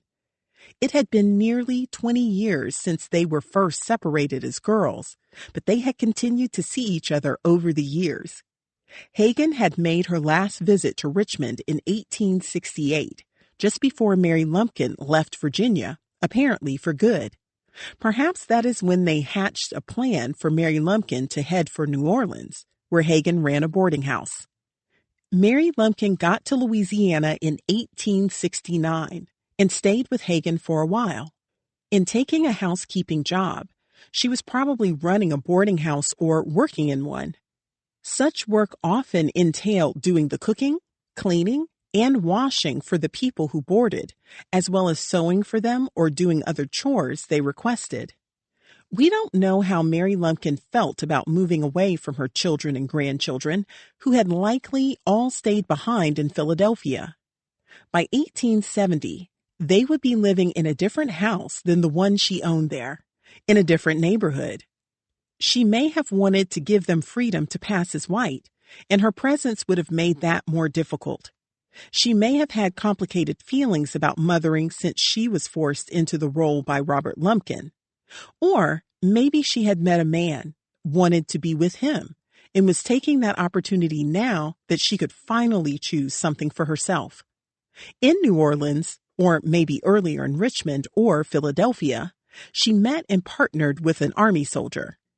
In 1872, Mary Lumpkin left New Orleans for New Richmond, Ohio, a pre-war abolitionist stronghold named for the Virginia town where she had been enslaved for many years.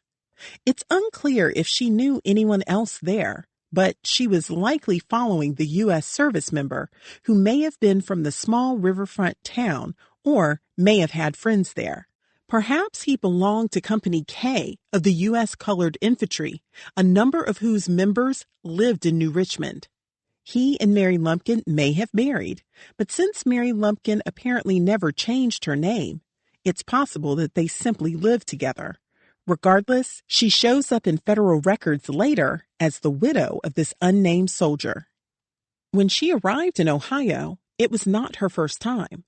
She may have explored moving there or sending one or more of her children in 1847 when she first traveled to Ohio. I was in Cincinnati to see a lawyer, she later recalled. She would not have made the journey to Ohio alone as a young, enslaved woman, and Robert Lumpkin would probably have taken her himself or hired someone to make the journey with her.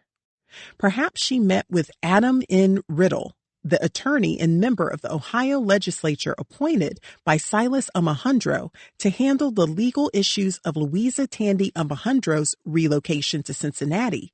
Or maybe she had consulted with an abolitionist attorney like Salmon P. Chase, who defended James G. Birney, editor of The Philanthropist, an abolitionist newspaper, and who later became governor of Ohio and Chief Justice of the U.S. Supreme Court. Regardless, Mary Lumpkin did not move to Ohio at that time. For years, New Richmond had a large free Black population and was Claremont County's largest and most prosperous Black community. The town had been founded in 1814 at the base of a hill along the banks of the Ohio River by the Revolutionary War hero Jacob Light. A cousin of Light's from Richmond, Virginia, surveyed the land and named it according to local lore. Land to the east was settled by Thomas Ashburn in 1816, and he named the town Susanna for his wife. The villages merged as New Richmond on January 11, 1828.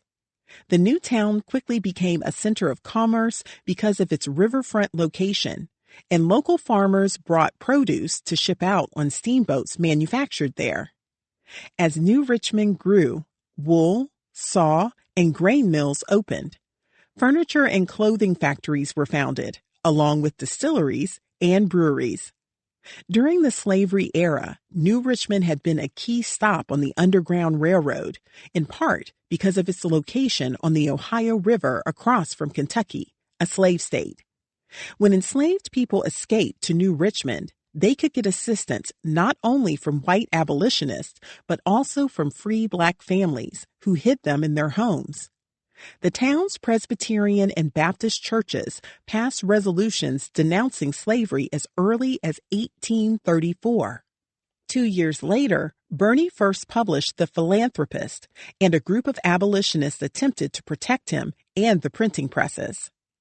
Black residents formed their own organizations, such as the Baptist Society of Colored Persons, which came together in 1850. The Union Association for the Advancement of the Colored Men of New Richmond formed in 1857, a half-century before the founding of the National Association for the Advancement of Colored People. In 1861, the Black Second Baptist Church was constructed. The town became a destination for enslavers, setting free the people they enslaved. In 1860, a Southern enslaver visited New Richmond to purchase a farm for his 2 multiracial sons. Like Robert Lumpkin, the man worried about his children being sold into slavery, and purchasing property for them went some way toward easing that anxiety. Schools in the region had long educated Black children. 2 miles south of New Richmond, in Claremontville, the Integrated Claremont Academy, later known as the Parker Academy, had been founded in 1839 by the abolitionist preacher Daniel Parker and his wife, Priscilla Parker. It is believed to have been one of the first in the United States with integrated and co-ed classrooms that included formerly enslaved children of white enslavers. Perhaps one of Mary Lumpkin's children attended. One white Texas enslaver sent his 4 multiracial children to Parker Academy. Milton Taylor of Maysville, Kentucky, brought his 3 multiracial children there, and many of the country's abolitionists sent their children to the academy as well. Edwin Matthews, formerly enslaved by Birney, also attended. The academy was known locally as a station on the Underground Railroad. 30 miles south, the town of Ripley was settled by many former residents of Virginia and Kentucky. It was home to the minister John Rankin, who founded the Ohio Anti-Slavery Society and, according to local lore, used a lantern from his house on the hill above the Ohio River to signal to escaping enslaved people in Kentucky. He worked closely with the foundry owner John Parker, a formerly enslaved man who had purchased his own freedom in Virginia. Parker regularly went to Kentucky, a slave state, to help enslaved people cross the river and then delivered them to Rankin, who sheltered them and moved them north. Rankin penned his Letters on Slavery to his brother, Thomas Rankin, an enslaver in Virginia.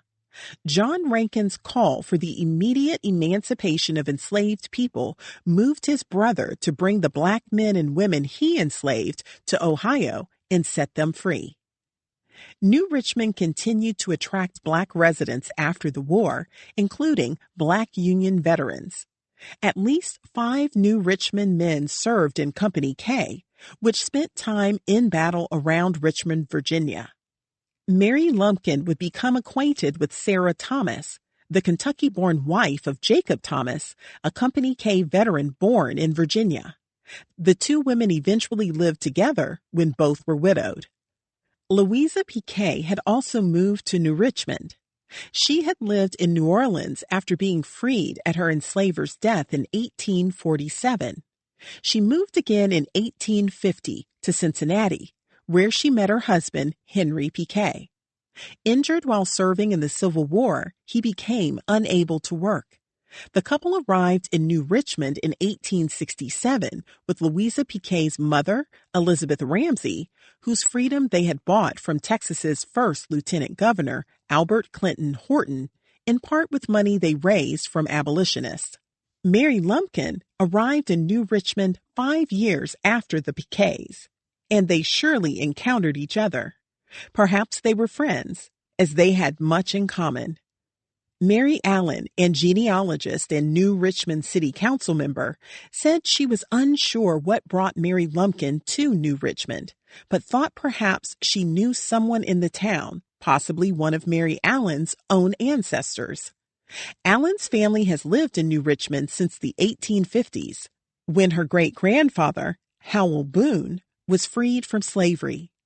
The son of an enslaved woman and her enslaver's white brother, he opened Boone's Market, which served both white and Black shoppers.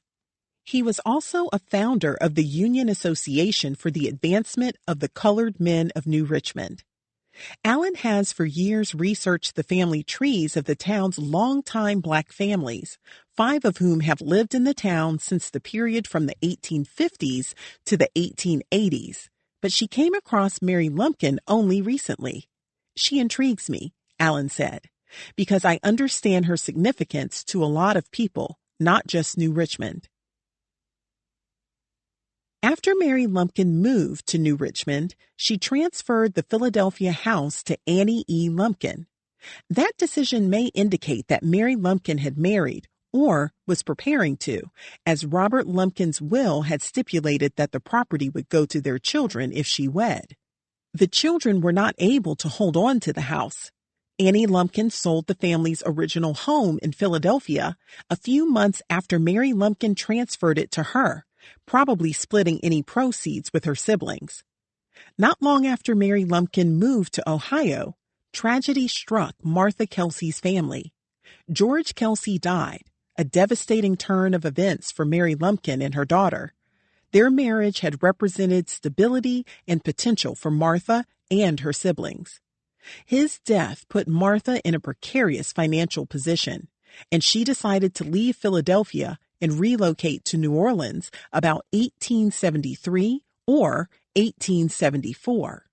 She likely did not want to be a burden on her brothers. Perhaps George Kelsey had family in New Orleans who offered to help his widow and children.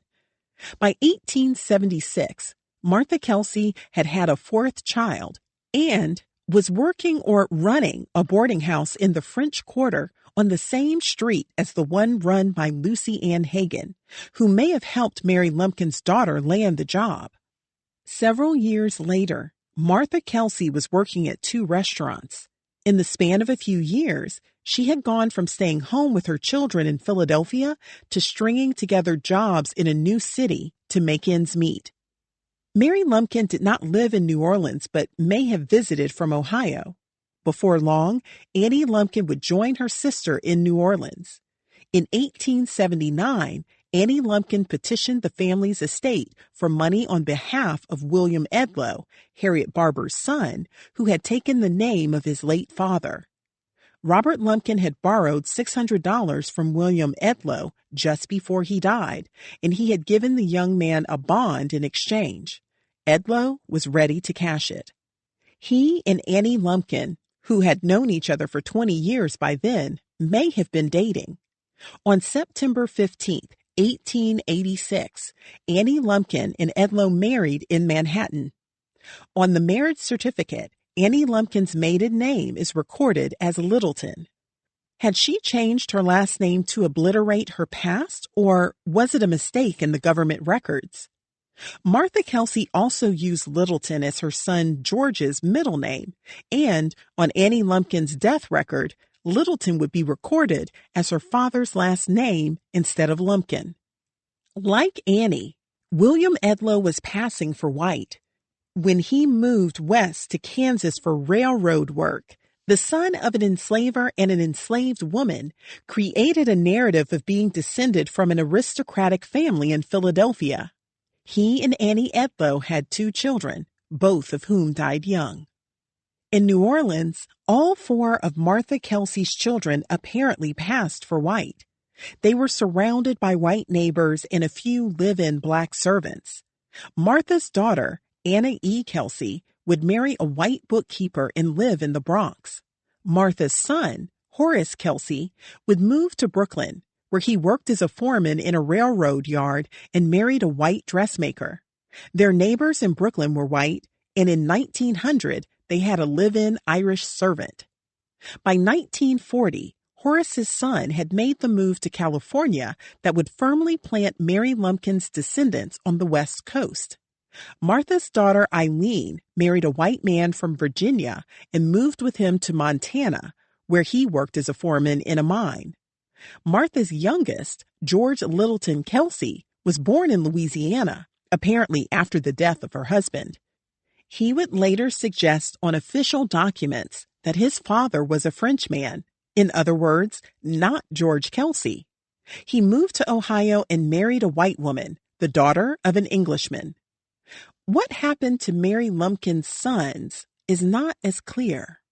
If Robert Lumpkin's namesake fought in the Civil War, he survived. All 3 men were alive in 1881. But by 1900, 2 of Mary Lumpkin's sons had passed away, and the third disappears from public records. He may have changed his name to George W. Lumpkins and moved to Bridgewater, Massachusetts, where he lived among the Wampanoag people and married a woman who had been born enslaved in Richmond. They may have stopped using their father's name. Whether they pass as colored or whites, I do not know, but I presume no trace could be found of them under the name of Lumpkin. For in the very nature of things, they would be more than willing that all records and recollections of their birthplace and pedigree should be blotted out forever, wrote James B. Simmons, the American Baptist Home Mission Society administrator, in an undated letter. If Simmons was correct, all of Mary Lumpkin's children removed evidence of their relation to Robert Lumpkin and the violence he perpetrated. Some also moved away from their mother's Black roots. On May 10, 1881, Mary Lumpkin said in a chancery case that she was willing and desirous to turn over the said fund to her children, adding that she wanted to release her inheritance during her life rather than have it happen after her death. Also, in 1881, Thurston Lumpkin's home in Alabama was sold in a sheriff's sale 4 years after his death, most likely because Mary Lumpkin could not pay taxes on it. A few years later, in 1887, Frederica Hagen wrote to Mary Lumpkin to inform her that Lucy Ann Hagen had died, a loss that must have left a hole in her heart. In lives that were traumatic and difficult on many levels, lives that spanned from enslaved girlhood to free womanhood, their friendship had seen them through dark days. They had lost children and the fathers of their children. They had been enslaved and then become free. They had struggled to pay their bills, but their lives had been their own. Their friendship lasted through it all, a tool of survival and a form of resistance. That year, Mary Lumpkin would prove her loyalty to Lucy Ann Hagen when she was asked to testify in a New Orleans court case about an inheritance. In her testimony, she was careful not to convey her dear friend's past as an enslaved woman. She also referred to Lucy Ann Hagen's relationship to John Hagen as a marriage, hiding the true nature of the connection. Mary Lumpkin must have considered it important to keep this information from a government body and anyone reading her testimony. She framed the story of her friendship in a way that left out altogether the women's enslavement and the years they had spent in slave jails. She omitted the sexual abuse that had resulted in them becoming mothers. She sanitized their history. By 1900, if not well before, the man with whom Mary Lumpkin had partnered, perhaps her one true love, had died. Her grief at losing both her partner and her dearest friend must have been terrible. By then, 2 of her sons had died too. Her daughters had left or soon would leave New Orleans, and her children, grandchildren, and great-grandchildren were spread farther and farther apart, from New York to Montana. In the final years of Mary Lumpkin's life, she lived in a Black neighborhood on New Richmond's Columbia Street, renting a room from Sarah Thomas. Her finances were surely in shambles. Her family did not live nearby. Yet, in this tiny town of just 1,900 people, she could be seen and understood in all her complexity. As she had done in Virginia, Pennsylvania, and Louisiana, she undoubtedly built community with other women in Ohio who had been enslaved and forced to have the children of their enslavers. She may have befriended women like Louisa Piquet and her mother, Elizabeth Ramsey, women who had survived, women who elevated and supported one another. Perhaps she viewed Sarah Thomas, who was much younger, as a daughter. It must have brought her peace to think back on her life and know that she had removed her children from the slave jail where they had grown up. She had told Robert Lumpkin that these children have to be free, and she had seen to it. Perhaps it made her proud, knowing that she had not only given them an education, but also ensured that generations of other free Black men and women had a chance to attend school too. On November 11, 1905, Mary Lumpkin died at the age of 72. She was buried in New Richmond's Samaritan or Good Samaritan Cemetery. Located just outside of town on a steep embankment, it was the final resting place of 23 soldiers in the U.S. Colored Infantry Troops. Jacob Thomas was buried there, along with Henry and Louisa Piquet and Elizabeth Ramsey. Perhaps her partner was buried there too. Mary Lumpkin's grave was unmarked. 10. God's Half Acre. By the start of the 21st century, the existence of Lumpkin's jail and its role in the domestic trade of enslaved people had been all but forgotten. The remnants of the slave business in Richmond, as in most southern cities, were buried in the landscape, erasing the slaveholding history. There was little evidence of the horrific trade of humans that had gone on for decades in the city, of the slave auction sites and slave jails that had once been so visible. Black history in the U.S. has long been imperiled or rendered invisible, wrote Richmond Times-Dispatch columnist Michael Paul Williams, a Virginia Union University alumnus and Pulitzer Prize winner, of the destruction of an Underground Railroad house in nearby Petersburg in 2020. From its early days, Richmond not only was complicit in its acceptance of slavery, but benefited from it. The city was made by its exploitation of Black people. Yet, Richmond has not adequately acknowledged that history or shared the stories of the wrongs that were committed. Slave trading cities like Charleston, New Orleans, and Natchez, Mississippi have all buried their pasts, too. When the New York Times went looking in 2019 for slavery sites in cities and towns that played the most significant roles in the slave trade, it found that after the Civil War, the auction blocks had largely been removed and the auction houses that still stood had been repurposed. No one was eager to preserve these sites or even remember them, the Times wrote. And so they disappeared, year by year, generation by generation, until there was no living memory of what happened in these places. Even fewer sites in America have explored the slave trade's impact on Black families who were brutalized, traumatized, exploited, and broken apart. Brian Stevenson's Equal Justice Initiative opened a museum dedicated to the legacy of slavery in Montgomery, Alabama, on land where enslaved people were once warehoused. A museum with slavery at the center of its historical interpretation was founded at the Whitney Plantation in Wallace, Louisiana, where enslaved people were forced to raise sugarcane. The International African American Museum was slated to open in 2022 on the waterfront where slave ships landed in Charleston, South Carolina. In 2017, New Orleans Mayor Mitch Landrieu addressed how little his city had done to memorialize slavery.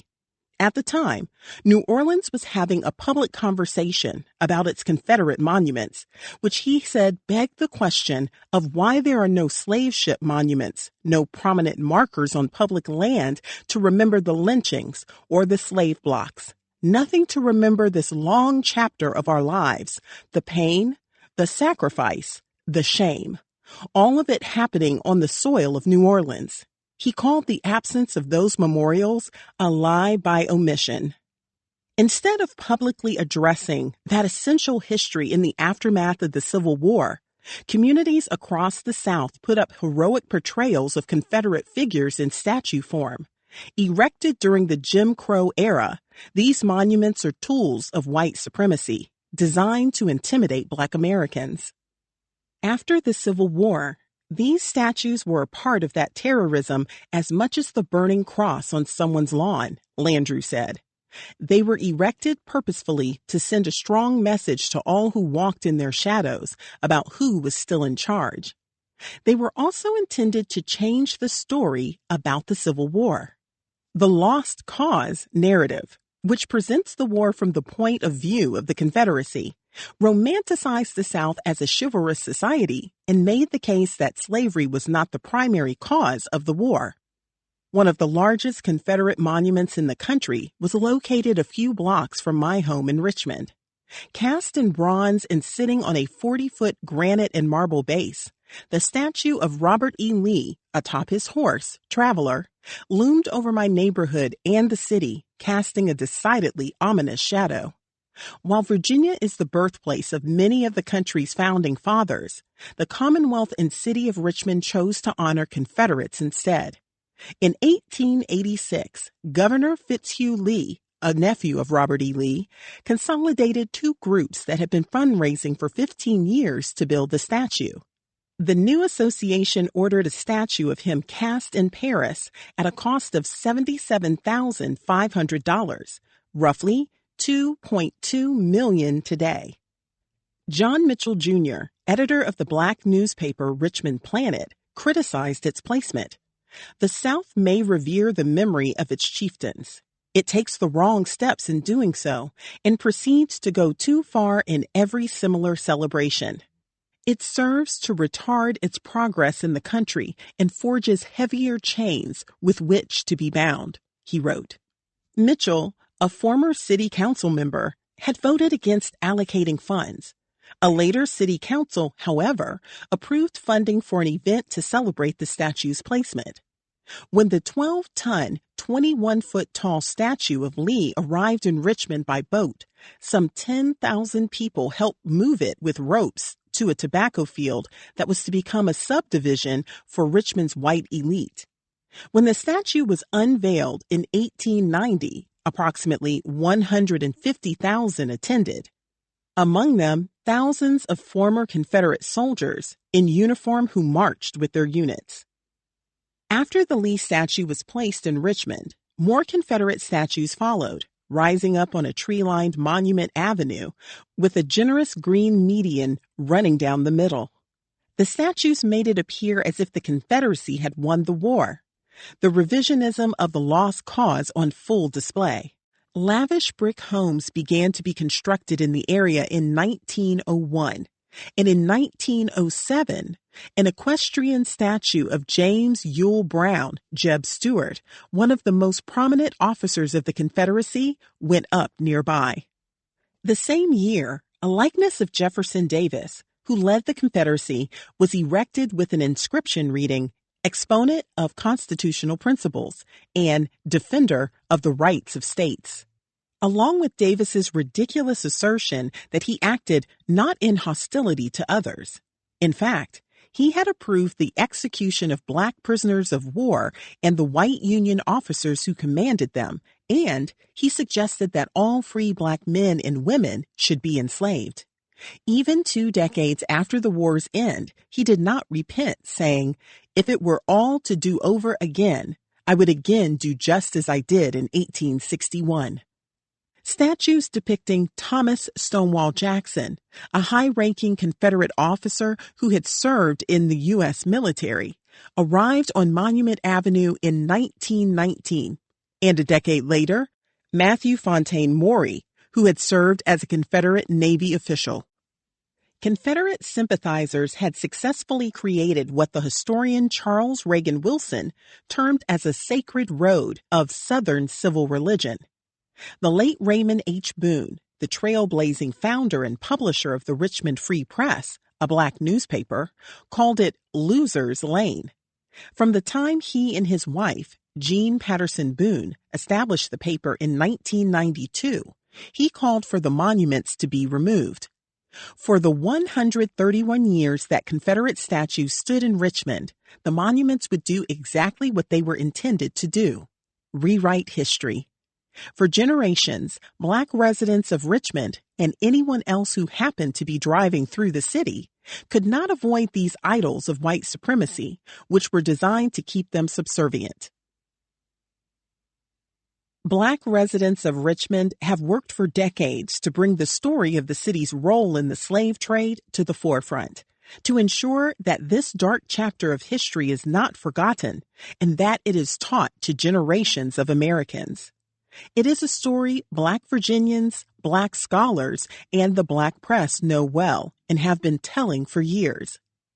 After taking a trip to Senegal, Virginia Governor L. Douglas Wilder, the grandson of enslaved people and the nation's first elected Black governor, dreamed up the United States National Slavery Museum in 1993 and spent a decade trying to bring it to fruition. The museum was slated to be built on a 38-acre parcel on the Rappahannock River in Fredericksburg, Virginia. The presidents of historically Black Hampton and Howard universities joined his museum board, along with the actor Bill Cosby and late historian John Hope Franklin and various business leaders. Wilder planned for the museum to open in 2004, But after a series of delays and false starts, supporters of Wilder's vision believed that his project was dead.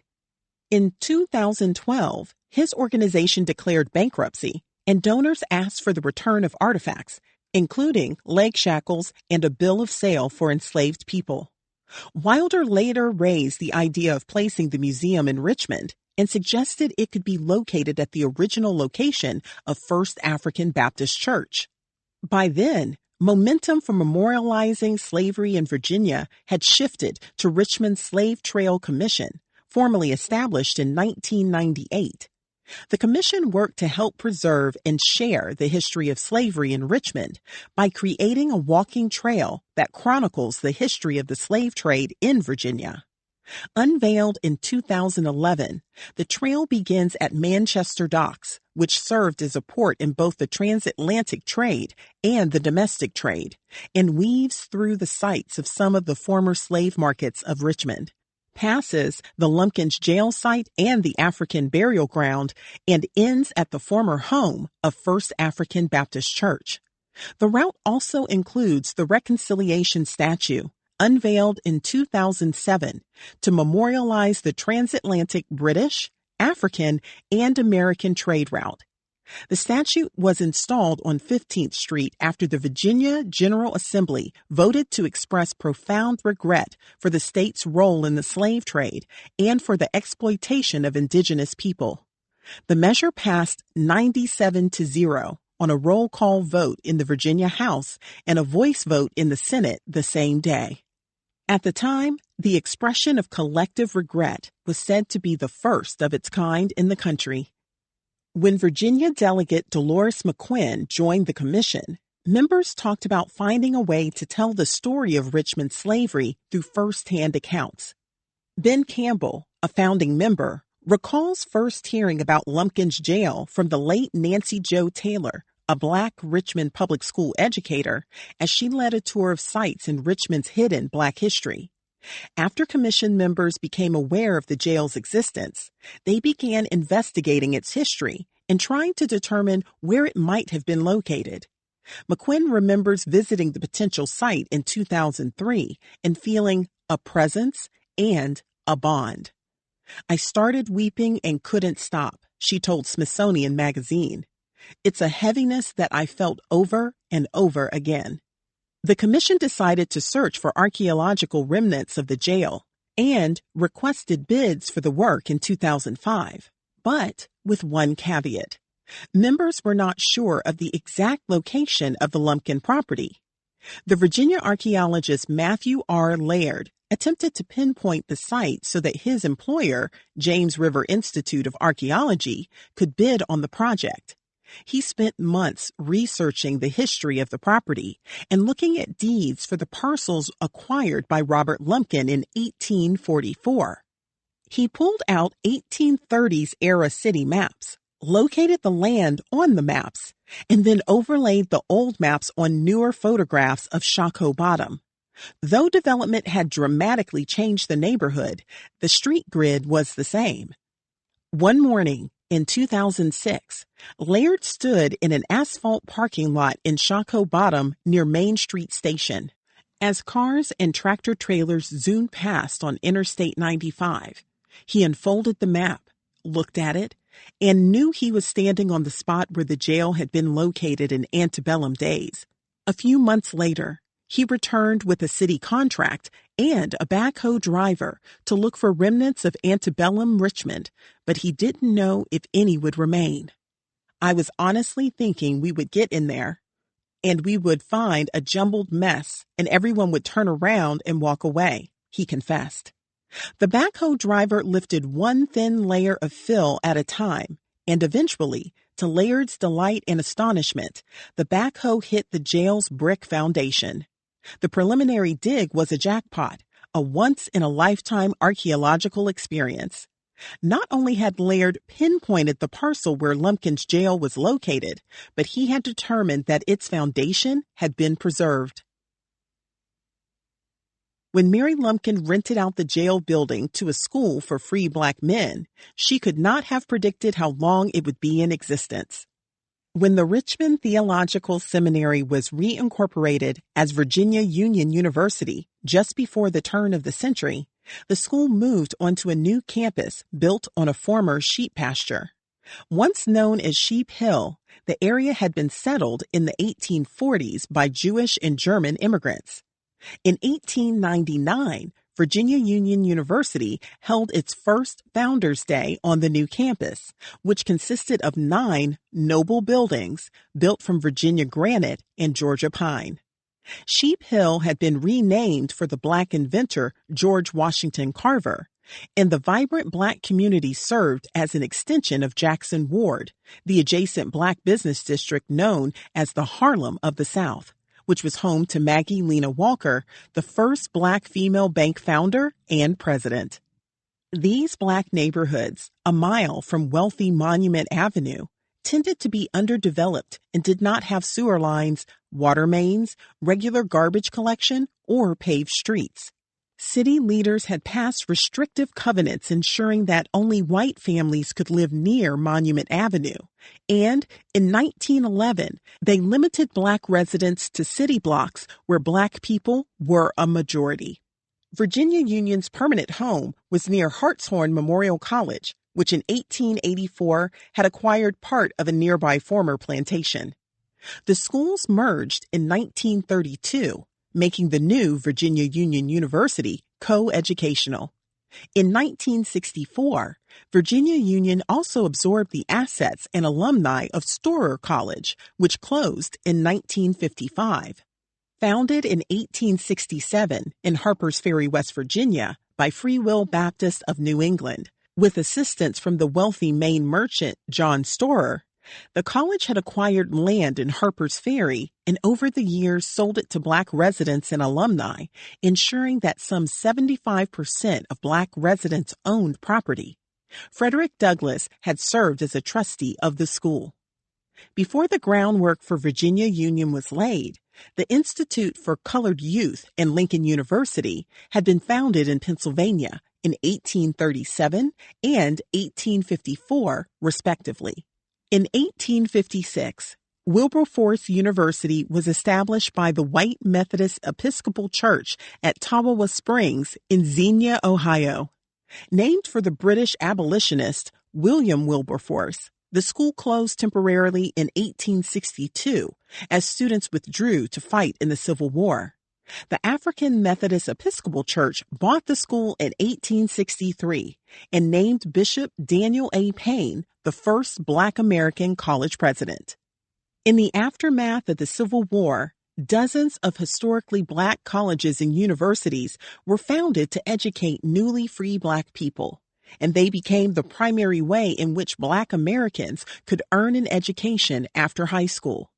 More than 90 institutions had been founded by 1900 to train teachers and preachers, but by the 20th century, many HBCUs began promoting Black scholarship instead. Many would seek autonomy from the white leaders and white churches that had been at the helm of the schools since they were founded. Historically, Black men and women were routinely denied admission to predominantly white institutions, or PWIs.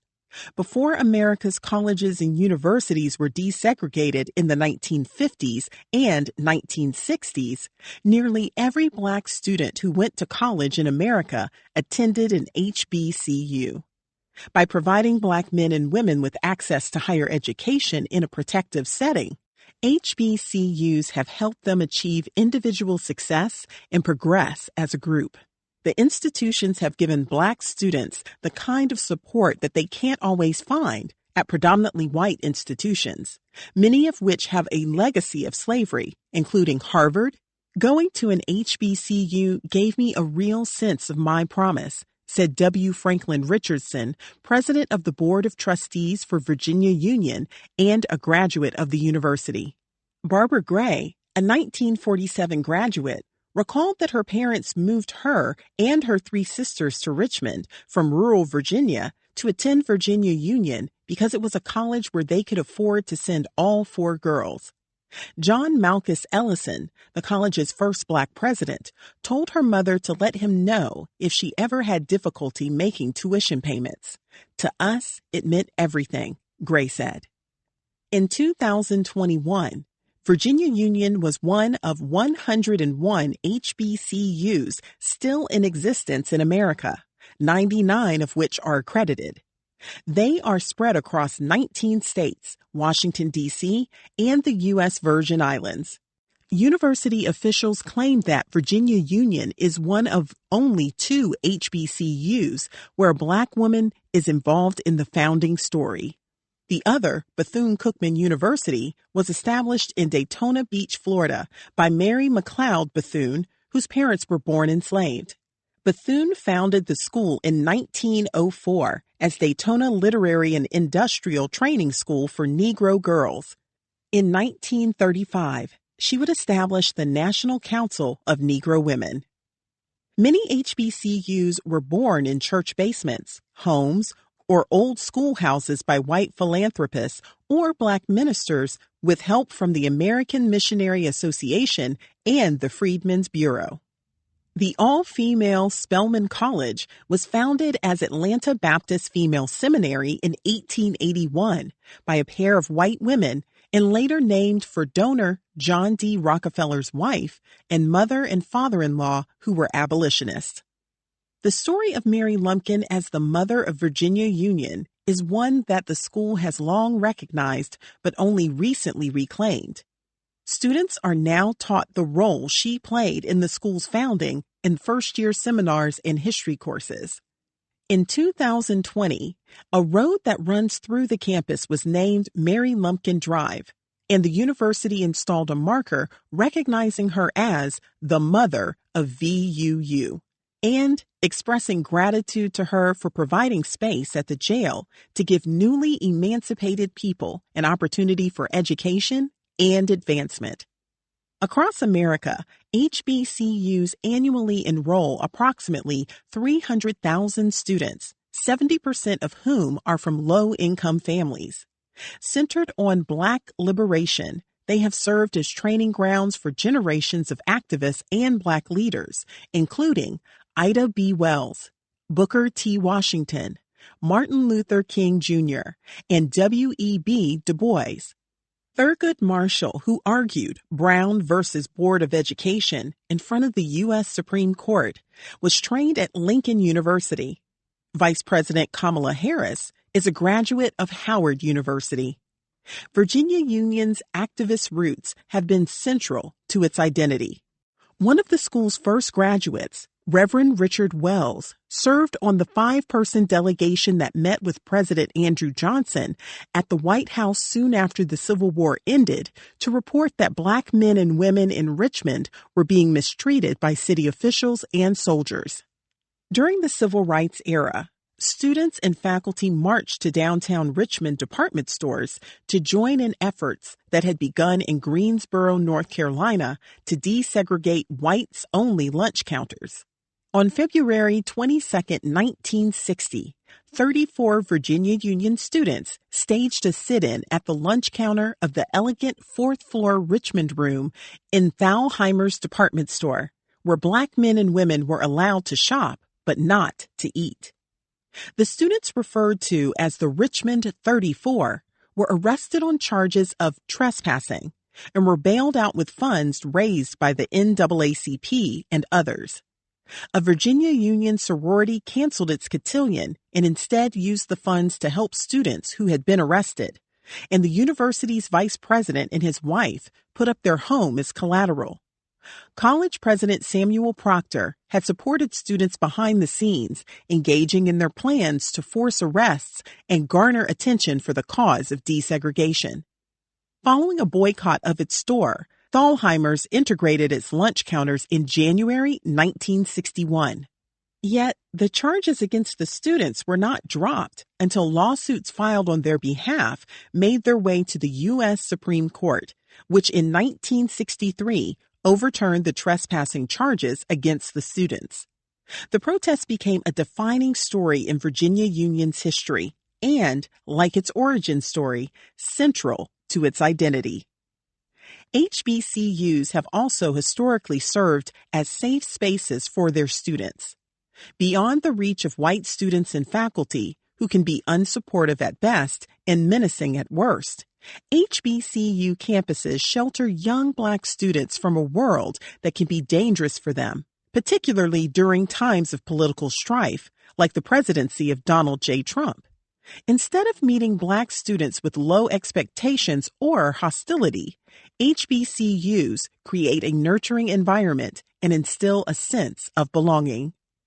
HBCUs are critical to the future of the African American people, said Richardson, senior pastor at Grace Baptist Church in Mount Vernon, New York. Virginia Union was attended by Henry Allen Bullock, who won the Bancroft Prize for his book, A History of Negro Education in the South, from 1619 to the present, and by Lyman Teft Johnson, whose legal challenge at the University of Kentucky opened the school to Black students in 1949. Wyatt T. Walker, a key strategist behind civil rights protests who served as chief of staff to the Reverend Dr. Martin Luther King, Jr., completed his graduate studies at Virginia Union. Dr. Lucille Brown, who served as a Richmond City Schools superintendent, and Jean Louise Harris, Virginia's first Black cabinet member, are graduates. Given the nature of the founding of HBCUs, their history of activism, and their role in protecting and promoting Black men and women, they have been historically underfunded and neglected by the U.S. government. Private funders also have not stepped up for Black institutions, which white leaders in America historically have deemed unimportant. Therefore, HBCUs have never had the enormous endowments that support the many financial needs of majority white institutions. They were viewed as educating the people who weren't going to become much anyway, W. Franklin Richardson said. A number of HBCUs have struggled, some for years. The 125-year-old St. Paul's College shut down its Lawrenceville, Virginia campus in 2013 after accreditation and financial problems resulted in declining enrollment. Atlanta's Morris Brown College, named for the Charleston preacher, was stripped of accreditation for 20 years because of its debt. Wilberforce University has struggled with financial challenges and in 2019 joined with Central State University, an adjacent public HBCU, in order to keep its accreditation. Virginia Union University has struggled too. In recent years, the university saw enrollment figures for incoming freshmen and transfers drop by half. The school reported that its undergraduate enrollment dipped to a 25-year low of 1,153 students for the 2019-2020 school year, down from a student body of between 1,300 and 1,500. In response, the board lowered tuition by nearly 1/3 in order to attract more students. Enrollment climbed to 1,276 in 2020-2021 during the pandemic, and school officials hoped it might inch above 1,300 for 2021-2022. The school reported it retained 70% of its freshman class, its highest retention rate in history. While enrollment is a persistent worry for school leaders, Richardson is circumspect about the challenges facing Virginia Union. Historically Black colleges have had to struggle to exist, Richardson said. Their story is the story of struggle. University officials are developing new graduate programs, acquiring land to expand the school's campus, and setting fundraising goals at $30 million in the short term and $100 million over the long term. In 2021, the institution announced that it would award more than $6.35 million to 1,344 students to eliminate education loan debt, with the help of the Federal Coronavirus Aid, Relief, and Economic Security Act. The school has also partnered with Richmond Public Schools to give scholarships to 5th and 8th graders. The university, Richardson said, is in a place of promise and possibility. The endowments of all 101 HBCUs total $3.4 billion, which is less than the endowment of predominantly white Brown University, the least well-endowed of the Ivy League schools. In recent years, wealthy Americans have taken note. The novelist and philanthropist Mackenzie Scott donated $560 million to HBCUs in 2020. In the Commonwealth, Virginia Union was bypassed, but Scott gave $40 million to Norfolk State University and $30 million to Virginia State University, both public institutions. In 2020, Netflix co-founder Reed Hastings and the film producer Patricia Quillen gave $40 million each to the United Negro College Fund, Morehouse College, and Spelman College. Lemoyne-Owen College in Memphis received $40 million from the Community Foundation of Greater Memphis. In 2021, Calvin Tyler, a retired United Parcel Service senior executive and board member, pledged $20 million to Baltimore's Morgan State University. Hastings and Quillen said that they hoped their gifts would help reverse generations of inequity in our country and inspire others to donate to historically Black colleges and universities. HBCUs have a tremendous record, yet are disadvantaged when it comes to giving, the couple said in a statement. Generally, white capital flows to predominantly white institutions, perpetuating capital isolation. Black Americans have long known the value of HBCUs, but wider recognition of their importance, particularly on the part of white Americans, is essential for them to be funded equitably. Michael L. Lomas, president and chief executive of the United Negro College Fund, predicted in 2021 that donor support would soon pick up at HBCUs across the country. When Howard University signed Black journalists and MacArthur Genius Grants recipients Nicole Hannah-Jones and Ta-Nehisi Coates as professors, Lomas said that it signaled that the school can be a nationally recognized platform for creativity, for insight, for voice to the Black community, and he expected it to have a ripple effect. This is a renaissance for Black colleges, he said. After Matthew R. Laird determined the location of Lumpkin's jail in Shockoe Bottom, the city of Richmond awarded his team a contract in 2008 to conduct a full archaeological dig. Laird knew that the site would be difficult to excavate for two reasons. First, the location posed access challenges, as the foundations for Robert Lumpkin's home and boarding house were most likely buried under Interstate 95, and the rest of the slave jail property was adjacent to the highway. Second, the back part of the property where the jail sat sloped down to Shockoe Creek, requiring the removal of many layers of fill dirt. He didn't expect the third challenge. The creek would fill the dig site with water. Workers started by digging an 80 by 160-foot plot. Slowly and methodically, they removed layers of soil, which were then hauled away by a waiting dump truck. Within days, and working in view of thousands of people who passed the site on Interstate 95, the team reached pieces of china and doll parts, remnants of the jail property buried under the modern landscape. They also found a carved bone ring and a wooden toothbrush. Over the course of 4 months, the site and its intense history was uncovered bit by bit. Laird's team revealed the footprint of a separate kitchen building located a little farther back on the property. Then the workers found the remains of a brick retaining wall where the property dropped 7 or 8 feet to the jail and sloped down a terraced hillside to Shockoe Creek. Standing next to the dig site, they peered down at a cobblestone courtyard, a brick gutter, the footprint of a kitchen, and the top of a brick retaining wall that divided Lumpkin's land into upper and lower levels. It was like a sealed cityscape, like Pompeii, peeling back the layers, Laird told me. It was so compelling, he recalled more than a decade later. It was like you climbed down into a time capsule. You were standing on the ground surface of what had been an antebellum slave trading complex.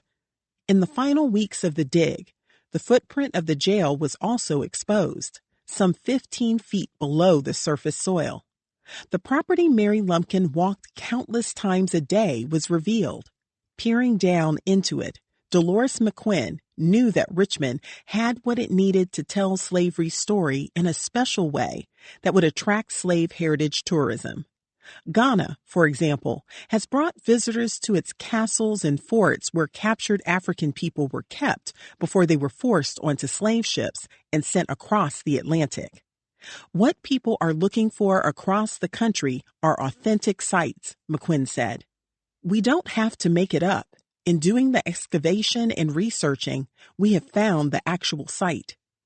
When the archaeologists reached the jail footprint, the dig site started filling with water. We could not keep the water out of it, Laird recalled. It was flowing in from the sides and underneath. We were constantly pumping it. While the water posed complications for the archaeologists, they also knew that it was exactly what had preserved the site, sealing it in a mud bubble that oxygen could not penetrate. More than a dozen feet of fill dirt had also kept it exactly as it had been. In 1873, the hotel proprietors Andrew Jackson Ford and his wife, Mary Lucy Ford, had bought the jail property and used some of the buildings to house their employees. When the dilapidated jail was demolished on March 10, 1888, newspaper reports noted that the building was more widely known through the South in slave days than any similar edifice here. One paper reported that Libby Prison, which housed Union prisoners during the Civil War, also would soon be taken down. The New South is about to forget both structures and the occasion for their use, read one report, a fairly accurate prediction. In 1892, the Fords sold the lots to the founders of Richmond Iron Works, and truckloads of fill dirt were brought in to level off the sloping parcel. Huge piles were constructed on top to support a brick building where architectural ironworks, stationary engines, and supplies for electric railroads would be manufactured. Had it not been for the fill dirt, the slave jail remnants would have been entirely destroyed. They would have blasted through the Lumpkin-era features, and there wouldn't have been anything left at all, Laird said. By 1909, the ironworks site had been demolished, and Seaboard Airline Railway had constructed a large freight depot. Then, in the 1950s, a section of the jail site was covered by the construction of the Richmond and Petersburg Turnpike, which later became Interstate 95.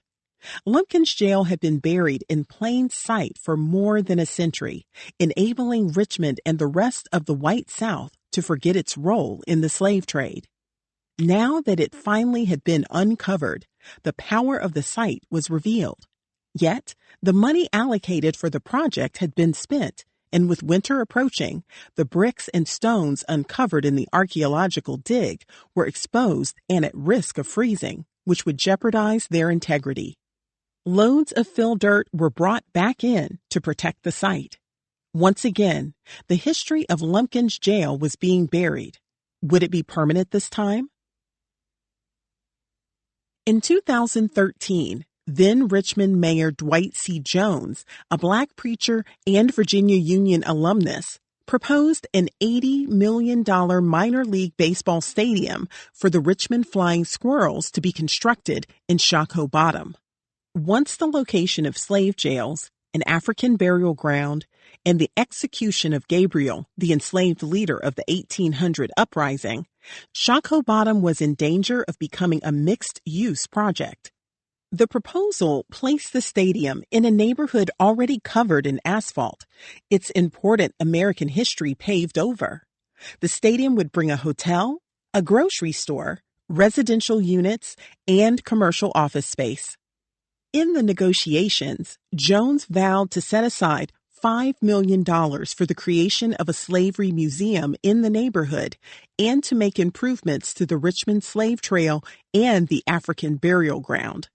But activists worried that slave trading sites would be destroyed in the process. Many believed that the proposed project endangered important archaeological remains, including ones that have not yet been uncovered. The proposal ignored the neighborhood's slave history, they said as they launched into action. No stadium on sacred ground, opponents chanted as Jones unveiled his plans. Richmond residents were joined in their protest by descendants of Solomon Northup, including one who read from his ancestors' account of the time he spent at a Shockoe Bottom slave jail in 1841 before being shipped to New Orleans. No descendants of Mary Lumpkin or Robert Lumpkin emerged to participate in the discussion. This history remains dormant, buried under asphalt and covered by weeds, but it is one that pulses in veins of the millions of living ancestors of the men and women and children whose lives were forfeited on the auction blocks, in the slave pens, and on the gallows pole, wrote Lindsay Williams, Northup's great-great-great-great-granddaughter, in a petition to protest the stadium. It is a history that is very much alive. Lupita Nyong'o, an actor in 12 Years a Slave, the movie depicting Northup's kidnapping and life as an enslaved man, called for the site's history to be preserved. The tactic of the enslaver was to systematically erase all memory of the African's past, she wrote. Let us not repeat this ill by contributing to the erasure of this past in America too. The Black Richmond Free Press opposed the project, while the Richmond Times-Dispatch initially supported it. A stadium appears to be a strong way to draw attention to slavery and to commemorate the lives of human beings held in bondage, the newspaper argued in February 2014.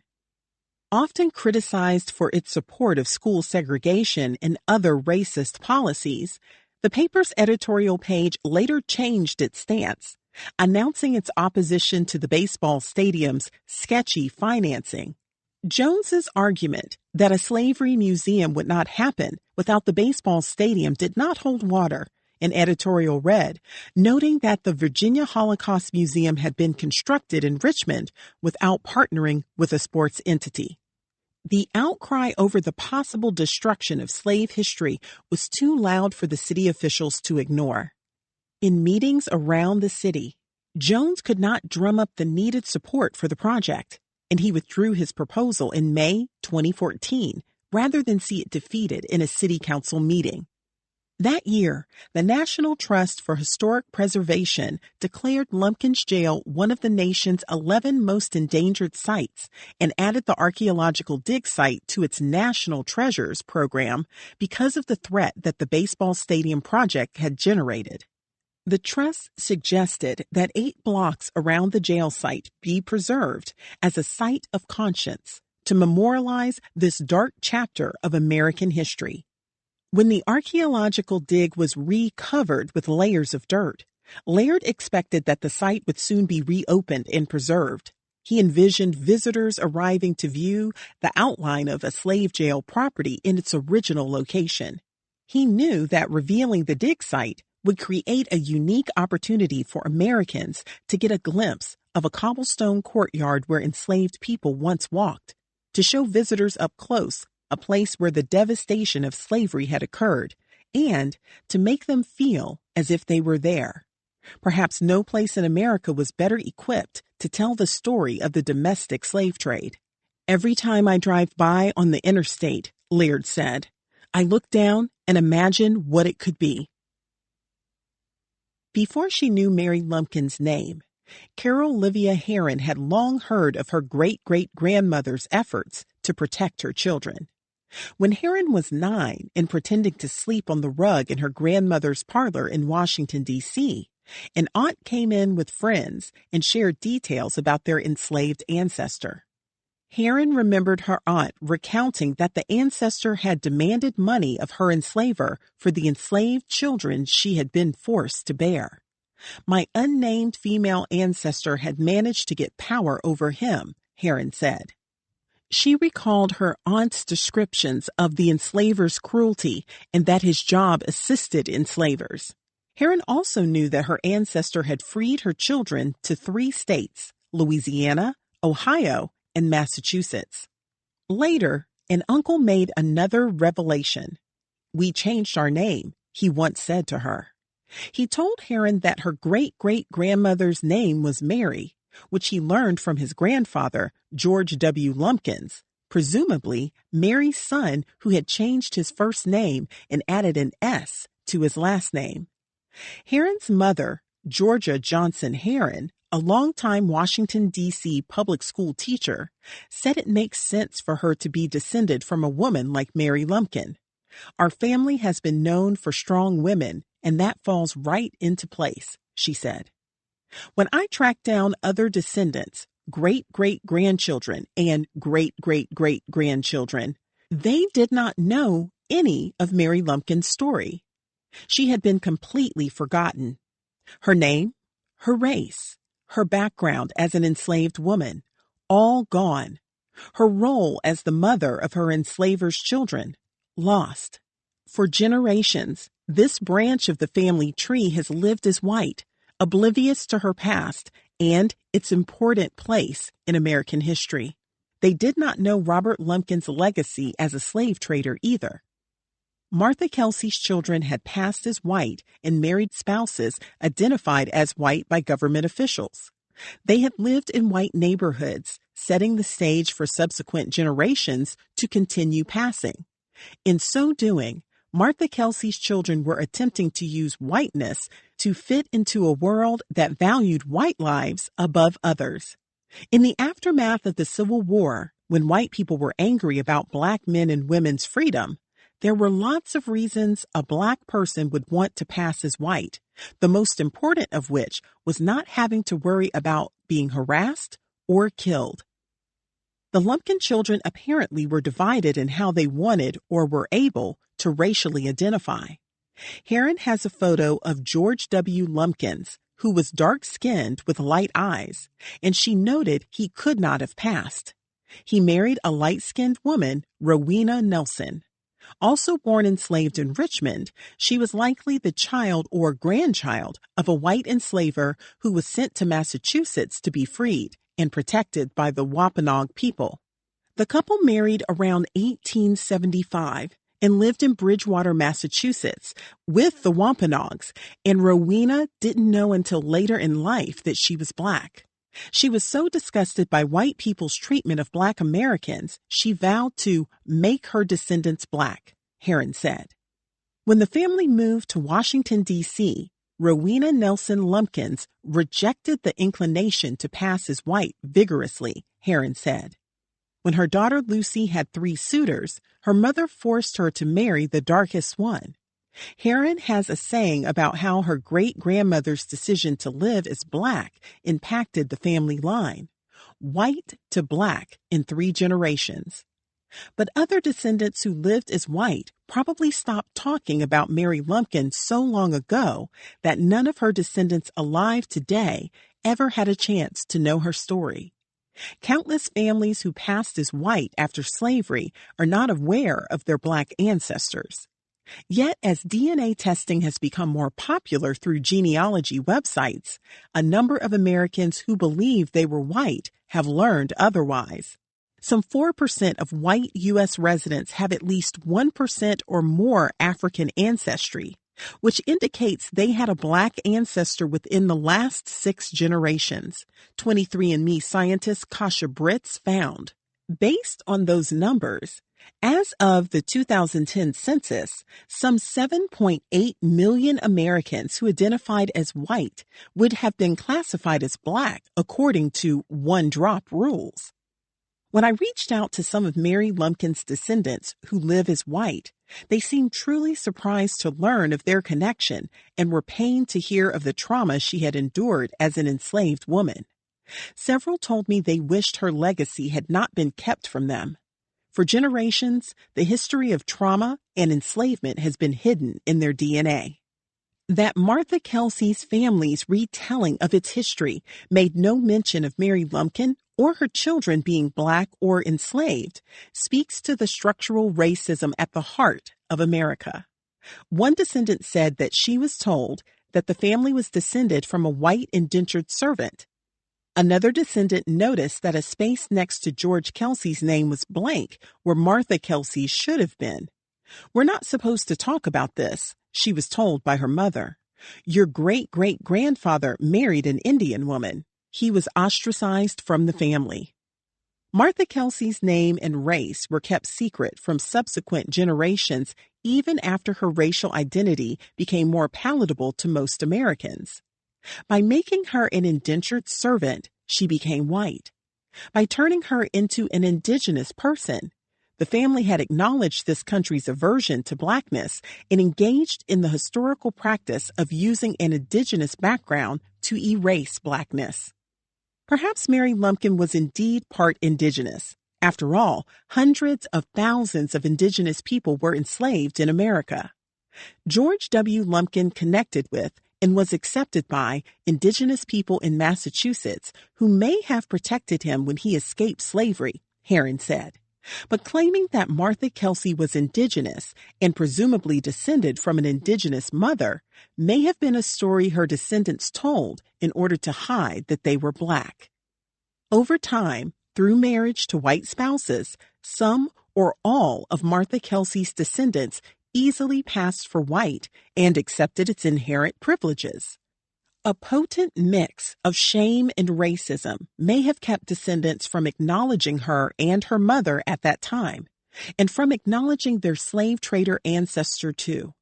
Instead, false narratives were concocted and passed down to generations of unsuspecting offspring, many of whom might never have known their true roots if I had not called. And yet they may have carried the unexplained pain of not knowing exactly who they are. Deciding to hide or ignore our past and not share them with our offspring is one of many ways in which Americans have refused to acknowledge this country's violent history of enslavement. Many of us are descended from enslaved people, from enslavers, or both. This history still lives with us and reverberates today. Whether Mary Lumpkin's descendants know it or not, the violence perpetrated by their ancestor Robert Lumpkin is woven into their lives, as is the trauma that Mary Lumpkin endured. The resilience she demonstrated and the joy she surely experienced, despite the terrible conditions of her enslavement, are also part of their constitution. As a scholar of Black history, Carol Livia Herron learned about Lumpkin's jail years ago, but for a long time was not aware of its role in her life. When she gave a talk in Richmond in 2014, she visited the site for the first time and connected the dots. This Mary Lumpkin was the Mary she had been told about, the one who demanded money from her husband and freed her children. After realizing what her kin had endured at the slave jail, Herron walked into the middle of the adjacent African burial ground and fell to the ground, overwhelmed by grief. "I've come, I've returned," she whispered into the grass, speaking to her ancestors. "I was able to survive, and you won't be forgotten. I will hold you up. I hope you can have peace." Though she did not grow up with all the facts about her ancestors, visiting the site cemented her connection to the history. "This was my family," she said. "I belong here." The archaeological dig had convinced some community leaders that Lumpkin's jail should not only be preserved, but also showcased. 6 years after the dig was completed, in 2014, the state and city set aside a combined $20 million for a pavilion and slavery museum. A foundation would be created to raise the additional funds needed. In 2015, the city held a series of public forums about creating a slavery memorial, and participants requested that the scope be widened beyond Lumpkin's jail.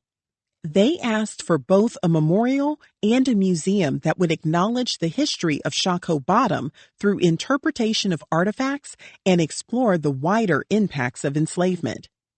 Residents wanted a site that would provide context for Richmond's role in the domestic slave trade and a place of reflection. Sharing the history of slavery is essential in Richmond, where it informs life for so many people. As a hub of the domestic trade, the city has the potential to tell a big piece of the slave trade story and to confront a dark past that many Americans find too painful to consider. The opportunity to create a destination for Black tourists and people interested in the broadening narrative of the American story, we've got that, said Anna Edwards, a longtime Richmond activist. We've got the goods here in Richmond. Since slavery ended, white Americans have not wanted to acknowledge the role of their ancestors as enslavers or the damage they inflicted. Some Black Americans find enslavement just too painful to discuss. The gulf between competing understandings of slavery can seem too wide to cross. Many white people exist in a state of denial, unwilling to learn about slavery, downplaying its significance, and claiming that their ancestors were kind and benevolent enslavers. Meanwhile, some Black Americans don't want to process how devastating slavery and its aftermath were for their ancestors. Really digging into a discussion about enslavement would require that Americans look at the ways in which the country's policies since the Civil War have echoed enslavement. A reckoning would require that white Americans acknowledge not just white privilege and systemic racism, but the violence against Black bodies perpetrated by their white ancestors in the form of enslavement, lynchings, and rapes. Violence still being perpetrated today through mass incarceration, the forced labor of prisoners, the drug wars, and the killing of Black citizens by police. Such a reckoning would require the dismantling of these racist systems. In Richmond, the city and the Virginia Department of Transportation have spent years working to reimagine Shockoe Bottom as a transportation hub, investing millions of dollars to have multiple train lines and bus systems converge at Main Street Station next to Lumpkin's jail site. A 40-year, $86 million renovation of the train station, a National Historic Landmark, was completed in 2017 and includes a breathtakingly beautiful 500-foot-long glass event space. Could Shockoe Bottom, this transportation hub, also be a hub of truth-telling? Could it be a place where people go to explore the rarely acknowledged history of the land? In recent years, the Lumpkins jail site, surrounded by tall metal fences and construction projects, was nearly impossible for visitors to locate. When Virginia's Legislative Black Caucus hosted a memorial of the 400th anniversary of slavery at the site in 2019, Delegate Dolores McQuinn had her staff make handwritten signs to mark the entrances. Even after the fences came down, there was no indication of how important the site is to America's story. More than a decade after the extraordinary archaeological dig, the site, though a stop on the Richmond Slave Trail, remains a patch of grass on the edge of a highway, unseen and unknown. But Lumpkin's jail is too important to keep hidden. It's time to bring Richmond's history in the domestic slave trade into the light. Michael Twitty, a culinary historian, knows what a gem Richmond has in the Devil's Half-Acre site. His research into his enslaved ancestors has revealed that some were sold through the Richmond slave market, perhaps at Lumpkin's jail. He frequently travels by train, and when he passes through Main Street Station, he often initiates conversations about the area's history. "You know what's down here?" he asks fellow passengers. "That's the second largest slave market in America." Sitting in a rail car above the former slave jail, he experiences the pain of the region's history and takes a moment to sit with it. "I feel it every single time," he says. Looking down on Shockoe Bottom from the train, Twitty says a prayer for the people who came before him. "I let my ancestors know I haven't forgotten about you."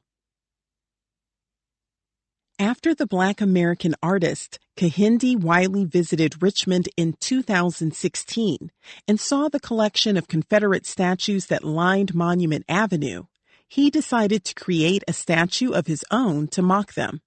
"They're designed to terrorize and menace," he told National Public Radio. They're designed to remind the Black citizenry of Richmond that they have a place in society and that they need to stay within those confined spaces. His 27-foot-tall Rumors of War, cast in bronze, features a modern-day Black man dressed in a hoodie and high-top Nikes, his hair in dreadlocks and tied back in a ponytail. He is seated atop a horse, reminiscent of the Black cavalry who first liberated Richmond.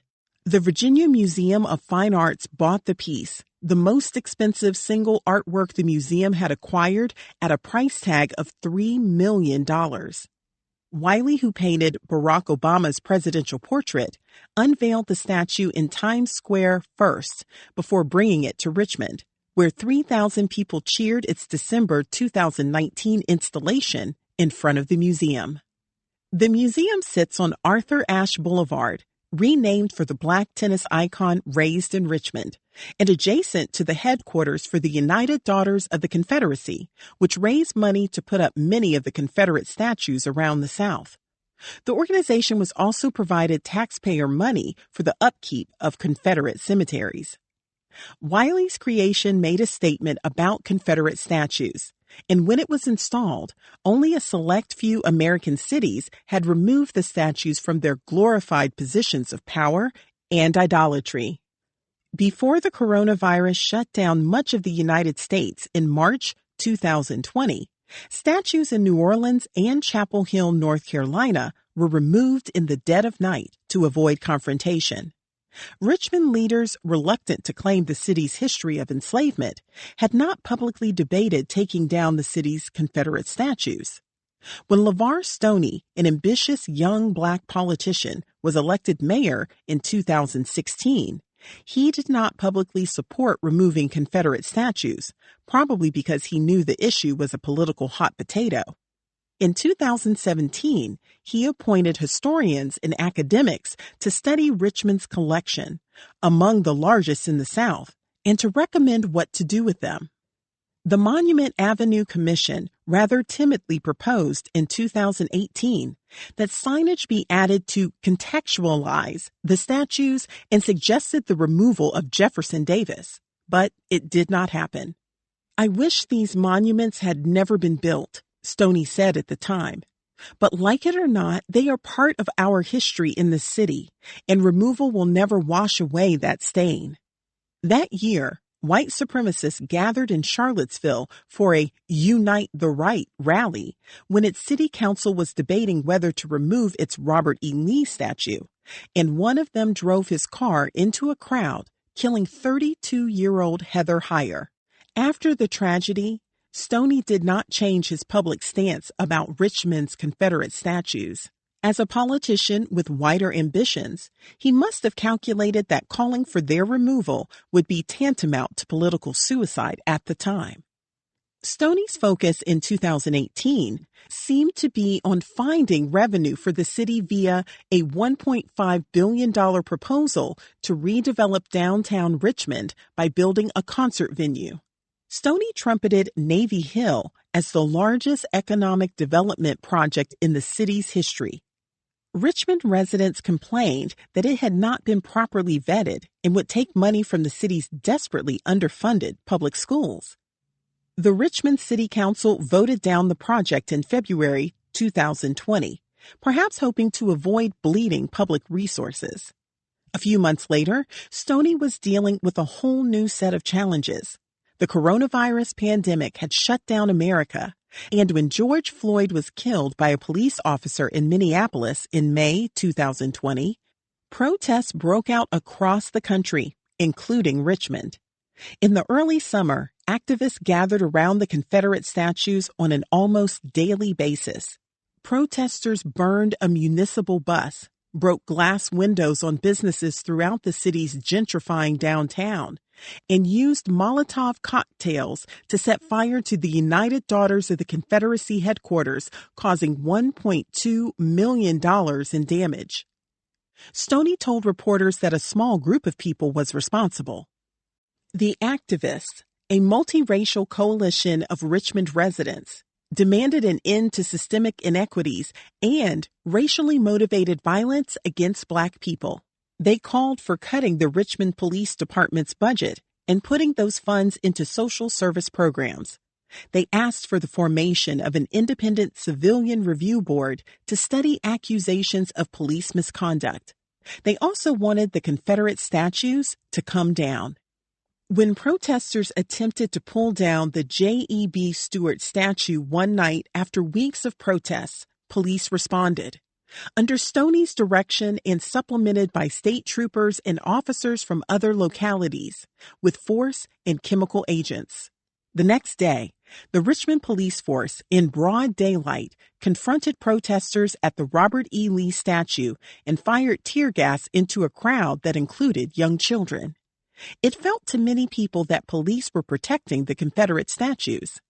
On June 2nd, hundreds of angry residents shouted at Stoney on the steps of City Hall as he attempted to apologize via megaphone for the use of force.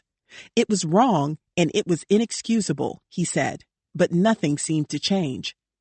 As protests continued for weeks, state and local police continued to use the same tactics.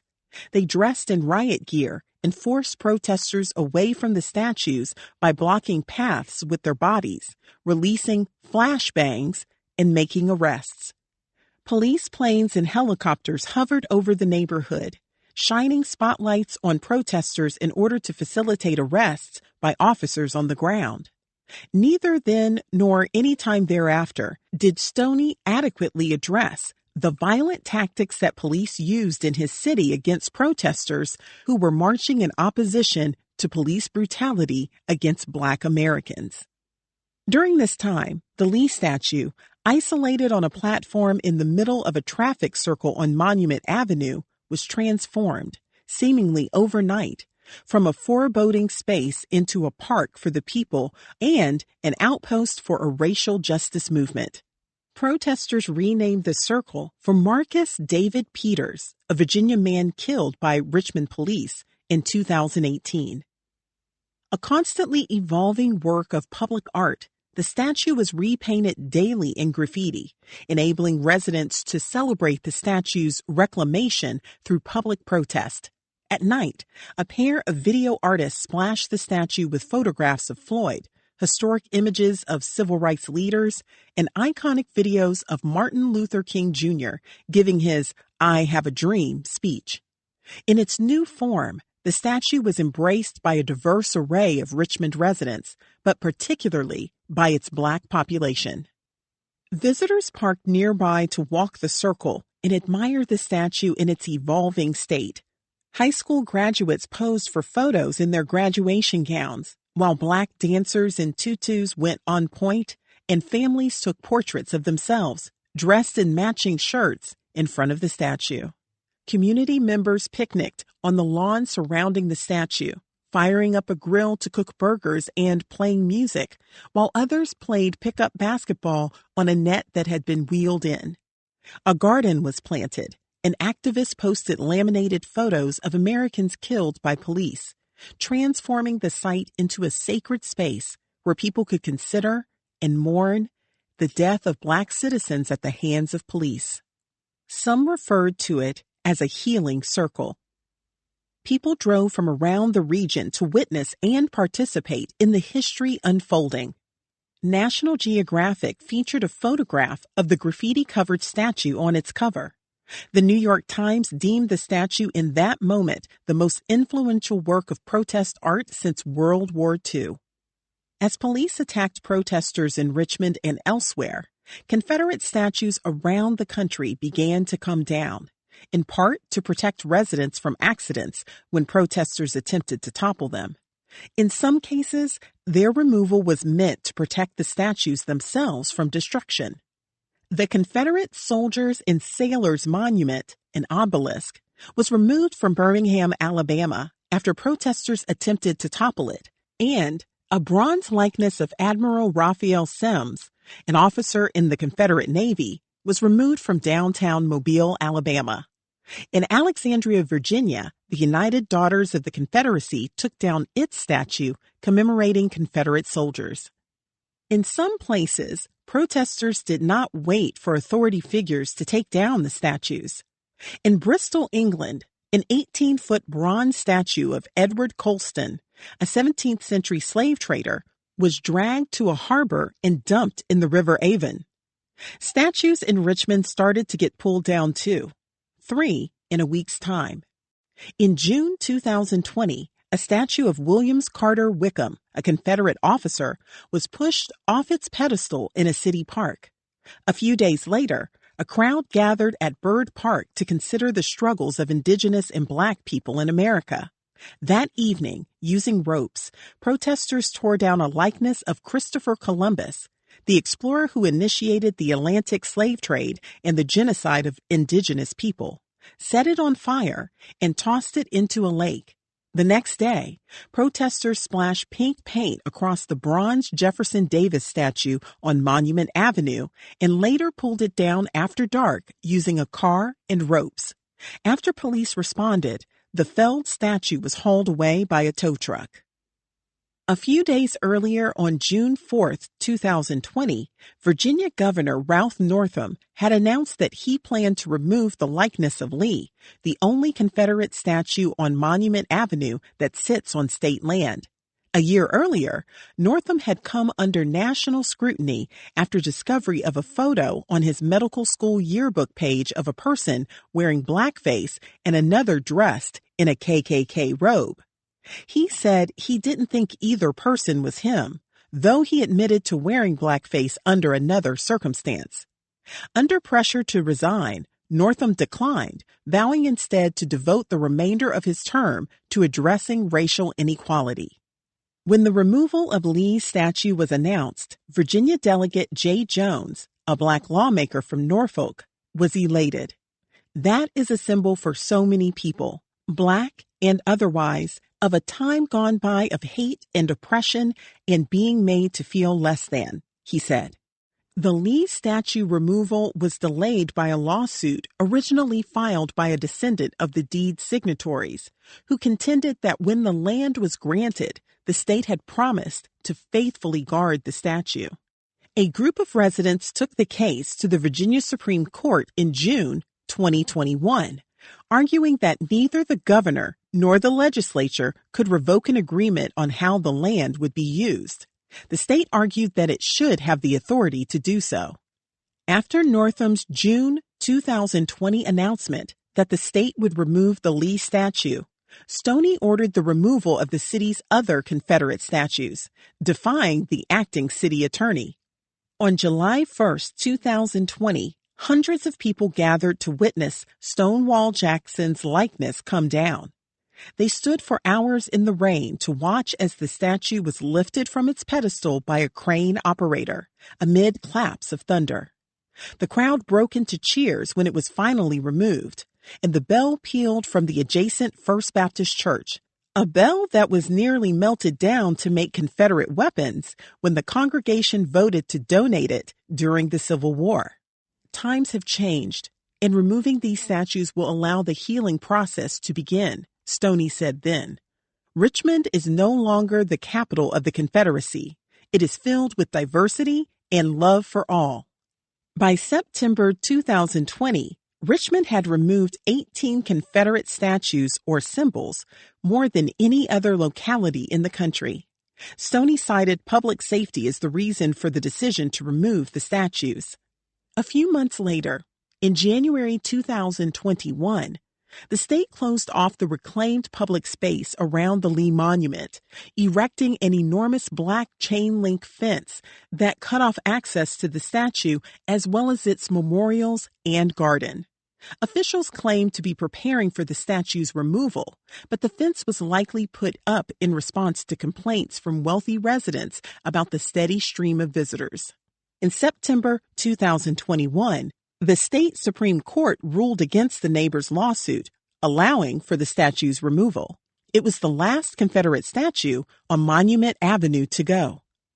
This was a celebrated moment of reckoning, forced in large part by Black activists. But what comes next? When it came down, observers stressed that while taking down the statue is symbolically important, it is not the real work of dismantling structural racism, work the city has hardly begun. City schools are starved for resources, and gentrification threatens Black neighborhoods that were created by redlining and have long been neglected. Discussions about police reform have been met with bureaucratic roadblocks. The statues coming down is the tip of the iceberg, said Ziona Bryant, who called for the removal of Charlottesville's Robert E. Lee statue. There are larger systems that need to be dismantled. Anna Edwards, an activist and descendant of enslaved people sold out of Richmond in the 1840s, has worked to persuade city leaders to acknowledge its slave trading history and to extend it beyond Lumpkin's jail. Edwards publishes Richmond's Defender, a community newspaper, with her husband, Phil Wilato, and she chairs the Sacred Ground Historical Reclamation Project of the Virginia Defenders for Freedom, Justice, and Equality, which has advocated making the Shockoe Bottom history a more inclusive story.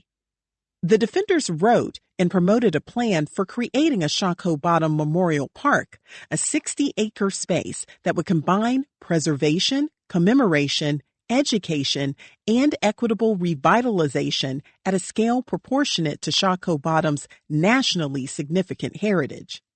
The Defenders' proposal called for the city to procure nearly 9 acres in order to tell a fuller story, a stance similar to that of the National Trust for Historic Preservation, which recommended a more comprehensive archaeological study of the neighborhood.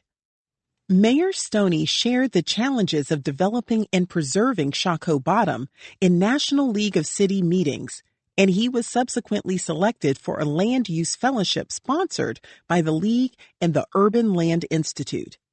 Experts from around the country came to Richmond to advise the city on how to protect the neighborhood's history and resources while transforming it into a destination.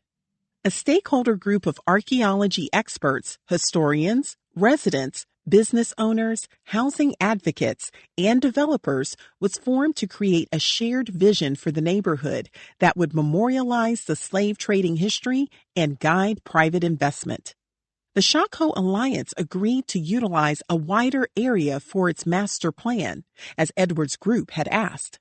The new area included the African burial ground and the site of Lumpkin's jail, and it extended 2 blocks east to encompass the location of many slave traders' businesses. Stoney's acknowledgement that those blocks contain significant historical sites with future archaeological potential, together with the steps he took to acquire additional parcels, now make it possible for a bigger slavery memorial park to be built. In 2020, Stoney announced that over a 5-year period, the city would spend between $25 million and $50 million to commemorate slavery in Shockoe Bottom. He said that $3.5 million would immediately be put toward building a memorial park. Governor Northam also announced that he would allocate an additional $9 million for improvements to the slave trail and for the development of a slavery museum and memorial, essentially converting to cash the money already committed to the project, and said that the city would be in charge. In 2021, construction of the National Slavery Museum was projected to cost up to $220 million. At a time when this Commonwealth and country are grappling with how to present a complete and more honest picture of our complex history, Northam said, we must work to enhance public spaces that have long been neglected and shine light on previously untold stories. By the fall of 2021, the plans for Shockoe Bottom were beginning to reflect Edwards' vision, as the city claimed it was acquiring the land she wanted preserved. The Shockoe Alliance had approved a plan that mapped the area and set priorities for development. In January 2022, City Council members voted to establish a foundation to fundraise to build a National Slavery Museum. The city also provided $1.3 million in seed funding to enable the foundation to hire an executive director and pay for more design work. Its members will include some from the city's defunct Slave Trail Commission, who have asked the new governor, Republican Glenn Youngkin, to fund $45 million in additional excavation work at the Lumpkins jail site. All city council members expressed support for the Slavery Museum, and several spoke about the importance of it being built. Richmond is not where it is today without the labor of enslaved Africans, Councilman Michael Jones said. Something is owed.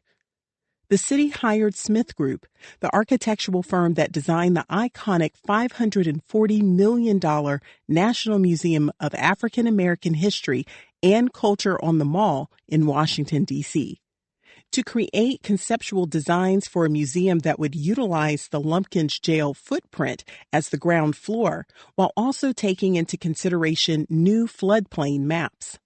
Early drawings featured an airy, triangular-shaped museum building that appeared to float above Interstate 95, with a garden on the hypotenuse and a reflective pool connecting the Lumpkins jail site with the African burial ground, the Slave Trail, and Shockoe Creek. Will there ever be enough momentum for a museum to be built? After his re-election in 2020, LeVar Stoney stated that he would focus on closing the divide between Black and white Richmonders, pointing to policies around public education, generational wealth, economic empowerment, and housing that needed to be addressed. He did not cite finding a way to tell the history of the slave trade in the city as a priority. But it should be. Erecting a truthful interpretation of the city's history is an important step toward healing. It's a way to make amends for the harm caused by Confederate iconography. It's a way to teach the city's and America's true history. If Stoney does not make this project a priority for his administration and take the lead, how will a museum memorializing the enslaved ever move forward? I wonder, will Richmond shine a light on its own participation in the downriver slave trade and the role that slave jails played? Will it address the ways in which enslaved people, and women in particular, were harmed? Will it tell the story of Mary Lumpkin's power and her pain? Or will it continue to keep this history hidden, maintaining white supremacy at all costs? Will Richmond's leaders be bold enough, courageous enough, to share a story that showcases the city at its worst, but is also critical to America's reckoning with its past? Little is known about how Mary Lumpkin felt about her life in Richmond. We don't know what her days were like in the jail where she was forced to live. We can't know how she viewed Robert Lumpkin, and yet her life, even in its erasure, is meaningful. It's meaningful to Virginia Union students and alumni. It's meaningful to her descendants, even the ones who are only now learning her story. It is meaningful to Richmond residents, and it is meaningful to women, particularly Black women across the country and the world.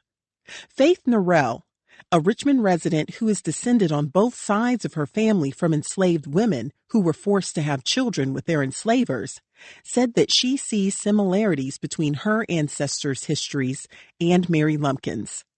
I would be very passionate about telling her story, said Norrell, who works for the Black History Museum and Cultural Center of Virginia.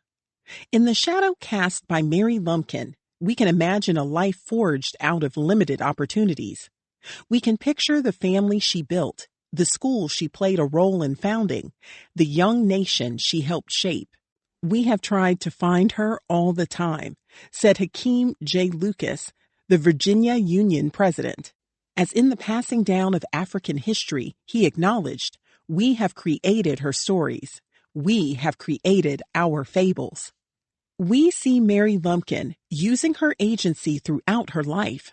We glimpse her efforts to educate her children, to move them to safety, to seize freedom for them and for herself. We witness her resilience. We see her actively creating a better life for herself and her descendants. If we follow her family line through the years, we can glimpse her children living as free people in Philadelphia and New Orleans. We witness them marrying and having children. We see them moving west for opportunity, for a life free of the chains of slavery and its memories. We see tens of thousands of Black students who have been educated and empowered over a century and a half as a result of Mary Lumpkin's decision to allow the Devil's Half Acre to be transformed into a school for free Black men. We see the value of this safe, nurturing university for Black men and women in a world where white supremacy still makes daily life treacherous for so many. We acknowledge that Mary Lumpkin struggled as an enslaved woman, even with the opportunities afforded her as the mother of her enslavers' children. And we notice that her challenges continued after she was free and had secured an inheritance. We see that her life as a Black woman was not an easy one. And yet, she lived. In all that she was and all that she became, she represented multitudes. A woman with both white and Black heritage, the oppressed and the oppressor. A mother to her own children and a mother to thousands of students. Perhaps in hearing the story of her journey, Americans will strive to better understand the complicated space that Mary Lumpkin occupied. A woman caught between two worlds. A woman who, even in freedom, was never truly free. Bury me in a free land. Make me a grave where'er you will, in a lowly plain or lofty hill. Make it among earth's humblest graves, but not in a land where men are slaves. Frances Ellen Watkins Harper.